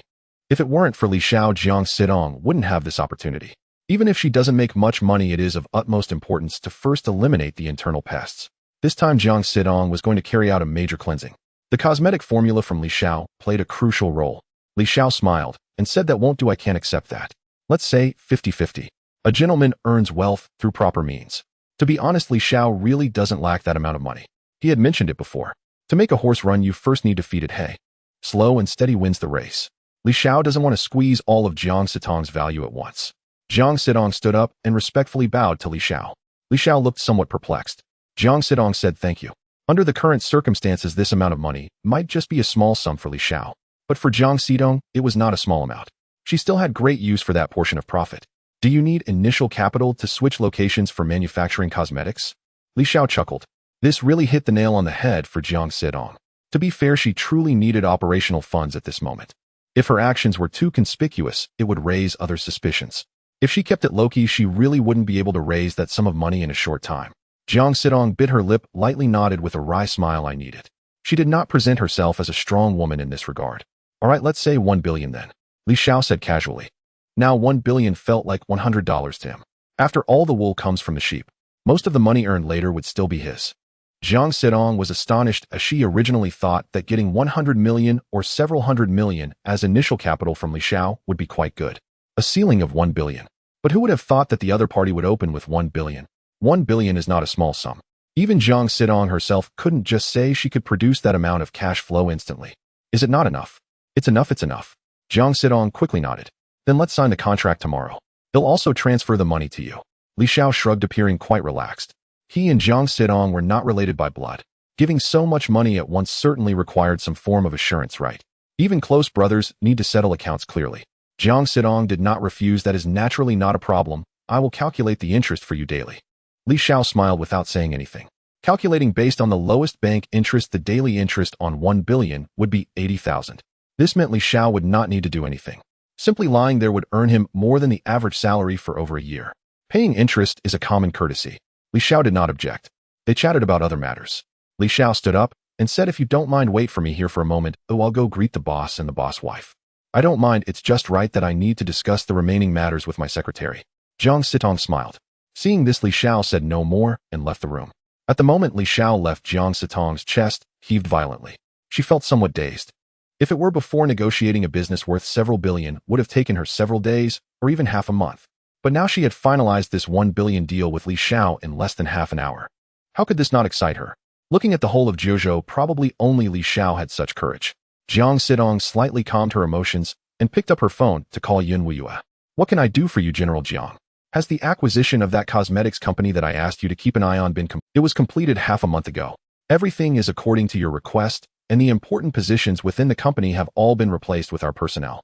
Good, I have a very important matter that requires you to complete. Jiang Sitong's tone was heavy.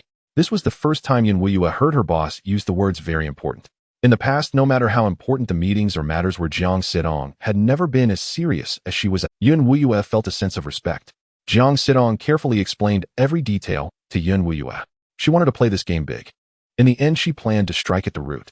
To achieve that prerequisite, she must first advance in secret. This is unrelated to Li Xiao.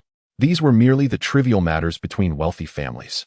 They had nothing to do with a godlike rich person like Li Xiao. With so much money that one cannot spend, why should they bother to cause trouble for themselves? Li Ge, what are you doing here? Chen Jiasen asked in surprise. Li Xiao smiled. I'm here to help you take a break. Let me take care of this.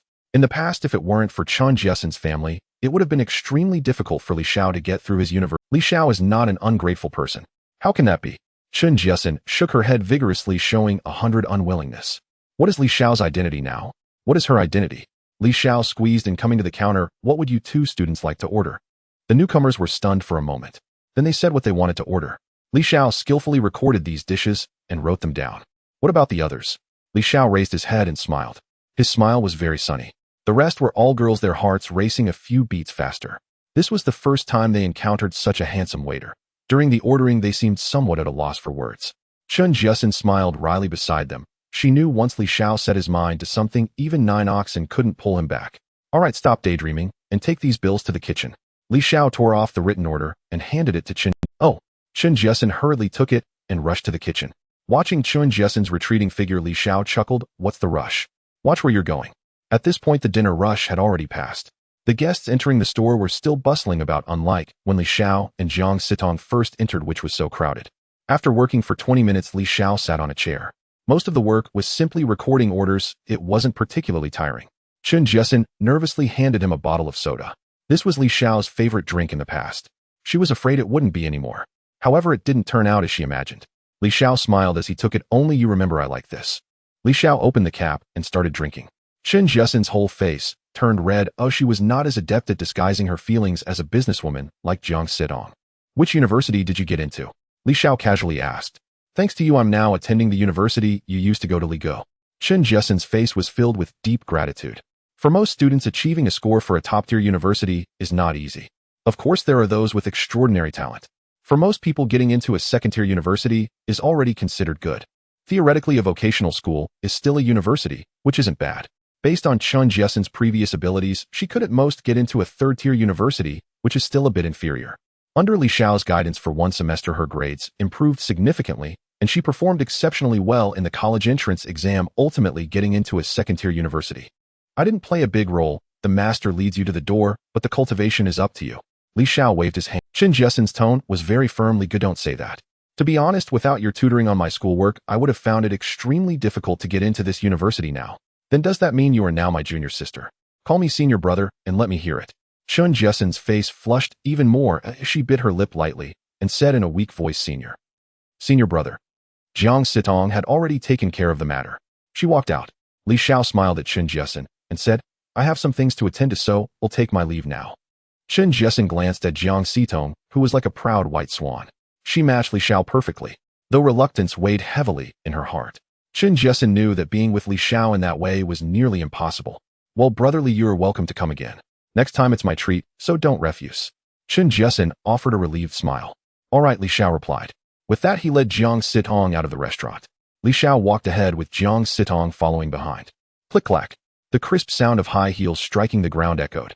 Finally, Jiang Sitong could no longer bear the awkward silence. She initiated a topic. That rather attractive college girl seems to have an interest in you. Aren't you going to give it a... Jiang Sitong clasped her hands behind her back, blinking playfully. Li Xiao halted, intrigued. Oh, tell me what makes you think she's interested in me. Jiang Sitong pondered for a moment before replying earnestly, I'm a woman too. I can see from her eyes that her feelings for you aren't about money. Never doubt my judgment.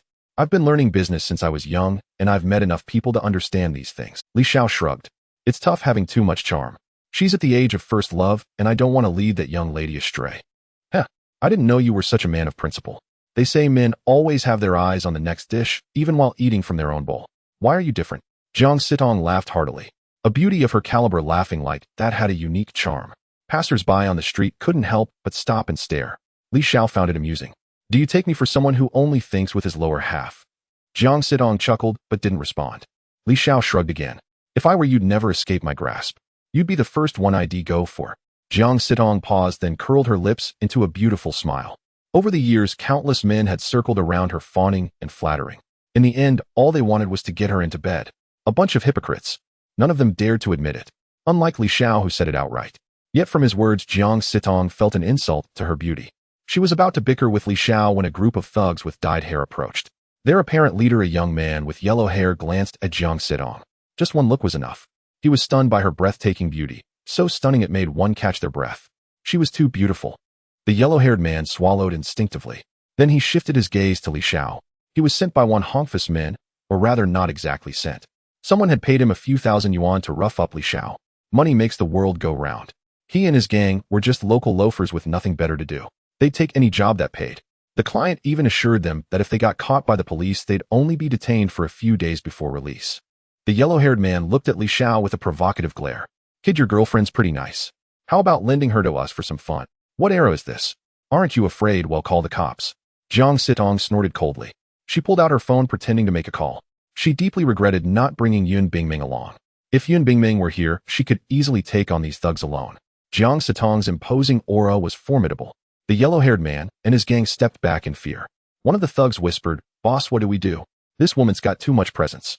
Maybe we should retreat for now." "Retreat, my ass. Get up there and beat that pretty boy up." The yellow-haired man gritted his teeth. By now a crowd of onlookers had gathered. If they didn't finish this quickly, they'd fail to deliver.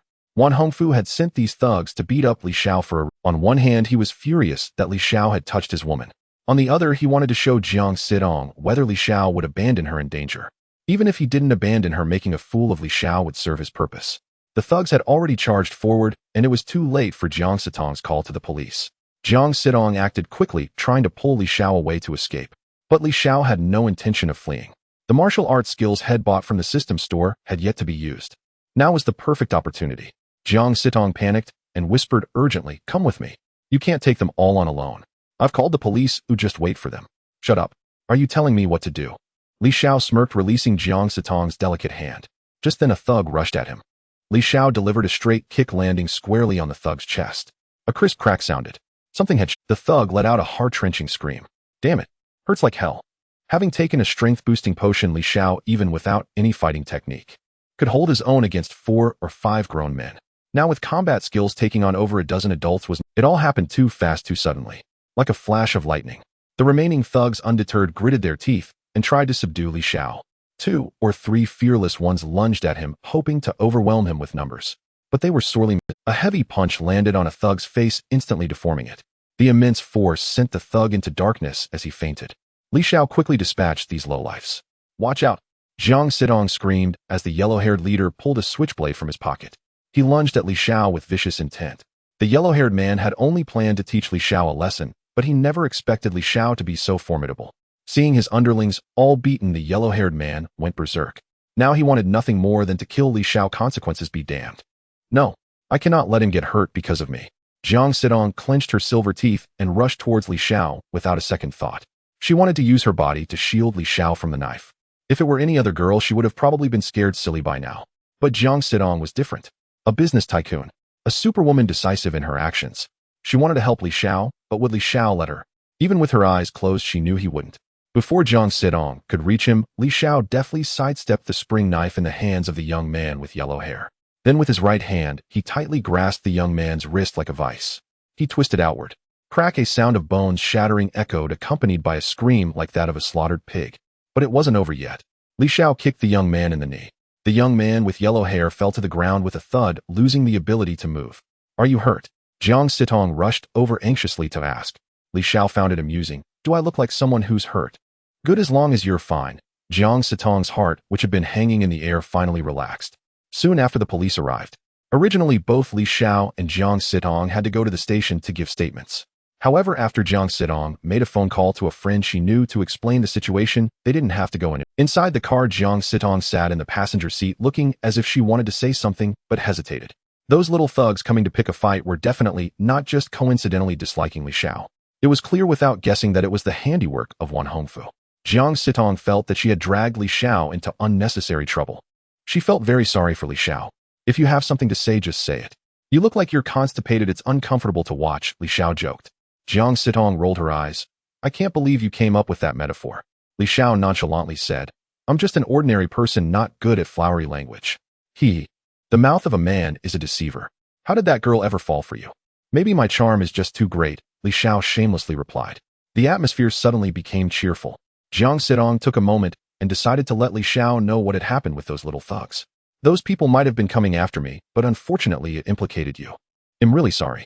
Got it, Li Xiao replied as he continued to drive. Jiang Sitong looked at him curiously. Don't you want to know the story behind it? No, I don't. I'm not one to like trouble, but I'm also not afraid of it. I don't want to meddle in other people's affairs. It's tiring enough just dealing with my own. Li Xiao shook his head. Jiang Sitong's eyes flickered with a hint of gloom before regaining their luster. Please take me to Jiangjing Bay Villa area. Sure. Li Xiao didn't say much, opened the navigation and drove towards the direction Jiang Sitong indicated. The two remained silent along the way. The Jiangjing Bay Villa area was also quite renowned. Entry required registration. However, with the resident Jiang Sitong leading the way, they saved a lot of hassle. Li Xiao found it amusing that the little security guard at the gate was staring wide-eyed. It was because Jiang Sitong was in his car. To be precise, she was in the car of a stranger. It seemed there had never been a situation like this before. Jiang Sitong lived in Villa No. 5. As they entered, the scenery inside was pleasing to the eye, simply delightful to behold. It was comparable to the villa where Li Xiao lived. Li Xiao parked the car in front of Jiang Sitong's villa. Jiang Sitong opened the car door and got out. Just as Li Xiao was about to turn around, Jiang Sitong came back. Is there something else? Li Xiao asked curiously. Jiang Sitong's delicate face was slightly flushed, but it was dark and it was hard to see clearly. Jiang Sitong seemed to have mustered a lot of courage. Would you like to come up for some tea or something? Jiang Sitong knew this behavior was quite dangerous. It was like inviting a wolf into the house. Yun Wuyue and Yun Bingming weren't home. If Li Xiao tried to force himself, she really wouldn't be his match. It wasn't that Jiang Sitong was overly confident in her beauty. It was just that every man who met him had similar thoughts. They appeared refined on the surface, but were in fact unrestrained beasts. If Jiang Sitong lacked this awareness of safety, she would have been in a very different position by now. She felt regretful as some words once spoken couldn't be taken back. On one hand, Jiang Sitong was eager for Li Xiao to accept her invitation to enter the villa. On the other hand, she was also very afraid of what Li Xiao might do. Even though she could call security. But she was afraid there wouldn't be enough time. Li Xiao smiled. Aren't you afraid I might do something if I go up? Jiang Sitong was taken aback for a moment, but quickly regained her composure. At that moment, this businesswoman's temper flared up. With a flirtatious tone, she said, not afraid, I might even gain something from it. Not being sincere. Li Xiao, illuminated by the car's lights, noticed Jiang Sitong saying this. Her delicate hand trembled slightly. If you're not afraid, then I should be worried. What if this seductive fox ends up entangling me? Where would I go to seek justice? After saying this, Li Xiao rolled up the car window and turned the car around. He drove off in a puff of smoke. Jiang Sitong's expressions changed spectacularly. From astonishment to confusion, then to anger. Damn seductive fox. Your whole family are seductive foxes. This was the first time Jiang Sitong ever cursed. No one is a sage. Moreover, Jiang Sitong was genuinely furious this time. Those dogmen probably looked at her like that. But no one had ever dared to say it in front of her. Today, Li Xiao was the first exception. After leaving the villa area, Li Xiao felt refreshed. So what if she was a goddess? Li Xiao treated beautiful women with only one attitude: equality. He wouldn't lower himself to anyone just because they were a public figure. Or grovel. That's for sycophants. Li Xiao was straightforward. If they got along, they would be together. If not, it meant they had no fate. A forcibly twisted melon isn't sweet. After all, his worth was in the hundreds of billions. If he had to bow low to a woman, then he would be ashamed of his noble status. Li Xiao didn't hurry home. Instead, he went to the most famous and luxurious internet celebrity bar in the city center. After getting rich, Li Xiao also wanted to experience what it was like to party. The Scarlet Bar. Countless luxury cars lined the outside. The passenger seat had never disappointed the ordinary. All of them were girls around 80 points or above in appearance. Among them were internet celebrities, rich second-generation heirs, and nouveau riche. In short, having money meant you were the boss. When Li Xiao arrived here in his car, he became an oddity. After all, the passenger seat was empty. Many young and beautiful girls standing outside were staring wide-eyed. Li Xiao's appearance was very attractive and quite to their taste. Moreover, he was driving a luxury Bentley. Many women began to stir, wanting to capture this fat sheep. Their purpose in coming here was simple: to hook a rich second-generation heir or wealthy man. Let me clarify, I who wants on him back. 4,000 a day starting up. Unscheduled updates. I apologize for the delay in the novel due to some family matters. There's no need for you all to be anxious since it's all free to read. The one who should be anxious is the author. Alright friends, continue reading if you wish. If not, I also want to thank you for reading this far. Li Xiao parked the car. A group of women dressed provocatively gathered around him. Are you here to dance alone, handsome? Would you like to bring a female companion? One of the attractive women said, her demeanor flirtatious with a somewhat overpowering scent of perfume. Li Xiao frowned. This was not over yet.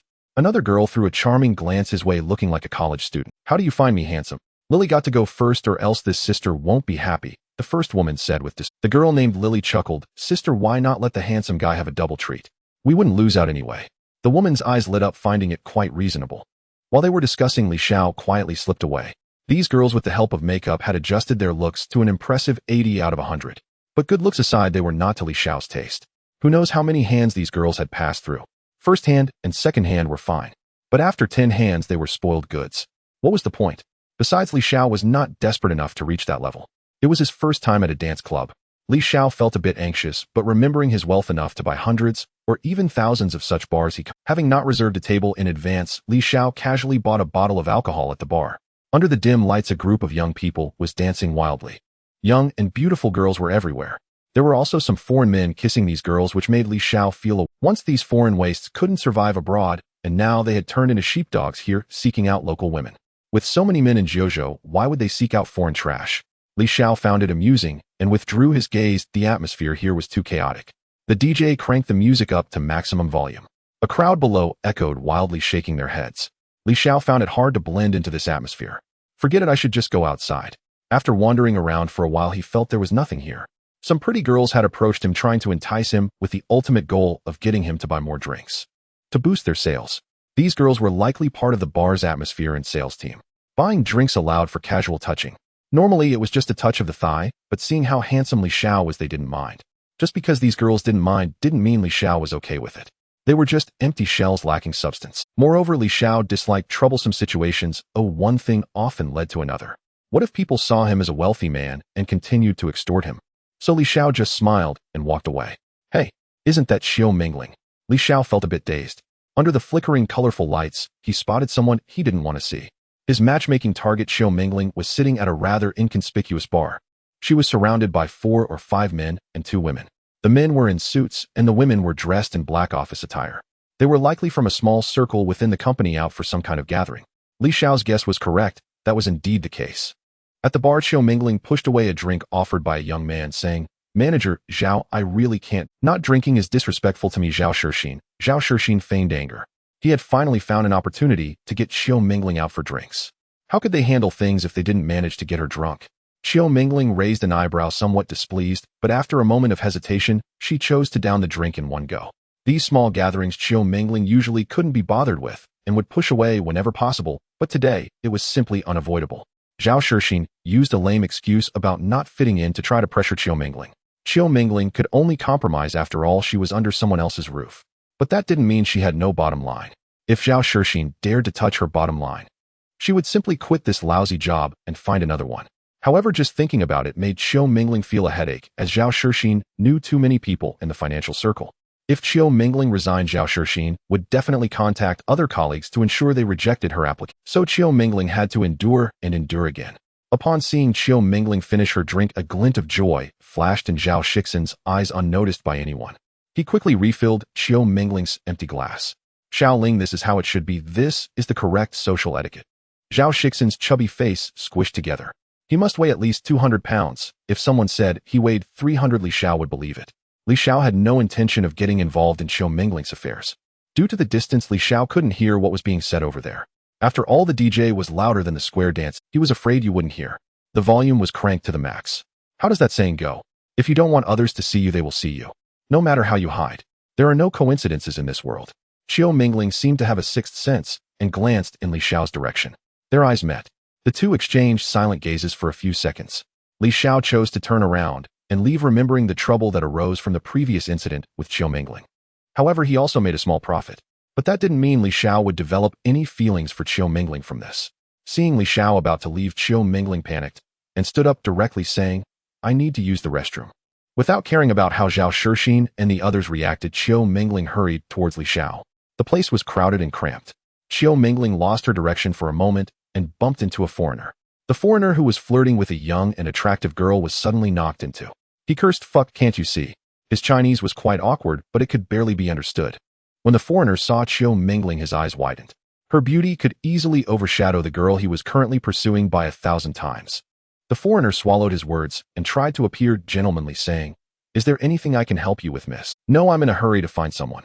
I bumped into you and I apologize," Xiao Mingling said, attempting to leave. But the foreigner wouldn't let her pass. Xiao Mingling, such a captivating beauty, is a rare existence even in the Magic City. Any man would want to take a bite out of her. Foreigners are quite popular in the 9 provinces, as women generally pursue them. Thus, he believes that Xiao Mingling is not much different from the girls he has played with before. He just lacks a suitable reason. This foreigner is quite confident in his appearance. "Beauty, would you like to have a drink?" "What the hell?" Xiao Mingling retorted, walking away in another direction. The foreigner was momentarily stunned. "My sister isn't here. How can I drink with her?" Clearly, he did not understand the meaning of Xiao Mingling's words. It didn't matter. He was still not planning to let Xiao. Just as his hand was about to grasp Xiao Mingling's wrist, another hand reached out, firmly capturing the foreigner's. The person was none other than Li Xiao. "Let go of me." The foreigner was now angry. Li Xiao's gaze turned cold, his tone icy to the extreme. "This is not your country. If you don't want to die, get lost." If looks could kill, the foreigner would have been slain hundreds of times. He stepped back in fright and hurriedly fled. Li Xiao's gaze reminded him of a venomous snake that had bitten him in childhood. When Xiao Mingling saw Li Xiao, for some reason her heart began to race. You weren't leaving just now?" Xiao Mingling tried to calm her racing heart, speaking in as neutral a tone as she could. Her delicate face flushed, whether from the drinks or her cultivation, she didn't know. Coupled with the bar's lighting ambience at that moment, it enhanced her beauty several notches. "Yes, I planned to leave, but I saw the situation over here was bad, so I came back. If there's nothing else, Li Xiao shrugged. Xiao Mingling was stunned, gazing intently into Li Xiao's eyes, feeling it was hard to believe. "Are you concerned about me?" "You're overthinking it." Li Xiao genuinely did not understand what was going on in a girl's mind. Was she really saying she liked him? What a joke. Xiao Mingling said, "Then why did you help me chase away that foreigner?" "Could it be? I simply dislike foreign trash. Don't think too much into it." Li Xiao interrupted her delusions. This reason left Xiao Mingling momentarily at a loss for a rebuttal. However, the most important thing for her was still her own matter. Xiao Mingling pleaded, "Could you help me with something? I had to come to socialize today, but my boss wants to get me drunk." Li Xiao looked at her as if she were foolish. "Then why not change jobs?" "Huh. I wish I could, but if I go to another place, he'll definitely make things difficult for me."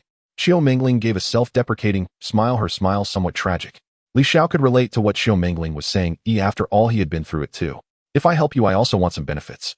Li Xiao said straightforwardly. "Benefits? What do you want?" "It's too noisy here. Could you say that again?" Xiao Mingling leaned closer to Li Xiao, her breath carrying a faint scent of alcohol. This exquisite beauty always exuded an indescribable fragrance. It was very pleasant. Coupled with the faint scent of alcohol, it made one feel intoxicated. The phrase "breath as fragrant as orchids" was not an exaggeration here. Even with such a goddess, those with weaker self-control or without enough charisma would likely be flustered. But who was Li Xiao? "Without benefits, why would I help you? Be the first to stick your neck out." Li Xiao whispered in Xiao Mingling's ear, "What benefits can you give me?" Xiao Mingling slightly trembled, looking at Li Xiao in shock. Li Xiao wouldn't just help her out of pity. What a joke. Trying to play the game without any cost. "You must be dreaming." Their eyes met, and Xiao Mingling was the first to back down, her tone somewhat weak. "Go ahead. What benefits do you want? But it can't be too excessive." Xiao Mingling said at the end, her tone unusually firm. "Kiss me, just a peck on the lips." Li Xiao said. Xiao Mingling's face instantly flushed red, somewhat angrily retorted, You? What about me? If you can do it, then do it. If not, then forget it. You have half a minute to think." Li Xiao said nonchalantly. To be honest, he truly didn't want to get involved in Xiao Mingling's matters. Although she was exquisite, she couldn't compare to Jiang Sitong in terms of charm. Just in terms of scale, Jiang Sitong was undoubtedly the undisputed first. Xiao Mingling was internally struggling with only 3 words in her mind what to do. She really didn't want to return to Zhao Shixin's bar. Judging by Zhao Shixin's actions tonight, he was definitely planning to get her drunk. Xiao Mingling did not want to lose her most precious possession due to a moment of carelessness. But the shameless suitor before her actually made such an outrageous request. Watching the time tick away, Xiao Mingling steeled her heart. After all, she had done similar things with him before, but it was just a peck on the cheek. This time, having drunk some alcohol, Xiao Mingling's courage slightly increased. However, it was still just a fleeting moment. Li Xiao felt as if he had merely brushed against an alcohol-flavored jelly, and then it was gone. Xiao Mingling, with a hint of slyness in her eyes, said, "All right, your task is complete. Now it's time for my request." Li Xiao touched his lips. "This counts as a foul. Next time a French kiss for a minute will be considered qualified." This time it's my fault for not being clear. Qiu Mingling's delicate face turned crimson.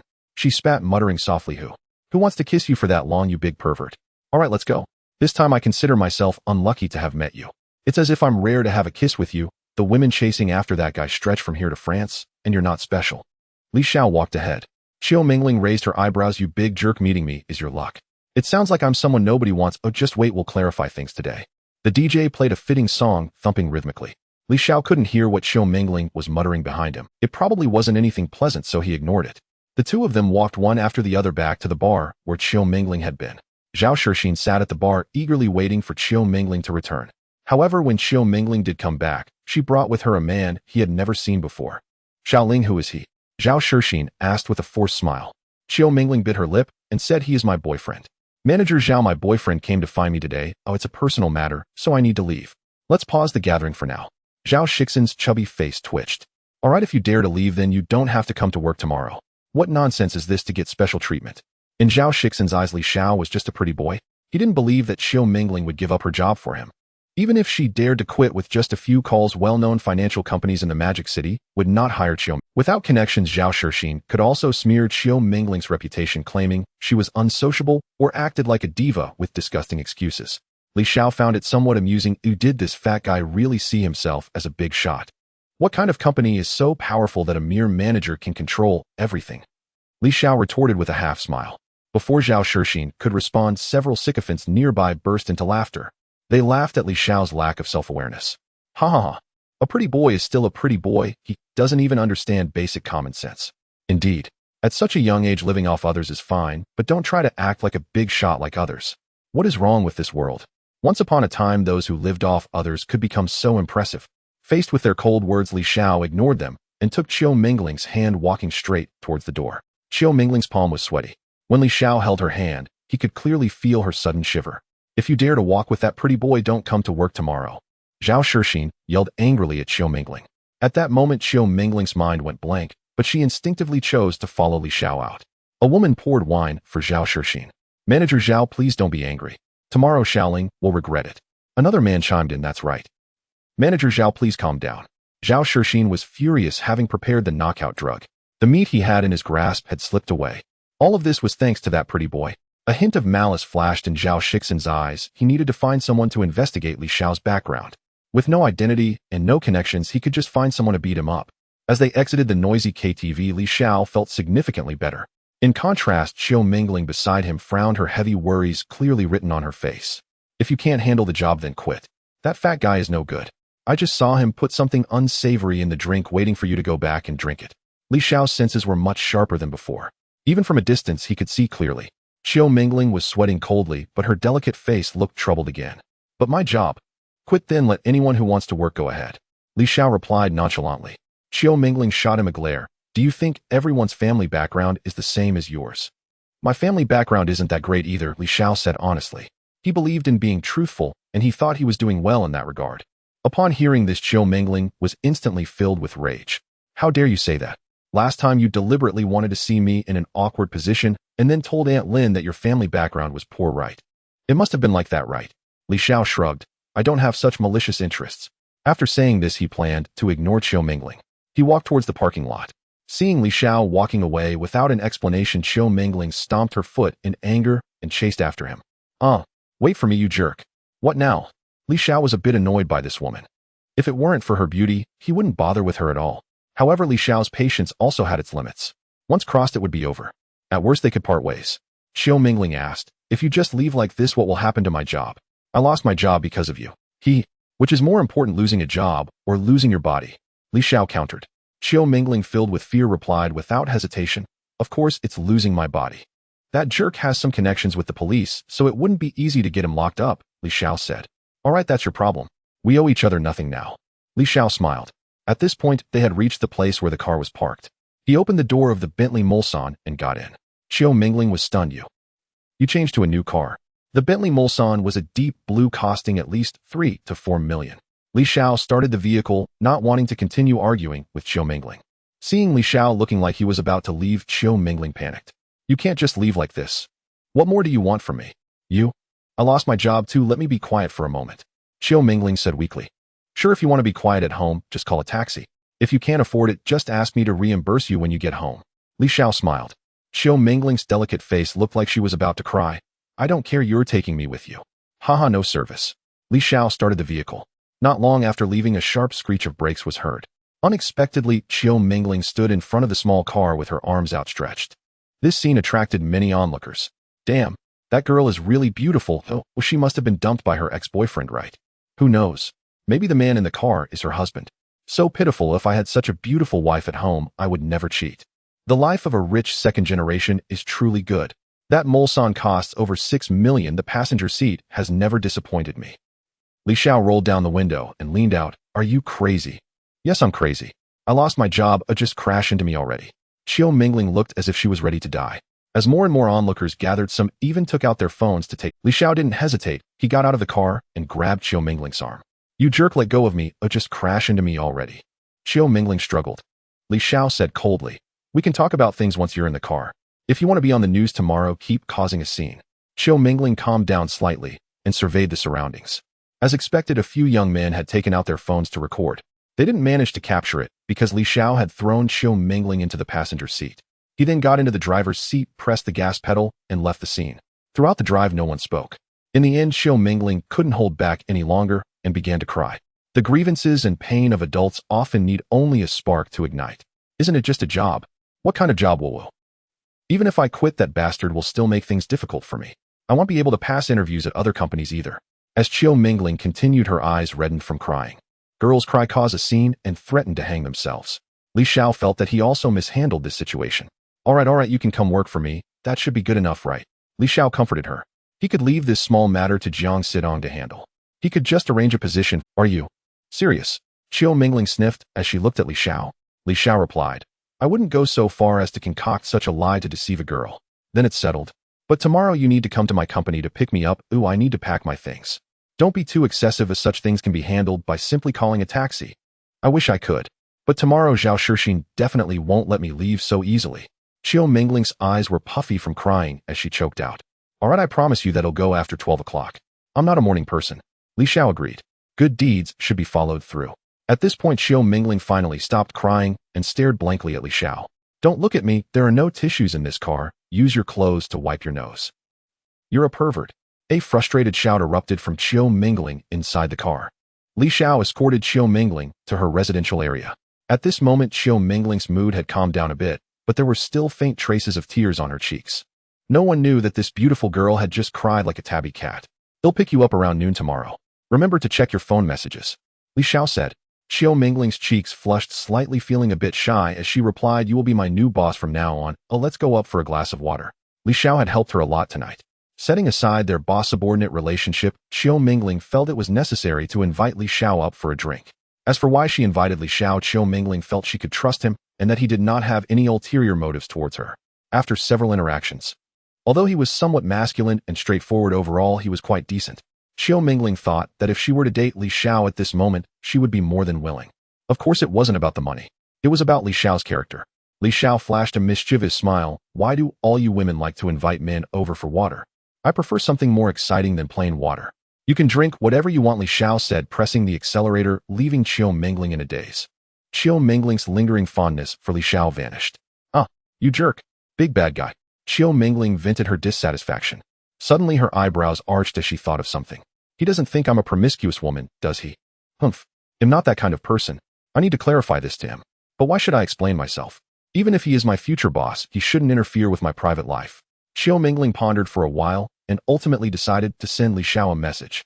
Qiu Mingling, I am not a promiscuous girl. Tonight was also the first time I invited a stranger, especially a man, to my home.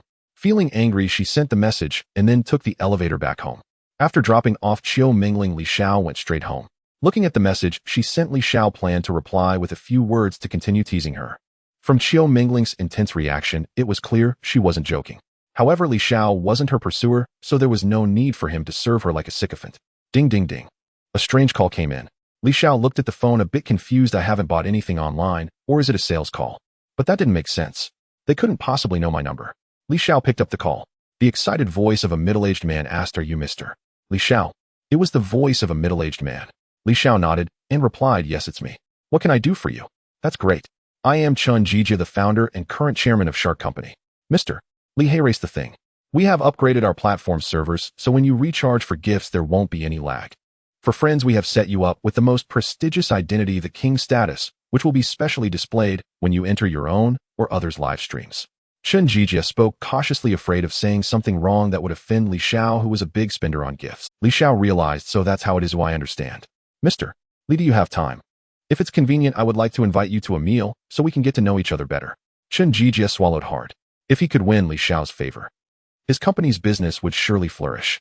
It would be a harmless good deed. However, Li Xiao directly declined. Maybe another time. I have to hang up now. What's the point of having a meal with a man? It's not like he's a beautiful girl. What a waste. Chun Jija wasn't too surprised. It would have been nice if Li Xiao agreed, but if not, it was fine. As long as he didn't provoke this godlike figure. Li Xiao settled onto the sofa and logged into the Shark app. Well, there were no issues entering. Everything returned to normal. Shark's #1 host, A Shui, had over 30 million fans. The barrage of comments flooded the screen. A Shui attracted many male fans with her singing and dancing. At that moment, she was both singing and dancing wearing eye-catching attire. However, the comments were mainly discussing the recent platform maintenance incident caused by Li Xiao. When will Shark's #1 brother stream again? Does anyone know? Oh my. Could it be that the #1 brother is a hacker who exploited Shark's vulnerabilities to earn gift money and is now being arrested by the police? The person before, have you read too many novels? If it were that serious, wouldn't the Shark CEO be crying in the bathroom right now? Yeah, if it were possible to exploit, the Shark CEO would have been in tears long ago. Li Xiao entered a shoe. Chun Jija mentioned adding special effects for him. Li Xiao wanted to test it out. The reason for choosing a Shui was that she was more popular. However, Li Xiao had absolutely no interest in this so-called Shark #1 sister.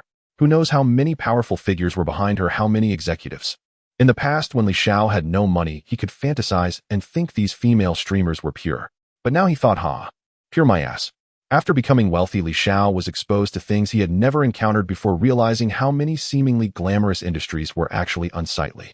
When Li Xiao joined the live stream, a special effect appeared. A massive golden 5-clawed dragon soared into the air, exuding a majestic aura. It filled the entire screen. The golden dragon was vivid and lifelike, shaking the screen 3 times before coming to a halt. Li Xiao couldn't help but marvel at the special effect. Awesome. This is way better than those cheap movie effects. I won't be able to keep a low profile anymore. The audience in Alung's live stream was stunned for a few seconds. Then the chat erupted. The viewers went wild, frantically typing in the comments. The rich brother has arrived, hurry and worship him. Whoa, rich brother, please add me as a friend. Need any special props? Professional props for 30. A Shui, whose real name is Su Ning Lu, is currently energetically twisting her body in front of the camera. The dynamic music fills the entire live streaming room and beads of sweat are forming on her forehead. The cool dance attire on her body outlines her graceful curves, and every movement is filled with allure. However, the comments on the screen seem somewhat distracted. When is the first brother coming? I've been waiting so long that the flowers have wilted. A Shui, stop dancing. I'm not in the mood to watch. I just want to see the godly rich brother appear again. Exactly, with such a big event on the Shark platform today, it feels like something is missing without the main character showing up. Su Ninglu felt a little uncomfortable in her heart, but still wore a sweet smile on her face. Of course, she knew who the first brother mentioned in the comments was. That mysterious man who single-handedly caused the entire Shark platform server to crash. For such a godly rich person, Su Ninglu longed more than anyone to gain his favor. As long as he could casually shower her live stream with gifts, her popularity and status would soar. She even silently prayed in her heart. Just as she turned around, preparing to change her dance pose, without any warning, the entire live stream screen dimmed momentarily. Then a piercing dragon's roar echoed as if to tear open everyone's mind. A dazzling golden light exploded in the center of the screen, and a vividly lifelike 5-clawed golden dragon spiraled out. The dragon's scales were clearly visible, its eyes exuding majesty and power, and its massive body almost occupied the entire screen. The overwhelming pressure made all the effects in the live stream pale in comparison. At the bottom of the screen, a line of giant golden text slowly emerged. The godly rich Xiao rides the 5-clawed golden dragon into the live stream. In that moment, the entire live stream eerily paused for 3 seconds. It was as if time had been pressed on the pause button. After 3 seconds, the comments erupted like a volcano that had been dormant for millennia. Holy crap! Holy crap! Holy crap! Speak of the devil, and he shall appear. It's the first brother. It's alive. The real first brother. Hurry and take a screenshot to commemorate. Bow to the godly rich. Godly rich brother, look at me. I have a lowly voice, sweet and salty. I can do anything. Get lost. Don't compete with us for our husband. Godly rich brother, I need a pin and what do you think of me? Su Ningla's dance movements froze in place, her heart racing, uncontrollably pounding, as if it were about to leap out of her throat. He has arrived. He really came to my live stream. A wave of immense joy swept through her mind, and she knew this was the greatest opportunity of her career. If she seized it, she could soar to great heights. She forcibly suppressed her excitement using the sweetest and most charming voice she could muster. She gently spoke into the microphone. Welcome, Xiao brother, to a Shu's live stream. Your mount looks so majestic. What song do you want to hear, or what dance do you want to see? A Shui will perform it right away. Her voice carried a perfectly timed tremor expressing both excitement and an endearing shyness. However, Li Xiao couldn't be bothered to type a single word. He was just here to test the effects. He leisurely clicked on the gift bar, his gaze landing on the top item worth $2,000, the super rocket. Then he pressed the send button with his finger. In the next second, everyone in the live stream was dumbfounded. The screen did not display the scene they expected with rockets soaring by. Instead, what followed was a torrential downpour of rockets cascading down like a violent rainstorm. Countless super rocket effects piled on top of each other, squeezing one another, and the golden light and explosion effects instantly drowned the entire screen, causing even the comments to be unable to post, only the gift notifications crazily refreshing. Xiao sent Super Rockets X100 in the live stream of Hosta Shui. Xiao sent Super Rockets X500 in the live stream of Hosta Shui. Xiao sent Super Rockets X1000 in the live stream of Hosta Shui. Su Ninglu instinctively covered her mouth with her hand, her beautiful eyes wide open as she stared at the leaderboard of gifts at the ID belonging to Xiao, followed by a series of horrifyingly large numbers. Her mind crashed completely, going blank. 1,000 super rockets equal to 2 million. In less than a minute, the gifts this man had sent already far exceeded her total income from the past year. And the gifts continued to refresh. When the number finally stopped at the terrifying figure of 2,000, the entire live stream fell into silence. After finishing sending gifts, Li Xiao seemed quite satisfied with the effects, and finally, he lightly typed a line of text in the comments. The effects are good, I'm leaving. As soon as the words fell, that majestic five-clawed golden dragon spiraled out again, letting out a dragon's roar as if announcing its master's departure. System prompt: the godly rich Xiao has left the live stream. He came swiftly and left swiftly. It was as if those 4 million were just a few pieces of scrap paper he casually discarded. Su Ninglu suddenly woke up from her immense shock. A wave of unprecedented panic surged in her heart. She couldn't let him leave just like that. If this true god slipped away from her hands, she would regret it for a lifetime. She didn't even have time to say a word to the audience in the live stream, directly tossing out a phrase, "I have something to attend to," and rushed out of the streaming room, heading straight for the backstage. With trembling hands, she used the platform's emergency channels, exhausting all her privileges and connections, and finally contacted the chairman of Shark Platform, Chen Jijia. As soon as the call connected, Su Ningla's voice already carried a hint of tears, urgently pleading, "Chairman Chen. Chairman Chen, I am a Shui. Could you please give me the contact information for the godly rich Xiao? Please, I beg you." Chairman Chen also just received the backstage data report and was astonished by the 4 million flowing in. He knew that a godly rich person of this caliber must not be neglected, and immediately said, "I'll send you a WeChat ID right away. Remember, your attitude must be good. Absolutely. You must not offend Mr. Li." "Thank you, Chairman Chen. Thank you, Chairman Chen." After hanging up, Su Ninglu quickly received a message with the WeChat ID. She clutched it like a lifeline, trembling fingers copying the WeChat ID character by character, and then pasted it into the WeChat friend request interface. At the moment of sending the friend request, she took a deep breath, deleting and rewriting the request message repeatedly, and finally typed out a line she believed reflected her charm, without being too pretentious. "Xiao brother, I am a Shui. Can we get to know each other?" Shy JPG. Li Xiao returned to Tang Chun Yipin, throwing himself onto the soft sofa in the living room. The magic city under the night sky transformed into a brilliant galaxy through the huge floor-to-ceiling window, yet he had no desire to admire it. He took out his phone, his fingertips casually sliding across the screen. As soon as he opened WeChat, a red one appeared in the new friends section. Clicking on it, the applicant's avatar was a delicate beauty shot of a Shui during a live stream, and her nickname was simply a Shui. The verification message was written carefully with a hint of flattery. Li Xiao had little expression on his face and casually clicked agree. Almost the moment he clicked add to contacts, a message from the other party popped up, arriving as quickly as if they had been waiting by the phone. "A Shui brother Xiao. You've approved. I'm so excited." Through the screen, Li Xiao could imagine the ecstatic expression on her face. "A Shui, thank you so much for the gift today. You are simply too handsome. The most handsome man I have ever seen." A barrage of compliments followed, accompanied by several blushing emoji. Li Xiao tapped the screen twice and replied with 2 words. "It's nothing." The message was successfully sent. On the other side, in a luxuriously decorated apartment, Su Ninglu looked at the extremely brief 2 words on the screen, feeling not dismissed, but rather her heart racing even faster. Real big shots are always so nonchalant. For Million was just nothing in his words. This demeanor made her feel that this man was profoundly mysterious and irresistibly attractive. She took a deep breath, her nails almost embedding into her palm from nervousness. After deleting and revising her message several times, she finally mustered the courage and boldly sent an invitation. A Shui brother Xiao, to express my gratitude, I would like to invite you to dinner. I wonder, do I have... After sending the message, she felt her heart leap to her throat, staring intently at the screen. Even her breathing became more subtle. Li Xiao looked at this message, originally intending to refuse directly. Dining with a female streamer. It seemed a bit of a waste of time.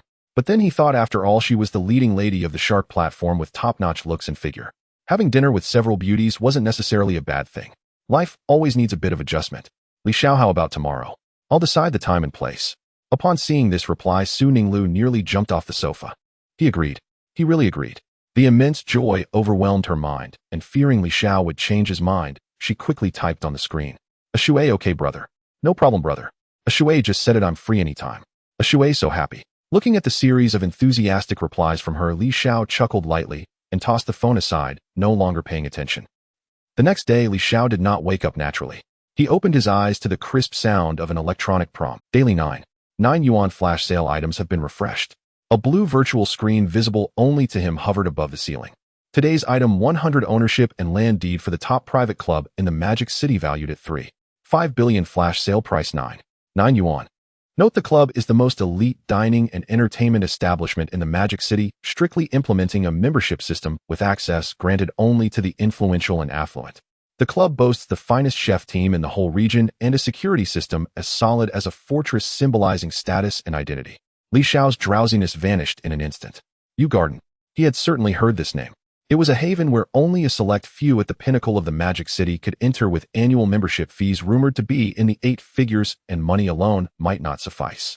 Now this top-notch club worth 3.5 billion was available for only 9.9 Yuan. Without a hint of hesitation, Li Xiao thought for a moment and directly chose to purchase. Ding. Payment successful.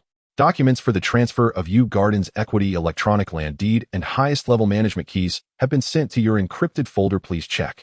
Li Xiao picked up his phone and opened a uniquely marked encrypted folder where indeed a pile of brand new documents appeared. The ownership section had clearly changed to Li Xiao. In a great mood, a smile appeared on his face.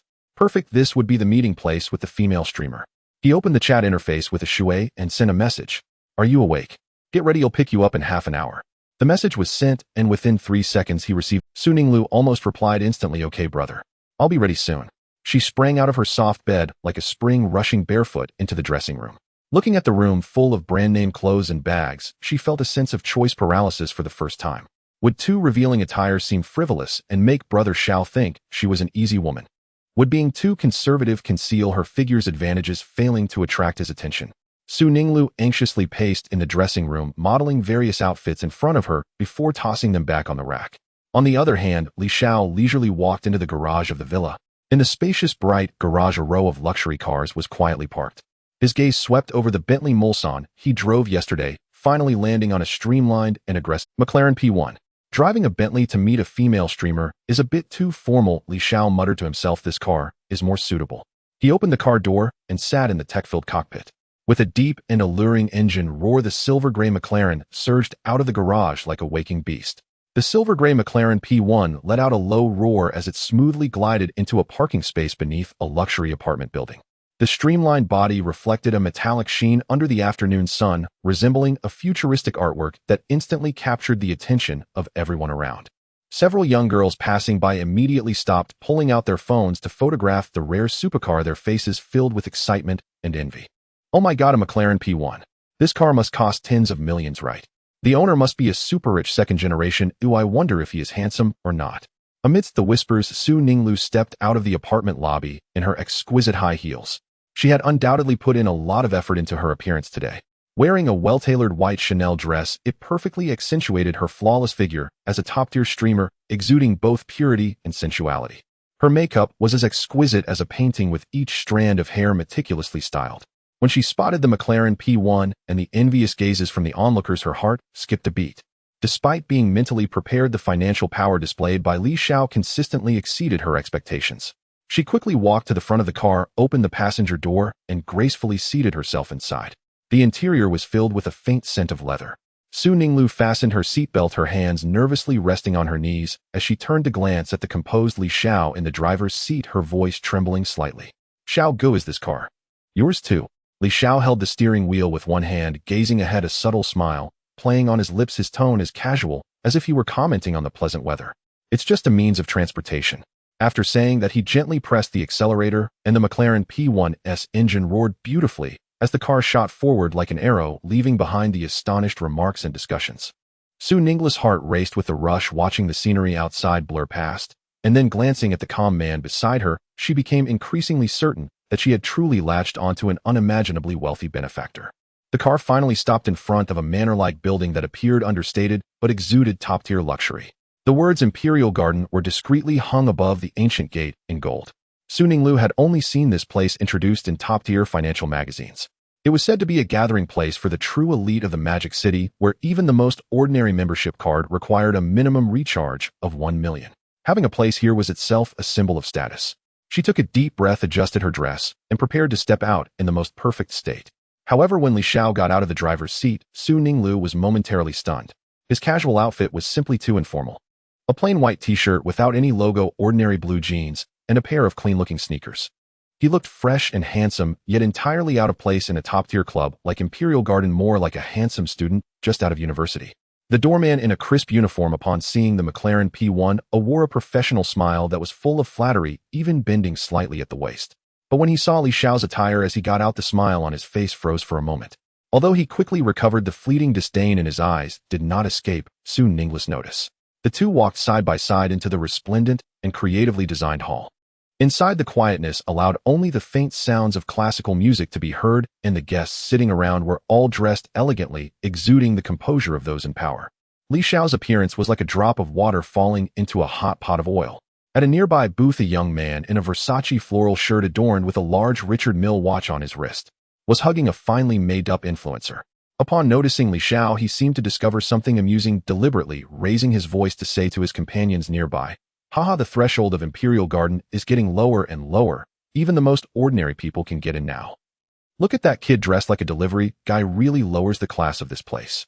His companions immediately understood and erupted into unrestrained laughter. What young Master Wang said is true. These days there are too many losers renting a sports car to show off without realizing where they are. Look at the girl next to him. She is quite attractive, but probably just another girl trying to latch onto a rich guy with poor judgment. The harsh comments and bold gazes felt like needles piercing Su Ninglu. Her face turned pale. As the top streamer of the platform, she had long been accustomed to being the center of attention and had heard the rumors online. But she had never been so publicly and bluntly humiliated in reality, especially in such a setting that represented the highest social circles. A wave of immense embarrassment surged within her, her palms were sweaty with anxiety, and she instinctively reached out to gently tug at Li Xiao's sleeve. Yet Li Xiao seemed completely oblivious to the noise around them. His expression remained unchanged, and his footsteps did not falter. His gaze didn't even glance in that direction as he headed directly towards the reception desk. His calmness slightly eased Su Ninglu's frantic heart, and she could only force herself to follow. The receptionist at the front desk wore a standard professional smile as Li Xiao approached, but her smile did not reach her eyes, and her tone carried a hint of unhidden detachment and scrutiny. "Hello, sir. Do you have a reservation? Or could you please show your membership card?" Just then, the young man referred to as young Master Wang stood up from the booth, casually walking past with his female companion, heading towards Li Xiao. As he passed Li Xiao, he intentionally shouldered him hard, colliding heavily with Li Xiao's arm. Li Xiao's body remained utterly still, not even a single brow furrowed. The force of that collision was not insignificant, yet to him it felt no different than the gentle caress of a breeze. He lowered his eyelids, his gaze landing on the hand of Wang Xiao that still rested on his female companion's waist, his tone flat and devoid of waves. "It was you who bumped into me." The voice was not loud, yet it clearly resonated throughout the quiet hall, drawing the attention of several nearby tables of guests. Wang Xiao seemed to have heard the most absurd joke as he loosened his embrace on his female companion. He exaggeratedly took a step back, pointing at his own nose, and shouted to his companions, "Did you hear that? He actually said I bumped into him." "Haha, Wang Xiao, does this kid have a problem with his eyesight? I think it's his brain that's not working right, daring to speak to Wang Xiao like that." Amidst the chorus of mocking laughter, the sarcasm on Wang Xiao's face grew thicker. He looked Li Xiao up and down, his contemptuous gaze openly scrutinizing him like a piece of trash by the roadside. Me bump into you. What are you even worth to be bumped into by me? He reached out a finger, nearly poking Li Xiao's nose. Kid, open your eyes wide and take a good look. This shirt is Versace. Have you seen it before? And this watch Richard Mille, do you recognize the letters on it? If I sold you from head to toe, could you even afford a thread from my clothing? His sharp and cutting words were like blades, causing Su Ninglu beside him to instantly lose all color in her face. She had never faced such public humiliation. A wave of shame surged through her, making her tremble all over. Instinctively, she tugged at Li Xiao's clothing, her voice tinged with a sob as she repeatedly bowed to Wang Xiao. I'm sorry, we didn't mean it. Please be magnanimous and don't hold it against us. She only wanted to smooth things over and quickly pull Li Xiao away from this trouble spot. Now you know to apologize. It's too late. Wang Xiao ignored her completely, his eyes still glaring fiercely at Li Xiao, as if he wanted to consume him whole with just his gaze. The commotion finally attracted the attention of the management staff of the club. A middle-aged man dressed in a black suit with a lobby manager's name tag pinned to his chest hurried over. His face, initially serious due to professional demeanor, instantly filled with a sycophantic smile upon seeing Wang Xiao, his waist bending slightly in an unconscious act of submission. Oh, Wang Xiao, what wind blew you here? What's going on? Who has the poor eyesight to provoke your anger? Wang Xiao's arrogance grew even bolder upon seeing the newcomer. He nodded towards Li Xiao and reported to Manager Ma. Manager Ma, you're just in time.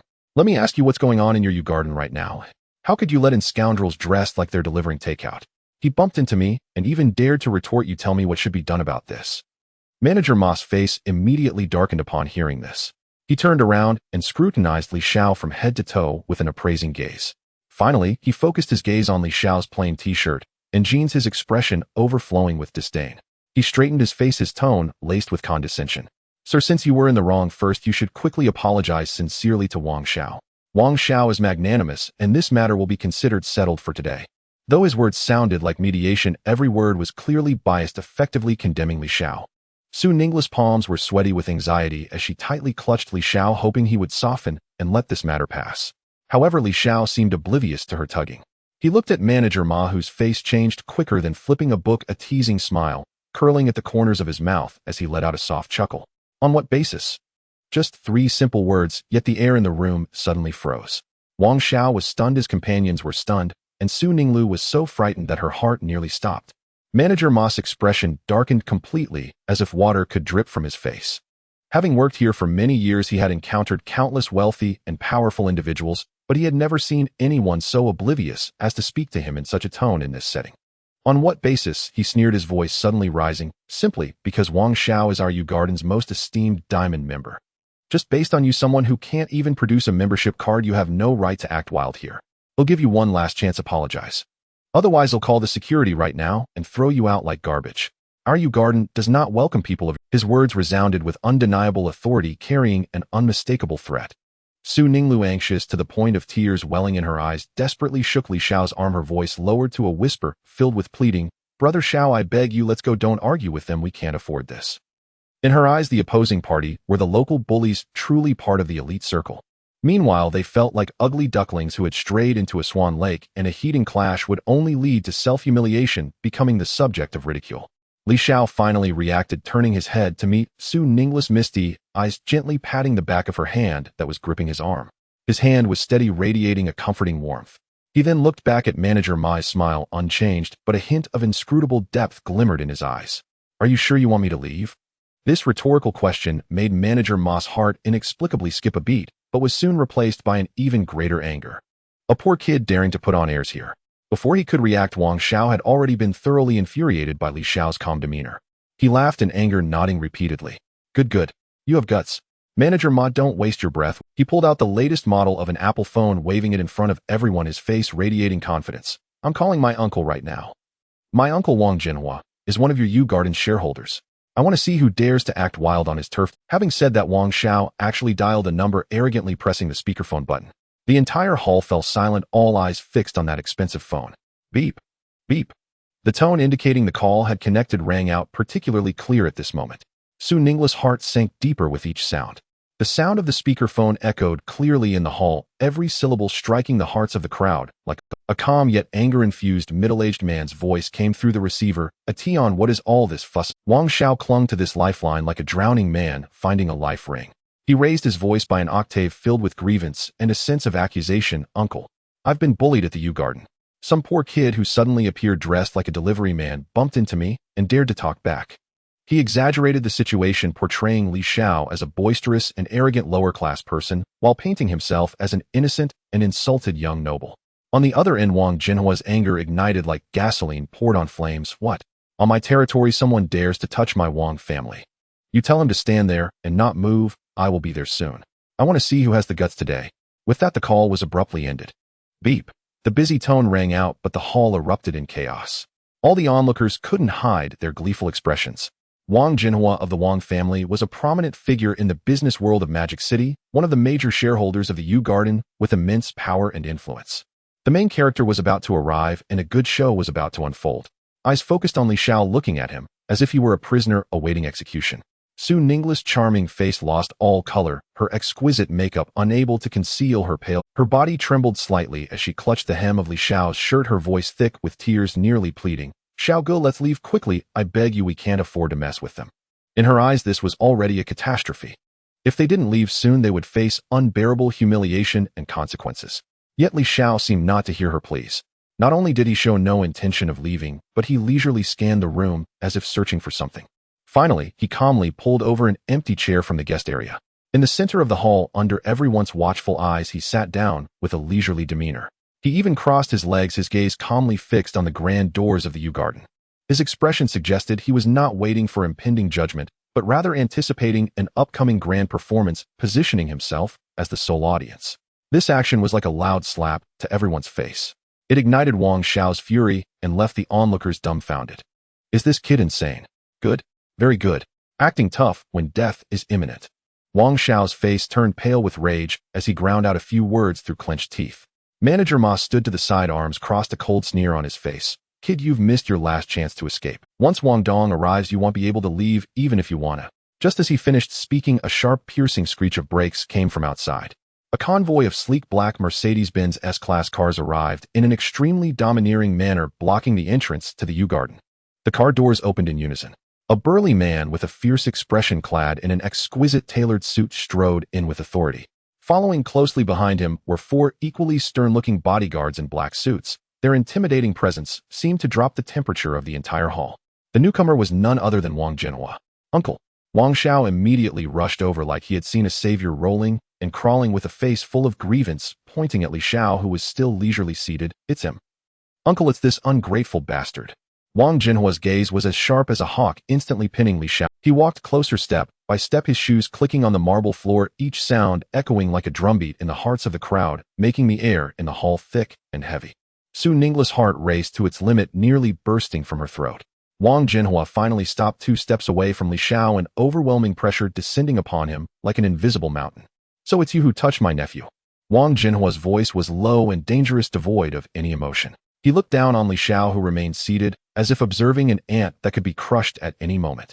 Then with an authoritative tone, he issued his ultimatum. Now kneel down and apologize to my nephew.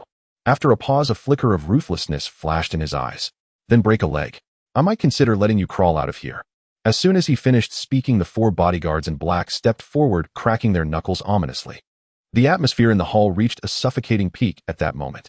Su Ninglu was so frightened that she shut her eyes instantly, unable to bear to watch, as if she could already foresee the bloody and humiliating scene about to unfold. The moment Wang Jinhua's voice fell, the joints of the 4 black-clad bodyguards cracked ominously. Their fierce gazes were locked onto Li Xiao like 4 wolves ready to pounce. Su Ningle's heart sank to the depths of despair as she closed her eyes in hopelessness. At that critical moment, the heavy bronze revolving doors of the U Garden silently slid open once more. This time a group of 7 or 8 people entered, all clad in black suits, exuding an imposing aura. The leading man, around 50 years old, had hair touched by frost, yet his eyes were sharp, like an eagle's, piercing enough to see through one's soul. His dark, custom-tailored suit bore not a wrinkle, his steps were steady, each one exuding an invisible pressure that momentarily stilled the air in the entire hall. He was the true helmsman of the U Garden, the general manager Lu Zhong, a figure whose mere presence in the upper echelons of Magic City could stir a commotion. Manager Ma, who had just been arrogant, instantly lost all bravado upon recognizing the visitor's face, his expression turning utterly cleansed of arrogance and disdain. He resembled a cat whose tail had been stepped on, nearly launching himself forward, scrambling to meet Lu Zhong, his waist bent almost to a 90-degree angle. Mr. Lu, Mr. Lu, why have you come down personally? What wind has brought you here? You could have informed me beforehand so I could welcome you at the door. His voice trembled noticeably, filled with both reverence and insecurity. Wang Jinhua's fierce demeanor had also softened considerably. After all, he was merely a shareholder, and in front of Lu Zhong, the true powerful manager, he had to appear smaller. He forced a smile he deemed warm and stepped forward. Mr. Lu, long time no see. You still look so spirited. How fortunate that you arrived at a timely moment. I was just helping you deal with some trash in the club to spare your eyes from the filth. He spoke while lifting his chin, disdainfully pointing toward Li Xiao. The gesture was unmistakably clear. Seeing this, Manager Ma thought it was his chance to shine, and immediately exerted his influence, raising his voice to report to Lu Zhong, his voice echoing throughout the hall. Mr. Lu, it's this kid. You must stand up for young Master Wang and our Yu Garden. He pointed a finger, nearly poking Li Xiao's face. This kid has no membership card and doesn't even know how he got in here dressed in cheap clothes, looking just like a food delivery person. Not only did he offend our most esteemed diamond member, young Master Wang, but he also spoke disrespectfully and showed no signs of remorse. Having someone like him here simply lowers the standards of our Yu Garden and severely impacts our reputation. Lu Zhong's brows slightly furrowed, seemingly displeased with the market-like clamor in the hall. He didn't even glance at the bowing and scraping Manager Ma, nor did he acknowledge Wang Jinhua's ingratiating words. His gaze was like a spotlight, slowly sweeping across the entire room. That sharp gaze passed over Su Ninggle, who was pale and on the verge of collapse. It skimmed over young Master Wang, whose face was twisted in satisfaction, eagerly waiting for the drama to unfold. Oh, and it also swept past Wang Jinhua, who was aggressively waiting for him to dispense justice. Under his gaze, everyone felt transparent. Ultimately, his eyes crossed the crowd and locked onto the one young man who had remained calmly seated throughout. That young man sat there calmly, legs crossed, with an indifferent expression, as if everything around him was irrelevant.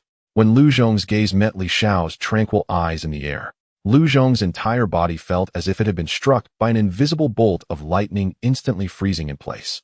The authority, calmness, and displeasure on his face crumbled in less than a second, shattering into oblivion. In its place was an indescribable shock and a bone-deep fear. Finally, his well-maintained face turned deathly pale. Cold sweat erupted like a burst dam from his forehead, back of his neck and spine, instantly soaking through his expensive tailored shirt, the icy fabric clinging tightly to his skin. He recognized that face. It was the one that had been sent to his personal phone last night through the highest encrypted channel by the board of directors. Beneath the photo was a single line of text: Yu Garden new owner. This young man was the one who, through unimaginable means, had acquired 100% ownership of the Yu Garden, valued at 3.5 billion in just one night. He was the mysterious figure whose presence the entire management team now had to look up to the true sky. Lu Zhong felt his heart stop beating, his blood seeming to freeze at that moment. He could no longer care about what shareholder Wang Jinhua was or what Manager Ma was. Under the astonished, confused, and shocked gazes of everyone present, Lu Zhong made a move that nearly made everyone's eyes pop out. He shoved aside Manager Ma, who stood in his way, staggering slightly. Then he quickened his pace, first walking briskly, then breaking into a jog. In the end, he nearly reached the fastest speed of his life, charging toward Li Xiao like a mad bull. Mr. Lu. Wang Jinhua's smile froze. Mr. Lu, what are you doing? Manager Ma stumbled, unable to complete his sentence. Every onlooker's jaw dropped to the ground. What on earth was happening? Lu Zhong ignored everyone's shouts. In his eyes and heart, there was only that young man sitting in the chair. His mind went blank, with only two words echoing madly. It's over. It's over. This matter today is going to create a huge stir. Wang Xiao and Manager Ma exchanged a glance, both their eyes shimmering with a cruel and triumphant light. In their view, President Lu was about to take matters into his own hands and cleanse the ranks. To throw this arrogant fool out like a dead dog was the only way to uphold the dignity of the Yu Garden and restore Wang Xiao's face. The guests around also ceased their conversations, holding their breath, their eyes filled with anticipation, ready to witness the most exciting climax of this farce. However, the scene that followed shattered the perceptions of everyone present like an invisible hand. Lu Zhong rushed to Li Xiao's front like a gust of wind, stopping just a step away, his feet seemingly nailed. His legs were together, his body taut like a javelin. Then, under the watchful eyes of the silent crowd, he slowly bent at the waist towards the young man, still comfortably seated in the chair, a posture symbolizing power and status in the upper circles of Modu. A perfectly standard 90-degree bow. His upper body was completely parallel to the ground. His trembling voice, filled with unmistakable fear and deep reverence, echoed like thunder throughout the hall. Chairman. Lu Zhong was unaware of the chairman's esteemed presence and failed to greet you from afar. My sins are deserving of death. Please punish me, Chairman. Silence. The entire Yu Garden Hall was so quiet that one could hear the heartbeat of each person. Time seemed to freeze in that moment under an invisible force. Wang Xiao's sinister smile froze like a grotesque plaster statue. Manager Ma's mouth hung open in shock, wide enough to fit an egg. Just moments ago, the imposing Wang Zhenghua, with his fierce face, instantly turned absurd and laughable, filled with confusion and shock. Su Ning instinctively covered her mouth with her hand, her beautiful eyes widened in disbelief. Her mind went blank, unable to think. Chairman. This word struck like a divine thunderbolt, severing the consciousness of everyone present. Li Xiao didn't even rise from his seat. He lazily lifted his eyelids, glancing at the terrified Lu Zhong, who seemed to want to bury his head in the ground. Then he pointed his chin toward Wang Zhenghua and Manager Ma. Your employee, he said in a tone as flat as discussing a trivial matter, and one of your minor shareholders seem to have some opinions about my attire. They believe I have no right to be here and want to throw me out like trash. Upon hearing this, Lu Zhong felt a wave of icy dread surge from his feet up his spine, nearly scaring his soul away. He abruptly straightened up, his face, now pale from fear, turned crimson, with extreme anger, veins bulging at his temples. He suddenly turned around, his eyes burning with fury, locking onto the still-stunned Manager Ma. You blind fool. Slap. A loud slap echoed through the hall, crisp and resonating in everyone's ears. Lu Zhong put all his strength into that slap, sending Manager Ma spinning halfway around, blood and a tooth spraying from his mouth, before he crashed heavily to the ground. Half of his face swelled visibly, turning a dark purple. Have you lost your sight? Lu Zhong pointed at the groaning Manager Ma on the ground, trembling with rage. His voice changed in pitch. Do you know who he is? He is Mr. Li Xiao, the new master of this Yu Garden, the sole chairman, with 100% ownership. This declaration detonated like a series of heavy bombs in everyone's ears, leaving them dizzy and unsteady on their feet. Yet Lu Zhong's fury showed no sign of abating. He strode over to the completely dazed Wang Zhenghua, his eyes swirling with terrifying, murderous intent. Slap. Slap. Two more even fiercer slaps rained down on Wang Zhenghua's face, leaving him seeing stars and blood at the corner of his mouth. And you, Wang Zhenghua, what are you even worth? Lu Zhong spat his saliva, hitting Wang Zhenghua's face. You who are nothing more than a dog dare to act arrogant before the new chairman. You dare to threaten the chairman's safety. Lu Zhong stepped closer, nearly face to face with Wang Zhenghua, squeezing out his final cold and piercing question through gritted teeth. Are you trying to have your entire Wang family erased from Modu? Lu Zhong's words, the sole chairman, struck the last glimmer of hope in the hall like an invisible hammer. The entire world fell silent. The smugness and cruelty on Wang Xiao's face were like uncured cement, frozen in place, absurd and laughable. Manager Ma lay sprawled on the cold floor, his mouth full of the taste of blood, his ears ringing.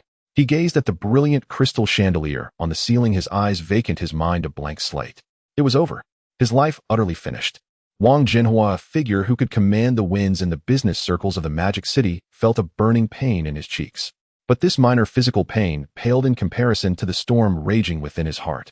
He remembered. Yesterday there was a buzz in the circle saying that the former owner of Yuan had transferred all the equity at an unbelievable speed and price, as if he had seen a ghost. At that time he had mocked someone, wondering which fool had become the buyer. Now he understood. It wasn't the former owner who had gone mad, but the means of the other party that had transcended his level of imagination. What kind of immense power could quietly absorb 3.5 billion in top-tier assets overnight? And he, along with his foolish nephew, had just wanted to break the legs of such a presence. A drop of cold sweat slid down Wang Zhenhua's temple, landing on his tailored suit. Fear gripped his heart like a cold hand. The first to crumble was Wang Xiao. Everything he took pride in, his family background, his all-powerful uncle, now appeared as fragile as a paper lantern before that young man. Every word he had previously used to humiliate Li Xiao was now a searing iron, branding his soul over and over. Thud. A muffled thud. Wang Xiao's legs could no longer support his weight, and he collapsed to the polished marble floor. The sound of his kneecaps hitting the ground was particularly clear in this dead silence. Ignoring the pain, he crawled forward with hands and feet, like a true dog reaching Li Xiao's feet. Tears, mucus, and saliva mixed together, smearing the face that had once been so arrogant. Bang, bang, bang. He crazily slammed his forehead against the hard floor, exerting all his strength with each impact. Chairman Li, I was wrong. I was truly wrong. I am not human. I am just a beast. I failed to recognize a mountain from the ground, and a dog's mouth cannot spit ivory. Please, I beg you, with your great magnanimity, let me off the hook. I have bowed to you. I will serve you like a beast. Please spare my dog life. Spare the Wang family. Wang Jinhua looked at his nephew's disgraceful display and felt no embarrassment. Instead, he was jolted awake in an instant. Dignity. Face. In the face of the Wang family's survival, what do those things count for? He disregarded the swelling on his face, rushing forward in a few quick steps, though he dared not approach as closely as his nephew. He stopped 3 steps away from Li Xiao, bent down, bowing deeply, even deeper than Lu Zhong, his entire body trembling uncontrollably. Chairman Li, our Wang family has been blind. It is my failure in discipline that has raised this ignorant. I beg you, considering the small contributions our Wang family has made to the Magic City, give us a chance to reform and make amends. Uncle and nephew, one bowing like pounding garlic, the other bending like a broken ruler, the scene absurd to the extreme. The guests around them had long been left dumbfounded, not daring to even breathe. It was not until this moment that Li Xiao finally moved. He slowly stood up from his chair. He didn't even glance down at the snot-covered Wang Xiao at his feet, nor did he acknowledge the trembling Wang Jinhua. He merely raised his hand, gently brushing off the non-existent dust from his pure white t-shirt. The movement was graceful, as if everything that had just transpired was merely a tiresome farce. His gaze turned to Lu Zhong, who was already sweating profusely, holding his breath in anticipation. He spoke, his voice devoid of any human emotion. Clean this place up. Lu Zhong trembled at the command, immediately bowing yes. Chairman. Li Xiao continued, each word striking like a cold iron hammer on the hearts of the Wang uncle and nephew. I do not wish to see these two individuals in any of my enterprises again. He paused, his gaze sweeping over the now ashen-faced Wang Jinhua and the Wang family behind them. He paused again, adding, and this manager Ma. Yes. Chairman, I understand. I will take care of it immediately. Lu Zhong replied, as if granted amnesty, his voice ringing out, and his gaze towards the Wang uncle and nephew now held a hint of pity. This sentence was a verdict. It was a death sentence for the entire Wang family in this city's elite circle. Wang Jinhua's body shook violently, nearly collapsing to the ground, his gaze dimming in an instant, as if he had aged 20 years. Wang Xiao crumpled directly to the ground, lacking even the strength to continue, bowing, his mouth agape, unable to make a sound, like a fish out of water. Having given his orders, Li Xiao no longer cast a glance at the 3 individuals who had been reduced to defeated dogs. He turned around, striding towards the petrified Su Ninglu, whose beautiful eyes were wide with shock. Under the gaze of countless envious, jealous, shocked, and awed eyes, Li Xiao reached out and naturally took her cold little hand, which had grown icy from anxiety. Su Ninglu's body trembled slightly, as if she had been electrocuted. His palm was warm and dry, carrying a reassuring strength. Sorry for the delay. Li Xiao's voice softened, contrasting starkly with the cold indifference he had just displayed. Let's go eat. With that, he led the still dazed Su Ninglu, surrounded by Lu Zhong and a group of executives. Ignoring the chaos behind them, they headed straight for the splendid exclusive elevator reserved for the chairman, leaving behind a world utterly overturned and the beginning of a legend about the new master. Inside the chairman's exclusive elevator, there lay a thick, soft, hand-woven carpet, silent to the step. The walls were adorned with warm rosewood embedded with gentle silk padding, isolating all the external clamor. Su Ninglu stood beside Li Xiao, her body slightly stiff. She gazed at her reflection in the elevator walls, clad in an exquisite dress, her makeup flawless. Yet her eyes reflected a hint of disbelief, as if she were merely a bystander in this lavish dream. The numbers in the elevator steadily ascended: 36, 48, 66, 88. Each increment seemed to question her very heart. She furtively glanced at the man beside her.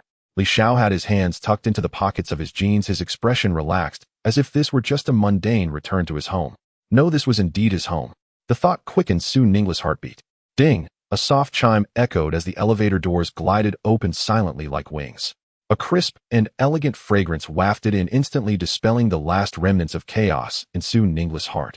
She lifted her head, and her breath caught in her throat. Before her lay an expansive space that defied description. The floor beneath her feet was a polished black obsidian, reflective like a mirror, as deep as the night sky, mirroring the countless lights outside the windows. Above, there was no central light, only countless tiny points of light, as if the galaxy had been crushed and scattered across the sky. Surrounding them were panoramic floor-to-ceiling windows that offered a 360-degree view. The most splendid night view of Magic City unfolded beneath them, unreservedly displayed in a manner befitting royalty.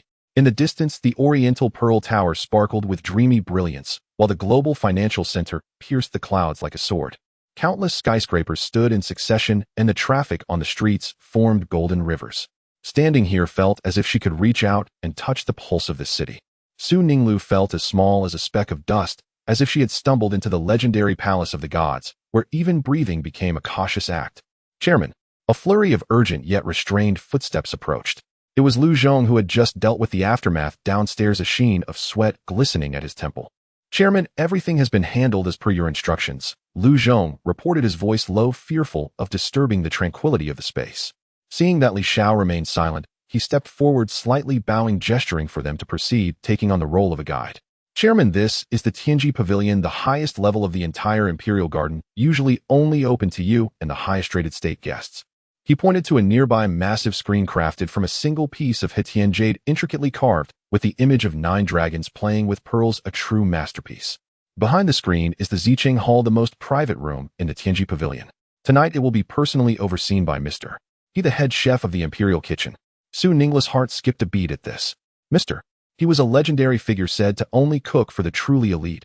Even billionaires found it difficult to meet him. However, Li Xiao did not even glance at the invaluable jade screen. His eyes merely swept calmly across the vast Tianji Pavilion, hosted only 3 or 4 tables of guests scattered in a few corners. Each table was separated by dozens of meters with cleverly placed greenery and artworks serving as partitions, ensuring privacy. He casually pointed to a table by the window with the broadest view, directly facing the Oriental Pearl Tower. "No need for a private room," his voice was calm. "It feels stifling in there. Let's stay here." Lu Zhong's expression froze for a moment. Dining in the hall of the Tianji Pavilion. This was against the rule. Every arrangement here was fixed. Such a thing had never happened. This thought flashed in his mind for only a split second before he forcefully suppressed it. The words of the new master were the new rules. "Yes, Chairman." Lu Zhong did not hesitate at all, immediately bowing in compliance. He turned to a service manager in a black qipao with a graceful figure nearby, signaling her with a sub. In the next moment, Su Ninglu witnessed what true top-tier service looked like. The entire service team of the Tianji Pavilion moved like finely tuned machinery, instantly coming to life. 4 servers stepping silently emerged from a hidden door, carrying a round table made of golden silk Nanmu wood that shimmered with a warm luster.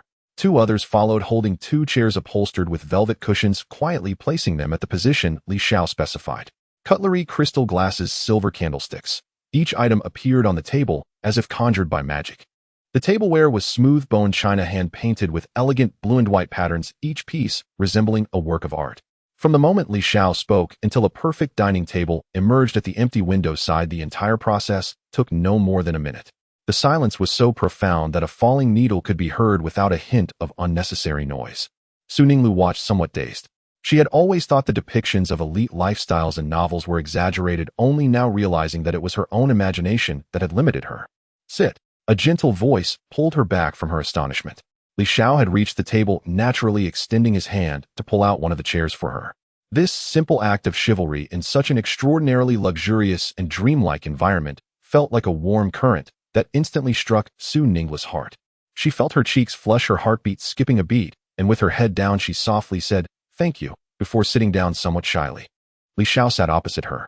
Lu Zhong, along with all the staff, quietly retreated like a tide, leaving the entire world to the 2 people by the window.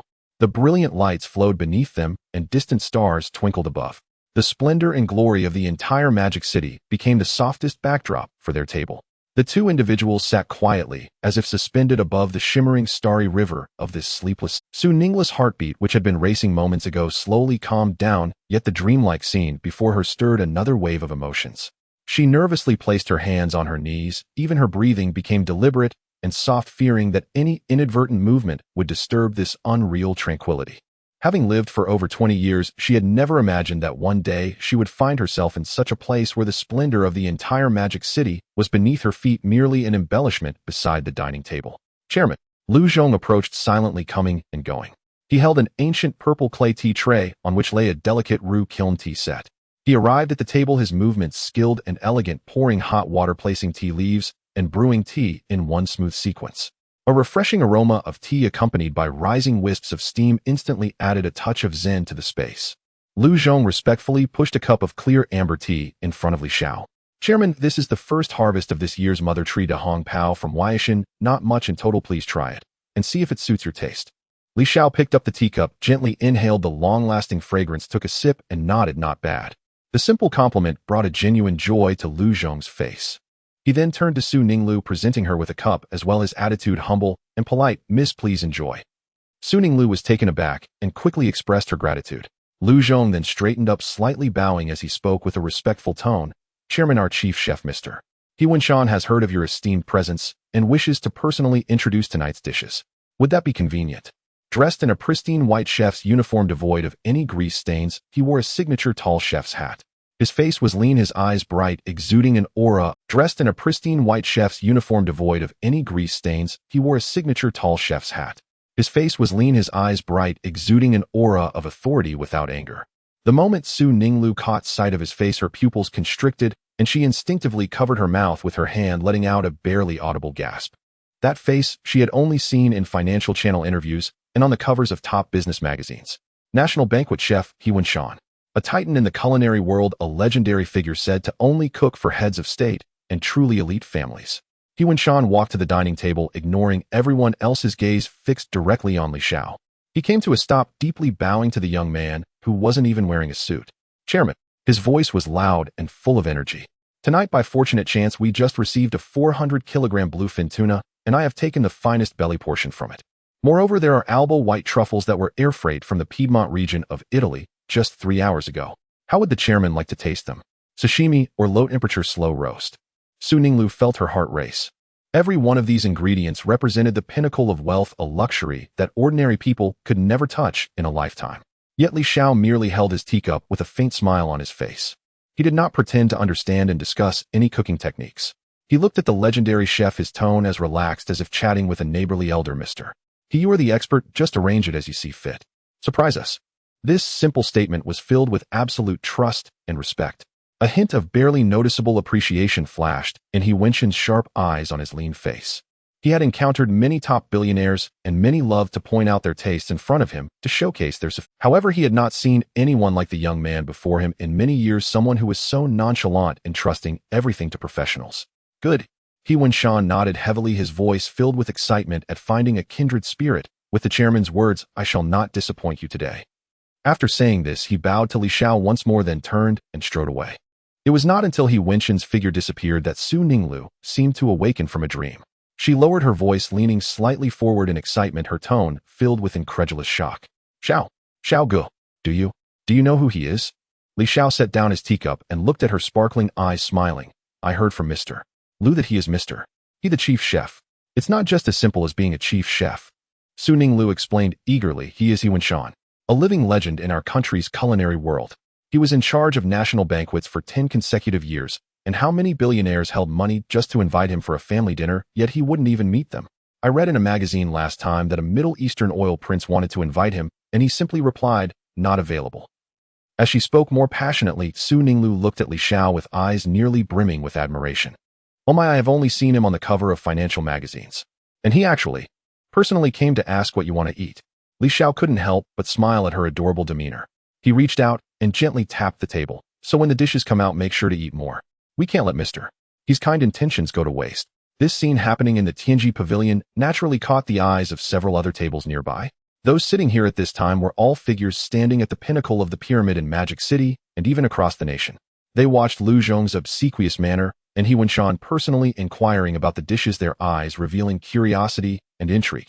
At one table facing the bun sat an elegant middle-aged man with a refined demeanor. Dressed in a meticulously tailored dark gray bespoke suit, the Patek Philippe Starry Sky watch on his wrist reflected a low-key, yet luxurious glow under the lights. Beside him sat a popular actress in a high-end evening gown with exquisite features, the recent queen of the Jingu. Who are those people over there? What a grand occasion, even Mr. He personally came out. The actress' voice was charming, laced with curiosity. The middle-aged man referred to as Jingu was a real estate tycoon from the capital Tianjin. He held a glass of red wine, gently swirling the deep red liquid, his gaze crossing several meters to land on Li Xiao. I don't know. Chun Jin's brow furrowed slightly. I haven't heard of such a figure in the circles of magic. His gaze lingered for a moment on Li Xiao's simple white t-shirt, and Jin's contrasting sharply with his million-dollar custom suit. A hint of barely perceptible disdain flashed in his eyes. In his view, true top-tier elites valued a deep-rooted sense of dignity and decorum.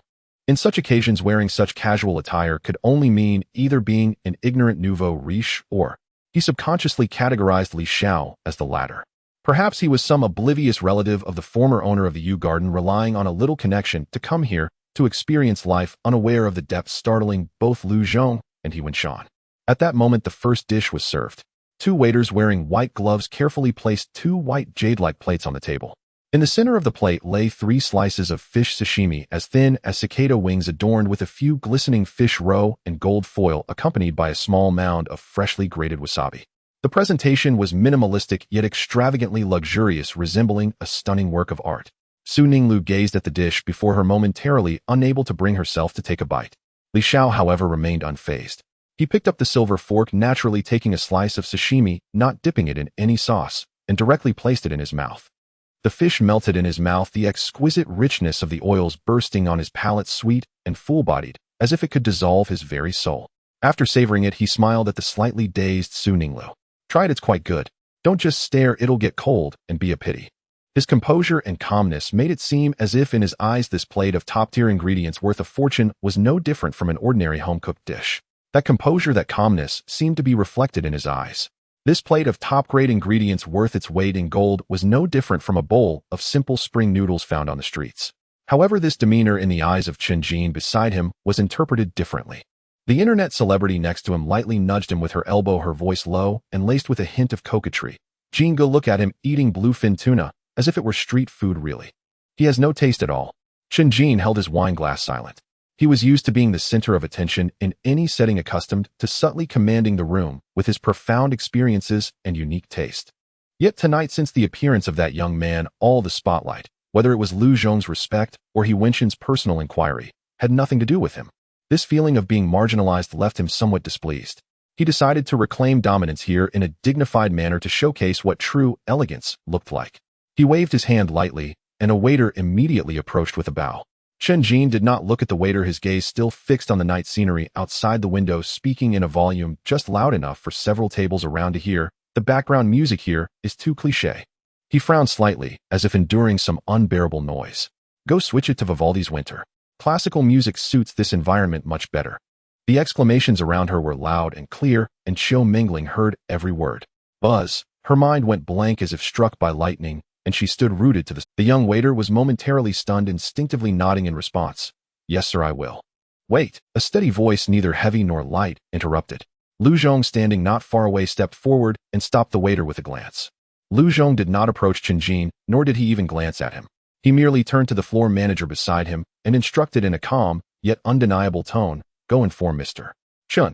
From now on, all arrangements at the Tianji Pavilion tonight, from the lighting, the fragrance, to the background music, are specially prepared according to our chairman's preferences, and no changes can be made without his explicit orders."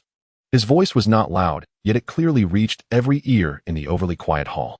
"No one can alter." The words were polite and courteous, yet the content felt like an invisible slap to Chen Jin's face. This was the most direct and firm rejection. The refined smile on Chen Jin's face instantly stiffened. His fingers gripped the wine glass tighter, knuckles whitening. He never expected to be so bluntly rebuffed in front of his female companion and all the top figures at Tianji. "Chairman." He carefully chewed on this term, a flash of realization striking him. Recently, rumors had spread like wildfire in the circles of Beijing and Shanghai, claiming that Yuan had changed hands overnight, acquired entirely by a mysterious figure with a thunderous approach. An astonishing thought that made his palms sweat exploded in his mind. Could it be? His gaze involuntarily shifted back to the young man in the white t-shirt. A layer of cold sweat broke out on Chen Jin's forehead. Had he, just in front of someone he could not afford to offend, tried to show him what elegance was? Throughout the entire process, from when he spoke to Lu Zhong's rejection, that young man didn't even lift his head. Li Xiao was elegantly cutting a perfectly cooked piece of Wagyu beef with his dining knife, the surface of the meat glistening with an enticing sheen. He gently placed the piece of beef onto Su Ninglu's plate. "Try this." His voice was gentle and smiling. "It melts in your mouth. I think you'll like it." This complete disregard, this utter indifference, was more impactful than any verbal retort. It clearly conveyed to Chen Jin and everyone else, "You do not deserve to enter my line of sight." Su Ninglu's heart raced wildly. She understood. She comprehended the silent confrontation happening here. It turned out that this was true power. Without uttering a word, he could make even the fierce dragon from Beijing behave obediently. Chen Jin could no longer sit still. The chair beneath him felt as if it were covered in needles. He immediately stood up, the last trace of color draining from his face. He quickly walked to within 5 steps of Li Xiao's table, but dared not approach any closer. He adjusted the hem of his suit, and then deeply bowed to the young man who was still dining leisurely. He lowered himself to the dust. "I was blind and failed to recognize Mount Tai. I disturbed the chairman's meal." His voice carried a barely noticeable tremor. I will self-punish with 3 cups. I hope you will forgive me. Only then did Li Xiao finally make. He set down his knife and fork, picked up the neatly folded white napkin beside him, and leisurely wiped the corners of his mouth. Then he raised his eyes for the first time, his gaze formally landing on Qinjin. His voice was calm, devoid of any discernible emotion. Enjoy your meal. Just 5 words. Light as a cloud. Yet it felt like a decree of pardon. Qinjin's tense body instantly relaxed, his back already soaked with cold sweat. He felt as if he had been granted a reprieve, nodding repeatedly, yes, yes. Thank you, Chairman. Thank you, Chairman. After saying this, he almost awkwardly retreated back to his seat. The celebrity beside him had long been frightened to the point of losing color, not daring to take a single breath. After sitting down, Qinjin raised his wine glass and downed 3 glasses of red wine in succession, his face turning pale. He no longer dared to make any sound, merely lowering his head and silently cutting the steak on his plate, as if wanting to become invisible. The entire Tianji pavilion returned to its previous tranquility. However, now everyone's gaze, whether overt or subtle, was intentionally or unintentionally focused on that table by the window. There it seemed to have become the center of the entire world. During this dinner, Su Ninglu was somewhat absent-minded. It was not that the dishes were unappetizing. On the contrary, each dish resembled a work of art that had stepped out of a painting, whether it was the exquisite sweetness of the bluefin tuna belly, or the aggressively unique aroma of the Alba white truffle, which repeatedly refreshed her understanding of the term gourmet. Yet all her thoughts seemed to be focused on the man across from her.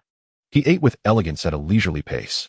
He naturally used the public chopsticks to serve her some dishes that seemed to pique her interest.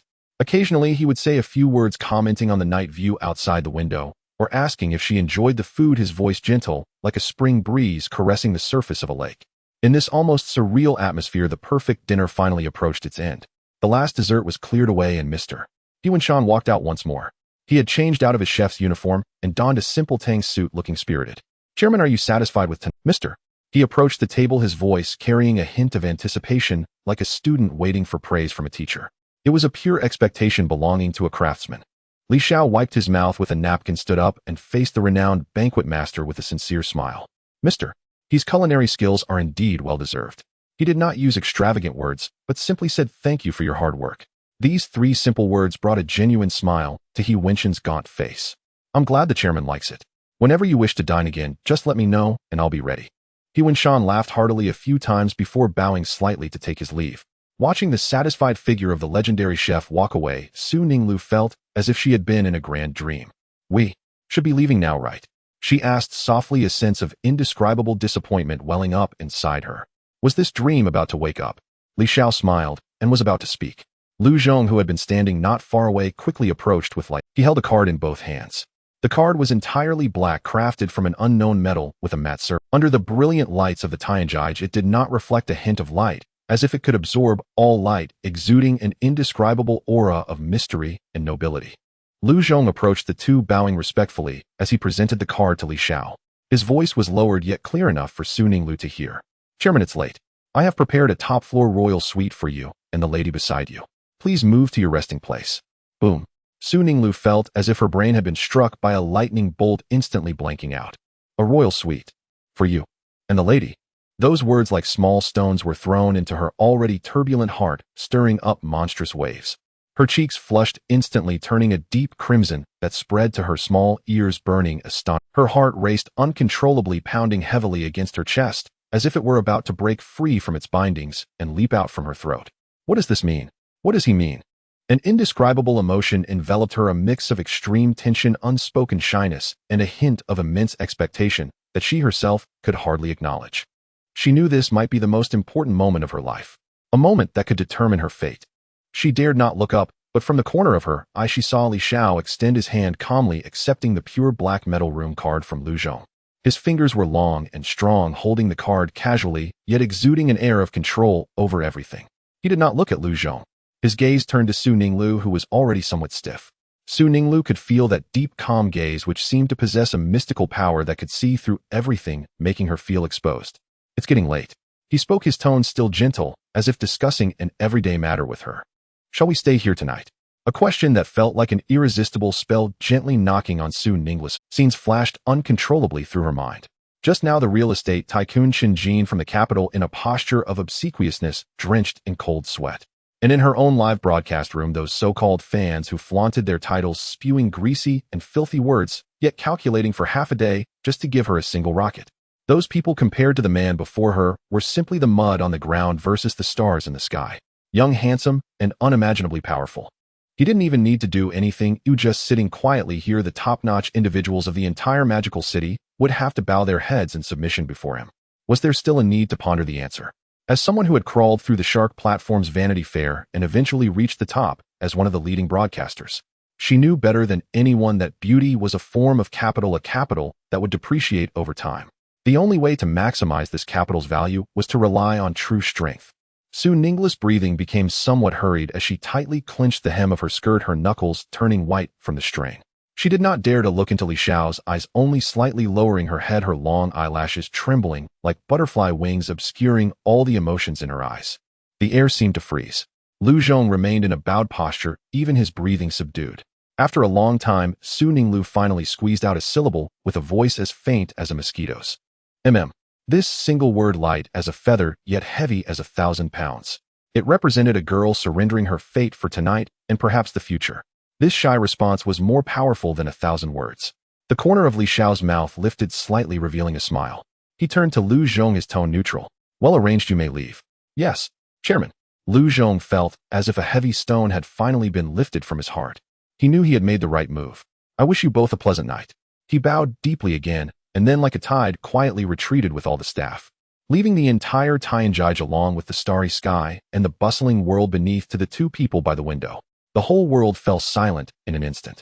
Li Xiao extended his hand, naturally taking Su Ningla's hand once more. That small hand trembled slightly in his palm, yet due to nervousness it also exuded a hint of warm sweat. He said nothing, merely leading her as they turned towards the chairman's private elevator. There, a private elevator made entirely of gold and black metal, brimming with futuristic technology, awaited its owner silently. The private elevator doors slid open silently, like a curtain parting to reveal a mythical realm.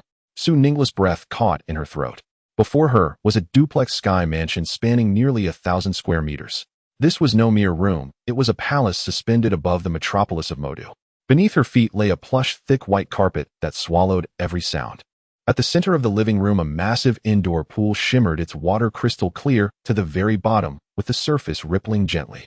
Above, a fiber-optic dome simulated the movement of a real starry sky, countless celestial bodies drifting slowly, as if the entire Milky Way had been imprisoned within this confined space. Floor-to-ceiling windows replaced all walls, transforming the 360-degree night view of Modu into the palace's most extravagant mural.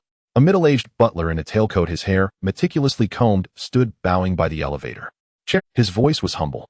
Li Xiao waved his hand casually, not bothering to utter an extra word.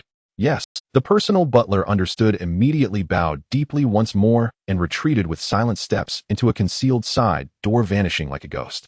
In the vast space, only Li Xiao and Su Ninglu remained so quiet that they could hear each other's heartbeats. Li Xiao released her hand, slid his hands into his trouser pockets, and strolled slowly to the massive window overlooking the Bund. He stood there with the dazzling lights of 1,000,000 homes below the spire of the Oriental Pearl Tower seemingly flickering at his feet. The bustling veins of this sleepless city now lay submissive at his feet, alone, like a tame painting. Su Ninglu gazed at his silhouette, tall, upright, perfectly merging with the kingly nightscape. She felt like a mortal who had strayed into the domain of a deity, her very breath carrying the guilt of sacrilege. Do you like the view here? Li Xiao turned his head, looking at Su Ninglu, who remained rooted in place with awe, and asked. His voice carried a strange resonance in the empty space. I love it.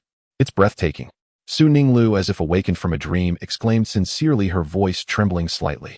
The beauty here surpassed her impoverished imagination. A faint smile played on Li Xiao's lips as he uttered words that nearly stopped her heart.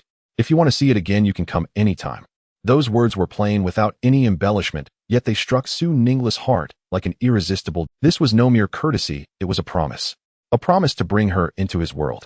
He walked slowly. His leather shoes made no sound on the carpet, yet Su Ninglu felt each step land on her heartbeat, leaving her. The atmosphere in the air began to shift, the temperature seemingly rising, scorching her cheeks. Li Xiao stopped. He reached out, his gesture gentle, yet carrying an irresistible force, lifting her chin softly, forcing her to meet his eyes. His eyes were deep as the night sky, reflecting the brilliant neon lights outside, as well as her flushed face etched with nervousness and anticipation. You are a little more beautiful than the scenery. This low magnetic compliment became the straw that broke the camel. The last shred of Su Ningla's rational defenses crumbled completely. Her mind went blank and her body surrendered entirely to her inner desire. She closed her eyes, her long lashes fluttering slightly, and then she rose on her tiptoes. The night deep outside, the neon lights flickered, shifting through various colors, casting their glow into the palace above the clouds, illuminating the room's intimate ambience. Midnight. Li Xiao, clad in a silk robe, stood alone before the massive window, a glass of red wine in hand, his expression detached as he overlooked the sleeping city below. From the bedroom came the sound of steady, even breathing. Just then a cold mechanical voice rang clearly. Congratulations, host, for successfully showcasing top-tier power and conquering the high-scoring female streamer Su Ninglu. Reward: financial acumen beginner.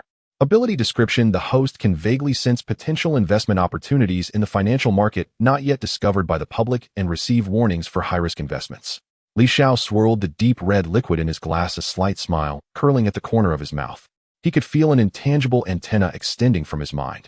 As he focused his attention on the financial hub of the city below, names of listed companies flashed through his thoughts. Some evoked a warm familiarity, while others brought a cold aversion.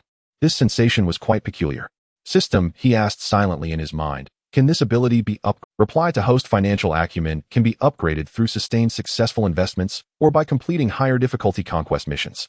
The next level is financial intuition intermediate, which can pinpoint value investments accurately and predict short-term market fluctuations. Li Xiao nodded, a gleam of satisfaction in his eyes.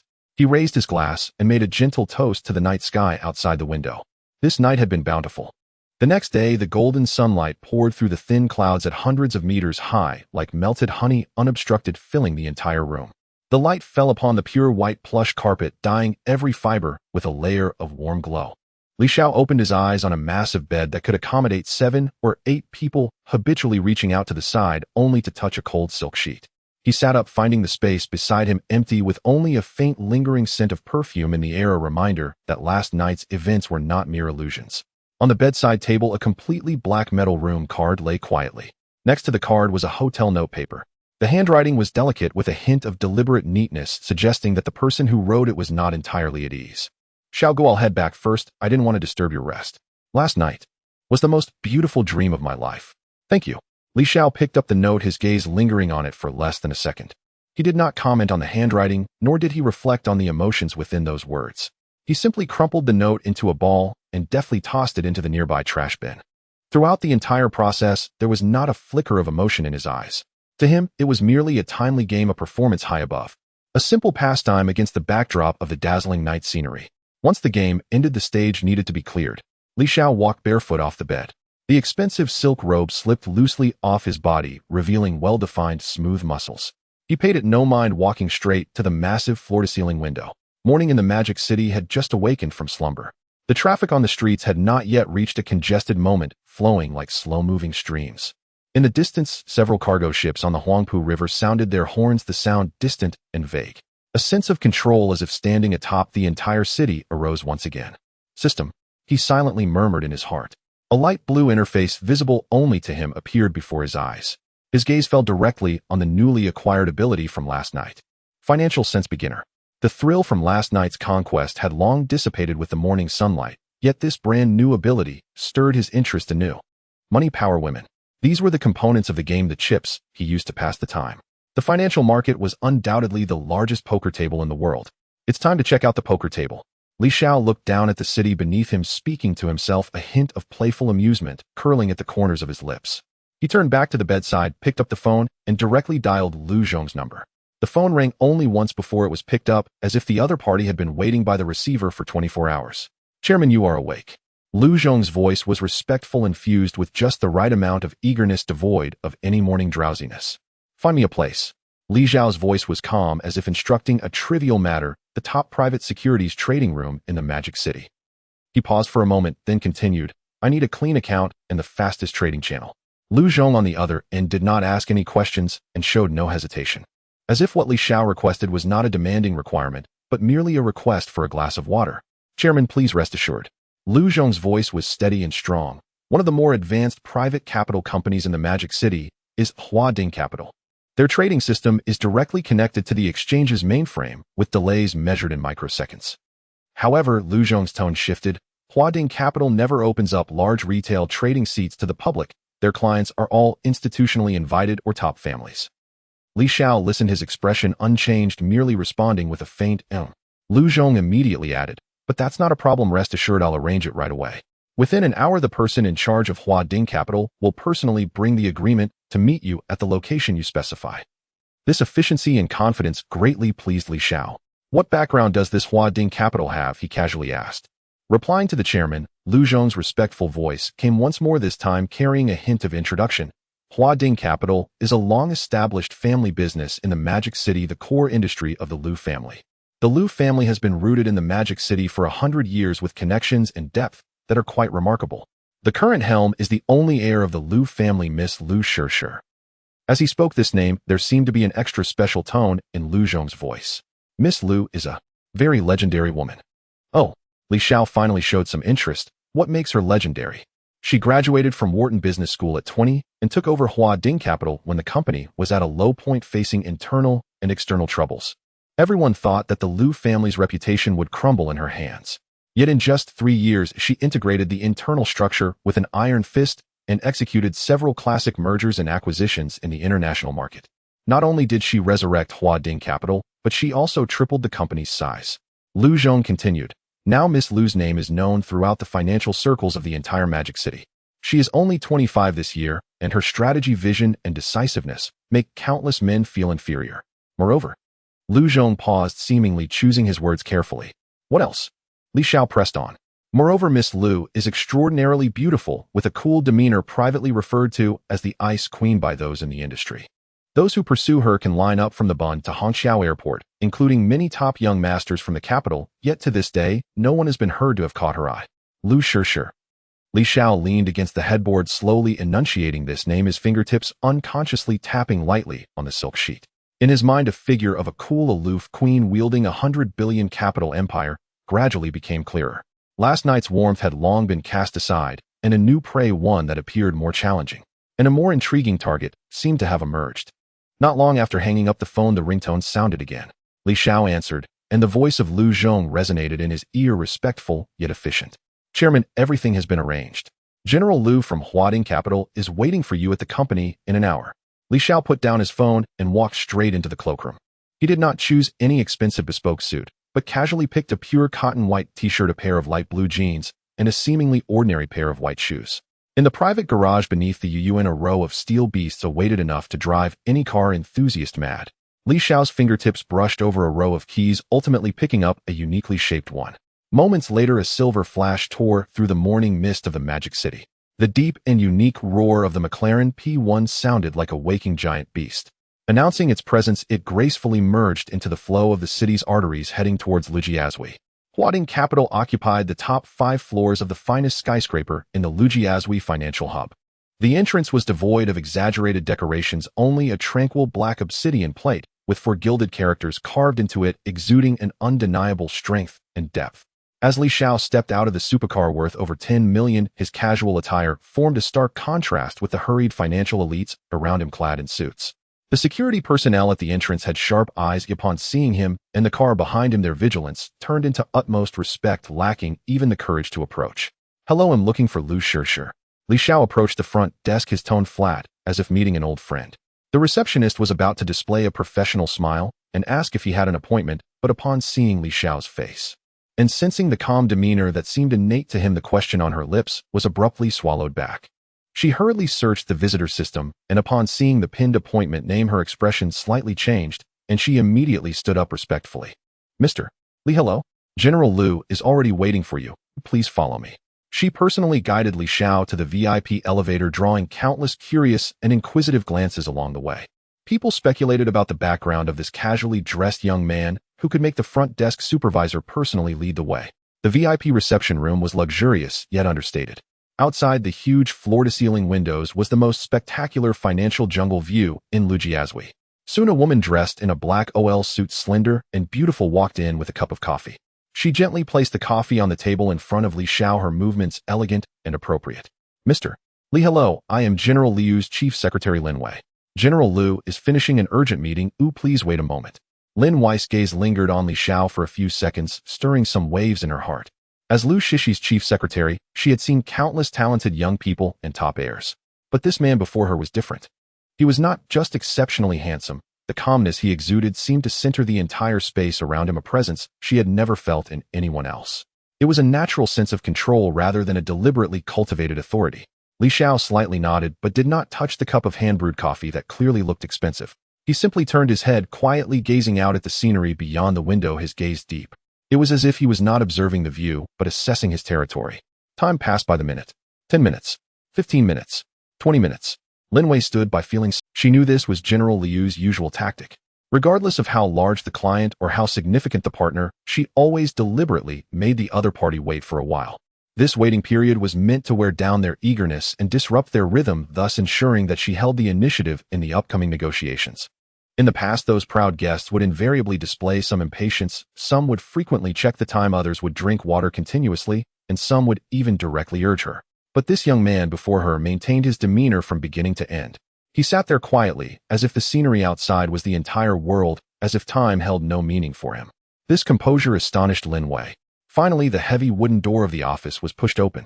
The crisp, rhythmic sound of high heels striking the floor approached. That sound was like a precise metronome striking at the most tense point of the heart, with each step. A figure appeared at the door. Lu Shishir walked in. She was dressed in a sharply tailored white Versace suit, her long black hair neatly pinned behind her head, revealing a swan-like fair neck. Her face was stunning, her features exquisitely crafted like the most perfect masterpiece of God, yet she remained as cold as ice, devoid of any superfluous expression. Her long, narrow phoenix eyes were sharp like two unsheathed ice blades, seemingly able to pierce through the deepest secrets of the heart. She walked straight to the leather sofa at the main seat and sat down, her movements efficient without a hint of hesitation. She did not apologize for her lateness, merely nodding formulaically, her scrutinizing gaze landing on Li Xiao. "Mr. Li, sorry to keep you waiting." Her voice, like her persona, was cold and devoid of warmth, akin to the eternal snow atop the Alps. "General Liu has already informed me. Do you wish to open a high-privilege trading account with Huading?" This statement was polite, yet distant. In the depths of her gaze lay a hint of barely perceptible disdain. To her, he was merely another idler relying on a solid family background. A rich young master seeking thrills in the financial market with family money. She had seen too many of this type. Li Xiao finally withdrew his gaze from the window and turned his head, meeting her cold phoenix eyes. He was unfazed by the icy aura that pushed others away. Instead, a playful curve formed at the corner of his mouth. "Opening an account is just the first step." His voice was not loud, but resonated clearly in the quiet office. "I plan to invest 100 million to test the waters." 100 million. Testing the waters. These 6 words spoken from his lips were casual, as if an ordinary person were saying, "I'll have a bowl of soy milk to taste the saltiness." Standing beside him, Secretary Lin Wei felt her heart skip a beat, her breath momentarily halted. Meanwhile, Lu Shishir's ice-cold face remained expressionless, but her gaze seemed to turn even colder. Indeed, as she had thought, just another rich kid who only knew how to flaunt wealth. Lu Shishir gazed at the man before her, his demeanor calm and unperturbed, and for the first time a subtle shift appeared on his ice-cold face. It was not admiration, but rather a gaze filled with almost pity. She had seen too many such people born with a golden spoon, believing the world revolved around them like a playground. She elegantly raised her hand, gesturing to her chief, Secretary Lin Wei, beside her. Lin Wei immediately understood, retrieving a pre-prepared account opening agreement from her folder and skillfully placing it before Li Xiao. Lu Shishir leaned back, slightly sinking into the soft leather sofa, her legs crossed, exuding an air of composure, as if she were a queen about to pass judgment on a criminal.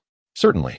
Her voice carried no emotion, akin to a strictly followed procedure. "The account privileges can be set to the maximum. Additionally, do you require our investment advice? The analyst team at Huading is the best in all of Asia." This statement served as her final professional reminder as the head of Huading Capital. It was also a silent declaration it was better to follow her rules here. However, Li Xiao did not even glance at. He simply shook his head gently at Lu Shishir. "No need." Those 2 simple words left Lu Shishir's prepared follow-up remarks trapped in her throat. Li Xiao reached into his pocket, leisurely searching.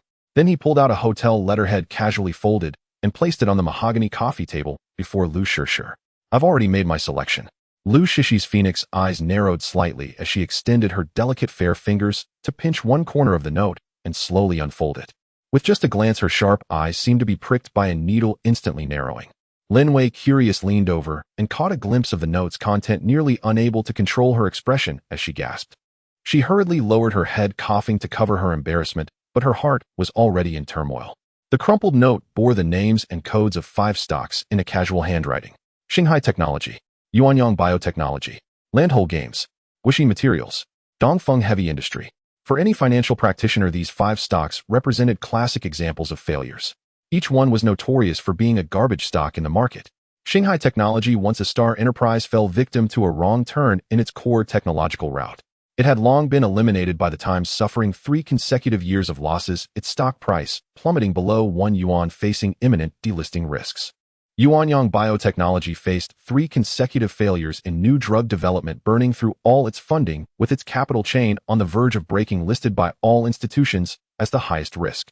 Landhole Games, after a blockbuster 3 years ago, has not produced any noteworthy titles since, and has recently been embroiled in a scandal involving the embezzlement of funds by its core team, with its stock price crashing from its peak to a current low.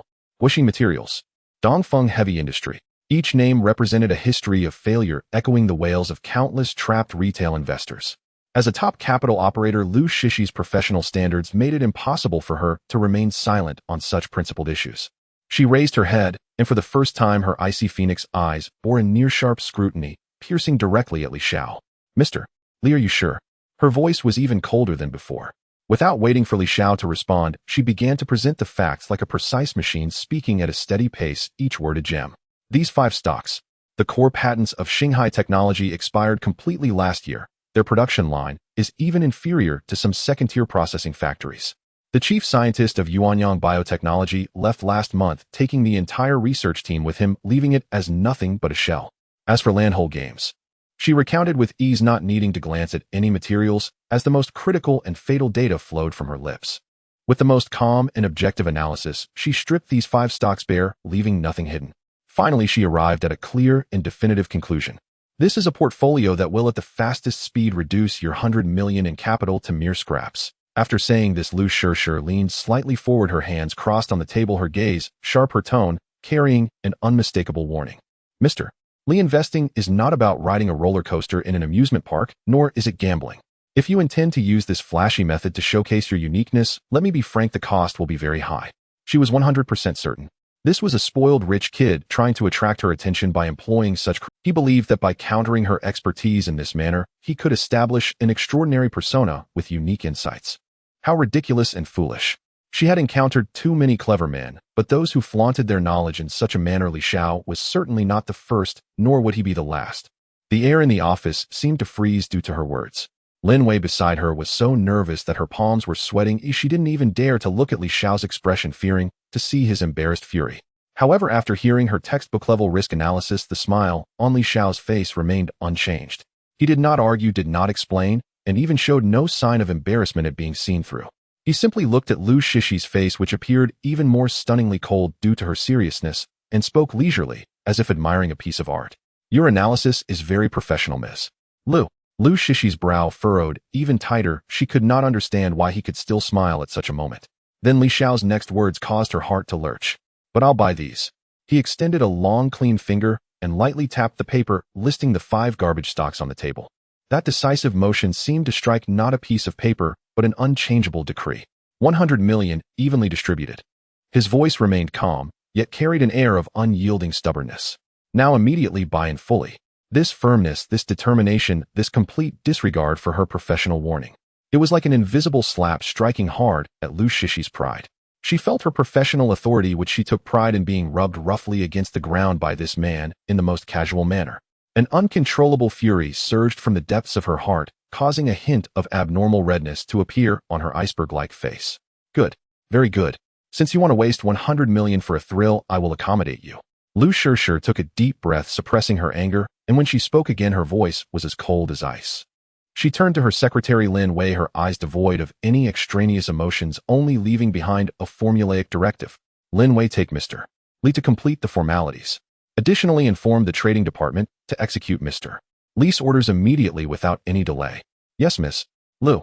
Lin Wei dared not even breathe, promptly responding. After Liu Shishi finished speaking, she stood up, not casting a single extra glance at Li Xiao. She transformed back into the aloof Ice Queen, but in the moment of turning, a cold arc curled at the corner of her mouth. She could foresee that within 3 days at most, this young man who knew not the heights of heaven and depths of earth would return to her, his account reduced by 99% in disarray. By that time, she would make him understand how costly ignorance and arrogance were in the world of capital. Lin Wei gestured politely towards Li Xiao, her demeanor humble and her voice soft. "Mr. Li, please follow me, or I will take you to complete the subsequent procedures. She silently breathed a sigh of relief, finally able to send away this enigmatic plague god. President Liu's icy gaze made her feel the air was thin, even while standing nearby. Li Xiao stood up, his face still wearing that playful smile, seemingly unaffected by the silent confrontation he had just had with Lu Shishir. Just as he took a step forward, the heavy wooden door of the office was suddenly pushed open from the outside with such force that it slammed against the wall with a dull thud. An exaggerated and arrogant voice followed. Shishir, I just returned from Hong Kong and brought you your favorite. Before he could finish his sentence, a man stormed in. He was dressed in a flamboyant bright pink suit, his hair slicked back with gel shining under the lights like he was wearing. In his hands, he carried a large bouquet of gaudy blue roses, followed by two assistants lugging bags, as if afraid others wouldn't know he had just gotten off the plane. The newcomer was none other than Qin Guanyu, the young heir of another capital giant in the Magic City Qin capital. He was among the many suitors of Lu Shishir the most fervent, and also the one she found most annoying. Qin Guanyu wore a beaming smile, ready to take credit in front of Lu Shishir, but as his gaze swept across the room, it landed on Li Xiao, who was about to leave, and Lu Shishir, who had not yet sat down. The smile on his face instantly froze. In its place was an unmasked hostility and scrutiny, his eyes sizing up Li Xiao, as if he were examining a piece of trash that had intruded into his territory. Oh, who is this? Qin Guanyu sneered, swinging his arm. He carelessly tossed the expensive bouquet of blue roses onto the nearby coffee table, scattering petals all over. With his hands in his pockets, he swaggered over to Li Xiao, towering over him despite being half a head shorter, looking down his nose at Li Xiao's casual attire. Dressed like a delivery guy, Shishir, you're now receiving such people at Huading. Lu Shishir's beautiful brows knitted into a tight frown, her eyes brimming with disdain. Qin Guanyu, her voice was as cold as ice. I am in a meeting, please leave. A meeting? Qin Guanyu seemed to have heard the biggest joke in the world. He let out a strange laugh, ignoring her, his gaze roaming around the office. Soon he was drawn to a piece of hotel stationery that Li Xiao had carelessly placed on the coffee table. He walked over and picked it up as if it were a scrap of waste paper. After just a glance, Qin Guanyu froze for a moment, seemingly confirming that he had not misread it. The next second, an exaggerated bout of laughter erupted from his chest, sharp and piercing, echoing throughout the office. Ha! Ha! What is this? A collection of jokes from the investment world. Let me see, Shanghai Yuanhang Biotech. My goodness. He laughed so hard he nearly doubled over, tears almost bursting from his eyes, as if he had seen the funniest thing of his life. Brother, where did you crawl out from? Are you a living bodhisattva here to do charity for our Magic City financial circle with your money? 1 billion. Just to buy this junk. His laughter was filled with contempt and ridicule, every word like a needle piercing mercilessly into Li Xiao. After laughing enough, he turned to Lu Shishir, waving the paper in front of her, his expression exaggerated, as if he were performing in a play. Shishir, is this your new client? Someone who doesn't even know how to write chives is worthy of stepping into Huading Capital's doors. Are you doing business or charity? Secretary Lin Wei's face alternated between red and white, so embarrassed, she felt like her toes would dig a hole into her shoes. She lowered her head, wishing there was a crack in the ground she could hide in. Qin Guanyu, however, felt it was not enough. He turned around, pointing at the calm-faced Li Xiao, and loudly said to his two assistants, "Did you see that? Make sure you see it clearly. This is the typical example of the foolish rich man from our financial circle. In the future, if you meet someone like this when you go out to meet clients, don't hold back. If you want to illustrate a negative example to the newcomers, just bring up Mr. Li's story from today, who I guarantee it will make the clients laugh for a year." His two assistants lowered their heads, wanting to laugh, but not daring, to their shoulders shaking slightly. The entire office echoed only with Qin Guanyu's voice. Lu Shishir stood in place, coldly watching everything, her brows tightly knitted, displaying her displeasure. Oddly enough, she did not speak up to stop it again. Qin Guanyu's behavior disgusted her, but every word he said happened to echo her own thoughts. She also wanted to use Qin Guanyu's foolish and venomous tongue to make this young man, who was blissfully unaware of the world's dangers, thoroughly recognize reality and retreat. Being humiliated in this way was far better than throwing 1 billion in real gold and silver into the water. Just when everyone thought Li Xiao would be enraged, or at least turn red with embarrassment.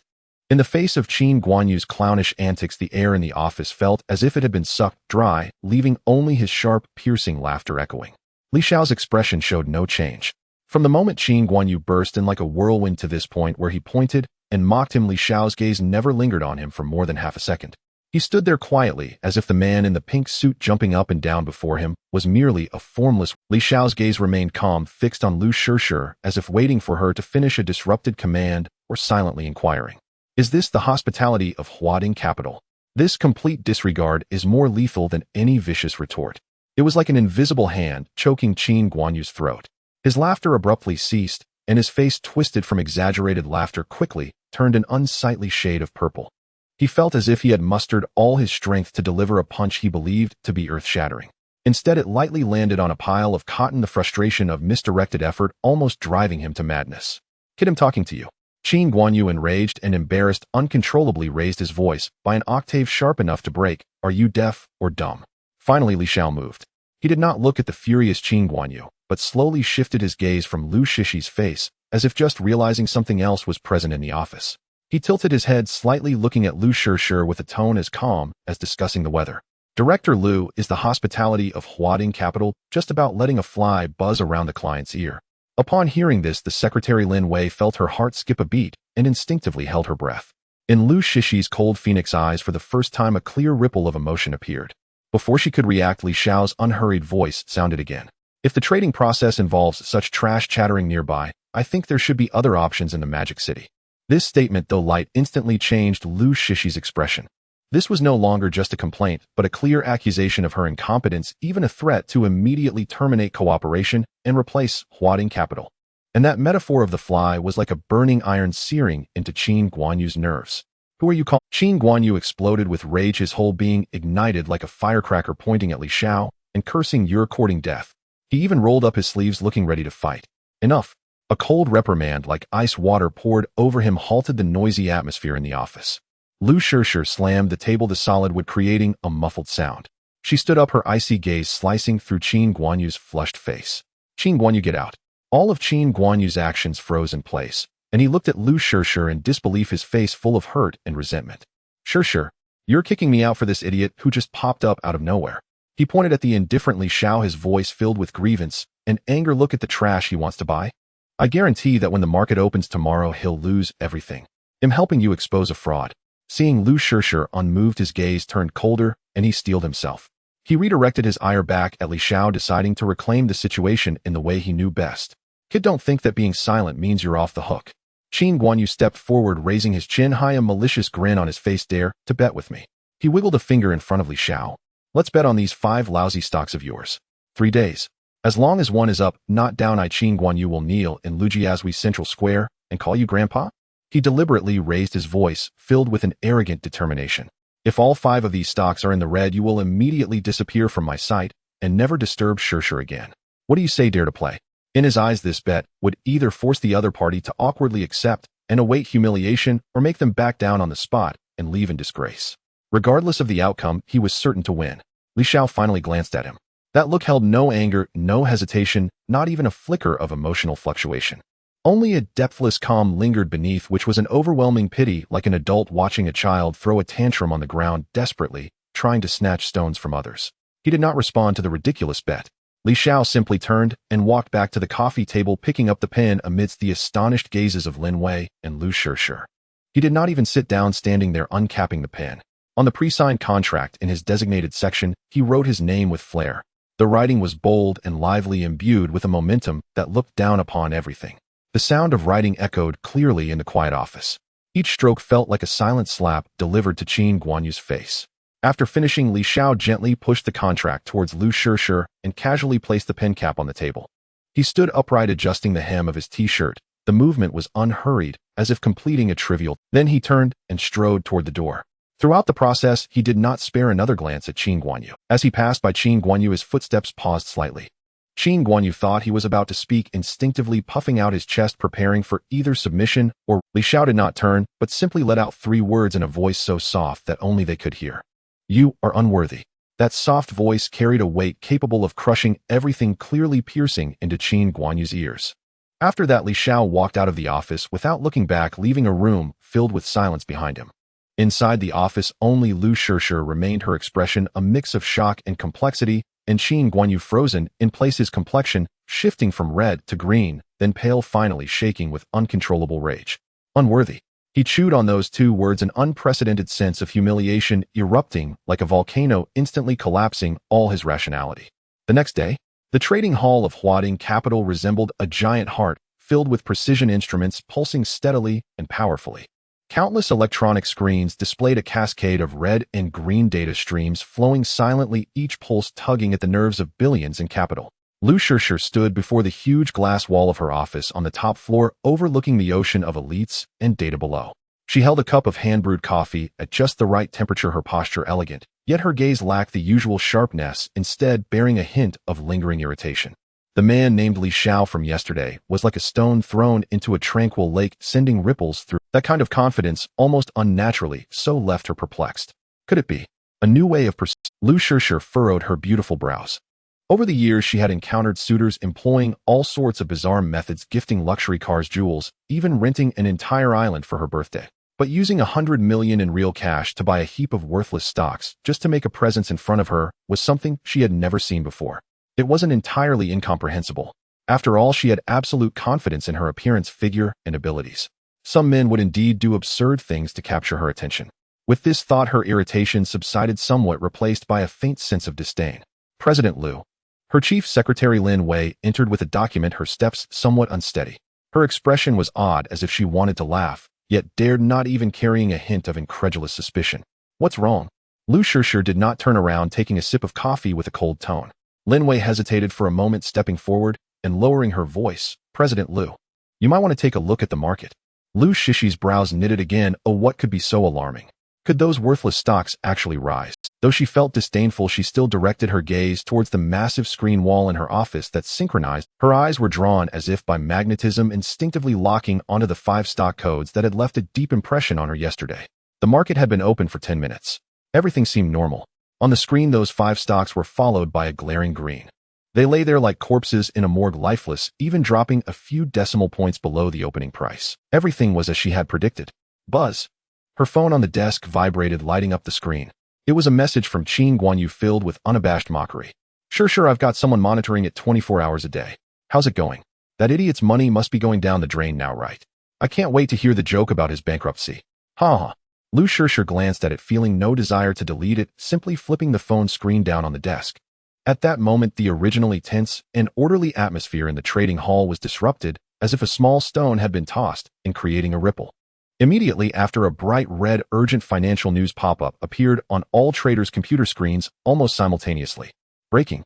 The National Space Administration held a press conference at 9 this morning, officially announcing a long-term strategic partnership with Guoxin Materials to jointly launch the next-generation space station core chip RD project, codenamed the Tiangong Project. This news detonated in the calm market like a thunderclap without warning. What? Guoxin Materials? The Tiangong Project. This is the highest-level project in the country. Quick, buy in. Buy as much as you can. The trading hall downstairs instantly transformed from a quiet ocean into a boiling pot of water. The noise of chatter, the clattering of keyboards, and gasps combined into a massive wave of sound, nearly bursting through the soundproof glass. On the screen, the stock price line of Guoxin Materials, which had been flat like a stopped ESG, seemed to be injected with a shot of adrenaline, shooting vertically upwards at an unbelievable angle.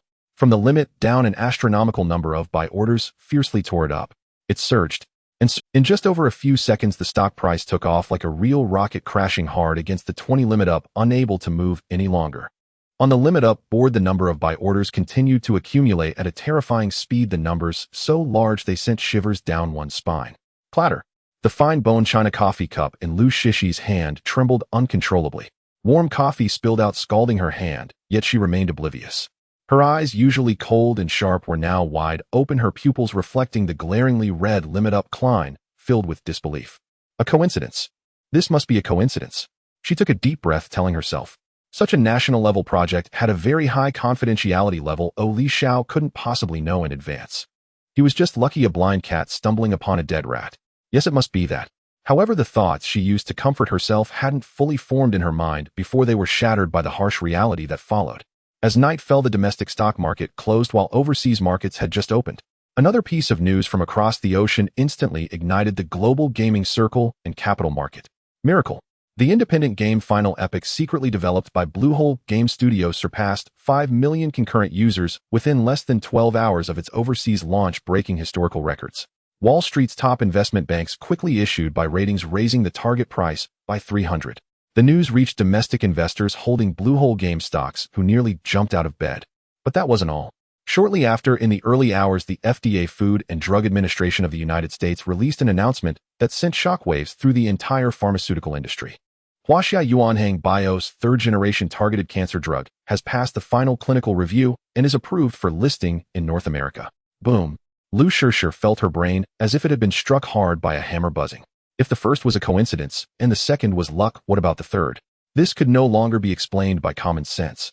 Her breathing grew rapid, an unprecedented sense of absurdity and fear creeping up from deep within her heart, sending chills throughout her body. However, all of this was merely the beginning. Before dawn, a well-known digital currency analysis agency disclosed that the massive Bitcoin wallet address held early on by the founder of Shanghai Technology had been exposed, with its current value far exceeding the company's total market value. News from the Middle East revealed that Dongfeng Heavy Industry successfully secured a long-term military order worth hundreds of billions from a certain oil-rich nation. One after another, a series of heavyweight good news came like cruise missiles that had gained. In less than 24 hours precisely and mercilessly, they struck the 5 stocks that the entire market had sentenced to death. The next morning, the shares opened. There was no suspense. Limit up, limit up, limit up, limit up.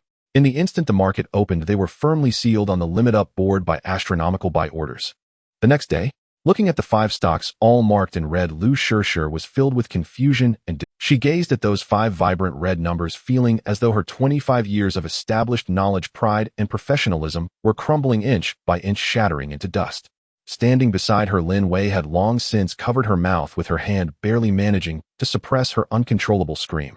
The look in her eyes as she glanced at Lu Shishir was filled with horror and fear.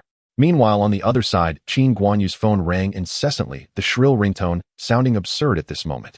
But Lu Shishir didn't want to answer any of them. In her mind, all analysis, data, and logic had vanished. Only the calm demeanor of that man from yesterday and his few casually spoken words echoed repeatedly in her mind. Just buy these. 100 million, evenly distributed. Now immediately buy in fully. This wasn't investing. This certainly wasn't mere luck. This was a divine oracle. It was a judgment from the future. Lu Shishir's body trembled slightly, her complexion turning pale as paper. For the first time, she felt a deep foundational doubt about everything she had once prided herself on. That man, who on earth is he? In the trading department of Huading Capital, the atmosphere today is heavier than on any trading day before. All the traders are seated at their desks, yet no one is operating the keyboards. Their gazes, whether intentional or not, are all directed towards the glass-partitioned office of the department head. Inside, several core accountants are conducting the final reconciliation. The atmosphere is eerily quiet. Even the low hum of the machines seems to resonate clearly. Each person's heart feels as if it is weighed down by a heavy stone. They have witnessed the most incredible miracle in the financial market over the past 24 hours. And now it is time to reconcile this miracle. Finally, the door to the supervisor's office opened. The chief accountant stepped out, his face pale, his gait somewhat unsteady, as if he had just awoken from a deep dream. He clutched a thin report in his hand, yet that piece of paper seemed to weigh 1,000 pounds. Lin Wei immediately approached, her voice trembling with a quiver. She was unaware of Zhang. Manager Zhang, the results. The chief accountant did not look at her, but raised his head, his gaze drifting over the crowd towards the CEO's office, a symbol of Waiting's peak power. His Adam's apple bobbed slightly as he struggled to utter a few words. Let Manager Lu see for herself. After saying so, he seemed to exhaust all his strength to hand the report to Lin Wei. As Lin Wei took the report, the moment her fingertips touched the paper, she felt the cold sweat of the accountant lingering on it. She looked down and caught a glimpse of the total figure at the bottom, highlighted in bold red. Her pupils constricted to the extreme in an instant. A short gasp escaped her throat, and she hurriedly covered her mouth with her other hand to prevent her voice from spiraling out of control. Her body swayed, feeling a wave of dizziness as the entire world's understanding crumbled before that string of numbers. The CEO's office. Lu Shishir stood before the huge floor-to-ceiling window, her posture still elegant, but the knuckles gripping the coffee cup were slightly pale from the exertion. She did not turn around, only listening to the increasingly disordered footsteps approaching from behind. Manager Lu. Lin Wei's voice came through, carrying a surreal quality completely devoid of her usual composure and steadiness. Speak. Lu Shishir's voice remained cold, yet it held a hint of hoarseness that was not there before. Lin Wei took a deep breath, as if summoning all her courage to fully articulate that sentence. Mr. Lee's account has been reconciled. She paused, the office silent enough to hear each other's. After deducting 100 million in principal and all transaction fees. Lin Wei's voice trembled more violently as she looked at Lu Shishir's back, reporting the number that would go down in financial history: net profit. For 124 million. Clang. The porcelain coffee cup in Lu Shishi's hand could no longer be held steady, slipping from her grasp and shattering on the carpet. The expensive coffee soaked a small area of the gray wool carpet, making a dull sound. She slowly turned around. On that face usually as cold as an iceberg, the first sign of prolonged, complete blankness appeared. Her pride in her calmness, the professionalism she relied upon, and the logic she firmly believed in. All the judgment systems she had built over 25 years crumbled into the finest powder before the figure of 4 billion crushed by an irresistible force. She looked at the report Lin Wei handed over, but did not reach out to take it. In her mind, every Klein chart, every fundamental analysis, and every macro policy vanished. Only one thought remained, a thought so absurd it made her tremble. He is not human. He is a god of stocks walking among mortals. Meanwhile, in the top-floor office of Qin Capital, bang! A loud crash echoed as a limited edition custom phone worth hundreds of thousands was violently smashed against the marble wall, instantly shattering into pieces, parts flying everywhere. Qin Guanyu's eyes were bloodshot, his chest heaving violently, like an enraged bull, letting out a beast-like growl from his throat. Impossible. This is absolutely impossible. He swept all the documents off the desk, roaring at the trembling assistant in front of him. Investigate. Find out. I refuse to believe he has such extraordinary abilities. The assistant trembled in fear, stuttering, Qin. Young master, we have used all our connections and found no signs of suspicious fund transactions or information leaks. Waste. Qin Guanyu kicked the chair beside him over. He panted heavily, pacing back and forth in the office, his eyes filled with madness and jealousy, almost materializing. 50 billion. This figure, while painful for the Qin family, was still far from being crippling. But he could not accept that the kid dressed in cheap clothes had used such miraculous means to stomp his face into the ground. What fueled his rage even more was Lu Shishi. He could imagine the kind of shocked expression Lu Shishi would have upon seeing this result. That man had left an indelible mark in her heart, in such an unbelievable way. No way. Qin Guanyu stopped, his gaze sinister. This pig will not get to mess with the cabbage I have my eyes on. He forced himself to calm down, his brain racing. In his view, someone like Li Xiao either had the kind of luck that took generations to accumulate, or he had used some illegal underhanded means. Such a person with an unstable foundation is like a huge bubble. Once a needle finds it and pokes it gently, it will completely burst. Huading CBD building. Lu Shishi waved her hand, signaling Lin Wei to go out first. The entire office was left with only her. She stood alone before the large floor-to-ceiling window for a long time. Outside was the financial jungle she once knew well and took pride in, yet at this moment it seemed somewhat unfamiliar to her. Inside her heart it felt as if 100 cats were scratching at the same time. Curious. An unprecedented curiosity. Who exactly is that man? How did he know these things? What terrifying world lies behind his calm demeanor? This mystery acted like a black hole, sucking in all her thoughts. In the end, as if she had made a certain decision, she walked back to her desk and picked up her personal phone. Unlocking the screen, she searched for that unfamiliar number she had dialed once without even saving the name. Lu Shishi looked at that string of numbers, her slender fingers hovering over the dial key, lingering without pressing down. This was the first time in 25 years that she was preparing to actively invite a man. She took a deep breath, her fingertips finally pressing down. The call connected and a faint electric sound came from the receiver. Then the voice of the man who unsettled her began to speak with a hint of a relaxed laugh. Manager Lu, what's wrong? Is there a problem with my account? Hearing this greeting as if nothing had happened, Lu Shishi felt her heart skip a beat uncontrollably. She held the phone tightly, trying to make her voice sound steady, yet found that her usually cold tone could not return to what it once was. No, Mr. Li. Her voice carried a hint of complex emotions she was not aware of, even a barely perceptible softness. Your account is very good. I would like to invite you to dinner as a way to thank you for bringing this astonishing performance to Huading. On the other end, Li Xiao seemed to chuckle softly. That laughter passed through the receiver, clearly reaching Lu Shishi's ears, making her feel her cheeks flush slightly. He found it quite amusing to think about what kind of shocked and conflicted look this beautiful and proud woman resembling a queen would have at this moment. Sure, Li Xiao readily agreed. You decide the time and place. The next day at noon, at No. 18 on the Bund in the Magic City. Here lies a legendary French restaurant, unmarked and exclusive. It is not open to the public, serving only a select few through the strictest membership referral system. The head chef is the legendary figure Paul Ducasse, who retired after winning 3 Michelin stars, leaving countless gourmets lamenting. Now he only personally prepares meals for guests he approves of. The restaurant manager is a polite, middle-aged French man who stands at the restaurant entrance 10 minutes early, his posture respectful, and his eyes holding just the right amount of warmth and respect. As Lu Shishi's car came to a smooth stop, he approached and opened the car door. Miss Lu, welcome. Mr. Dukas has prepared his signature dishes for you and your esteemed guest. The manager's gaze fell upon Li Xiao, showing no hint of disdain despite the latter's casual attire. Still maintaining an impeccable professional smile. Anyone brought by Lu Shishir certainly could not be of ordinary status. Thank you, Luke. Lu Shishir nodded calmly, walking ahead.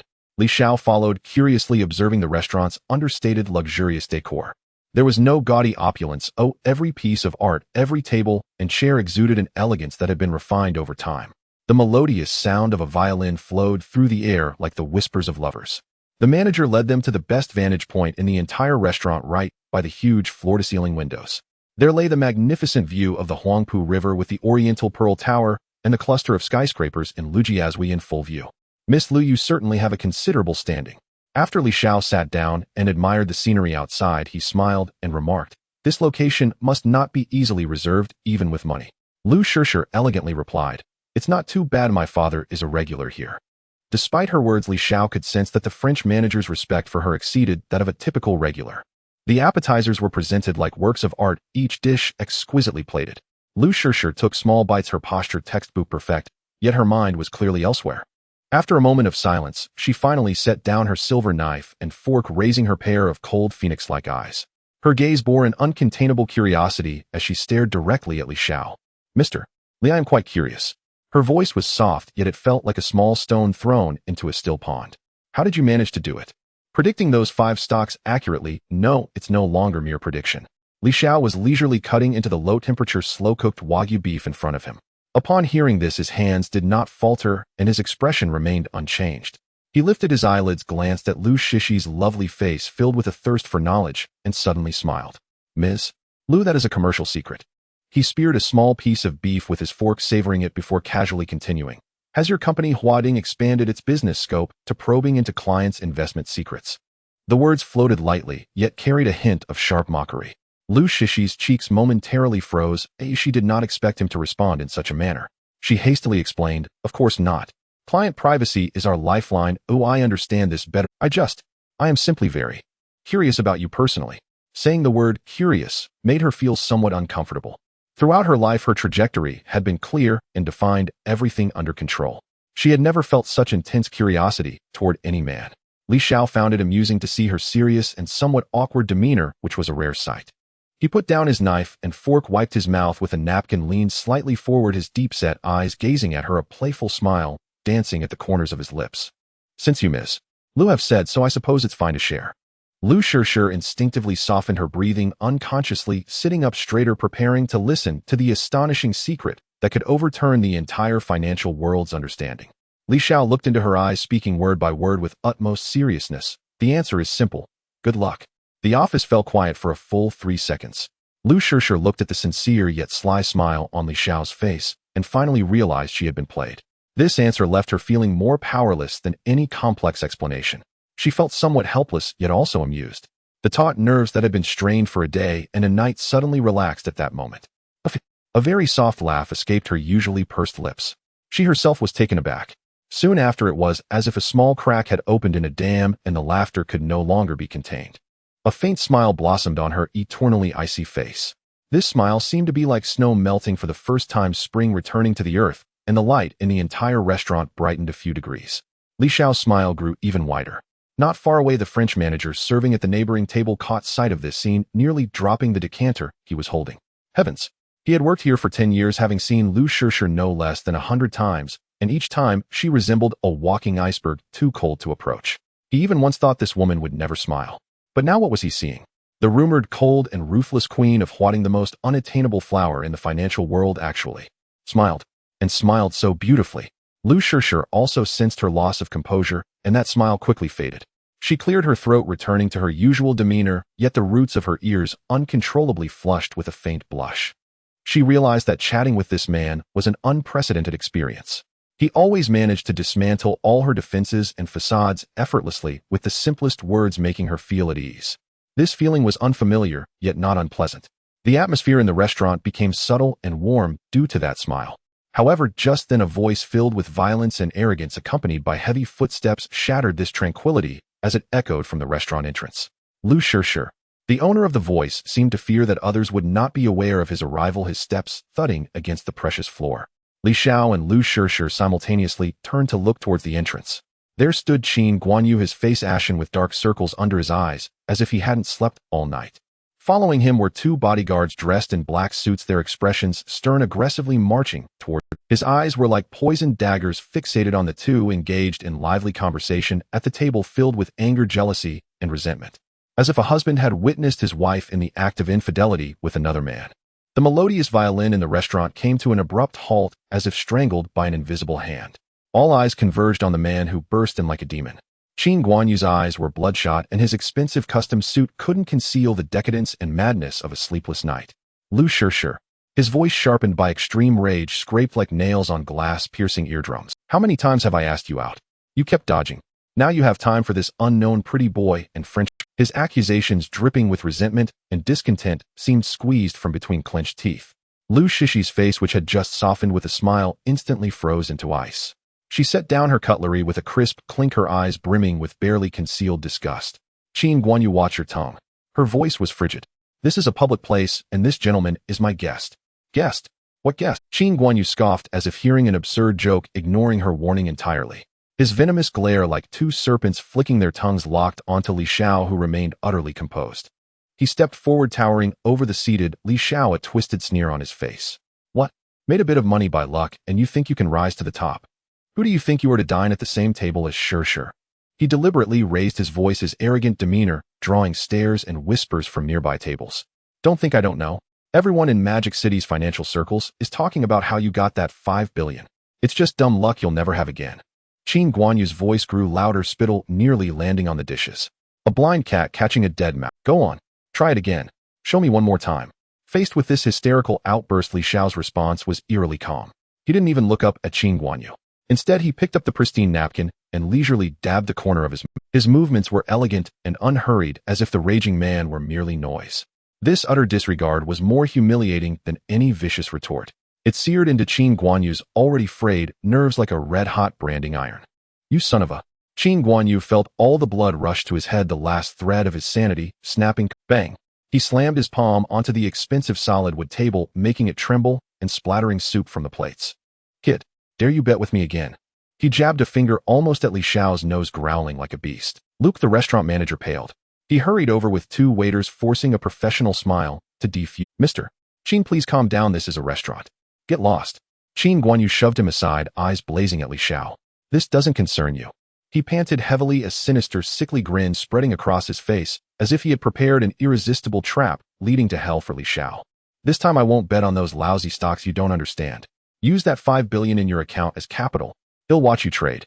He paused, his voice clear and loud, echoing through every corner of the restaurant, sending chills down. 3 days.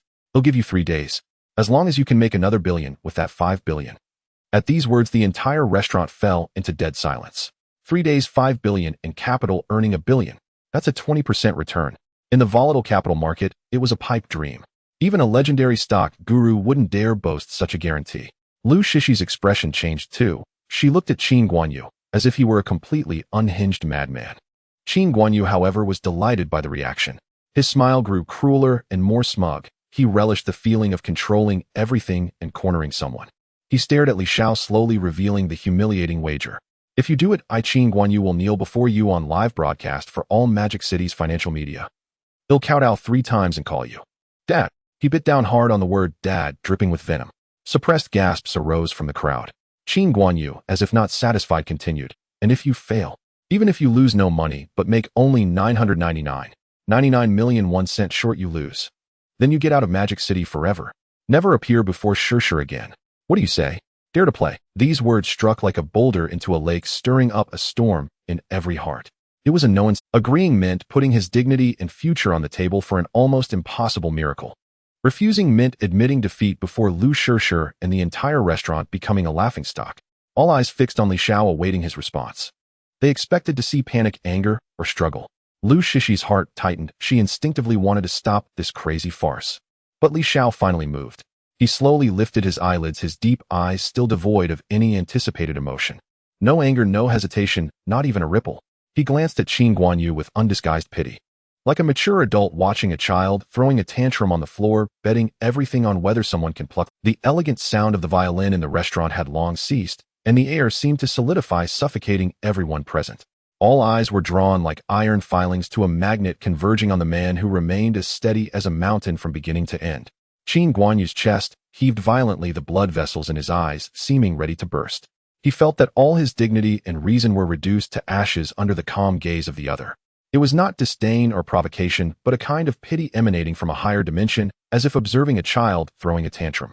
This feeling was more painful than any vicious curse. "What are you looking at?" Qin Guanyu's reason shattered completely, and he screamed, his voice turning shrill. "What the hell are you looking at? Are you scared? If you're scared, kneel down now and confess. Then roll out of here. Never show your face in Magic City again." His roar echoed in the restaurant, shaking the crystal glasses.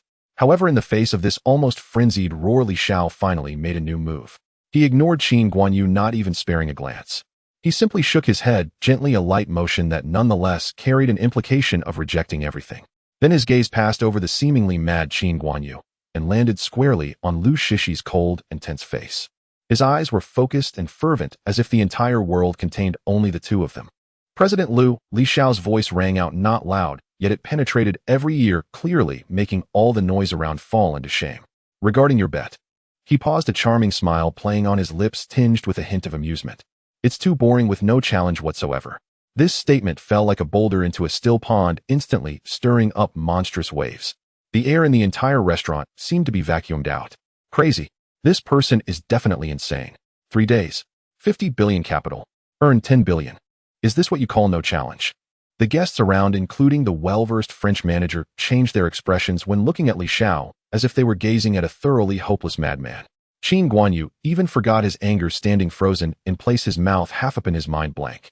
He had imagined 100 different reactions from Li Xiao, whether angry retorts, feigned bravado, or immediate capitulation. Yet he never expected this one. This was no longer arrogance, it was a disdain for financial principles, a challenge to everyone's perception. Before everyone could recover from this immense shock, Li Xiao's gaze remained fixed on Lu Shishi, his playful smile now imbued with an unsettling intensity. "How about we play a little bigger?" His voice held a peculiar charm, captivating everyone's attention. 50 billion capital. Li Xiao extended his right hand, opening 5 fingers, his movement slow, yet full of force. "Let's earn another 50 billion. Double it, what do you think?" Boom. If the previous statement was a boulder, this one was a meteor crashing down, smashing into everyone's minds. Double it. In 3 days, use 50 billion to earn 50 billion. In the entire restaurant, everyone felt as if their breath had been stolen. They gaped, unable to produce a sound, their hearts feeling as though they were gripped by an invisible hand. While silence. After several seconds of silence, a laughter so deranged it seemed distorted erupted, tearing through the restaurant's eerie quiet. Ha! Ha ha! Qin Guanyu sounded as if he had heard the funniest joke in the world, laughing so hard he doubled over, tears streaming from his reddened eyes. He pointed at Li Xiao, his body shaking violently from laughter, struggling to catch his breath as he yelled at Lu Shishi. "Shishi, did you hear that? Did you hear what this idiot is saying? Ha ha ha. He wants to use 50 billion to earn 50 billion. He has gone mad. He is completely insane. He is a fool who doesn't even have basic common sense." Qin Guanyu's laughter was filled with the euphoric joy of survival and utmost contempt. In his eyes, Li Xiao had nailed himself to the pillar of shame with his own stupidity. He looked at Lu Shishi, the mockery on his face unabashed. "Shishi, see clearly. This is the guest you brought. A fool who knows nothing about the world and can only brag. A person like this is not even worthy to carry my Qin family's shoes." However, Lu Shishi did not laugh. She didn't even spare Qin Guanyu a glance. Since the moment Li Xiao proposed that crazy bet, her gaze had not left his face. Her cold phoenix eyes were now fixed intently on Li Xiao's eyes, attempting to find even the slightest hint of bluster or a trace of madness or wavering. But she failed. In those eyes there was nothing. No arrogance, no tension, no pretense.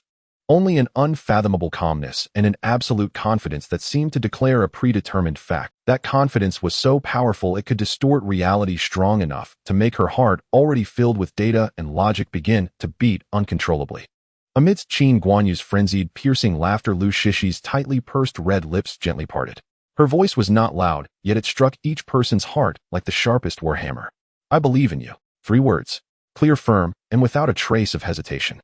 Qin Guanyu's laughter was abruptly cut off, as if someone had squeezed it from his throat. The expression on his face shifted from ecstatic to bewildered, then to incredulity, finally turning ashen. He could hardly believe his ears. Lu Shishi, the always rational, always cold, logic-driven queen of Huading, would actually believe such a far-fetched notion. Has she gone mad too? Li Xiao smiled. After Lu Shishir uttered those 3 words, the amusement on his face faded, replaced by a radiant smile. It was a smile filled with intense admiration and a hint of aggressiveness. Since President Lu trusts me so much, his body leaned slightly forward, closing the distance across the table to Lu Shishir, the light in his eyes burning intensely. Then, there has to be some stakes, right? This statement was more explosive than all the bets previously made. A sense of extreme foreboding surged in Qin Guanyu's heart. Lu Shishi's breath also hitched for a moment as she gazed at the handsome face, so close before her, her heart skipping a beat. The entire restaurant became so quiet that one could hear a pin drop. Everyone held their breath, waiting for that devilish condition. Li Xiao looked into Lu Shishi's eyes, every word clear and filled with an irresistible undertone. If I win, I want you to spend a night with me. You bastard. The silence was shattered by a furious roar. Qin Guanyu completely lost control, his face twisted with jealousy, turned a deep shade of purple. He charged forward like a mad bull, swinging his fists towards Li Xiao's face. However, his fists were firmly grasped by 2 massive hands like iron claws before they could reach their target. Lu Shishi's identity held considerable weight here. To take a step back, this was not Qin Guanyu's territory. It was someone else's territory, and disturbances were not permitted. Throughout the entire process, Li Xiao didn't even flinch. It was as if he didn't see the fist rushing towards him, nor did he hear the hysterical roar. All his attention was focused on the woman across from him. He observed Lu Shishi's phoenix eyes slightly widened in shock, waiting for her response. After 2 seconds, Li Xiao seemed to suddenly remember something. He glanced towards Qin Guanyu, a faint, indifferent smile curling at the corners of his mouth as he casually said, "Some people have the intent of a thief, but lack the courage." The air froze for a moment. Li Xiao leisurely picked up the lemonade from the table, took a small sip, and continued speaking in that neither loud nor soft tone. Even if one had the courage of a thief, they lacked the strength. He put down the glass, producing a crisp sound to emphasize his final point. Pitiful. Each word of this seemingly casual statement was like a poisoned ice blade piercing deep into Qin Guanyu's heart, one after another. He trembled violently, in anger, veins bulging on his neck, being held back by bodyguards. All he could do was emit a powerless, furious roar that sounded like a chicken with its neck stepped on. Lu Shishi's heart was already in turmoil. Rationality screamed like a sharp voice in her mind. It's absolutely impossible. Earning 5 billion in just under 3 days was already a fantasy. Now the statement was even more direct. Without the support of absolute luck, earning 50 billion in a month was a blasphemy against the entire financial system. Yet another voice contradicted her. The first miracle created by that man, the soaring red clines of the 5 stocks, and the undeniable confidence in his deep-set eyes at this moment. All of this shook the fortress of cognition she had built over 25 years. The conditions of that one night posed the most direct and naked challenge to all her pride. She took a deep breath, her chest slightly rising and falling, forcing herself to calm down. She needed to regain the initiative and not be led by this man's rhythm. She raised her eyes, her gaze turning cold again as she looked at Li Xiao, attempting to propose a condition that seemed like a concession. 50 billion is too exaggerated, unrealistic. How about this? If you can use that 50 billion principle to earn 30 billion within a month, I can agree to date you. This was the greatest concession she could offer, a stepping stone for Li Xiao, and also a retreat for herself. 30 billion, although still a myth in the financial world, sounded just a bit more realistic than the 50 billion figure. However, when Li Xiao heard her words, it was like he had heard something amusing, and he chuckled lightly. He shook his head. Lu, in my dictionary there are no words for discounts. His body leaned slightly forward, his dark eyes locking onto Lu Shishi's, his tone calm, yet carrying an undeniable dominance. What I want is not a date. What I want is you, Lu Shishir.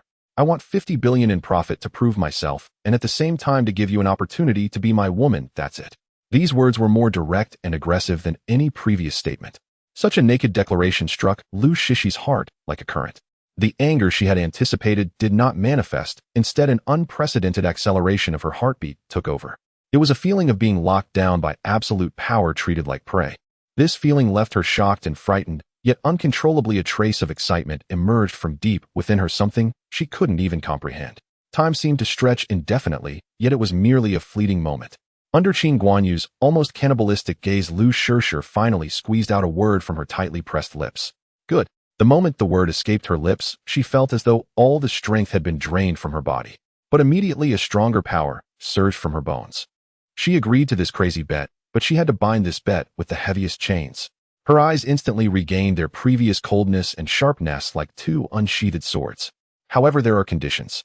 First, the time limit is 1 month starting from tomorrow's market opening. Second, all your operations must be conducted within the account you set up with our Huading capital. We will establish a dedicated supervisory team to conduct 24-hour real-time monitoring of your account. She paused and stated the most crucial point. Thirdly, and most importantly, during this month, you are not allowed to utilize any potential power you may have behind you, nor can you leverage any insider information, and you cannot engage in any form of off-market transactions. Her gaze was fixed intently on Li Xiao, each word clear and precise. What I need to see is your pure personal operations on the open secondary market. Can you do that? This series of harsh conditions slightly calmed Qin Guanyu, who was nearly driven mad with jealousy. The blood-red hue in his eyes faded, replaced by a cruel pleasure. To him, every condition Lu Shishir proposed was an unbreakable iron chain. Cut off insider information. Purely personal operations. To double it within a month. This guy surnamed Li had personally shackled himself with a fatal chain. Everyone's eyes focused once more on Li Xiao. Faced with terms that nearly shut off all luck and potential, Li Xiao merely shrugged indifferently, a relaxed smile on his face. No problem. He spread his hands, sounding as casual as if discussing the weather. All my money is with you, right? You can see it clearly. The bet was formally established. The heavy atmosphere in the restaurant, nearly suffocating, dissipated bizarrely after Li Xiao's words. He seemed to completely ignore the furious and humiliated Qin Guanyu beside him, as well as the shocked gazes of the surrounding guests. He picked up the knife and fork from the table again, cut a piece of steak, and elegantly chewed it. Lu Shishir watched his nonchalant demeanor, momentarily stunned, before silently picking up her own utensils and calmly continuing her meal. It was as if the astonishing bet worth 50 billion wagering a woman's future was just an inconsequential pre-meal chat. In the entire restaurant, only Qin Guanyu remained standing there. He resembled a clown, his face twisted from the intense clash of emotions. As the melodious violin music resumed, he appeared both ridiculous and pitiful. The shocking gambling match that took place at 9.9 Yuan of Magic City seemed to have grown wings, spreading across the entire top financial circle of Magic City in just one afternoon. Have you heard? The Ice Queen of Huading actually went up against Qin Guanyu for a young rookie. Not just any confrontation. They say that kid boasted he would use 50 billion to earn 50 billion in a, what? Double it. Haha, does he think the stock market is his family's printing press? Which psychiatric hospital did he escape from? Who can say otherwise? Now the whole circle is waiting to see the show, watching how that reckless kid will roll out of Magic City with his tail between his legs in a month. In an instant, the name Li Xiao became the biggest joke and topic of conversation in the entire circle. The other protagonist of this farce, Qin Guanyu, was unceremoniously shaping himself into the leading role of this judgment. He utilized the media resources of the Qin family to widely publicize and exaggerate Li Xiao's ignorance and arrogance, portraying himself as a righteous messenger ready to expose the fraud and judge the clown. He wanted everyone to know the dire consequences that awaited anyone daring to covet the woman Qin Guanyu had. In stark contrast, the atmosphere within Huading capital was one of tense anticipation. An office located in the core area of the information center was temporarily converted into the highest level of monitoring room. Lin Wei, the chief secretary of Lu Shishir, personally led a team selecting the company's top traders and data analysts. They formed a monitoring group that would operate 24 hours a day. Their only task was to keep an eye on the super account containing 50 billion in assets. Everyone's nerves were tightly strung, waiting to see how the man who would stir the winds and clouds would begin his mythic performance. However, on the first day of the bet, the massive electronic screen in the monitoring room showed the figure representing 50 billion cash utterly unmoving. There were no login records for the account. Manager Lu, Mr. Lease account has shown no activity. Lin Wei reported to Lu Shishir after the market closed. Understood. Lu Shishi's voice showed no discernible emotion. The next day, the calm continued. Manager Lu, still no operations at all. Lin Wei's voice held a hint of confusion. The third day, the fourth day. Time flowed day by day. A whole week passed, and the highly anticipated account was like a forgotten dry, while showing not even that 50 billion cash lay there quietly, as if mocking everyone's tension and expectations. The atmosphere in the monitoring room shifted from initial anticipation and excitement to confusion, finally settling into an eerie silence.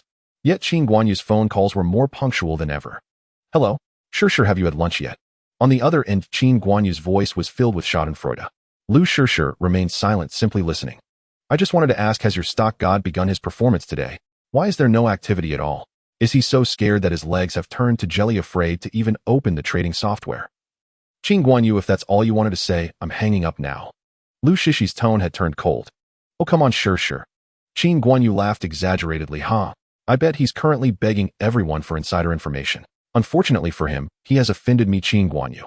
Who would dare to help him in Magic City? Lu Shishir hung up the phone abruptly.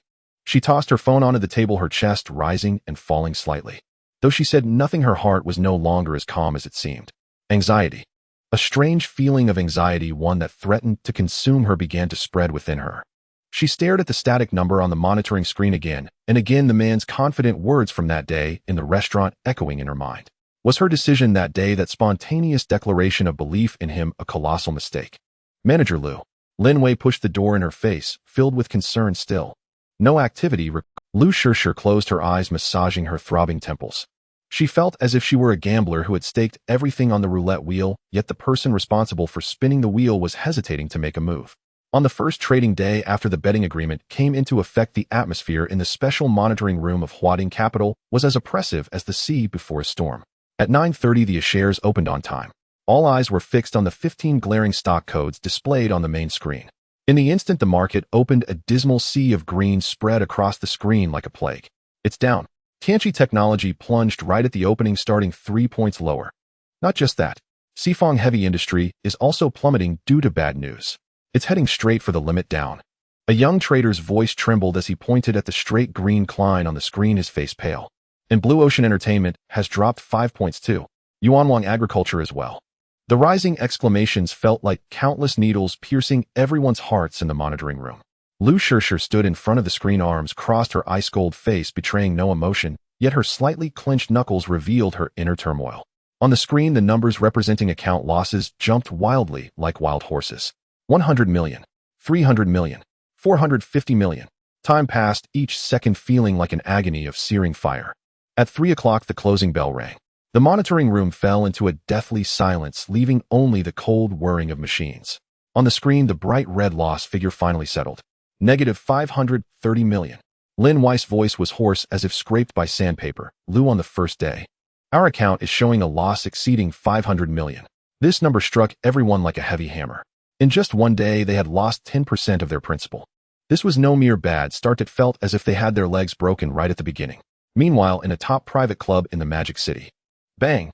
A crisp sound rang out as the expensive Ace of Spades champagne was opened, golden liquid bubbling joyfully as it poured out.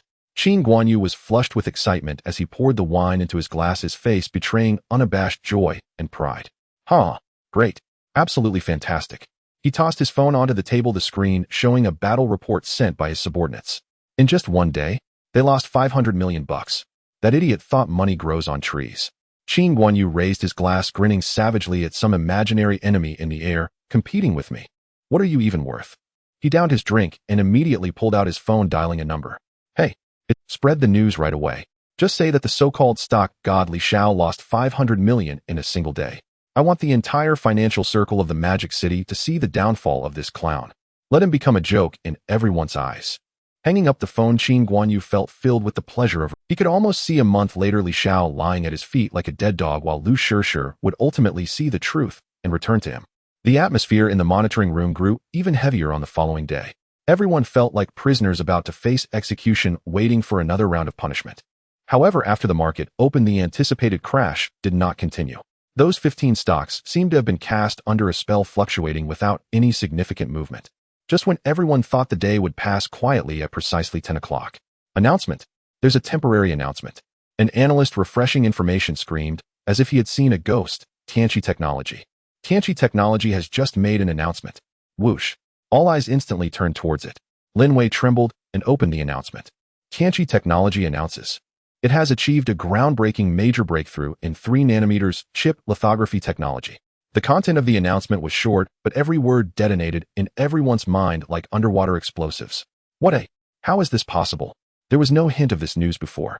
Before they could recover from their shock, on the screen Tianqi Technology's stock price shot up like a rocket, instantly forming a straight red line. Its limit up. Locked in, a single word board, with hundreds of thousands of buy orders behind it. The trader's voice had completely changed tone. The monitoring room fell into a stunned silence. Everyone stared blankly at the glaring red limit up, bored, their minds blank. Was this luck? But this luck seemed almost too good to be true. Yet this was merely the beginning. On the third day, just before the market opened, it exploded. Blue Ocean Entertainment's new mobile game launched overseas suddenly became a sensation last night. The servers were overwhelmed. It is now at the top of the download charts in 17 highly developed countries. The news came in, and during the auction phase, Blue Ocean Entertainment directly hit a limit up. On the fourth day, major news. Jinsen Mining discovered a super large-scale rare earth mine in a new exploration area in Africa. The reserves are astonishing. Jinsen Mining hit limit up 3 times in a row. On the fifth day, Yuanwang Agriculture announced the development of a new type of swine fever vaccine with 100% efficacy. Limit up. Sifong Heavy Industry received a trillion yuan order from overseas. Limit up. One after another, a series of seemingly unrelated heavyweight good news fell like precision-guided missiles, one after another, striking the 15 stocks held by Li Xiao. The atmosphere in the monitoring room transformed from despair to shock, then to daze, and finally evolved into a near-numb reverence. They no longer discussed or analyzed, but instead gazed at the screen like the most devout of believers, watching the numbers continuously turn red and create miracles. Their understanding, their prideful expertise was shattered by this miraculous performance. Lin Weiss reports to Lu Shishir grew more and more tremulous each day. Lu, the total profit of the account has already recovered and surpassed 1.5 billion. Lu, it's 45 billion. Already close to the betting target. Qin Guanyu's phone had not called again. It is said he locked himself in his office, smashing everything in sight, frantically sending subordinates to investigate, to find evidence of Li Xiao's insider trading. But the results of the investigation came back empty. All those favorable news were sudden, with no institution or individual able to predict them in advance. This could only be attributed to a miracle. On the 15th day of the betting agreement, half of the month's deadline had just passed. At 2:59 in the afternoon, in the monitoring room, everyone stood up from their seats, including Lu Shishir. They held their breath, hearts racing, eyes fixed on the number on the screen that was about to settle as the market closed. At 3 o'clock, the market closed. All numbers on the screen froze. Lin Wei took a deep breath, feeling her breath tremble. She looked at the dizzyingly long string of numbers and used all her strength to report Lu. Her voice was slightly hoarse from extreme excitement. The betting agreement. On the 15th day at 3 o'clock in the afternoon, the market officially closed. She paused and clearly articulated the number that was destined to be recorded in history. The total account assets 153 billion after deducting the principal of 50 billion. This month total profit achieved 103 billion. 103 billion. The entire monitoring room could hear a pin drop. Everyone stood as if their souls had been sucked out, frozen in place, with only the number resonating crazily in their minds. A miracle. They had witnessed the birth of a miracle with their own eyes. In the monitoring room, time seemed to have frozen. The striking figure of 10.3 billion in profits was like a divine edict etched into the retinas of everyone present. The air was thick with a scent that mingled shock, reverence, and absurdity. The analysts and traders who prided themselves on being financial elites stood like parched ducks, seeing the ocean for the first time, mouths agape, eyes wide, unable to utter a single sound. Their worldview was shattered and then reshaped by that man in just 15 days. Lu Shishir was the first to break free from the aftermath of this miracle. Her chest heaved violently, and with all her strength, she pushed back the overwhelming wave threatening to break the dam of her reason. She turned around, her captivating face regaining its usual icy demeanor, though her voice trembled slightly, a quiver she herself had not noticed. Everything that happened today is classified as the highest secret of Huading. Her voice was soft, yet it struck like a hammer, awakening all the dazed individuals present. Lin Wei, you are responsible for all subsequent data sealing work and must sign the highest level of confidentiality. Anyone present who leaks even a word. She did not continue, but the chill emanating from her phoenix-like eyes made everyone involuntarily shiver. Yes, Director Lu. Lin Wei hurriedly responded, her gaze towards Lu Shishir brimming with fervent admiration. At the same time, in a luxurious private room of a top club in Magic City, the atmosphere was in stark contrast to the dead silence of Huading capital, filled with the scent of violence and destruction. Qin Guanyu's eyes were bloodshot, fixated on the phone screen. On the screen was the war report just sent by the trader, the glaring numbers stabbing through his pupils like burning steel needles. 10.3 billion. He won. The idiot, the liar, the clown in his eyes not only won, but did so in a way that crushed the gods. The muscles on his face twitched violently, transforming from shock to disbelief, ultimately contorting into a savage grimace. In the next moment, a beastly roar erupted from the depths of his throat, unrecognizable as human. He suddenly raised his hand, and with all his might smashed the latest model phone worth hundreds of thousands against the precious painting on the opposite wall. Bang! Crash! The phone shattered upon impact, parts and glass fragments scattering everywhere. Qin Guanyu resembled a thoroughly enraged beast, fists clenched, veins extending from his neck to his temples. He lost not only face, but also a ridiculous bet. What he lost was Lu Shishir. Just thinking about tonight, that woman he had yearned for, whom he had never even touched, would belong to that man, ignited a flame of jealousy and murderous intent that consumed his last shred of reason. Find out for me. Qin Guanyu grabbed another spare phone from the table, dialed a number, and screamed hysterically into the phone. No matter what method you use, find out who that bastard is meeting Lu Shishir. The subordinate on the other end was startled by his manic tone, stammering, Qin. Young master, what do you want to do? What do I want to do? Qin Guanyu let out a chilling laugh as if it came from hell. I want to destroy him with my own hands. I want him to know what happens when he touches my woman. At Huading Capital, in the president's office, Lu Shishir sat alone before the massive floor-to-ceiling window overlooking the bustling night scene of Magic City. Yet her eyes held no reflection of those dazzling lights. In her mind, the chaotic Klein charts of those 15 stocks replayed over and over. The soaring rockets of Tianqi Technology, the consecutive limit-up of Blue Ocean Entertainment. Each upward candlestick was a ruthless mockery of the financial logic she had built over the past 25 years. This was not investment nor analysis. This was prophecy, a power to foresee the future only gods could possess. She took a deep breath and pulled out her phone from her pocket. The cold metal casing felt strangely warm in her hand. Her fingertips trembled slightly on the screen, but in the end she still clicked on the number she had only dialed once. The call connected. Li Xiao's voice came through, laced with a hint of drowsiness, as if he had just woken from a... Director Lu, have you clarified the accounts? This light-hearted rhetorical question instantly silenced all the questions Lu Shishir had prepared. She felt her heart racing uncontrollably, her voice slightly hoarse. How did you do it? She asked, the ultimate question that lingered in her mind and echoed in the hearts of everyone in Magic City's financial circle. On the other end of the line, Li Xiao chuckled softly. It's a business secret. The simple 4 words shut down all her follow-up inquiries. Aside from that, Li Xiao's tone shifted, the laziness fading, replaced by a deep, teasing, magnetic quality that brushed against her eardrum like a feather. Shouldn't we discuss something more important? Lu Shishir's palm holding the phone began to bead with fine sweat. She said nothing, yet she could clearly hear her heart pounding like a drum. I remember that I seem to have exceeded my task. Li Xiao's voice was slow and deliberate, each word like a small stone tossed into the center of her heart. The target was 50 billion, and I made over 100 billion, more than doubling it. So, Director Lu. Li Xiao's voice seemed to carry a hook, directly capturing her attention, leaving her nowhere to escape. Are you ready to become my woman?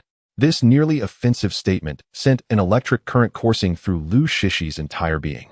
The embarrassment she had anticipated did not arise. Instead, it was a thrilling tremor that flushed her cheeks. Before she could respond, Li Xiao continued, his tone like an announcement of an established fact. Yunwan Hotel, the presidential suite on the top floor, number 8888. 8 o'clock tonight, I will be waiting for you. After finishing, a soft beep signaled the end of the call. He hung up. Lu Shishir stood there in a daze, holding her phone, listening to the busy tone on the line, frozen for a long time. The office was quiet, with only the sound of her increasingly loud heartbeat. Moments later, a scorching heat surged uncontrollably from her neck, quickly coloring her icy face a deep red, even her delicate earlobes turning a shade of crimson. 8 o'clock in the evening, at the peak of Magic City.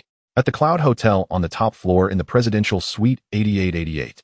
Outside the massive floor-to-ceiling windows, the dazzling lights of Magic City sparkled like a galaxy, with the flow of traffic converging into a long river and skyscrapers piercing the night sky. The bustling city laid out before them. Li Xiao was dressed in a soft cream-colored casual outfit, barefoot on the thick carpet, holding a glass of deep red Romanicani. He gently swirled the glass, watching the wine cling to the sides, his expression relaxed, as if he were in his own living room. Ding dong. The doorbell rang crisply. A smile crept onto Li Xiao's lips as he set down his glass and leisurely walked to open the door. Outside stood Lu Shishir quietly. She had shed her usual power symbolizing cold professional attire, changing into a simply tailored black evening gown. The lines of the dress hugged her curvaceous figure, outlining breathtaking curves. Her hair, usually styled high during the day, cascaded softly over her shoulders, diminishing her queenly sharpness while adding a touch of feminine grace. However, on her stunningly beautiful face, there was a trace of unmissable awkwardness and nervousness. Her fingers curled slightly at her side, revealing her currently unsettled heart. You are quite punctual. Li Xiao leaned against the door frame, his gaze unabashedly appraising her, admiration almost spilling from his eyes. He added with a smile, and you look beautiful tonight. This direct and sincere compliment was like a small stone thrown into the heart lake of Lu Shishir, sending ripples spreading outward. She felt her cheeks warming uncomfortably, avoiding Li Xiao's eyes, which seemed to see right through her, and softly replied, "Thank you. Please come in, my queen." Li Xiao stepped aside, making an inviting gesture, his tone laced with the perfect hint of. As Lu Shishir entered the room, a faint fragrance combined with the rich aroma of red wine lingered in the air. In the center of the room, a long dining table was already set with a sumptuous candlelit dinner, the exquisite silver cutlery reflecting a charming glow under the soft lighting. The two sat across from each other, the atmosphere somewhat delicate.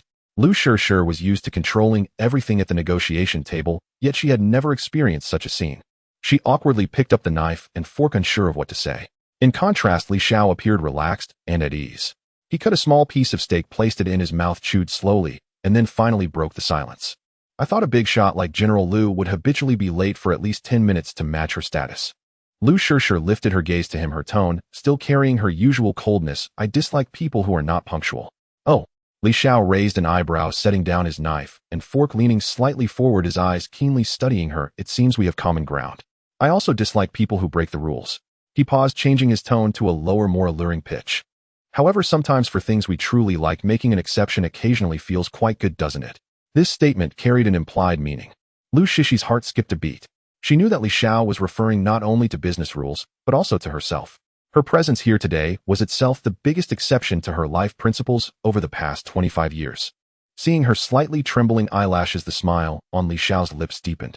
He did not press further, instead changing to a lighter topic. Try this soup. The Wellington steak and French mushroom soup here are considered a delicacy of Magic City. Under his guidance, Lu Shishir's tense nerves finally began to relax little by little.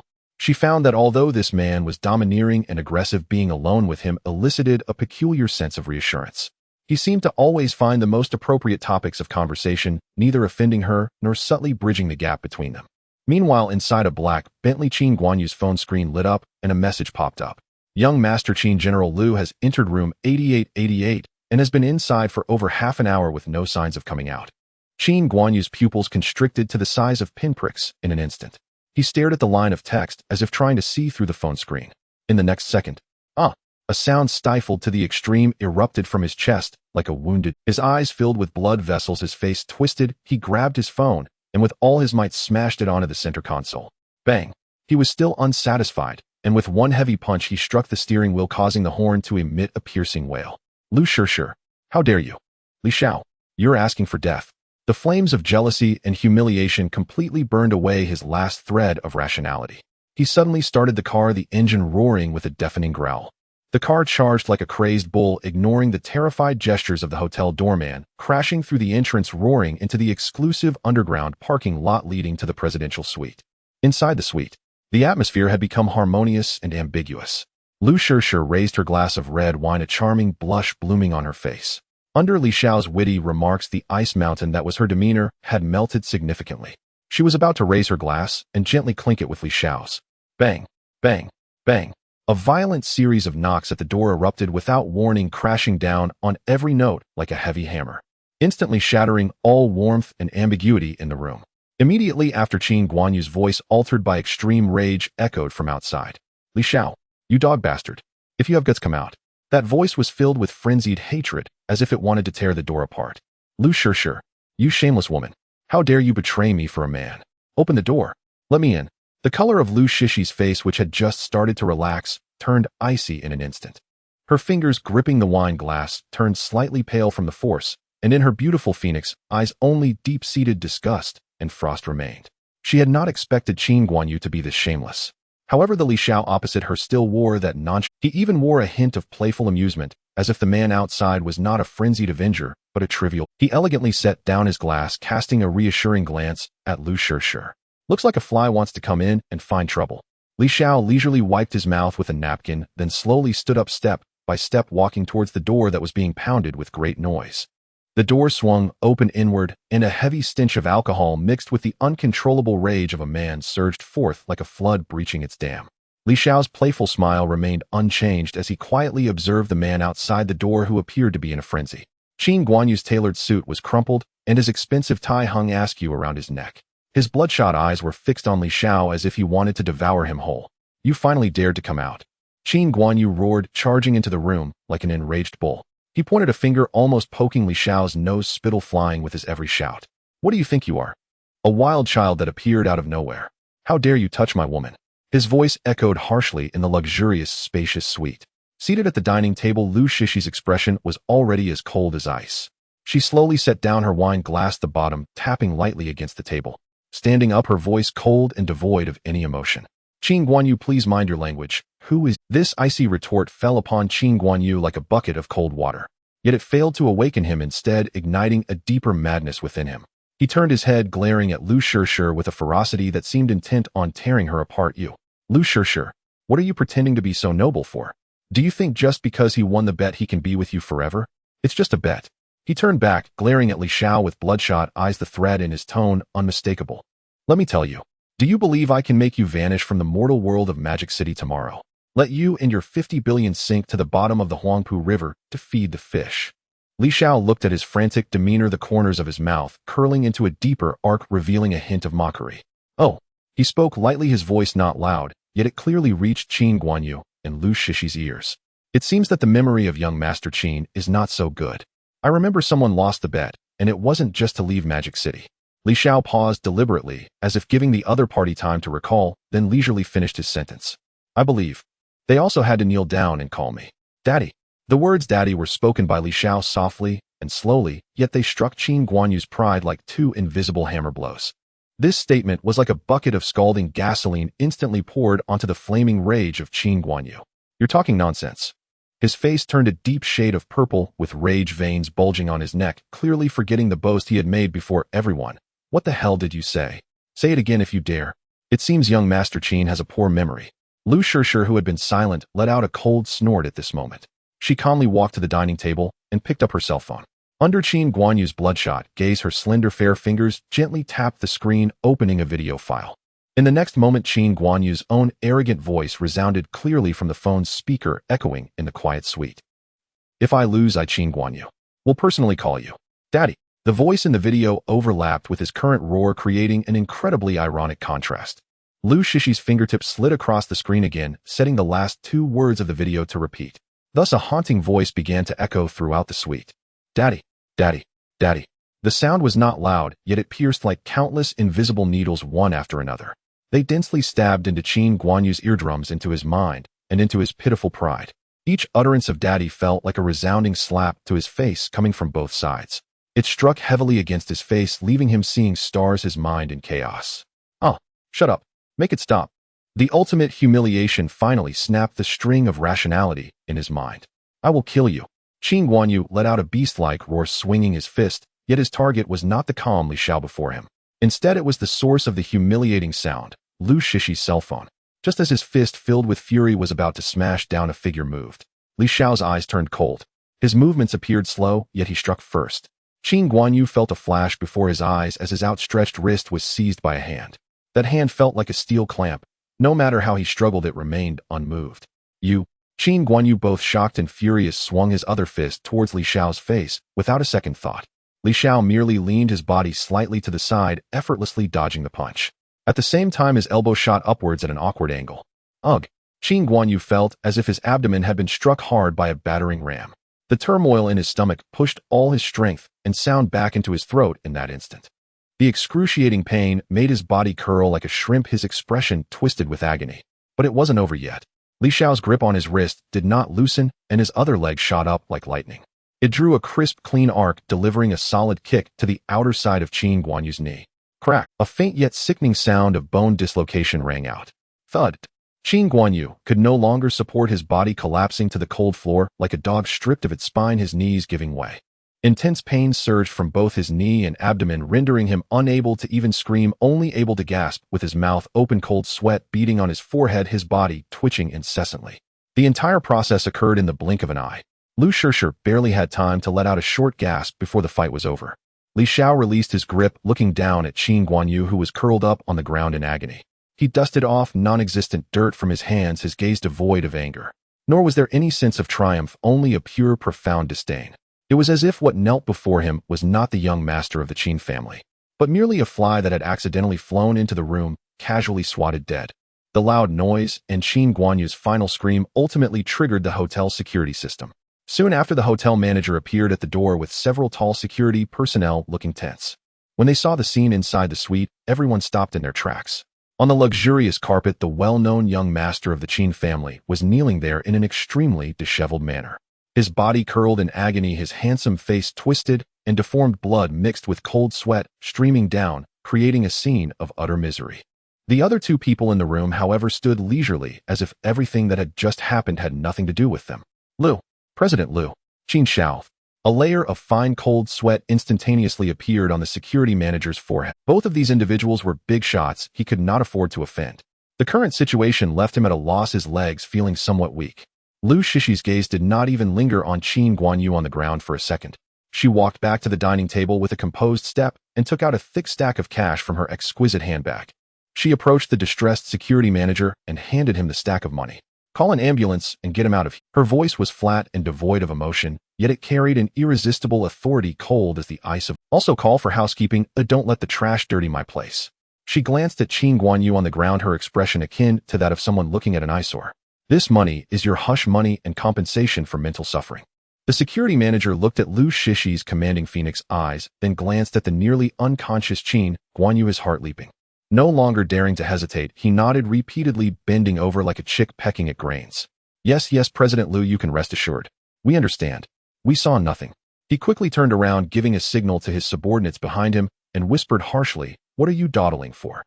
Quickly help Qin Xiao. No, carry him out." A few security personnel snapped out of their daze, rushing forward.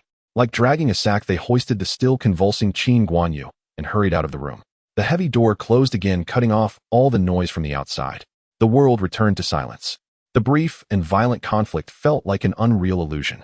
Yet a faint trace of blood lingered in the air. The scent mixed with the aroma of spilled sauces from overturned plates reminded the two that everything that had just happened was real. Li Xiao stood with his hands in the pockets of his casual pants, watching Lu Shishi handle it all with keen interest. He walked over to her, a hint of admiration curling at the corner of his mouth. "You handled the trash quite impressively." This unexpected compliment finally cracked the icy facade of Lu Shishi's tightly wound face. Her stiff shoulders relaxed slightly, as if she had shed a heavy burden. She did not respond to Li Xiao's words and turned back to the dining table. She picked up a bottle of expensive Romani Conti and poured herself a large glass. Then she tilted her snow-white neck and drank it all in one go. It seemed she wanted to wash away the disgust that Qin Guanyu had brought her with this spicy wine and to suppress the turbulent waves rising within her. The top-quality red wine had a strong after-effect, the alcohol quickly hitting her. A charming flush spread. It tinted her snow-like cheeks, making her appear less like a queen and more alluringly enchanting. Li Xiao watched her and approached slowly. As Lu Shishi prepared to pour a second glass, he reached out. He took the crystal-clear wine glass from her hand and gently placed it on the table. "Don't drink so fast. That's not how wine is meant to be enjoyed." His voice was low, carrying a comforting. Lu Shishi lifted her eyes, her beautiful phoenix eyes misty from the alcohol, appearing somewhat dazed. She looked at the man in front of her, her lips moved, but no words came out.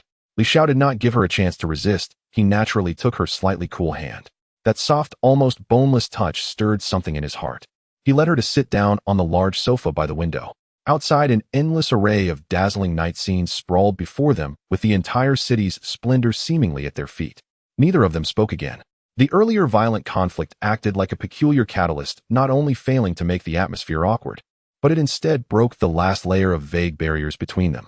The elements of ambiguity began to breed and ferment recklessly in the quiet air. Lu Shishi leaned against the soft sofa, tilting her head as she gazed at the myriad lights outside the window. Her long eyelashes cast a beautiful shadow beneath her eyelids.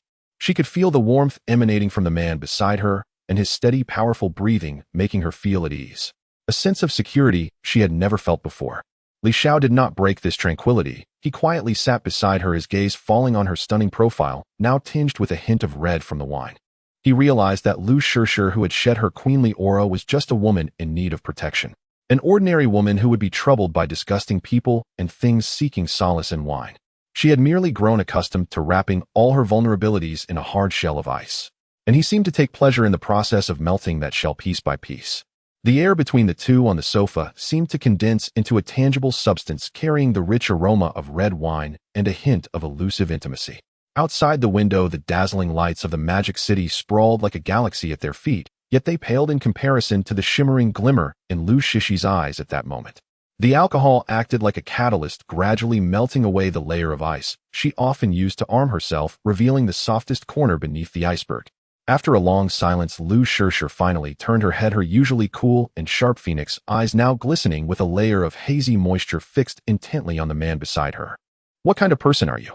Her voice was soft, carrying a tremor she herself had not noticed. This question she had asked herself many times.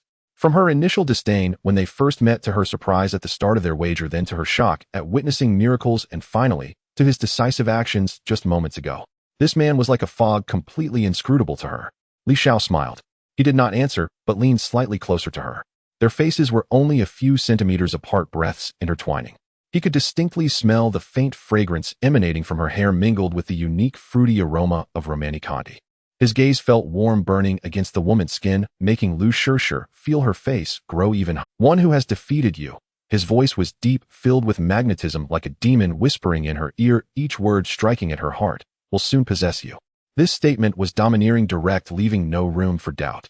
At that moment, Lu Shishi's heartbeat completely spiraled out of control, like a battle drum beating wildly, making her eardrums throb. She felt like a piece of ice on the verge of melting, utterly defenseless under his gaze, allowing that heat to seep into her very bones. Instinctively, she averted her gaze, looking out at the endless splendor beyond the window, her voice as faint as a whisper, as if she had exhausted all her strength. I need to tell you something. Moi. Li Xiao responded with a questioning tone, patiently waiting for her to continue. Lu Shishi's cheeks flushed as if they were about to bleed. She clutched the soft cushion beneath her tightly, her knuckles turning white from the pressure. Summoning the greatest courage of her life, she turned her gaze back to his face and softly said, I am still a novice. After saying this, she seemed to have drained all her energy, her long eyelashes drooping as she dared not look into his eyes again. The air fell silent for a moment. Li Xiao was momentarily taken aback, a flicker of clear surprise flashing in his eyes. He had imagined countless possibilities, yet this was one he had never considered. Then a light laugh escaped from his throat. It was a gentle laugh devoid of mockery, but rather sincere, a blend of surprise and warmth. To Lu Shishi's ears, however, that laughter felt like a form of mockery. Anger surged in her heart as she abruptly raised her head, her misty phoenix eyes glaring at him. Like a kitten whose tail had been stepped on, desperately fluffing up its fur to protect itself. What are you laughing at? Her outer bravado, however, appeared charming to Li Xiao. It's nothing. Li Xiao restrained his smile, his gaze becoming exceptionally serious and profound. He stared into her eyes, enunciating each word clearly. I just find it adorable that the icy queen of the business world has such a pure side. Adorable. These three words were like a spell with boundless magic, easily shattering all of Lu Shishi's psychology. For over 20 years, she had heard countless praises. People praised her beauty, her intelligence, her cold-bloodedness, and lack of compassion. They praised her for her shrewdness, for being the pride of heaven, for being the queen of business. Yet no one had ever described her with the word adorable. No one had ever, like Li Xiao, used such a gentle and serious gaze to tell her she was adorable when she revealed her most vulnerable and shy side. At that moment, Lu Shirsher was no longer the lofty queen of Huading. She was merely an ordinary woman who had shown her softest side before the man she admired. Li Xiao no longer gave her any chance to think or retreat. He reached out, gently lifting her smooth chin, forcing her to meet his gaze. In the slightly trembling pupils of Lu Shirsher, he saw his own reflection. Then he kissed her. This kiss began as a gentle exploration, like a feather brushing lightly. When he felt the slight tremor of her body and her lack of resistance, it transformed into an aggressive dominance, instantly igniting all the ambiguous factors in the air, sparking a raging fire. Lu Shishi's mind went blank. She felt like a small boat swaying in a storm. And Li Xiao was the only harbor, the source of the storm itself. After a long time, their lips parted. Both were slightly breathless. Li Xiao's breath brushed against her ear, the warm sensation making her feel as if her earlobe was about to ignite. His voice, tinged with passion, became somewhat husky, yet unbelievably sexy. Don't be afraid, he whispered close to her ear.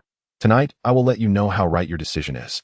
With those words, he exerted his strength, lifting her entirely by the waist. Lu Shirsher let out a short gasp, instinctively reaching out her arms. She tightly wrapped her arms around his neck, burying her face into his solid chest. Li Xiao held her step by step, steadily walking towards the large bedroom with panoramic floor-to-ceiling windows. Outside, the night was deepening and the stars were hidden behind the city's lights. A storm capable of overturning the entire financial landscape of the Magic City was brewing in the shadows. And the two at the center of the storm were now preparing to embrace their fiery night. The first rays of morning sunlight pierced through the clouds, streaming into the grand presidential suite 8888 through the enormous floor-to-ceiling windows, casting warm patches of light on the carpet. Lu Shirsher slowly opened her eyes amidst a wave of unfamiliar weakness. The man beside her was still sound asleep, his breathing steady and powerful. His profile was distinctly defined, lacking the playful and aggressive demeanor of when he was awake, replaced instead by a calm and handsome tranquility. Lu Shishir quietly gazed at him, her eyes reflecting a complexity even she could not comprehend. The cold mask had been completely melted away in last night's fierce fire, revealing the most genuine core beneath the disguise. There was an unprecedented confusion, a hint of exhaustion, as if surviving a calamity, and a threat of dependency that she herself was reluctant to admit. As if sensing her gaze, Li Xiao's long eyelashes fluttered slightly, and he opened his eyes. Their eyes met, and a subtle warmth filled the air. Without any unnecessary words, Li Xiao leaned closer and placed a soft kiss on her forehead. "Good morning." His voice was husky from sleep, yet extraordinarily gentle. Lu Shishir felt her cheeks flush slightly, awkwardly avoiding his gaze, and responded in a voice as soft as a whisper. "Morning." An hour and a half later, the two of them were already dressed and seated at the dining table, enjoying the sumptuous breakfast delivered by the hotel. Lu Shishir seemed to have transformed back into the formidable female president of Huading. She elegantly used her knife and fork to cut the fried egg on her plate, her posture impeccable. Yet the lingering blush at her ears betrayed her inner unease. Regarding the follow-up to the bet, she initiated the conversation, attempting to dispel the lingering ambiguity in the air with business. The 10.3 billion profit has been fully transferred to your personal account. As for the 5 billion principal in your account, leave that 5 billion with Huading. Li Xiao casually interrupted her as he took a sip of milk. Lu Shishi's hand, which was cutting the fried egg, froze in midair. She looked up, her beautiful phoenix eyes filled with astonishment. "What do you mean?" "It means I never intended to transfer that money." Li Xiao set down his milk cup, looking at her with a naturally confident smile.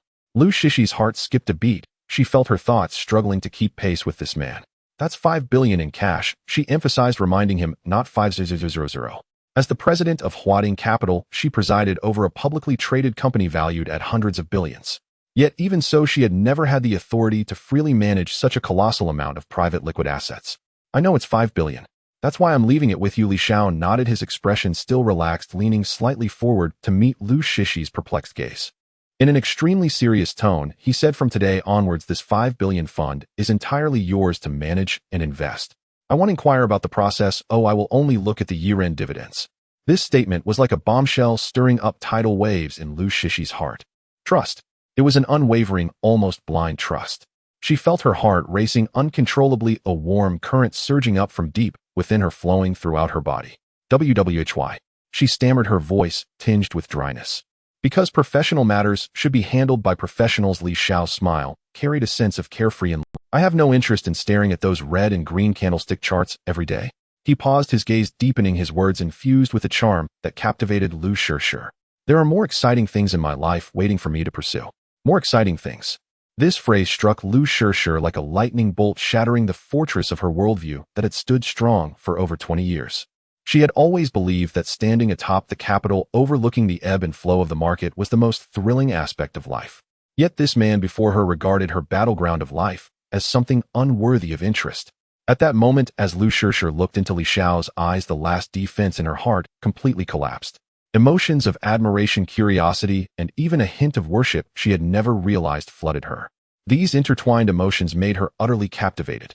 This man was not only mysterious and powerful, but also possessed a transcendent perspective and carefree spirit. This was the true king. The breakfast concluded in a wonderfully strange atmosphere. After briefly exchanging some details, the two prepared to part ways. As they reached the door, Li Xiao suddenly wrapped his arms around Lu Shishi's slender waist from behind, his warm breath brushing against her ear. "You're just going to leave like this? Not going to review last night's lesson?" Lu Shishi's body instantly stiffened, her legs going weak. Last night's wild and embarrassing memories surged in her mind like a tidal wave, causing her cheeks to flush to the point of feeling like they might bleed. "No, let's not," she pleaded repeatedly, her voice carrying a hint of playful annoyance she herself hadn't noticed. "Next time. I promise." Li Xiao chuckled softly, releasing her and placing another kiss on her smooth forehead. "All right, I'll wait for your call." After speaking, he turned and left with a graceful air. Lu Shishir leaned against the door, her legs weak, taking a long time to calm her racing heart. She walked to the massive floor-to-ceiling window, watching the supercar below transform into a point of light, disappearing into the flow of traffic, her heart a whirlwind of emotions. The silver Koenigsegg supercar sped down the highways of the Magic City. Li Xiao rolled down the window, letting the morning breeze caress his face, feeling an unprecedented sense of ease. At that moment, a cold mechanical notification tone rang out in his mind on cue. Ding. Today's 9.9 flash sale items have been refreshed. Please check host. Li Xiao's consciousness sank into the system space, a virtual light screen unfolding before his eyes. Item: God level acting skills, description, mastery of micro-expressions, the foundation of a thousand-faced actor. With this, every muscle and every glance will become your most perfect disguise.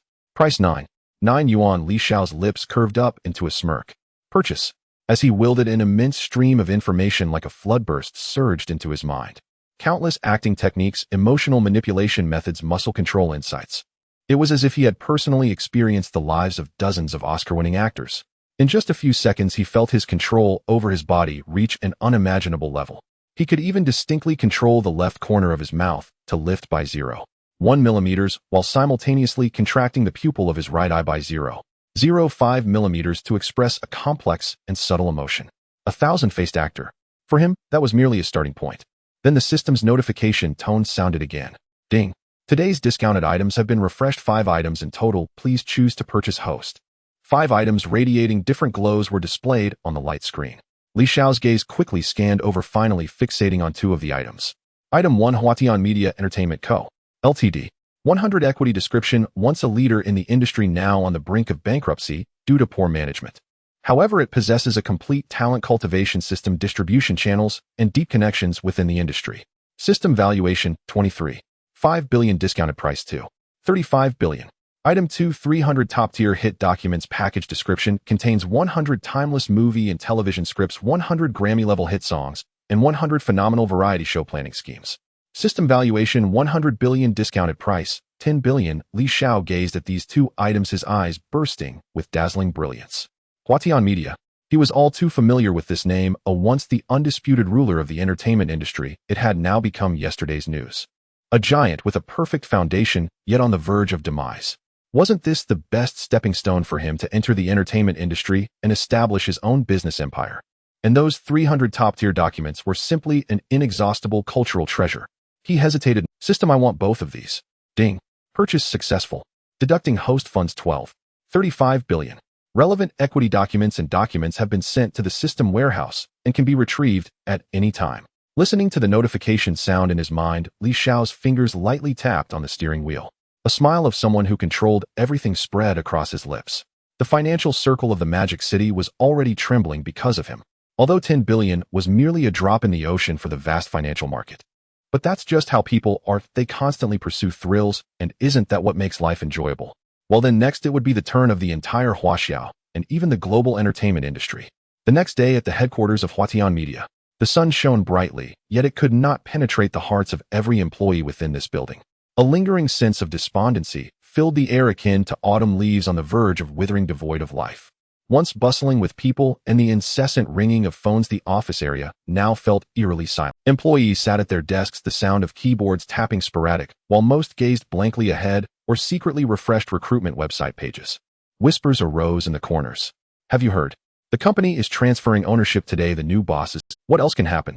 Whoever takes over this sinking ship is bound to be unlucky. It will probably be some blind, rich, second-generation kid just playing with it. They'll get bored after a few days, and won't they just dismantle the company and sell it for scrap? We'll all have to pack up and leave. So I better find another job soon. Huatian is really done for. In the top-floor conference room, the atmosphere was even more oppressive than downstairs. Zhang Hai, a man nearing 50 who had devoted half his life to Huatian, wore a troubled expression.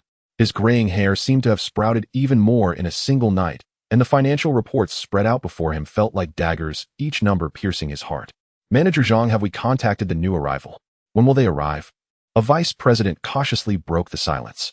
Zhang Hai wearily rubbed his brow, his voice hoarse. They said they would arrive around 10 in the morning. Beyond that, I know nothing. He looked out the window, the last flicker of hope in his heart dwindling. The old chairman sold off all his shares and ran abroad with the money to enjoy retirement, leaving behind such a mess. Who could possibly take over except for some spendthrift wanting to experience being a domineering CEO? Meanwhile, outside the Huatian Media building, a sleek black luxury van quietly parked by the roadside. Inside, an extraordinarily beautiful woman gazed quietly out the window. She was Mu Qiuing, the last and most dazzling star of Huatian Media. At the age of 26, she had already reached the pinnacle of her career. Widely recognized as a hexagonal warrior in the industry, her looks, acting skills, singing ability, character, and commercial value were all top-notch. She was a superstar cultivated by Huayan, the only pillar still standing amidst the company's tumult. Qiuying, what are you still hesitating about? Her manager Sister Wang watched anxiously, her tone filled with frustration. Huang Yu called again, offering you 3% of the company's shares, and all resources will be directed toward you. Tiansheng is also offering 800 million as a signing bonus. Just nod and you can choose from the entire entertainment industry's resources. What are you clinging to this sinking ship for? Mu Qiuying withdrew her gaze, a hint of struggle in her clear eyes. Sister Wang, it was Huatian that gave me everything today. If it weren't for the old chairman going against the odds and investing all resources in me back, then I might still be a mere extra. Her voice was soft, yet carried a stubborn undertone. I remember that kindness. Kindness. Can kindness put food on the table? Sister Wang's tone rose. The old chairman has already walked away. Are you still clinging to that gratitude? Look at the state of the company now. Most artists have left and several projects. If this drags on, your commercial value will be dragged down by this company. Mu Qiuying fell silent. She understood everything Sister Wang said. In recent days, countless top-tier entertainment companies had thrown olive branches her way, each offer more enticing than the last. Yet she had rejected them all. She had feelings for Huatian and for the elder who had given her a chance. Moreover, she still harbored a final glimmer of hope. Let's wait a little longer, Sister Wang. She said softly, I want to see what kind of person the new boss is. What if he truly has the ability to lead Huatian to a rebirth? Rebirthed. Sister Wang seemed to have heard the biggest joke. My great actress, you are too naive. At a time like this, the one taking over is either a fool or a madman, more likely a rich kid playing with his family's money. Are you counting on him? No sooner had she finished speaking than a deep, wild roar of an engine drew near, instantly capturing everyone's attention. At exactly 10 in the morning, a striking silver-gray Bugatti Veyron pulled up in an exceedingly ostentatious manner at the entrance of Huatian Media. The car door swung open and a young man stepped out from the driver's seat. He was dressed in a well-tailored casual outfit, tall and handsome with a face that evoked no jealousy. A casual smile adorned his face, and his relaxed demeanor stood in stark contrast to the surrounding oppressive environment, making him seem out of place.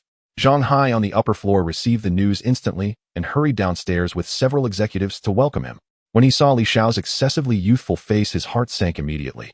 The last flicker of hope evaporated in that instant. It was over. He was even younger than Zhang Hai had imagined and looked more like someone there to play around. This was hardly a savior come to rescue the company. He was clearly just a rich second generation flaunting his supercar here to experience what it felt like to be a boss. Inside the luxury van, Mu Qiuying took in the entire scene. She watched the man who stepped out of the supercar, noting the nonchalant expression on his face as he was greeted and fawned over by a group of company executives. The heart that had been hanging in suspense for her was now completely dead. She had thought he might be some powerful. She had hoped for a capable individual who could bring hope.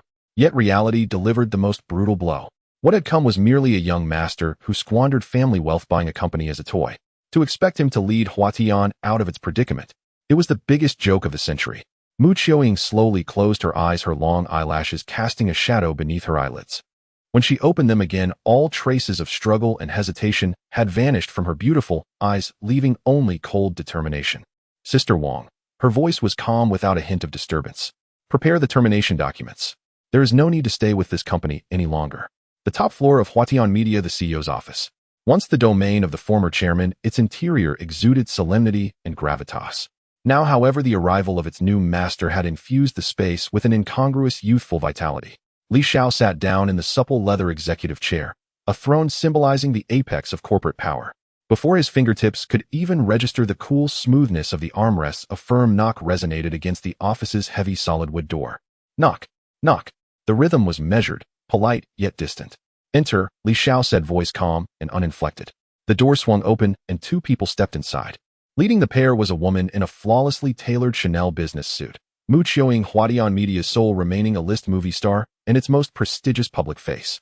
Beside her stood a sharp, seasoned, middle-aged woman, Wang Jie, Mu Qiuying's longtime, fiercely protective senior agent. Wang Jie wore a practiced professional smile, but her eyes betrayed no warmth, only vigilance and quiet appraisal.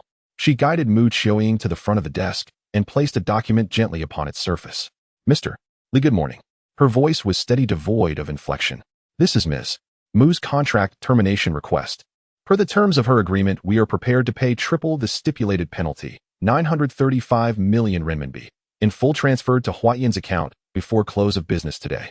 Having spoken, she fell silent, standing beside Mu Qiuying as both women fixed their gaze upon the astonishingly young man before them. Li Xiao's eyes never once settled on the termination contract, a document capable of making any entertainment conglomerate wince. He leaned back deeply into the expansive chair, legs crossed, posture effortlessly relaxed. His gaze lingered on Mu Qiueying with undisguised fascination. Indeed, she was nothing short of a divine masterpiece. Unlike Lu Shishir's glacial regal allure, Mu Qiueying's beauty was a refined synthesis, tempered by time steeped in classical elegance, yet vibrantly modern. Especially her eyes, clear yet fathomless like still mountain pools that drew one inexorably into their depths. Under his unabashed scrutiny, Mu Qiueying shifted slightly, a delicate furrow forming between her brows. What she loathed most was precisely this: the gaze of privileged heirs sizing up actresses like commodities, calculating market value with detached arrogance. Superficial, self-important. Just as her revulsion threatened to crest, something about Li Xiao shifted, subtly, irrevocably. In an instant, the faint, easy smile vanished from his face. Playfulness and admiration dissolved, replaced by an unfathomable stillness. His eyes became ancient wells, reflecting not surfaces but the deepest desires and inner struggles of those who dared meet them. Merely seated, he radiated an aura of immovable, mountainous composure. An invisible pressure began to permeate the vast office. Triple the penalty. Li Xiao finally spoke, his voice low, yet each syllable struck their consciousness with crystalline clarity. Huadian may be diminished, but it is hardly bankrupt, not over this sum. His tone was flat, yet carried the quiet certainty of absolute authority, as if 900 million yuan were pocket change, not a seismic financial demand. Wang Jie's meticulously rehearsed arguments froze mid-throat. She no longer felt she faced a man in his 20s, but a sovereign of commerce weathered by decades of high-stakes turbulence. That innate bone-deep poise and self-assurance tightened her chest. Instinctively, she held her tongue. Mu Qiueying's irritation deepened. She stepped forward, her voice cool and precise. Mr. Li, if money is no concern, then let us part amicably. Huatian can no longer offer us the future we seek. Her words were resolute. Li Xiao leaned forward slightly, steepling his fingers on the desk, his gaze unwavering. What future do you seek? He asked. Before she could reply, he continued slowly, deliberately. Is it the equity stake promised by Huangyu Entertainment, or Tianqing's 800 million renminbi signing fee? More wealth, greater fame. He paused, then his gaze sharpened, incisive, surgical, piercing through every layer of pretense. Or is it a legacy-defining masterpiece, one that might carry you across oceans and centuries and place an Oscar statuette in your hands? Each question landed like a hammer blow to Mu Qiueying's core. She froze entirely. How could he know Huangyu's and Tianqing's offers? Those were closely guarded trades, and that final question, uncannily precise, had struck the very heart of her deepest, most private ambition, the one she hadn't even fully confessed to Wang Jie. Wealth and renown. She had long transcended both. What she craved was the highest honor attainable by an actor. At the raw astonishment flickering across her face, Li Xiao rose. He circled the broad desk and approached her step by deliberate step. His height, over 1.8 meters, loomed, intensifying the weight of his presence. So don't rush to leave. His voice dropped, soft yet unassailable in its conviction. The future you envision, Huangyu cannot deliver it. Tianqing cannot deliver it. But I can. Those words rippled through the air like a stone cast into still water, sparking turbulent waves of disbelief and disquiet. Mu Qiueying's face hardened instantly, frost spreading across her features. She thought immediately of the industry's darkest bargains, assuming Li Xiao was veiling a crude, coercive proposition beneath talk of future. A surge of humiliation flared hot and fierce within her. Show some respect, she snapped, her voice trembling with indignation. Wang Jie's expression darkened. She stepped swiftly forward, shielding Mu Qiueying like a mother hen guarding her chick, eyes locked warily on Li Xiao. Mr. Li, Ms. Mu is not that kind of person. If you wish to discuss collaboration, then demonstrate sincerity. Faced with their fury, Li Xiao remained utterly unmoved. He even smiled, a knowing, quiet smile, as if seeing straight through every illusion. It seems you've misunderstood. Very well, I'll show you something. After you've seen it, decide for yourself, sign the termination, or tear it to pieces. Inside the office, Mu Qiueying and Wang Jie exchanged stunned, wordless glances. That brief, intense exchange had felt like a roller coaster ride. This new CEO operated entirely outside convention. His enigmatic aura and unshakable confidence had already begun to erode the bedrock of Mu Qiueying. What now? Wang Jie whispered, leaning close. This young man is shrouded in mystery. Could he be playing some elaborate trick? Mu Qiueying pressed her lips together tightly. After several seconds, she drew a slow, deep breath, the fire of anger and the tremor of doubt giving way to steely resolve and simmering curiosity. She would see, once and for all, What arcane scheme this inscrutable young so truly harbored. Wang Jia. Her voice regained its customary icy clarity and decisive edge. I am leaving this company today, no question. But before I do, I intend to see exactly what it is he claims to show. In the CEO's office, the air seemed to congeal into solid blocks. Mu Qiuying stood there, her impeccable face shrouded in a layer of frost, with a gaze filled with vigilance and disdain that nearly became tangible. She was already prepared. As soon as this young boss uttered another frivolous word, she would turn on her heel and leave this decaying building without a backward glance. Sister Wang stood beside her, equally tense, like a guard ready for battle. Li Xiao seemed completely oblivious to the low pressure emanating from the two women. He didn't even glance at them, simply turning to walk behind the large desk. He opened a drawer, pretending to take something out from within. In reality, these items were retrieved from the system. They were several pieces of A4 paper stapled together, which Li Xiao casually tossed onto the desk. The motion was nimble, as if he were tossing aside a piece of inconsequential scrap paper. The stuff is right here, take a look yourself. Li Xiao's voice was flat, devoid of any discernible emotion. Mu Qiuying's brows furrowed deeper. It was a ruse. She snorted coldly in her heart, yet her body involuntarily took a step forward. She was curious to see what this rich second-generation heir could possibly produce. Sister Wang leaned in as well, and both lowered their heads to look. Upon seeing the contents of the paper, Mu Qiuying's disdain deepened. It was a song score. A song. Sister Wang couldn't help but exclaim, her voice tinged with a ridiculous laughter. Li Zong, you can't possibly think that a song copied from some obscure corner will keep us here, can you? Mu Qiuying shared the same thought. She had seen too many self-important young masters who believed that writing a few sappy love songs would win a bowtie smile. Childish and laughable. She casually glanced at the song title. Two elegant black characters caught her eye. Bubble. The name had a certain poetic charm. She patiently continued to shift her gaze downward, landing on the first line of lyrics. The bubbles under the sunlight are colorful. Just this line felt like a faint current coursing through her, halting her intent to look away. Her gaze froze for a moment. Almost inexplicably, she continued to read further. Just like the deceived me, I am happy. What is right or wrong doesn't matter. Your lies are based on your still loving me. Sister Wang, who was beside her, wanted to say something, but noticed Mu Qiuying's expression had changed. The once frosty expression on her face was visibly melting away, replaced by an indescribable shock. Mu Qiuying felt her breathing stutter. She felt like a traveler who had trekked through the desert for days, suddenly spotting an oasis.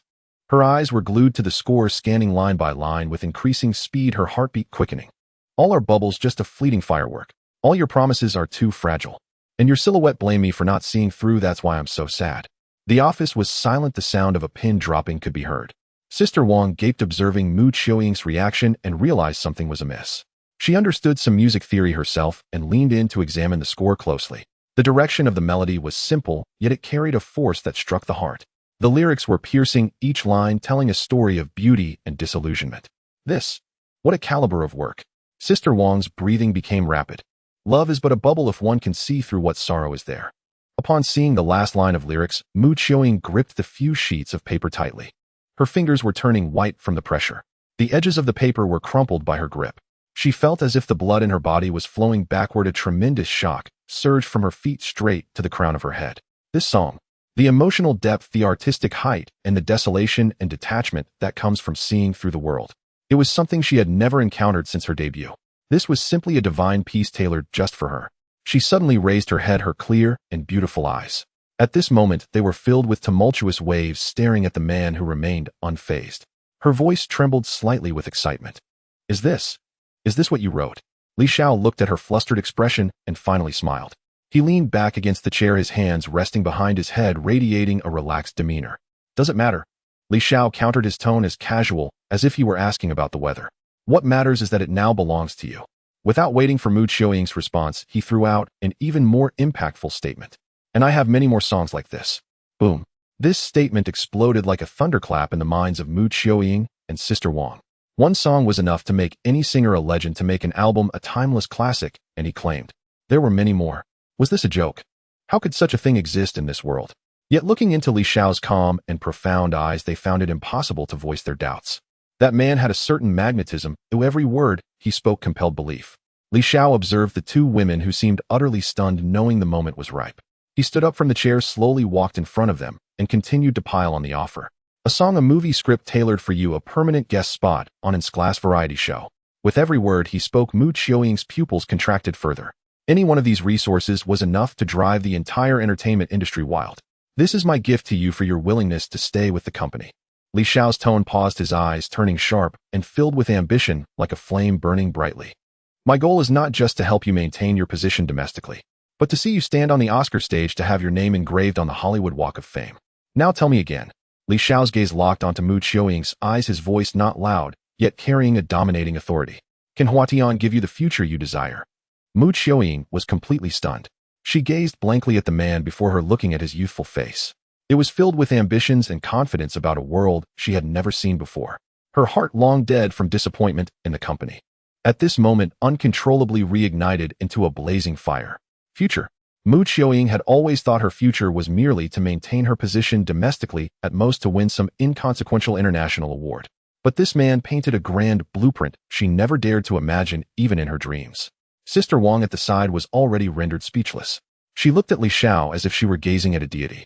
Mu Qiuying slowly lowered her head, staring at the score titled Bubble in her hands. Then, under Sister Wang's astonished gaze, she picked up the prepared contract for termination from the table. Without a hint of hesitation, with a rip she decisively tore it in half. Li Xiao finished speaking and did not even glance at the pile of waste paper on the table as he walked straight out of the office. Before leaving, he dropped a sentence. I have some matters to attend to, and by the way, I will establish a few new rules for the company. Feel free to do as you wish. As soon as the words fell, he had already vanished outside the door. In the office, Mu Qiuying and Sister Wang resembled two statues, remaining motionless for a long time. In the air, it seemed that the unique aura of that man lingered, a scent mingled with laziness and absolute Mu Qiuying slowly lowered her head, her gaze shifting back and forth between two items. On one side was the contract of termination she had torn in half herself, the jagged edges of the paper menacing, akin to a firm farewell to the past. On the other side was the sheet music titled Bubble. Each note seemed like a living spirit heralding a future filled with endless possibilities. Her heart was in turmoil, much like the torn contract. Qiuying, let's head back to the lounge. Sister Wang finally regained her voice, grabbing the still somewhat dazed Mu Qiuying and hastily leaving the suffocating office. Back in Mu Qiuying's exclusive lounge, Sister Wang slammed the door shut, isolating them from everything outside. The brief excitement and shock on her face quickly faded, replaced by an unprecedented gravity and worry. She hurried to the water dispenser, poured a cup of water, and gulped down half of it in one go, finally calming her racing heart a little. Qiuying, tell me honestly, were you out of your mind just now? Sister Wang turned around, her voice lowered to a near whisper, as if sharing a monumental secret. Mu Qiuying sat on the sofa, her hands still tightly clutching the sheet music, remaining silent. It's just a song. Just one song. Sister Wang's volume uncontrollably rose a few notches before she quickly suppressed it again. Even if that song was written by the King of Heaven, it's still just a song. What can it represent? What if he just got lucky and found this great song from some corner, using it to fool us? Sister Wang felt increasingly justified in her suspicions as she paced anxiously around the lounge, each step weighing heavily on Mu Qiuying's heart. The stake in Huanyu, the 800 million signing fee from Tiansheng. Those are all in black and white tangible gold and silver written in the contract. And now, all for a mere promise from this young punk in his 20s. We've offended everyone. The moment you tore that termination contract, we truly had no way out. Do you understand? Sister Wang stopped, leaning on the coffee table in front of Mu Qiuying, her eyes fixed intently on her. What if this song ends up getting lukewarm reactions and the ship of Huatian still sinks? What will we do? Should we starve? This series of questions felt like a bucket of icy water mixed with ice shards. From head to toe, it extinguished the flame that had just been ignited in Mu Qiuying's heart. Indeed, she was not a naive girl who had just debuted, easily swayed by flattering words. Every word Sister Wang spoke was painfully real and brutally harsh. She tightly gripped the sheet music in her hand, the paper wrinkling further. She attempted to retort, but the quality of this song and his aura. As she spoke halfway, her voice naturally weakened. The confidence and mystery that Li Xiao exuded were genuine, but so was the formidable strength of Huangyu and Tianxing. Was she truly being too impulsive? Sister Wang's words were like a seed of doubt rapidly taking root and sprouting in Mu Qiuying's heart. Over the next 2 days, this feeling of doubt directly affected Mu Qiuying's work state. The production team for the song, Bubble, was the top domestic team Li Xiao had directly brought in, known for their high efficiency. However, as the performer, Mu Qiuying encountered significant problems. In the first recording studio. Stop. The music director, an elderly man with gray hair wearing black-framed glasses, pressed the pause button for the third time, frowning as he looked through the soundproof glass at Mu Qiuying in the recording room. Teacher Mu, your emotions are off. You sing perfectly, every note and every breath is impeccable. But there's no soul to it. This song isn't about technique, it's about heartbreak, the sense of disillusionment after seeing through everything. What you just sang was too empty, like a machine devoid of emotion. In the recording room, Mu Qiuying took off her headphones, revealing a hint of fatigue on her face. She knew very well that she hadn't sung well. But every time she closed her eyes, her mind was filled with Sister Wang's words from that day and the alluring conditions offered by Huang Yu and Tianxing. She simply couldn't calm her heart to experience the ultimate sorrow within the lyrics. Outside the recording studio, several staff members huddled together, whispering, "What's going on? The diva seems to be in poor condition today. Yeah, it's been an entire afternoon, and she hasn't even passed the first section. This has never happened before. Could it be that the pressure from the new boss is too much? I heard that this song was personally approved by the new boss and the standards are exceptionally high. I think this song is in jeopardy, no matter how good the melody, if it can't be sung with feeling, it's all for naught." These discussions were reported verbatim through the company head Zhang Hai to the top executive office. After listening to the report, Li Xiao showed no expression. His fingertips rhythmically tapped lightly on the smooth surface of the table. Thump, thump, thump. He certainly knew where the problem lay. Relying solely on grand promises and a song was insufficient to fully win over a diva of Mu Qiuying's caliber. Trust is never established merely through words. Since she still harbored doubts, he would use the most direct and brutal way to crush all those doubts. On the afternoon of the third day, the music department of Huatian Media was in an uproar. A call from the top office summoned all the best recording engineers, mixing engineers, and the top contracted accompaniment band in the company. Everyone gathered in Studio 1 for an emergency meeting. By the time Mu Qiuying and Sister Wang arrived after receiving the notice, the studio was brightly lit, but the atmosphere was serious to the point of being tense. The normally cheerful band members were now sitting upright with their instruments polished to a shine. The music director, an old man with graying hair, stood with his arms crossed in front of the mixing console, his face even grimmer than it had been in the past 2 days.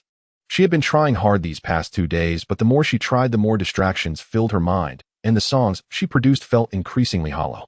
Qiuying, don't be afraid. She had been trying hard these past 2 days, but the more she tried, the more distractions filled her mind, and the songs she produced felt increasingly hollow. Qiuying, don't be afraid. Sister Wang whispered encouragement in her ear, though her voice lacked conviction. It's just a scolding at worst, what more can happen? We're all in the same boat. He can't really throw us overboard, can he? Just as she finished speaking, the heavy soundproof door of the studio was pushed open. Li Xiao walked in. He was dressed casually today, and even wore a somewhat lazy smile on his face, which clashed with the low-pressure atmosphere around. All eyes turned to him, and the music director cleared his throat, preparing to report on the terrible progress of the past 2 days. But Li Xiao's next move left everyone stunned. He did not walk towards the authoritative position of the mix. He didn't even glance at anyone, instead striding with long legs straight through the control room, pushing open the soundproof glass door, and entering the recording room. Under the puzzled gazes of everyone, he skillfully put on the monitoring headphones and adjusted the height of the microphone.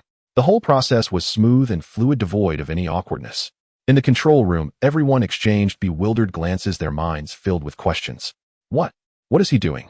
Sister Wang's voice was barely above a whisper as she leaned into Mu Qiuying's ear, her words tinged with an unmistakable sense of absurdity. Is he going to sing himself?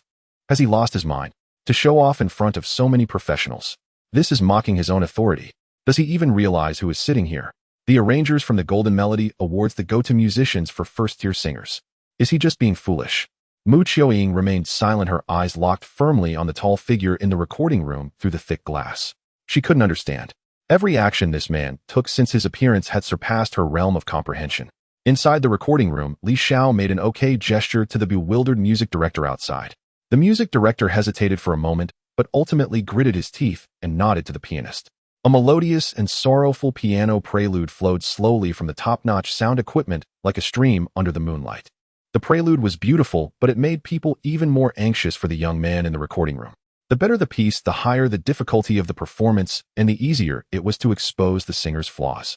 Everyone held their breath, preparing to witness what was destined to become a laughingstock of a boss showcase. Then Li Xiao began to sing. The bubbles in the sunlight are colorful. Just the first line, merely a line. The air in the entire control room seemed to be sucked dry. That voice was not grand, and even the handling of the ending had a hint of unrefined flaw.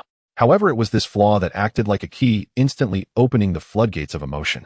An indescribable torrent burst forth from the speakers, immediately flooding the entire space. That was not singing, it was a soul narrating. Within that voice lay extreme loneliness, a tenderness tinged with self-mockery after being deceived by the one most beloved. There was the desolation of seeing through everything after the splendor had faded. Just like the deceived me, what does it matter who's right or wrong? Your lies are based on the fact that you still love me. The band's guitarist, a long-haired rock veteran, instinctively strummed the chords, yet his eyes were wide open in shock.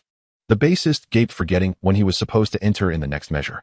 The music director leaned forward, hands gripping the edge of the mixing console tightly, with a murky gaze bursting with shocking brilliance.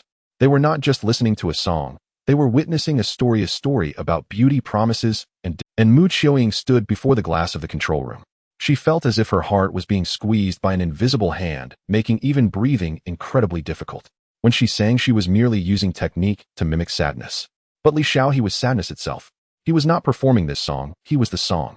Every note, every lyric seemed to flow from his life, carrying an inexpressible authenticity, and Mu Qiuying finally understood what this song lacked. It lacked a soul, and the man before her was the very soul of this song. She had once thought her skills were top-notch, but at this moment, she realized how pale and powerless technique appeared in the face of such pure emotion. She pressed tightly against the cold glass, unable to tear her gaze away from the man in the recording room. She felt her heart being struck fiercely by the emotions within his song. All your promises are too fragile, and your outline, I regret not seeing through it, making it so sorrowful. When the last note fell, the singing abruptly ceased. The recording studio fell into dead silence, with only the faint sound of electric currents from the top-notch sound system echoing the lingering resonance that refused to dissipate. Everyone stood there in a daze, as if time had frozen. No one spoke, not even daring to make a sound, fearing to disturb this silence soaked in emotion. Li Xiao slowly removed the monitoring headphones and hung them on the rack. He picked up a small tool from the microphone stand and lightly adjusted the height of the microphone, as if he had just done something trivial. Then he opened the door to the recording room, walking back to the control room with a leisurely pace. Li Xiao's gaze was calm, like a deep pool sweeping across the faces of everyone in the control room. Those professionals who usually commanded respect in the music scene now looked like a group of misbehaving children, heads bowed, not daring to meet his eyes. Li Xiao did not look at them or say anything in critique. He walked straight to Mu Qiuying, his deep-set eyes landing precisely on her face. Mu Qiuying felt her cheeks flush hot, a mix of shame and excitement intertwining. She felt as if she was locked in by an invisible beam of light, unable to escape. Li Xiao did not preach, question, or even show the slightest blame. He merely asked casually, as if discussing the weather, "Are there still any concerns now?" A simple rhetorical question, yet it struck like lightning. It shattered all the defenses in Mu Qiuying's heart, all her doubts, all her uncertainties. Those solid gold promises that Sister Wang spoke of, those tangible resources, now appeared so utterly insignificant in the face of this soulful performance. She finally understood that what this man offered her was never an illusory, empty promise. It was an ultimate confidence that transcended the mundane and reached the artistic sanctuary. What she once thought of as the future was merely the narrow view of a frog at the bottom of a well. The blueprint he depicted was the true expanse of stars and seas. Mu Qiuying felt her knees weaken, unable to support her any longer. She bowed deeply to Li Xiao. This bow carried her more than 20 years of life experiences, her utmost respect for art, and all the pride and submission of a superstar. Her voice trembled with an uncontrollable quiver, yet remained exceptionally firm. "Mr. Li, I understand now." Beside her, Sister Wang's mouth was agape, as if she could fit an egg in it, still maintaining a dazed expression. The sharp, capable expression that usually adorned her face had completely vanished, leaving only endless shock and confusion. She looked at Li Xiao as if he were a monster. How many secrets did this man still hide? He had effortlessly overturned Mu Qiuying's understanding and utterly destroyed her self-righteous worldview. Sister Wang suddenly felt that perhaps she had lived too narrowly in her life. What she used to consider impossible seemed trivial in the face of this man. In the Huatian media building, Mu Qiuying and Sister Wang were fully immersed in the subsequent work of Bubble. Li Xiao seemed to have evaporated from the world, with only some harmless instructions occasionally coming from the top. However, the calmness at Huatian media did not signify that the outside world was the same. News of Mu Qiuying tearing up the exorbitant contract and choosing to stay at the waning Huatian media spread like wildfire within the industry. Mu Qiuying.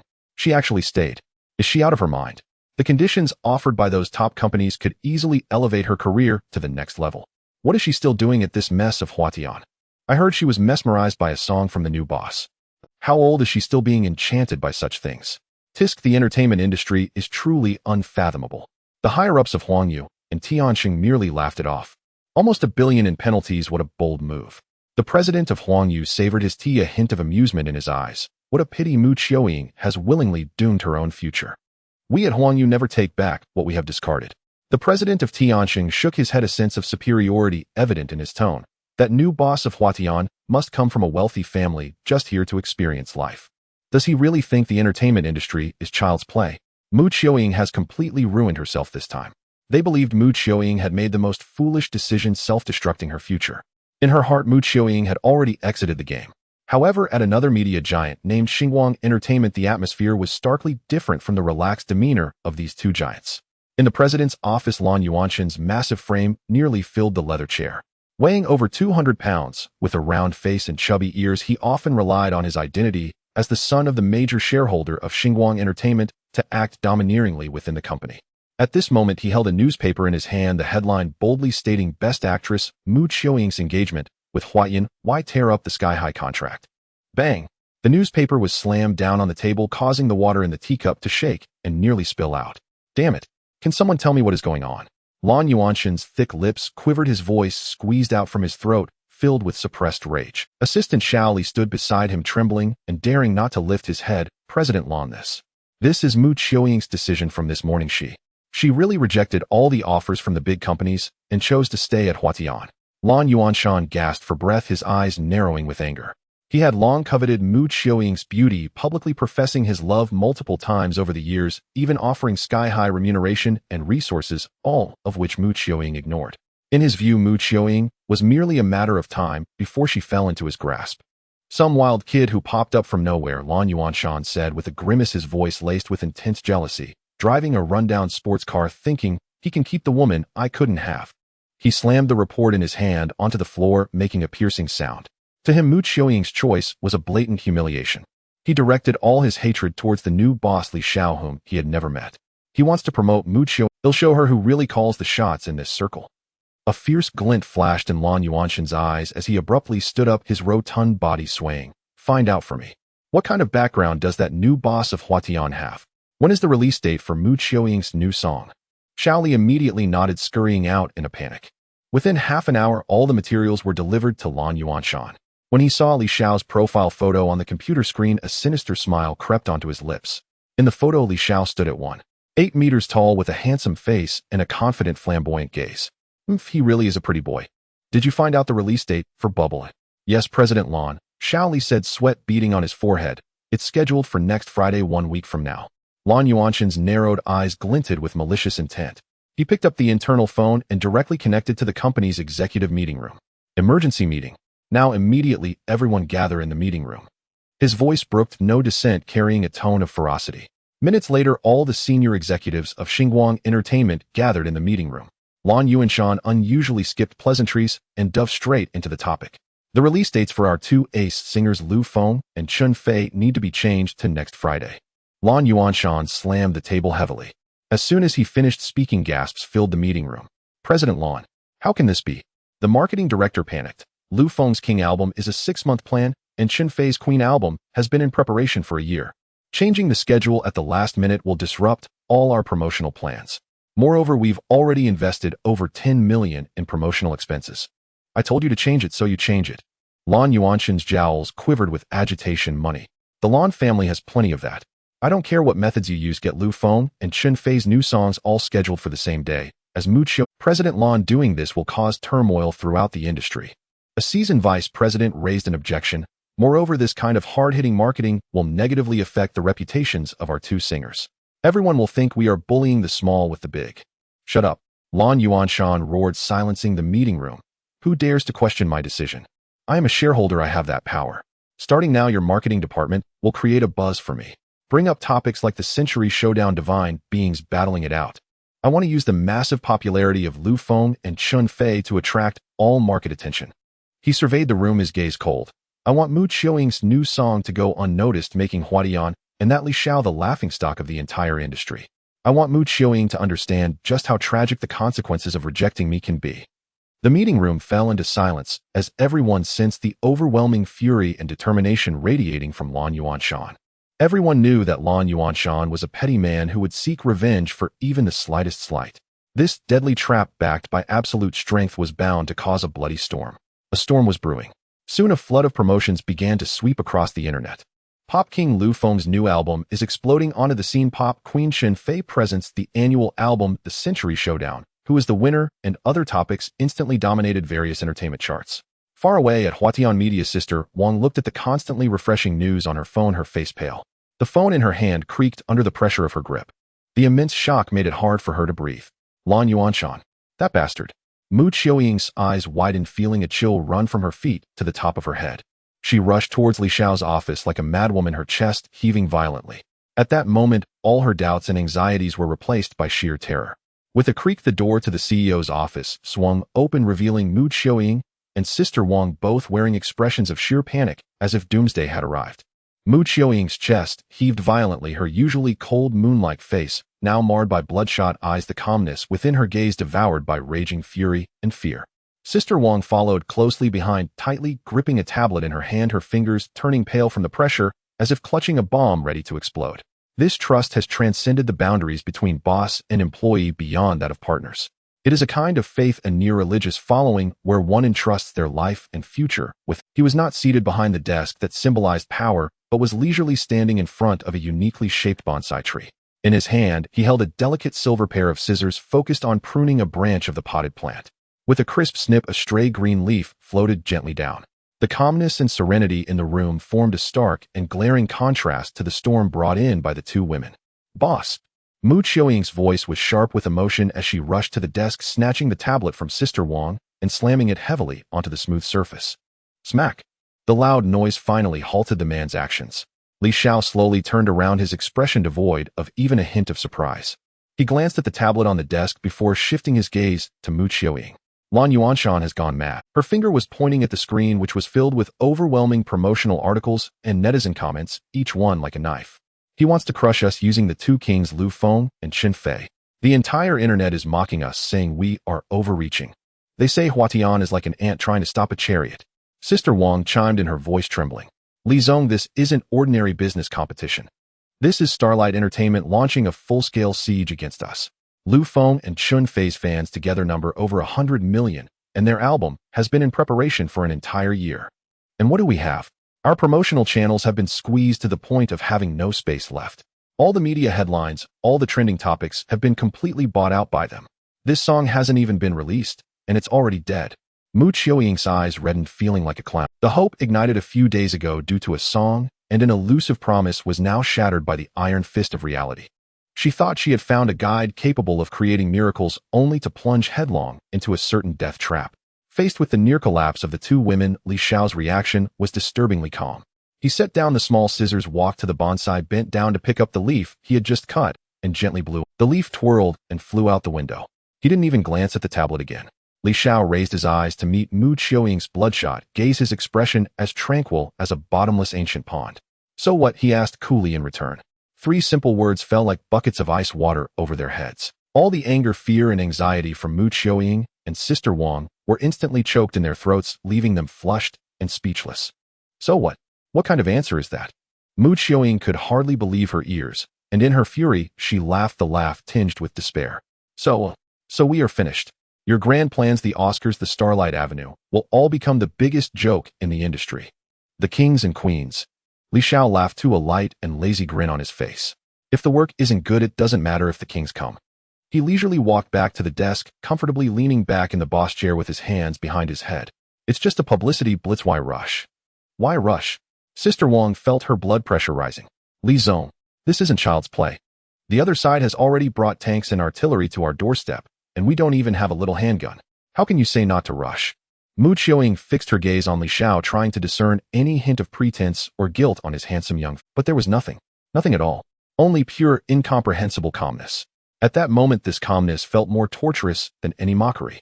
She would have preferred to see Li Xiao panicking or angry. At least that would prove he still cared.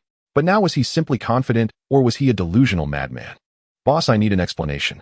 Mu Qiuying took a deep breath, forcing herself to calm down, though her voice. I have wagered my entire career, and I need to know what exactly is your plan. Or do you even have a plan? Sister Wang nodded vigorously. Yes, Li Zong, please give us some clarity. We are like ants on a hot pan right now. At least let us go down knowing what's happening. A brief silence enveloped the office. Li Xiao looked at the two women on the verge of collapse, finally straightening his posture. He didn't explain any plan, nor did he say any encouraging words.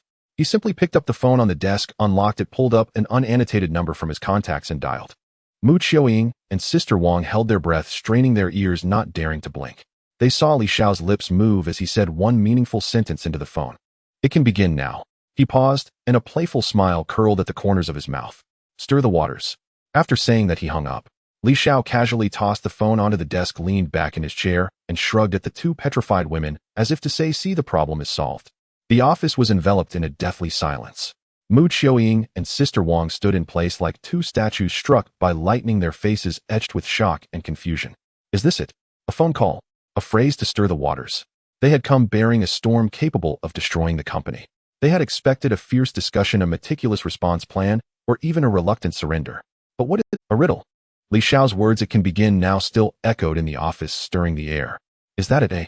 Wang Jia uttered weakly, her voice laced with confusion, as she turned to Mu Qiuying, her eyes filled with bewilderment.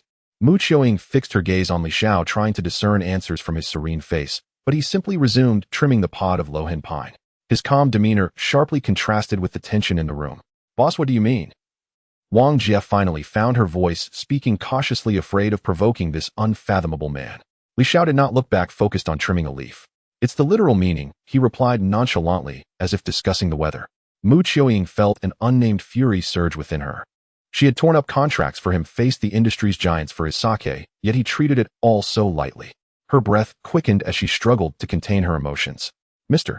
Li, we didn't come here to hear you speak in riddles." Mu Qiuying's voice trembled slightly, suppressing her anger. "Now Xinguang Entertainment has gone all out, and we have no power to retaliate."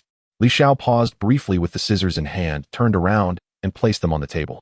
He looked at Mu Qiuying with a hint of displeasure, as if observing two naive children. "Aren't you supposed to see the plan? This is the plan." He pointed to the phone on the table. "My people will know what to do." Wang Jia opened her mouth, wanting to say something, but ultimately swallowed her words. Li Xiao's attitude made her feel powerless, as if all her worries were unfounded. However, Mu Qiuying was unconvinced and stepped forward. "So we just sit here and wait, watching Lan Yuanshan trample us underfoot?" Her voice was filled with unwillingness, even a hint of indignation. Li Xiao walked to the window, his back to them, gazing at the distant scenery of the magic city. "If he wants to trample, let him trample. The harder he tramples, the harder he falls." A playful smirk appeared at the corner of Li Xiao's mouth, his voice carrying an undeniable confidence. Mu Qiuying felt a wave of suffocation. This was not the response she had envisioned. She had expected a concrete plan, not a cryptic assertion akin to Zen. She even doubted whether this man truly understood the severity of the situation. Leaving the office, Mu Qiuying and Wang Jia's mood grew heavier. Li Xiao's calmness to them seemed either to be profound confidence or sheer arrogance, oblivious to the gravity of the situation. Wang Jia fidgeted anxiously, continually refreshing her phone, her knuckles turning white from tension. She murmured to herself, her voice tinged with fear. "Lan Yuanshan has indeed gone mad. Xinguang Entertainment has begun full-scale promotion, pushing Lu Feng and Chun Fei's new albums to a climax." Mu Qiuying gazed at the overwhelming reports online, feeling a shadow loom over her heart. Each piece of news, every comment, felt like mockery of Wei Shen's foolishness, as if they were watching her joke. Now the industry is saying Huatian is doomed. Mu Qiuying will be a sacrificial offering to the new boss. Wang Jia was on the verge of tears, her voice choked with emotion. "Is there really no way out for us? Qiuying, tell me, do we truly have no escape?" Mu Qiuying did not respond, tightly gripping her phone, the screen's light illuminating her pale face. The immense sense of disparity in her heart caused her pain. She began to doubt herself, questioning her momentary impulse. Yet Li Xiao remained as enigmatic as ever. Apart from occasionally sending brief updates about the post-production of Bubble, he provided no specific instructions regarding the turmoil. His world seemed to exist in a completely different dimension from the storm they were currently facing. Mu Qiuying felt an unprecedented confusion as she entrusted everything to such an unfathomable man who merely cast one riddle after another. She did not know whether what awaited them would be a miracle or an abyss. A week's time felt like an eternity for Mu Qiuying and Sister Wang, each second akin to being tortured in a boiling pot of oil. The promotional onslaught from Xinguang Entertainment resembled a tsunami, crashing in wave after wave without respite. The names of Lu Feng and Chun Fei, two top stars in the music industry, dominated everyone's attention. From elevator advertisements in office buildings to giant posters at subway stations and every app's splash screen on mobile phones, all were meticulously crafted promotional materials featuring them.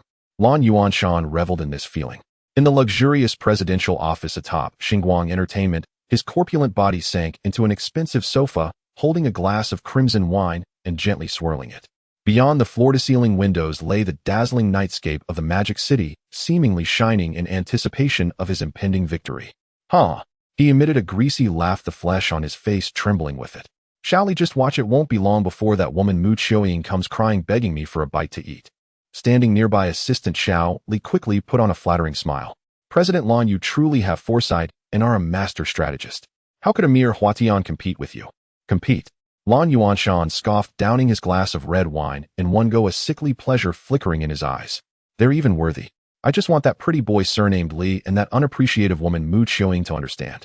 In the Magic City, in this entertainment circle, who is the true master?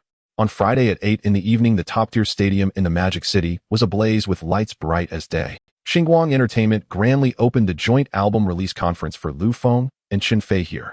Inside and outside the venue, a sea of fans waved their glow sticks, creating a colorful ocean. Screams and cheers nearly threatened to lift the dome of the stadium. Countless media reporters crowded in the interview area, their cameras flashing like stars that never ceased to twinkle.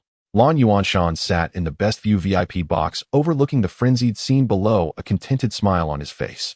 He had even thought of the headline for tomorrow's news: the arrival of the dual kings crushing all, the bubble bursts, becoming a laughingstock. Meanwhile, at a much smaller venue on the other side of the city, a different scene unfolded. This was the site of Mu Qiuying's new song release concert for Bubble. In the backstage makeup room, the atmosphere was stifling. Sister Wang's face was as pale as paper. Her hand trembled so much she could barely hold her phone.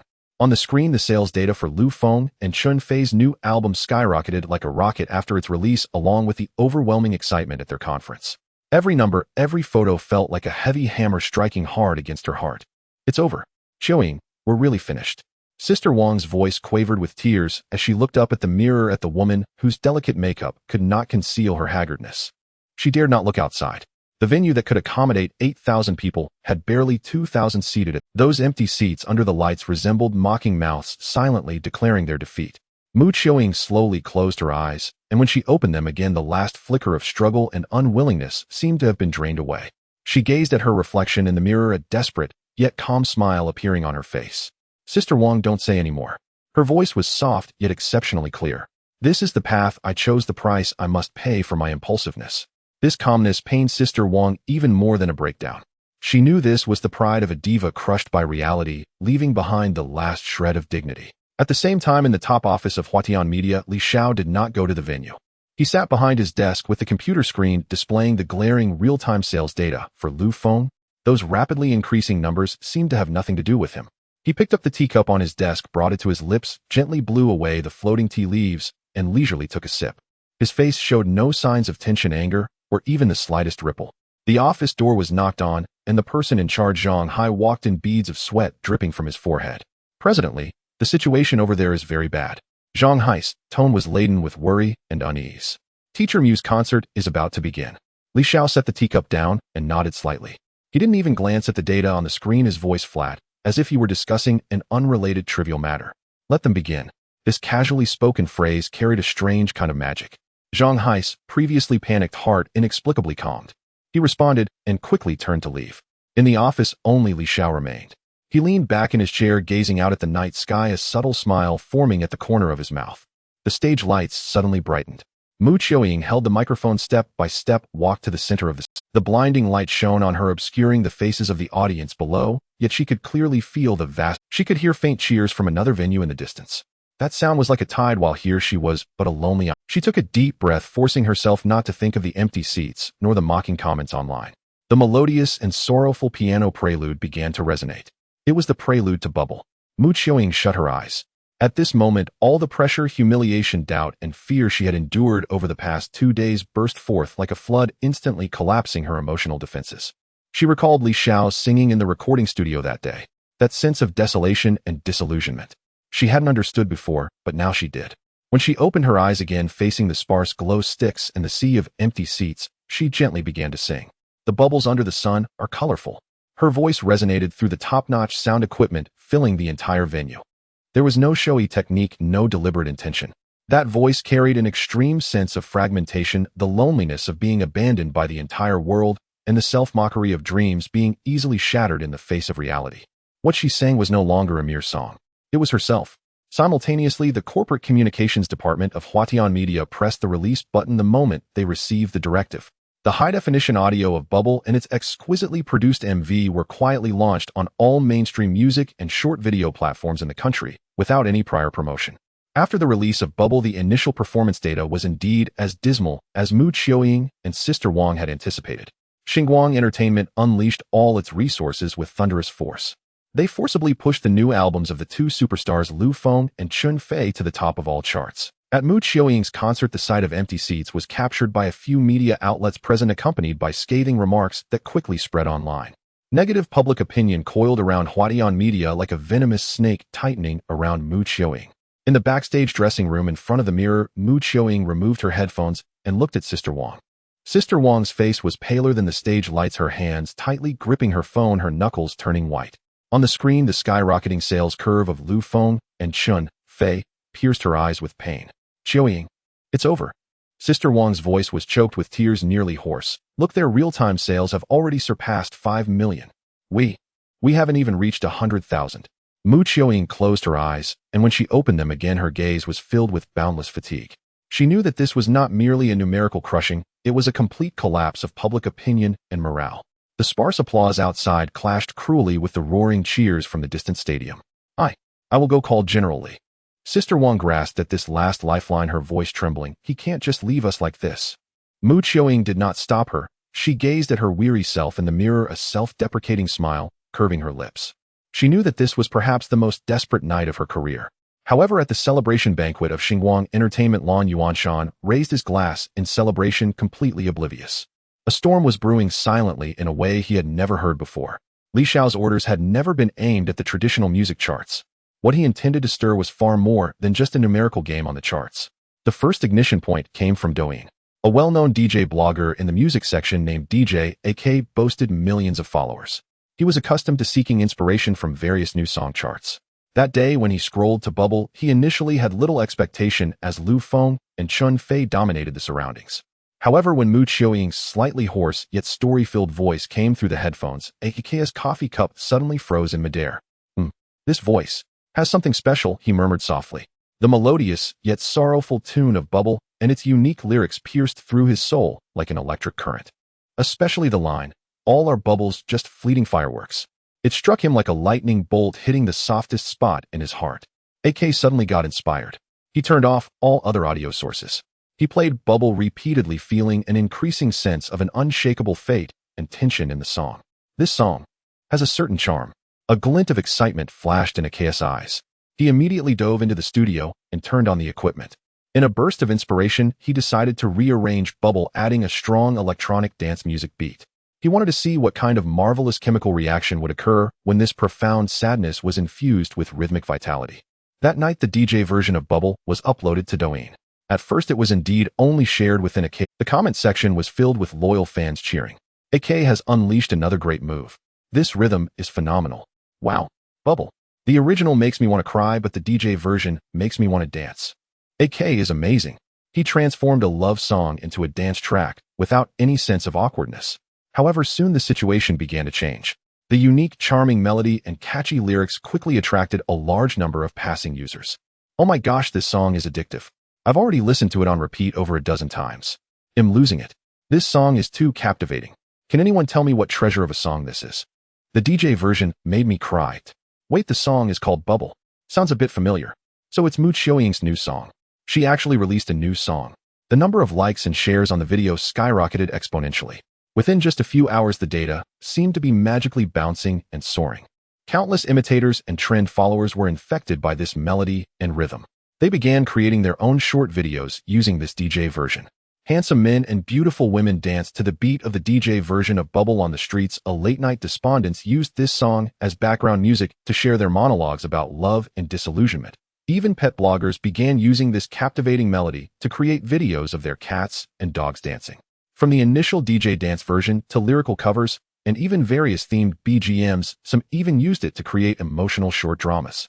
Bubble was like a stone thrown into calm water, instantly creating ripples. Major short video platforms Douyin and Kuaishou were swept by this song overnight. This song is a hit. It's really on fire. While my friend circle has been bombarded by this song, various DJ versions, slow versions, a cappella versions. It's incredible. My roommate has been playing it on repeat all night, mumbling all our bubbles. The comment section of the music player was instantly ignited. Oh my god, this song is so good. Mu Xiaoying has made a triumphant return. I said the diva has not lost her touch. I just came over from Douyin. The DJ version woke me up and I hurried to listen to the original. This original version is so flavorful. Haha, I was initially here to listen to Lu Feng's new song, but ended up being recommended over by Douyin. As expected, the true experts are among the masses. Regret. I was partying at Lu Feng's concert last night and missed Mu Xiaoying's legendary performance. What? The scene at Mu Xiaoying's concert was actually empty. Are these media people stupid? I want to blow up those fools for Mu the diva. The direction of public opinion began to shift quietly. The previously overwhelming ridicule and disdain were replaced by shock, admiration, and adulation. Those media and netizens who had previously claimed that Huatian and Mu Xiaoying were overestimating themselves were now left speechless by the overwhelming waves of bubbles. In the top office of Huatian Media, the computer screen displayed various data regarding Bubble constantly bouncing like a fountain. Play counts, shares, downloads were refreshing at an astonishing speed. Li Xiao held a teacup, gently sipping from it. A barely perceptible smile tugged at the corner of his mouth. Everything was under his control. The concert lights dimmed, and the warmth of the stage dissipated. In the backstage makeup room, the atmosphere was even colder than the winter night outside. Mu Xiaoying sat in front of the mirror, slowly removing her heavy headpiece with mechanical motions. She gazed at her reflection, a beautifully made-up face with hollow eyes, as if staring at a stranger. Sister Wang slumped on the sofa beside her, clutching her phone, lacking even the strength to unlock the screen. Her face was filled with a pallor, as if she had fought a losing battle, exhausting all her energy. Xiaoying. We. Sister Wang began, her voice hoarse as if it had been rubbed raw by sandpaper. Are we too naive? Mu Xiaoying did not respond. She merely curled the corners of her mouth, revealing a smile more unsightly than tears. Naive. Perhaps. How could she have believed the words of a man betting everything on just a few phrases? Now the gamble was lost. A complete defeat, turning her into a laughingstock of the entire industry. Just then Sister Wang's phone screen lit up on its own, a news notification popping up. She intended to turn it off, but as her gaze swept over the headline, she felt as though she had been struck by a jolt of electricity, abruptly sitting up from the sofa. Her eyes widened like copper bells, her mouth agape. Yet no sound emerged. Her hand holding the phone trembled violently. Xiaoying, you have to see this. Sister Wang's voice was strained and high-pitched, filled with incredulous horror. Mu Xiaoying was startled by her expression and furrowed her brow as she took the phone. She thought it was just another wave of mocking news. But when her gaze fell on the screen, her breath stopped. It was Douyin's trending list. At the very top, a bright red character followed by glaring large text, DJ version of Bubble is so ad. Her heart felt as if it had been tightly gripped by an invisible hand, then it leaped heavily once more. Her gaze. Second place, Mu Xiaoying. Bubble. Third place, regrets over concert tickets. Fourth place, the venue was empty. A series of terms related to her and Bubble surged like an unstoppable army, dominating the entire list. This is. Mu Xiaoying felt her vocal cords knotting, her fingers trembling uncontrollably. She clicked on the first trending topic. Countless short videos flooded in. Various young people in different scenes danced wildly or lip-synced passionately to a melody that was both familiar and foreign to her. That melody was Bubble, yet it was infused with a powerful rhythm and addictive beats. The comments section had already exploded. Damn, I declare this the strongest song of the year. The original broke my heart, this version broke my legs. Regret. I fucking regret it now. I just came from Lu Feng's concert, and now sitting in the car listening to the DJ version of Bubble, I feel like I've missed a billion. Sister Mu, I'm sorry. Count me in from upstairs. I waved a glow stick all night at Chen Fei's venue, and now I just want to slap myself twice. What kind of divine song is this? Why was there no promotion at all before? I just want to listen to the original version, and I cried like a dog. This song will definitely become legendary. What about those who said Mu Xiaoying was finished? Does their face hurt? Mu Xiaoying's eyes brimmed with tears. She tremblingly exited Douyin and opened the music player. The previously stagnant play count, which had only a few tens of thousands, now surged like crazy at a visibly rapid speed. 100,000, 500,000, 1 million, 3 million, 657 million. The comments below had already surpassed 100,000 in just a few minutes. Came over from the Douyin sightseeing team. Mu the Queen is amazing. I declare this song is on my repeat list. Who disagrees?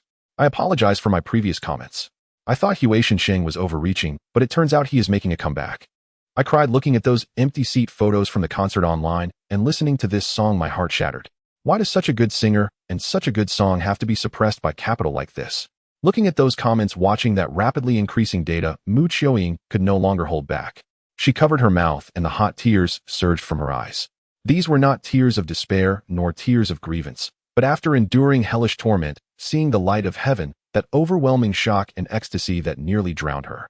She thought she had fallen into the abyss, but instead she discovered she was standing on the clouds. What? Sister Wang stammered, her brain completely crashed, unable to comprehend the miraculous scene before her. Is it done by General Li? How did he do it? Mu Qiuying put down her phone, tears blurring her vision as she raised her head to look at the dazzling city nightscape outside. In her mind, Li Xiao's calm and confident face emerged clearly along with the words he had casually spoken. Stir the waters. She understood. She finally understood. From the very beginning, Li Xiao had no intention of confronting Lan Yuanshan, Heaton, on the same battlefield. That would be akin to using an egg to strike a stone. What he aimed to do was not to win the competition within the rules set by others. Rather, he sought to overturn the entire chessboard, allowing the work to speak for itself in an unexpected manner. Let the word of mouth grow wildly from the most authentic users, ultimately forming a torrent capable of overturning everything. At the celebration banquet of Xinguang Entertainment, the atmosphere was at its peak. Lan Yuanshan's corpulent body sank into the main seat of the sofa, his chubby face reddened by alcohol and excitement. He raised his wine glass high, his voice greasy and loud. Ladies and gentlemen, today we have made history. Double platinum sales. This is our victory at Xinguang. Immediately a wave of warm applause and flattery erupted from below. President Lan is brilliant. Ha, that Hui Shensheng must be hiding in a corner, crying right now. Lan Yuanshan shook his wine glass with pride, the flesh on his face trembling. That kid named Li and that ungrateful woman, Mu Qiuying. I want to see what they have to fight against me. Ha. The entire banquet hall was filled with a jovial atmosphere. Just then the banquet hall's door was suddenly pushed open. Assistant Xiao Li tumbled in, his face drained of color as if he had seen a ghost. Lan. President Lan. Xiao Li's voice trembled uncontrollably, holding up his phone as if it were. Lan Yuanshan frowned, visibly displeased. What a hurry, what a demeanor. What's going on? There's been an incident. President Lan. You need to look online. What could have happened? Lan Yuanshan scoffed dismissively. Is Mu Qiuying holding a press conference to apologize? Or is that kid named Li bankrupt?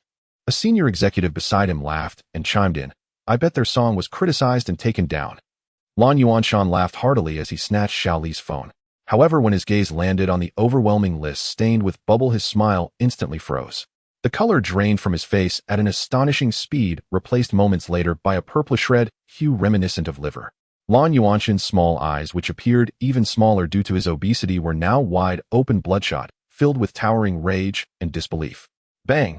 The crystal wine glass slipped from his trembling hand, shattering on the smooth marble floor.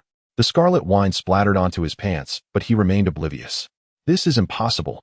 A shrill roar erupted from deep within Lan Yuanshan's throat, sharp as nails scraping across glass. This is absolutely impossible. False. All of it is false. They must have bought views. In the banquet hall, all laughter and chatter came to an abrupt halt. Everyone stared in shock at the content on the screen. Lu Feng and Chun Fei's album sales were indeed impressive, but that was just a cold number. Yet the heat of bubble was like a viral tsunami sweeping across every person's phone screen in a more direct and impactful manner. This was no longer a victory on a data level. This was a cultural phenomenon level, crushing. At the top office of Hui Shensheng Media, Li Xiao sat calmly in the boss chair, a faint smile on his face. He didn't even look at the wildly fluctuating data on the computer. He simply picked up his phone, found Mu Qiuying's name in the contacts, and leisurely typed out a line of text. You've worked hard, from now on just enjoy the applause. Send. He casually tossed the phone on the table, leaning back against the chair, gazing far into the bustling night scene outside. Lan Yuanshan thought this was the end of the war. No, this was just the beginning. The fire of bubble burns brighter than anyone could have imagined. This is no simple case of a song becoming popular. It is a cultural storm sweeping across the entire internet. All the music charts are dominated by various versions of Bubble in the top 3 spots. The original DJ remix, piano cover, guitar rendition, and even a symphonic version. Opening any short video app, at least 3 out of 10 videos feature that captivating melody as background. In just one night, the name Mu Qiuying went from being a past her prime out-of-touch singer to the peak of public opinion once again. No, she has surpassed any peak she has ever reached before. She is now a phenomenon. At Huatian Media's office, the phone rings incessantly, nearly shaking the ceiling. Hello? Who is this? The Ace Variety Show from Xinghua Entertainment. They want to invite Sister Qiuying as a permanent guest. What? Director Zhang's new movie. The female lead. Send me the script first. Global endorsement for Li Ning. My goodness. Alright, we will contact the new boss first and arrange a time to discuss as soon as possible. Wang Jie held the phone in one hand, typing swiftly on the keyboard with the other, her neck and shoulder wedged between another ringing phone. Her eyes were dark, her voice hoarse, yet her face wore an almost frenzied expression of excitement. It felt as if she was not working, but harvesting in a field paved with gold and diamonds. Mu Qiuying navigated through the chaos, walking to the tightly shut office door at the end. She raised her hand, her fingertips brushed against the door, but then stopped. Taking a deep breath, she attempted to calm the turbulent emotions surging within her: gratitude, shock, a myriad of complex feelings. Only then did she gently knock 3 times on the door. "Come in." The familiar and calm voice from inside seemed to have some sort of magic, instantly soothing all the turmoil in her heart. Pushing open the door, the office was as quiet as ever. Li Xiao sat behind the desk, his head bent over a document, sunlight streaming through the floor-to-ceiling window, casting a faint golden glow around him. The chaos and madness outside felt as if separated by 2 worlds. Hearing the sound, he looked up and saw Mu Qiuying. He set the document down and gestured toward the chair across from him. "Sit." However, Mu Qiuying did not move. She just stood there, looking at the overly young man, gazing upon the face that had rewritten her destiny. Her throat felt dry. She opened her mouth, and despite 1,000 words, only one emerged. "Mr. Li." Her voice held a tremor she hadn't even realized. "Thank you." Li Xiao leaned back in his chair, hands clasped in front of him, a faint smile on his face. That smile carried a hint of understanding and a dash of teasing. "Do you still think the sky is falling?" Those words instantly flushed Mu Qiuying's cheeks. She recalled how just a few days ago she and Wang Jie had burst into this office in a state of hysteria, nearly collapsing. Looking back now, it seemed like a joke. She shook her head vigorously, her gaze clearer and more determined than ever, with a spark of near worship in her eyes. "No, I was short-sighted before. Oh, I was foolish. I have never believed in someone as much as I do now. This trust has transcended the boundaries between boss and employee, beyond that of partners. It is a kind of faith and near religious following where one entrusts their life and future without reservation." Meanwhile, at the headquarters of Xinguang Entertainment, bang! An expensive crystal ashtray was viciously smashed against the polished marble wall, instantly shattering into countless pieces, fragments flying everywhere. Lan Yuanshan's hefty body gasped for air. His chubby face turned a deep shade of purple, and in his extreme anger, the flesh on his face twitched uncontrollably. "Useless. A bunch of useless people." His roar echoed in the vast president's office, causing the windows to rattle. A group of high-ranking company executives who were usually powerful figures outside now bowed their heads, silent as the grave, not daring to even breathe. "Century duel. Huh. Is this the so-called century duel you all boasted about?" Lan Yuanshan kicked over the coffee table in front of him, sending documents and teaware crashing to the ground. "Now the whole internet is watching me make a fool of myself. Saying that Xinguang Entertainment bullies the weak. Saying that Lan Yuanshan is an idiot who can't take a loss. Stock price. Who among you checked the company's stock price? Look at how far it's fallen." He pointed at a high-ranking executive spitting as he spoke, and Lu Feng and Chen Fei. "The fans are in an uproar. They're saying we're maliciously marketing, engaging in bundled hype, and now they're starting to unfollow and counterattack. Tell me, what is this called?" No one dared to answer. They lost this battle, and it was in the most tragic, humiliating, and absurd way, utterly defeated. They attempted to crush an ant, yet that ant, at the moment they lifted their foot, transformed into a sword, and it devoured them whole, leaving not even a shred of bone. "Investigate." Lan Yuanshan let out a beast-like growl, his bloodshot eyes fixed on the trembling assistant Xiao Li. "Find that kid named Li for me. I want to know everything about him. His background, his origins, everything. I want him dead." Meanwhile, at Huatian Media in the president's office, Li Xiao's work phone gently vibrated on the desk, the screen lighting up with a message from an unknown number. The content was filled with filthy curses and hysterical threats. Li Xiao merely glanced at it, not even finishing the content before expressionlessly swiping left to delete it. The entire process was calm and light, as if he had simply cleared away a spam message. He stood up, walked to the massive floor-to-ceiling window, and looked down at the bustling city below. Mu Qiuying watched his upright figure, observing his calm demeanor. In her heart, the seed of admiration burst forth at that moment, crazily taking root and sprouting. This man possessed not just talent and vision, but also a spirit and ambition that regarded the world's heroes as mere insects. In his eyes, Lan Yuanshan might not even count as a true opponent, merely a bug that could be crushed with ease. What Huatian has unveiled now is merely the beginning. Li Xiao's voice was soft, as if he were talking to himself, yet also proclaiming to the heavens. His gaze was profound, piercing through the towering buildings, looking towards a more distant horizon. Mu Qiuying's heart skipped a beat at his words. She knew she was right to take the gamble. Following this man, what she would witness would not merely be the pinnacle of the Mandarin music scene. It would be a world far broader and more splendid than she had ever imagined. And this turmoil was just a small firework before the curtain rose on this new world. The excitement has only just begun. The office of Huatian Media had transformed into a cauldron of boiling water. Ringing telephones rose and fell in relentless succession, each chime an orchestral note, heralding wealth and opportunity. Hello, this is Huatian Media. What? The flagship variety show of Starlight Satellite TV, a showdown. You'd like to invite Ms. Mu Qiuying as a permanent guest. We'll need to consult with Director Li first. A new film by director Zhang Yibai. Lead actress. Good heavens. The script.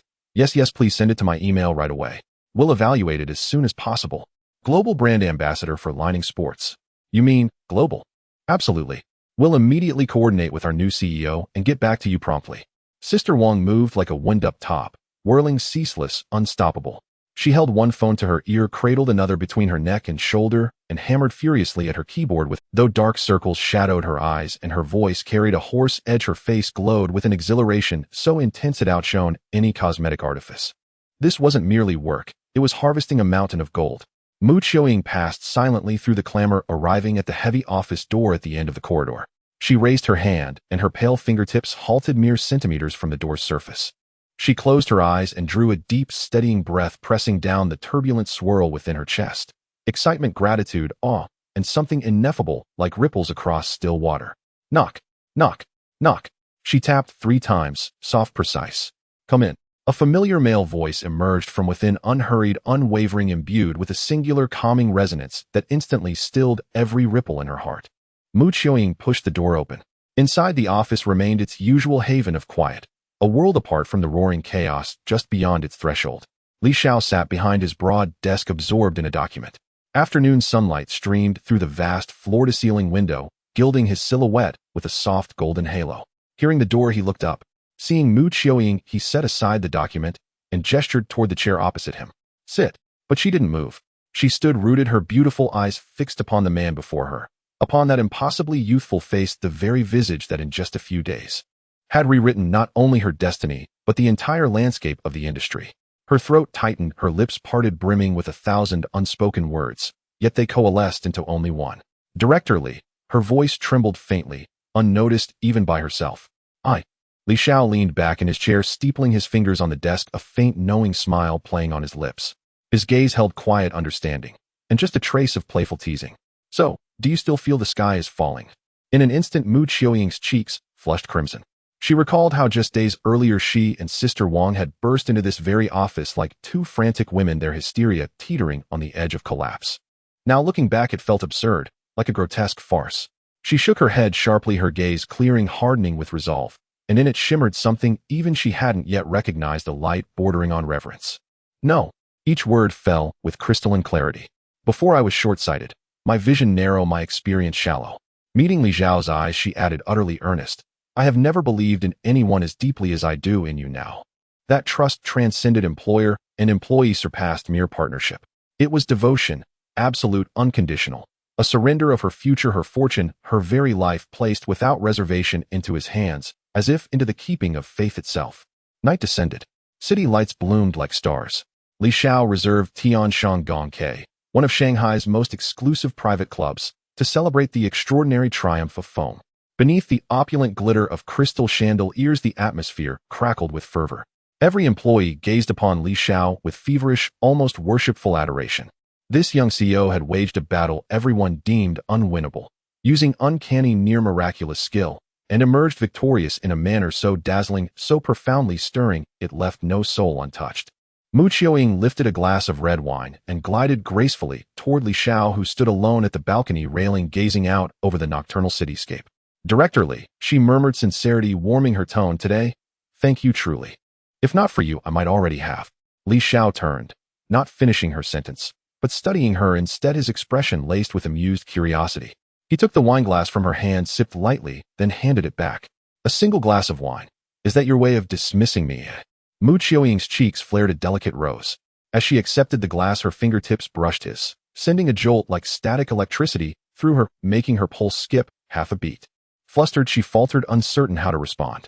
Then, what did you have in mind, Director Li? She whispered, her voice. Li Xiao watched her blush deepen, then smiled, not unkindly, and turned his gaze once more to the sea of lights shimmering below. Savor this victory, he said quietly. This is only the beginning. In stark contrast to the jubilant energy of Tianshang stood the headquarters of Starlight Entertainment. Inside the vast conference room, silence hung thick and frigid as an ice vault. Lan Yuanshan sat at the head of the table, his broad face clouded with fury. Seated beside him were the CEOs of several other leading entertainment conglomerates in Shanghai. These men were long-standing allies, bound by shared interests rising and falling as one. Slam. A printed report landed violently at the center of the table, hurled by Lan Yuanshan. Its charts and figures charted Starlight Entertainment's precipitous stock crash over recent days and the catastrophic reputational damage inflicted by the foam incident. Gentlemen, Lan Yuanshan's face twisted, his voice a venomous rasp forced between clenched teeth. You've all seen it, haven't you? A tiny firm, Huatian, and some unknown green-haired whelp have trampled me, Lan Yuanshan, and crushed Starlight Entertainment beneath their feet. He swept his gaze across the room, eyes burning with venomous malice. Let me tell you this, if he can step on me today, tomorrow he'll stand upon all your heads. One CEO frowned. Director Lan, this young Mr. Li is indeed uncanny, but he's riding high now. If we confront him, Heaton, we risk. Heaton? Lan Yuanshan let out a cold, mirthless laugh. When did I ever say we'd meet him, Heaton, eh? He withdrew a thick cigar from its box. His assistant Xiao Li trembled as he hurried forward to light it. Lan Yuanshan inhaled deeply, exhaling dense, curling smoke. Behind the haze, his eyes turned vicious, calculating, utterly ruthless. So he knows how to muddy the waters. So he can reverse fate with a single song. His voice dropped low, yet rang with absolute chilling finality. Then I'll leave him no water to muddy, and no fate to reverse. He unveiled a scheme of profound cruelty, a coordinated blacklisting. We'll mobilize every resource at our command, severing Huatian Media's access to top-tier actors, directors, and production teams completely and irrevocably. He wants Mu Qiuying to rise again. He dreams of films and variety shows. Then I'll ensure he can't even touch the hem of a single Best Actor's robe. The biggest star he manages to hire will be none other than himself. Hearing this, the assembled executives exchanged hesitant glances. Lan Yuanshan noted their doubt and raised the stakes. Should you lend your support, I pledge that for the next year all projects under your banners will receive a 20% increase in screen time across every theater chain under my control. And once Huatian is shattered, every remaining asset in that young man's possession will be divided among us fairly and fully. Greedy incentive and the shared threat to mutual survival clamped down like twin vices, extinguishing the last embers of hesitation in their hearts. Agreed, Director Lan. We're in. Precisely. We cannot allow an outsider to shatter the established order of Shanghai. And so beneath their low conspiratorial laughter, an invisible net began to tighten, woven against Huatian Media, against Li Xiao himself. The celebration concluded. The next morning, Sister Wang strode into the office brimming with renewed vigor, her euphoria still undimmed. Immediately she reached out to secure a promising film project she'd long-eyed for Mu Qiuying, aiming to connect her with a leading male co-star. She dialed the agent of a renowned, nationally acclaimed Best Actor. As the line connected, she greeted warmly, "Hello, Brother Lu. This is Sister Wang from Huatian. We have an steer film project. We'd love to discuss it with your client, Master Zhang." But the agent's tone was markedly different, cool, evasive, stripped of its customary warmth. Sister Wang, well, Master Zhang's schedule has grown unexpectedly tight lately. Brother Lu, you haven't even read the script yet, and this is a screenplay by director Zhang Yibai. Sister Wang's voice sharpened with urgency. So terribly sorry. His entire second half of the year is booked solid. Next time, absolutely next time. With that, he ended the call abruptly. Sister Wang lowered the phone, brow furrowed. Something felt deeply amiss. Unwilling to yield, she scrolled through her contacts and called another A-list actors management team, currently at the peak of his fame. The response was eerily identical, vague language, a flimsy excuse, and a polite but firm refusal of collaboration. She set down her phone. Only the low hum of her computer's cooling fan filled the office. She gazed out at the glittering night skyline. The radiant elation that had surged through her just hours before now cooled drop by drop, replaced by a creeping icy premonition rising slowly, inexorably into her chest. Sister Wang held her phone, her brows tightly knitted together. Something was off. Too off. With the name of director Zhang Yibai, let alone a fully booked schedule, even if it was pushed to the year after next, any actor would find a way to squeeze out time. Such a direct refusal was simply abnormal. She suppressed her unease and scrolled through her contacts. She reached out to another popular first-tier male star with both traffic and talent. This time the other party's response was even more perfunctory. Sister Wang. Oh, hello. Movie project. Sorry, our artist is currently recuperating and the doctor advised against taking on high-intensity work. Right, let's leave it at that for now. After making 7 or 8 calls in a row, she was met with refusals every single time. The reasons were all bizarre. Some claimed their schedules were full, others said the roles were not suitable, and some even mentioned going abroad for further studies. But the core message was clear: no collaboration. Sister Wang's hands began to tremble, and a cold sweat broke out on her back. She put down the phone and nervously opened the industry internal group chat and several gossip forums on her phone. Sure enough, the situation had completely escalated. Each glaring piece of news struck her like sharp knives, causing her eyes to ache. Breaking news. Xinguang Entertainment, together with half of the entertainment circle in Modu, has issued a ban on Huatian media. Insiders reveal anyone who dares to take on Huatian's projects is opposing Xinguang and all the capital behind it. Although Bubble is a hit, Huatian media may become a flash in the pan. Its foundation has been severed. The light from her phone screen illuminated Sister Wang's face, which turned pale as paper devoid of any color. This was 100 times, 1,000 times more terrifying than the previous public relations attack. Last time it was just mudslinging. They could still turn the tide with their works. But this time it was an attempt to cut off the source. It fundamentally severed the foundation for Huatian media's future development. Without good actors, even the best scripts and projects are just waste paper. When Mu Qiuying entered the office, this was the scene she encountered. Sister Wang was slumped in her chair, staring blankly at the ceiling, as if her soul had been drained. Sister Wang, what's wrong with you? Mu Qiuying approached and asked softly. Sister Wang seemed not to hear, murmuring to herself. It's over. This time it's really over. Her voice was faint, but carried a haunting despair. Lan Yuanshan wants us dead. He has used all his connections. He wants us dead. Mu Qiuying's heart tightened. She picked up Sister Wang's phone from the desk, glanced at it, and her expression turned serious. Although she had almost blind confidence in Li Xiao facing such a large-scale industry siege, an enormous worry began to rise within her. This isn't just a song or a project issue. This is the industry's exclusion and blockade. We should go find Mr. Li. Mu Qiuying bit her lip tightly, her voice trembling slightly, but her eyes feigned calmness. He must have a way. A way? What kind of way could he have? Sister Wang chuckled bitterly, tears almost spilling. Are we supposed to let him act as the male lead himself? This is the power of the entire industry. What do we have to counter it? Anyway, let's go ask him first. Mu Qiuying pulled the dazed Sister Wang, and the two hurriedly rushed toward the office at the end of the corridor. Bang! The office door was pushed open forcefully. Sister Wang, with a choked voice, spilled the gravity of the situation all at once. Mr. Li, it's over. All over. I contacted all the male actors worth mentioning in the industry. Not a single one could be reached. They all rejected us. Now everyone outside is saying that Lan Yuanshan has united everyone to ban us. This is a direct attempt to cut off our lifeline. We've been isolated by the entire industry. Mr. Li, what should we do now? Sister Wang's voice was piercing, filled with a sense of impending collapse. Mu Qiuying stood to the side, though she did not speak. Her tightly clenched hands and serious expression revealed her inner unease.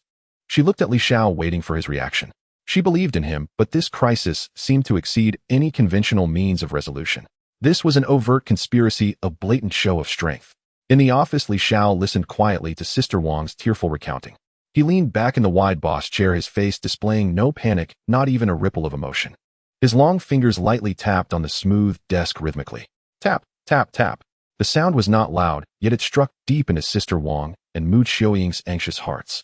Under the nearly maddening gaze of the two women, Li Xiao's fingers stopped tapping the desk. He looked at them, a grin spreading across his face. A light laugh broke the heavy atmosphere in the office. Sister Wang and Mu Qiuying were stunned. Immediately after, ha ha ha, ha ha ha. Li Xiao seemed to have heard the funniest joke in the world. He leaned back in his chair, laughing until he was bent over his shoulders, shaking continually. The laughter was bright and loud, filled with unabashed joy. Sister Wang's tears still hung on her face, and Mu Qiuying's heart was still clogged with worry. The two exchanged bewildered glances, completely dumbfounded. What is going on? The sky is about to fall. How can he still be laughing? Sister Wang gazed at Li Xiao's beaming face. She was on the verge of madness, her voice tinged with a sob, almost pleading. Li Miley, at this critical moment when the flames were licking at their heels, how could you still laugh? Mu Qiuying stood beside her, though silent. Her clenched fists and pale face betrayed her anxiety. This also revealed her inner turmoil. She believed in Li Xiao, but this time their enemy was formidable. It was a joint massacre by the entire industry, a mountain pressing down. How could human strength withstand it? Li Xiao finally stopped laughing, leaning slightly forward. With his hands crossed on the table, he looked at the two distraught women before him, his gaze laced with a hint of mockery. I laugh at Lan Yuanshan's foolishness, but I laugh even more at your naivety. As soon as these words left his mouth, Sister Wang and Mu Qiuying were stunned. We are naive. We are on the brink of being driven to a dead end, and you say we are naive. Li, I don't understand. Mu Qiuying bit her lip, asking softly. Li Xiao did not answer directly. He stood up and walked slowly to the large floor-to-ceiling window, turning his back to them, looking out at the bustling city below. First-tier male lead. First-tier female lead. Do you think they would act for free? His voice was calm, yet it carried an edge that pierced through everything. A movie, 100 million in fees. Do they deserve it? Is what they produce worth that price? Sister Wang opened her mouth to retort, but not a word came out. Indeed, the exorbitant fees in the industry were no secret. It was common for an actor to take away a large portion of the production budget, leading to shoddy film quality. But this is the rule. Without big-name stars who would want to watch your movie. If Lan Yuanshan doesn't let them come, so much the better. Li Xiao turned around, his eyes like lightning sweeping over the shocked faces of the two women. He just helped me save a fortune. Do you think he is blocking my path? No, he is giving me a chance to promote newcomers. This astonishing declaration struck Sister Wang and Mu Qiuying like a thunderclap, leaving them speechless. No need for big-name stars. Using newcomers. This is not a joke, is it? To use newcomers to carry the box office for a project worth over 100 million. The risk was unimaginable. If it failed, Huatian Media would collapse immediately. Mu Qiuying's heart tightened. She was not afraid of failure, having experienced the depths once before. But she could not bear to see this man who had pulled her from the abyss destroy everything with a gamble. Leave this. Isn't this gambling? Her voice trembled, filled with concern. Gambling? Li Xiao's lips curved into a confident smile, a grin that seemed capable of calming all storms. I never fight without preparation. He returned to his desk, not sitting down, but bending over to take out two thick folders from the bottom drawer. Of course, this was just Li Xiao pretending to take things out. In fact, he had retrieved them from the system. Thud. He casually tossed the folders onto the coffee table in front of the two. His movements were graceful and relaxed, as if he were tossing aside two trivial newspapers rather than two crucial projects for the future of the company. Take a look at this. Mu Qiuying and Sister Wang exchanged glances, both seeing confusion and unease in each other's eyes. With a sense of skepticism, they each picked up a folder. Sister Wang was a pragmatic person, instinctively flipping open the thinner-looking variety planning document first. The cover boldly displayed 6 large characters, Run Brothers. After just reading the first page's program format introduction, her seasoned eyes widened in shock. Outdoor competition, tearing name tags, pressure boards, team confrontations. Sister Wang's lips moved soundlessly as she read these unfamiliar terms. These new and thrilling gameplay concepts exploded in her mind like a series of vivid, explosive entertainment images. Continuing to flip through the pages in less than 10 minutes, she could almost immediately conclude that once this show was launched, it would strike a devastating blow to the existing dreary indoor interview programs. This was a program that could create a new era. Meanwhile, Mu Qiuying opened the hefty movie script. The cover bore only 5 heavy characters. I am not a medicine god. Just a few pages of character descriptions and a plot summary shook her to her core. A vendor selling Indian god oil, a group of leukemia patients desperate to live, a protagonist struggling between law and humanity.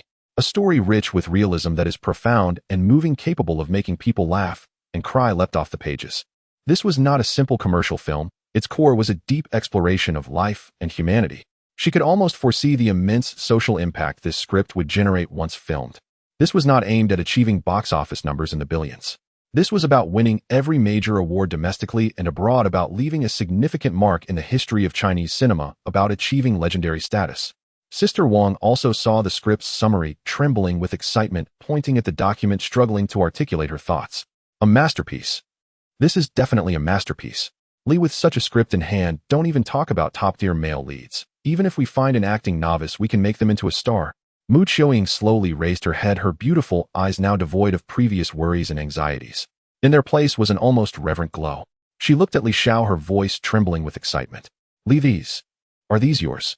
Are they? The unspoken half of her question hung in the air, but the meaning was crystal clear. Li Xiao looked at their expressions as if witnessing a miracle. With a calm smile, he leaned back into the spacious office chair, his hands resting behind his head. Now, do you still think we need those so-called first-tier stars to hold up the scene? Remember, it's always great works that make actors shine. They need my script, not the other way around. Sister Wang and Mu Qiuying held the two proposals, resembling believers cherishing the Bible. In their eyes, there was no trace of fear left, only a fervent zeal akin to oil in a raging fire. Censorship. What does that even mean? When a script is so exceptional that it reveals a ladder to the throne of the best actor to countless obscure actors, the so-called boycott by top-tier celebrities becomes a mere joke. Once the casting announcement from Huatian Media was released, the entire industry was shaken. Not a single renowned actor was invited, only a statement was made: heroes regardless of their origins. Within 3 days, the company's entrance was packed to the brim. All those who arrived were talented individuals, eager, yet buried beneath the weight of capital and popularity. A scruffy middle-aged male actor during the audition fell to his knees before Li Xiao, but was assisted up. With red-rimmed eyes and a hoarse voice, he said, "Mr. Li, I don't want a single penny for my remuneration. Just let me act. This role is a reflection of my first half of life." Li Xiao patted his shoulder and simply said one word: "Good." Half a year later, the variety show Run Brothers premiered on Xinhua TV. Within 10 minutes of airing, the director's office phone was overwhelmed with calls. "Director, the ratings have surpassed 2, and it's still climbing. Director, it's over 3. We've set a record for the station in the past decade. It's over 5. Director, our server is about to crash."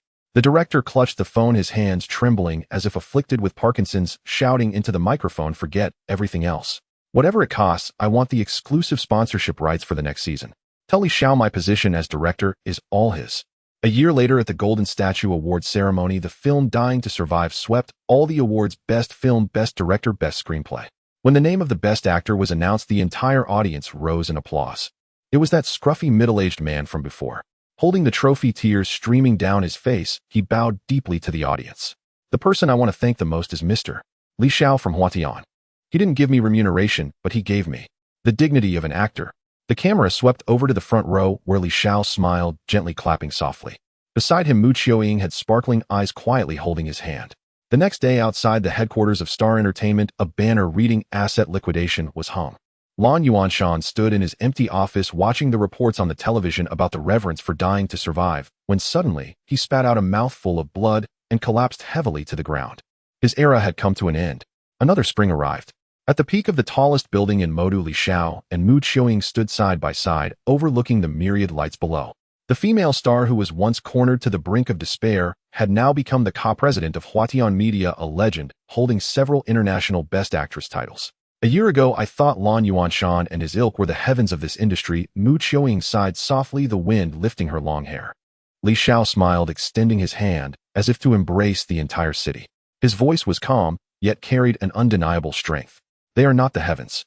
From the day I arrived, I am the era." The book concludes here. P.S. The results did not meet expectations, hence the decision to end it here.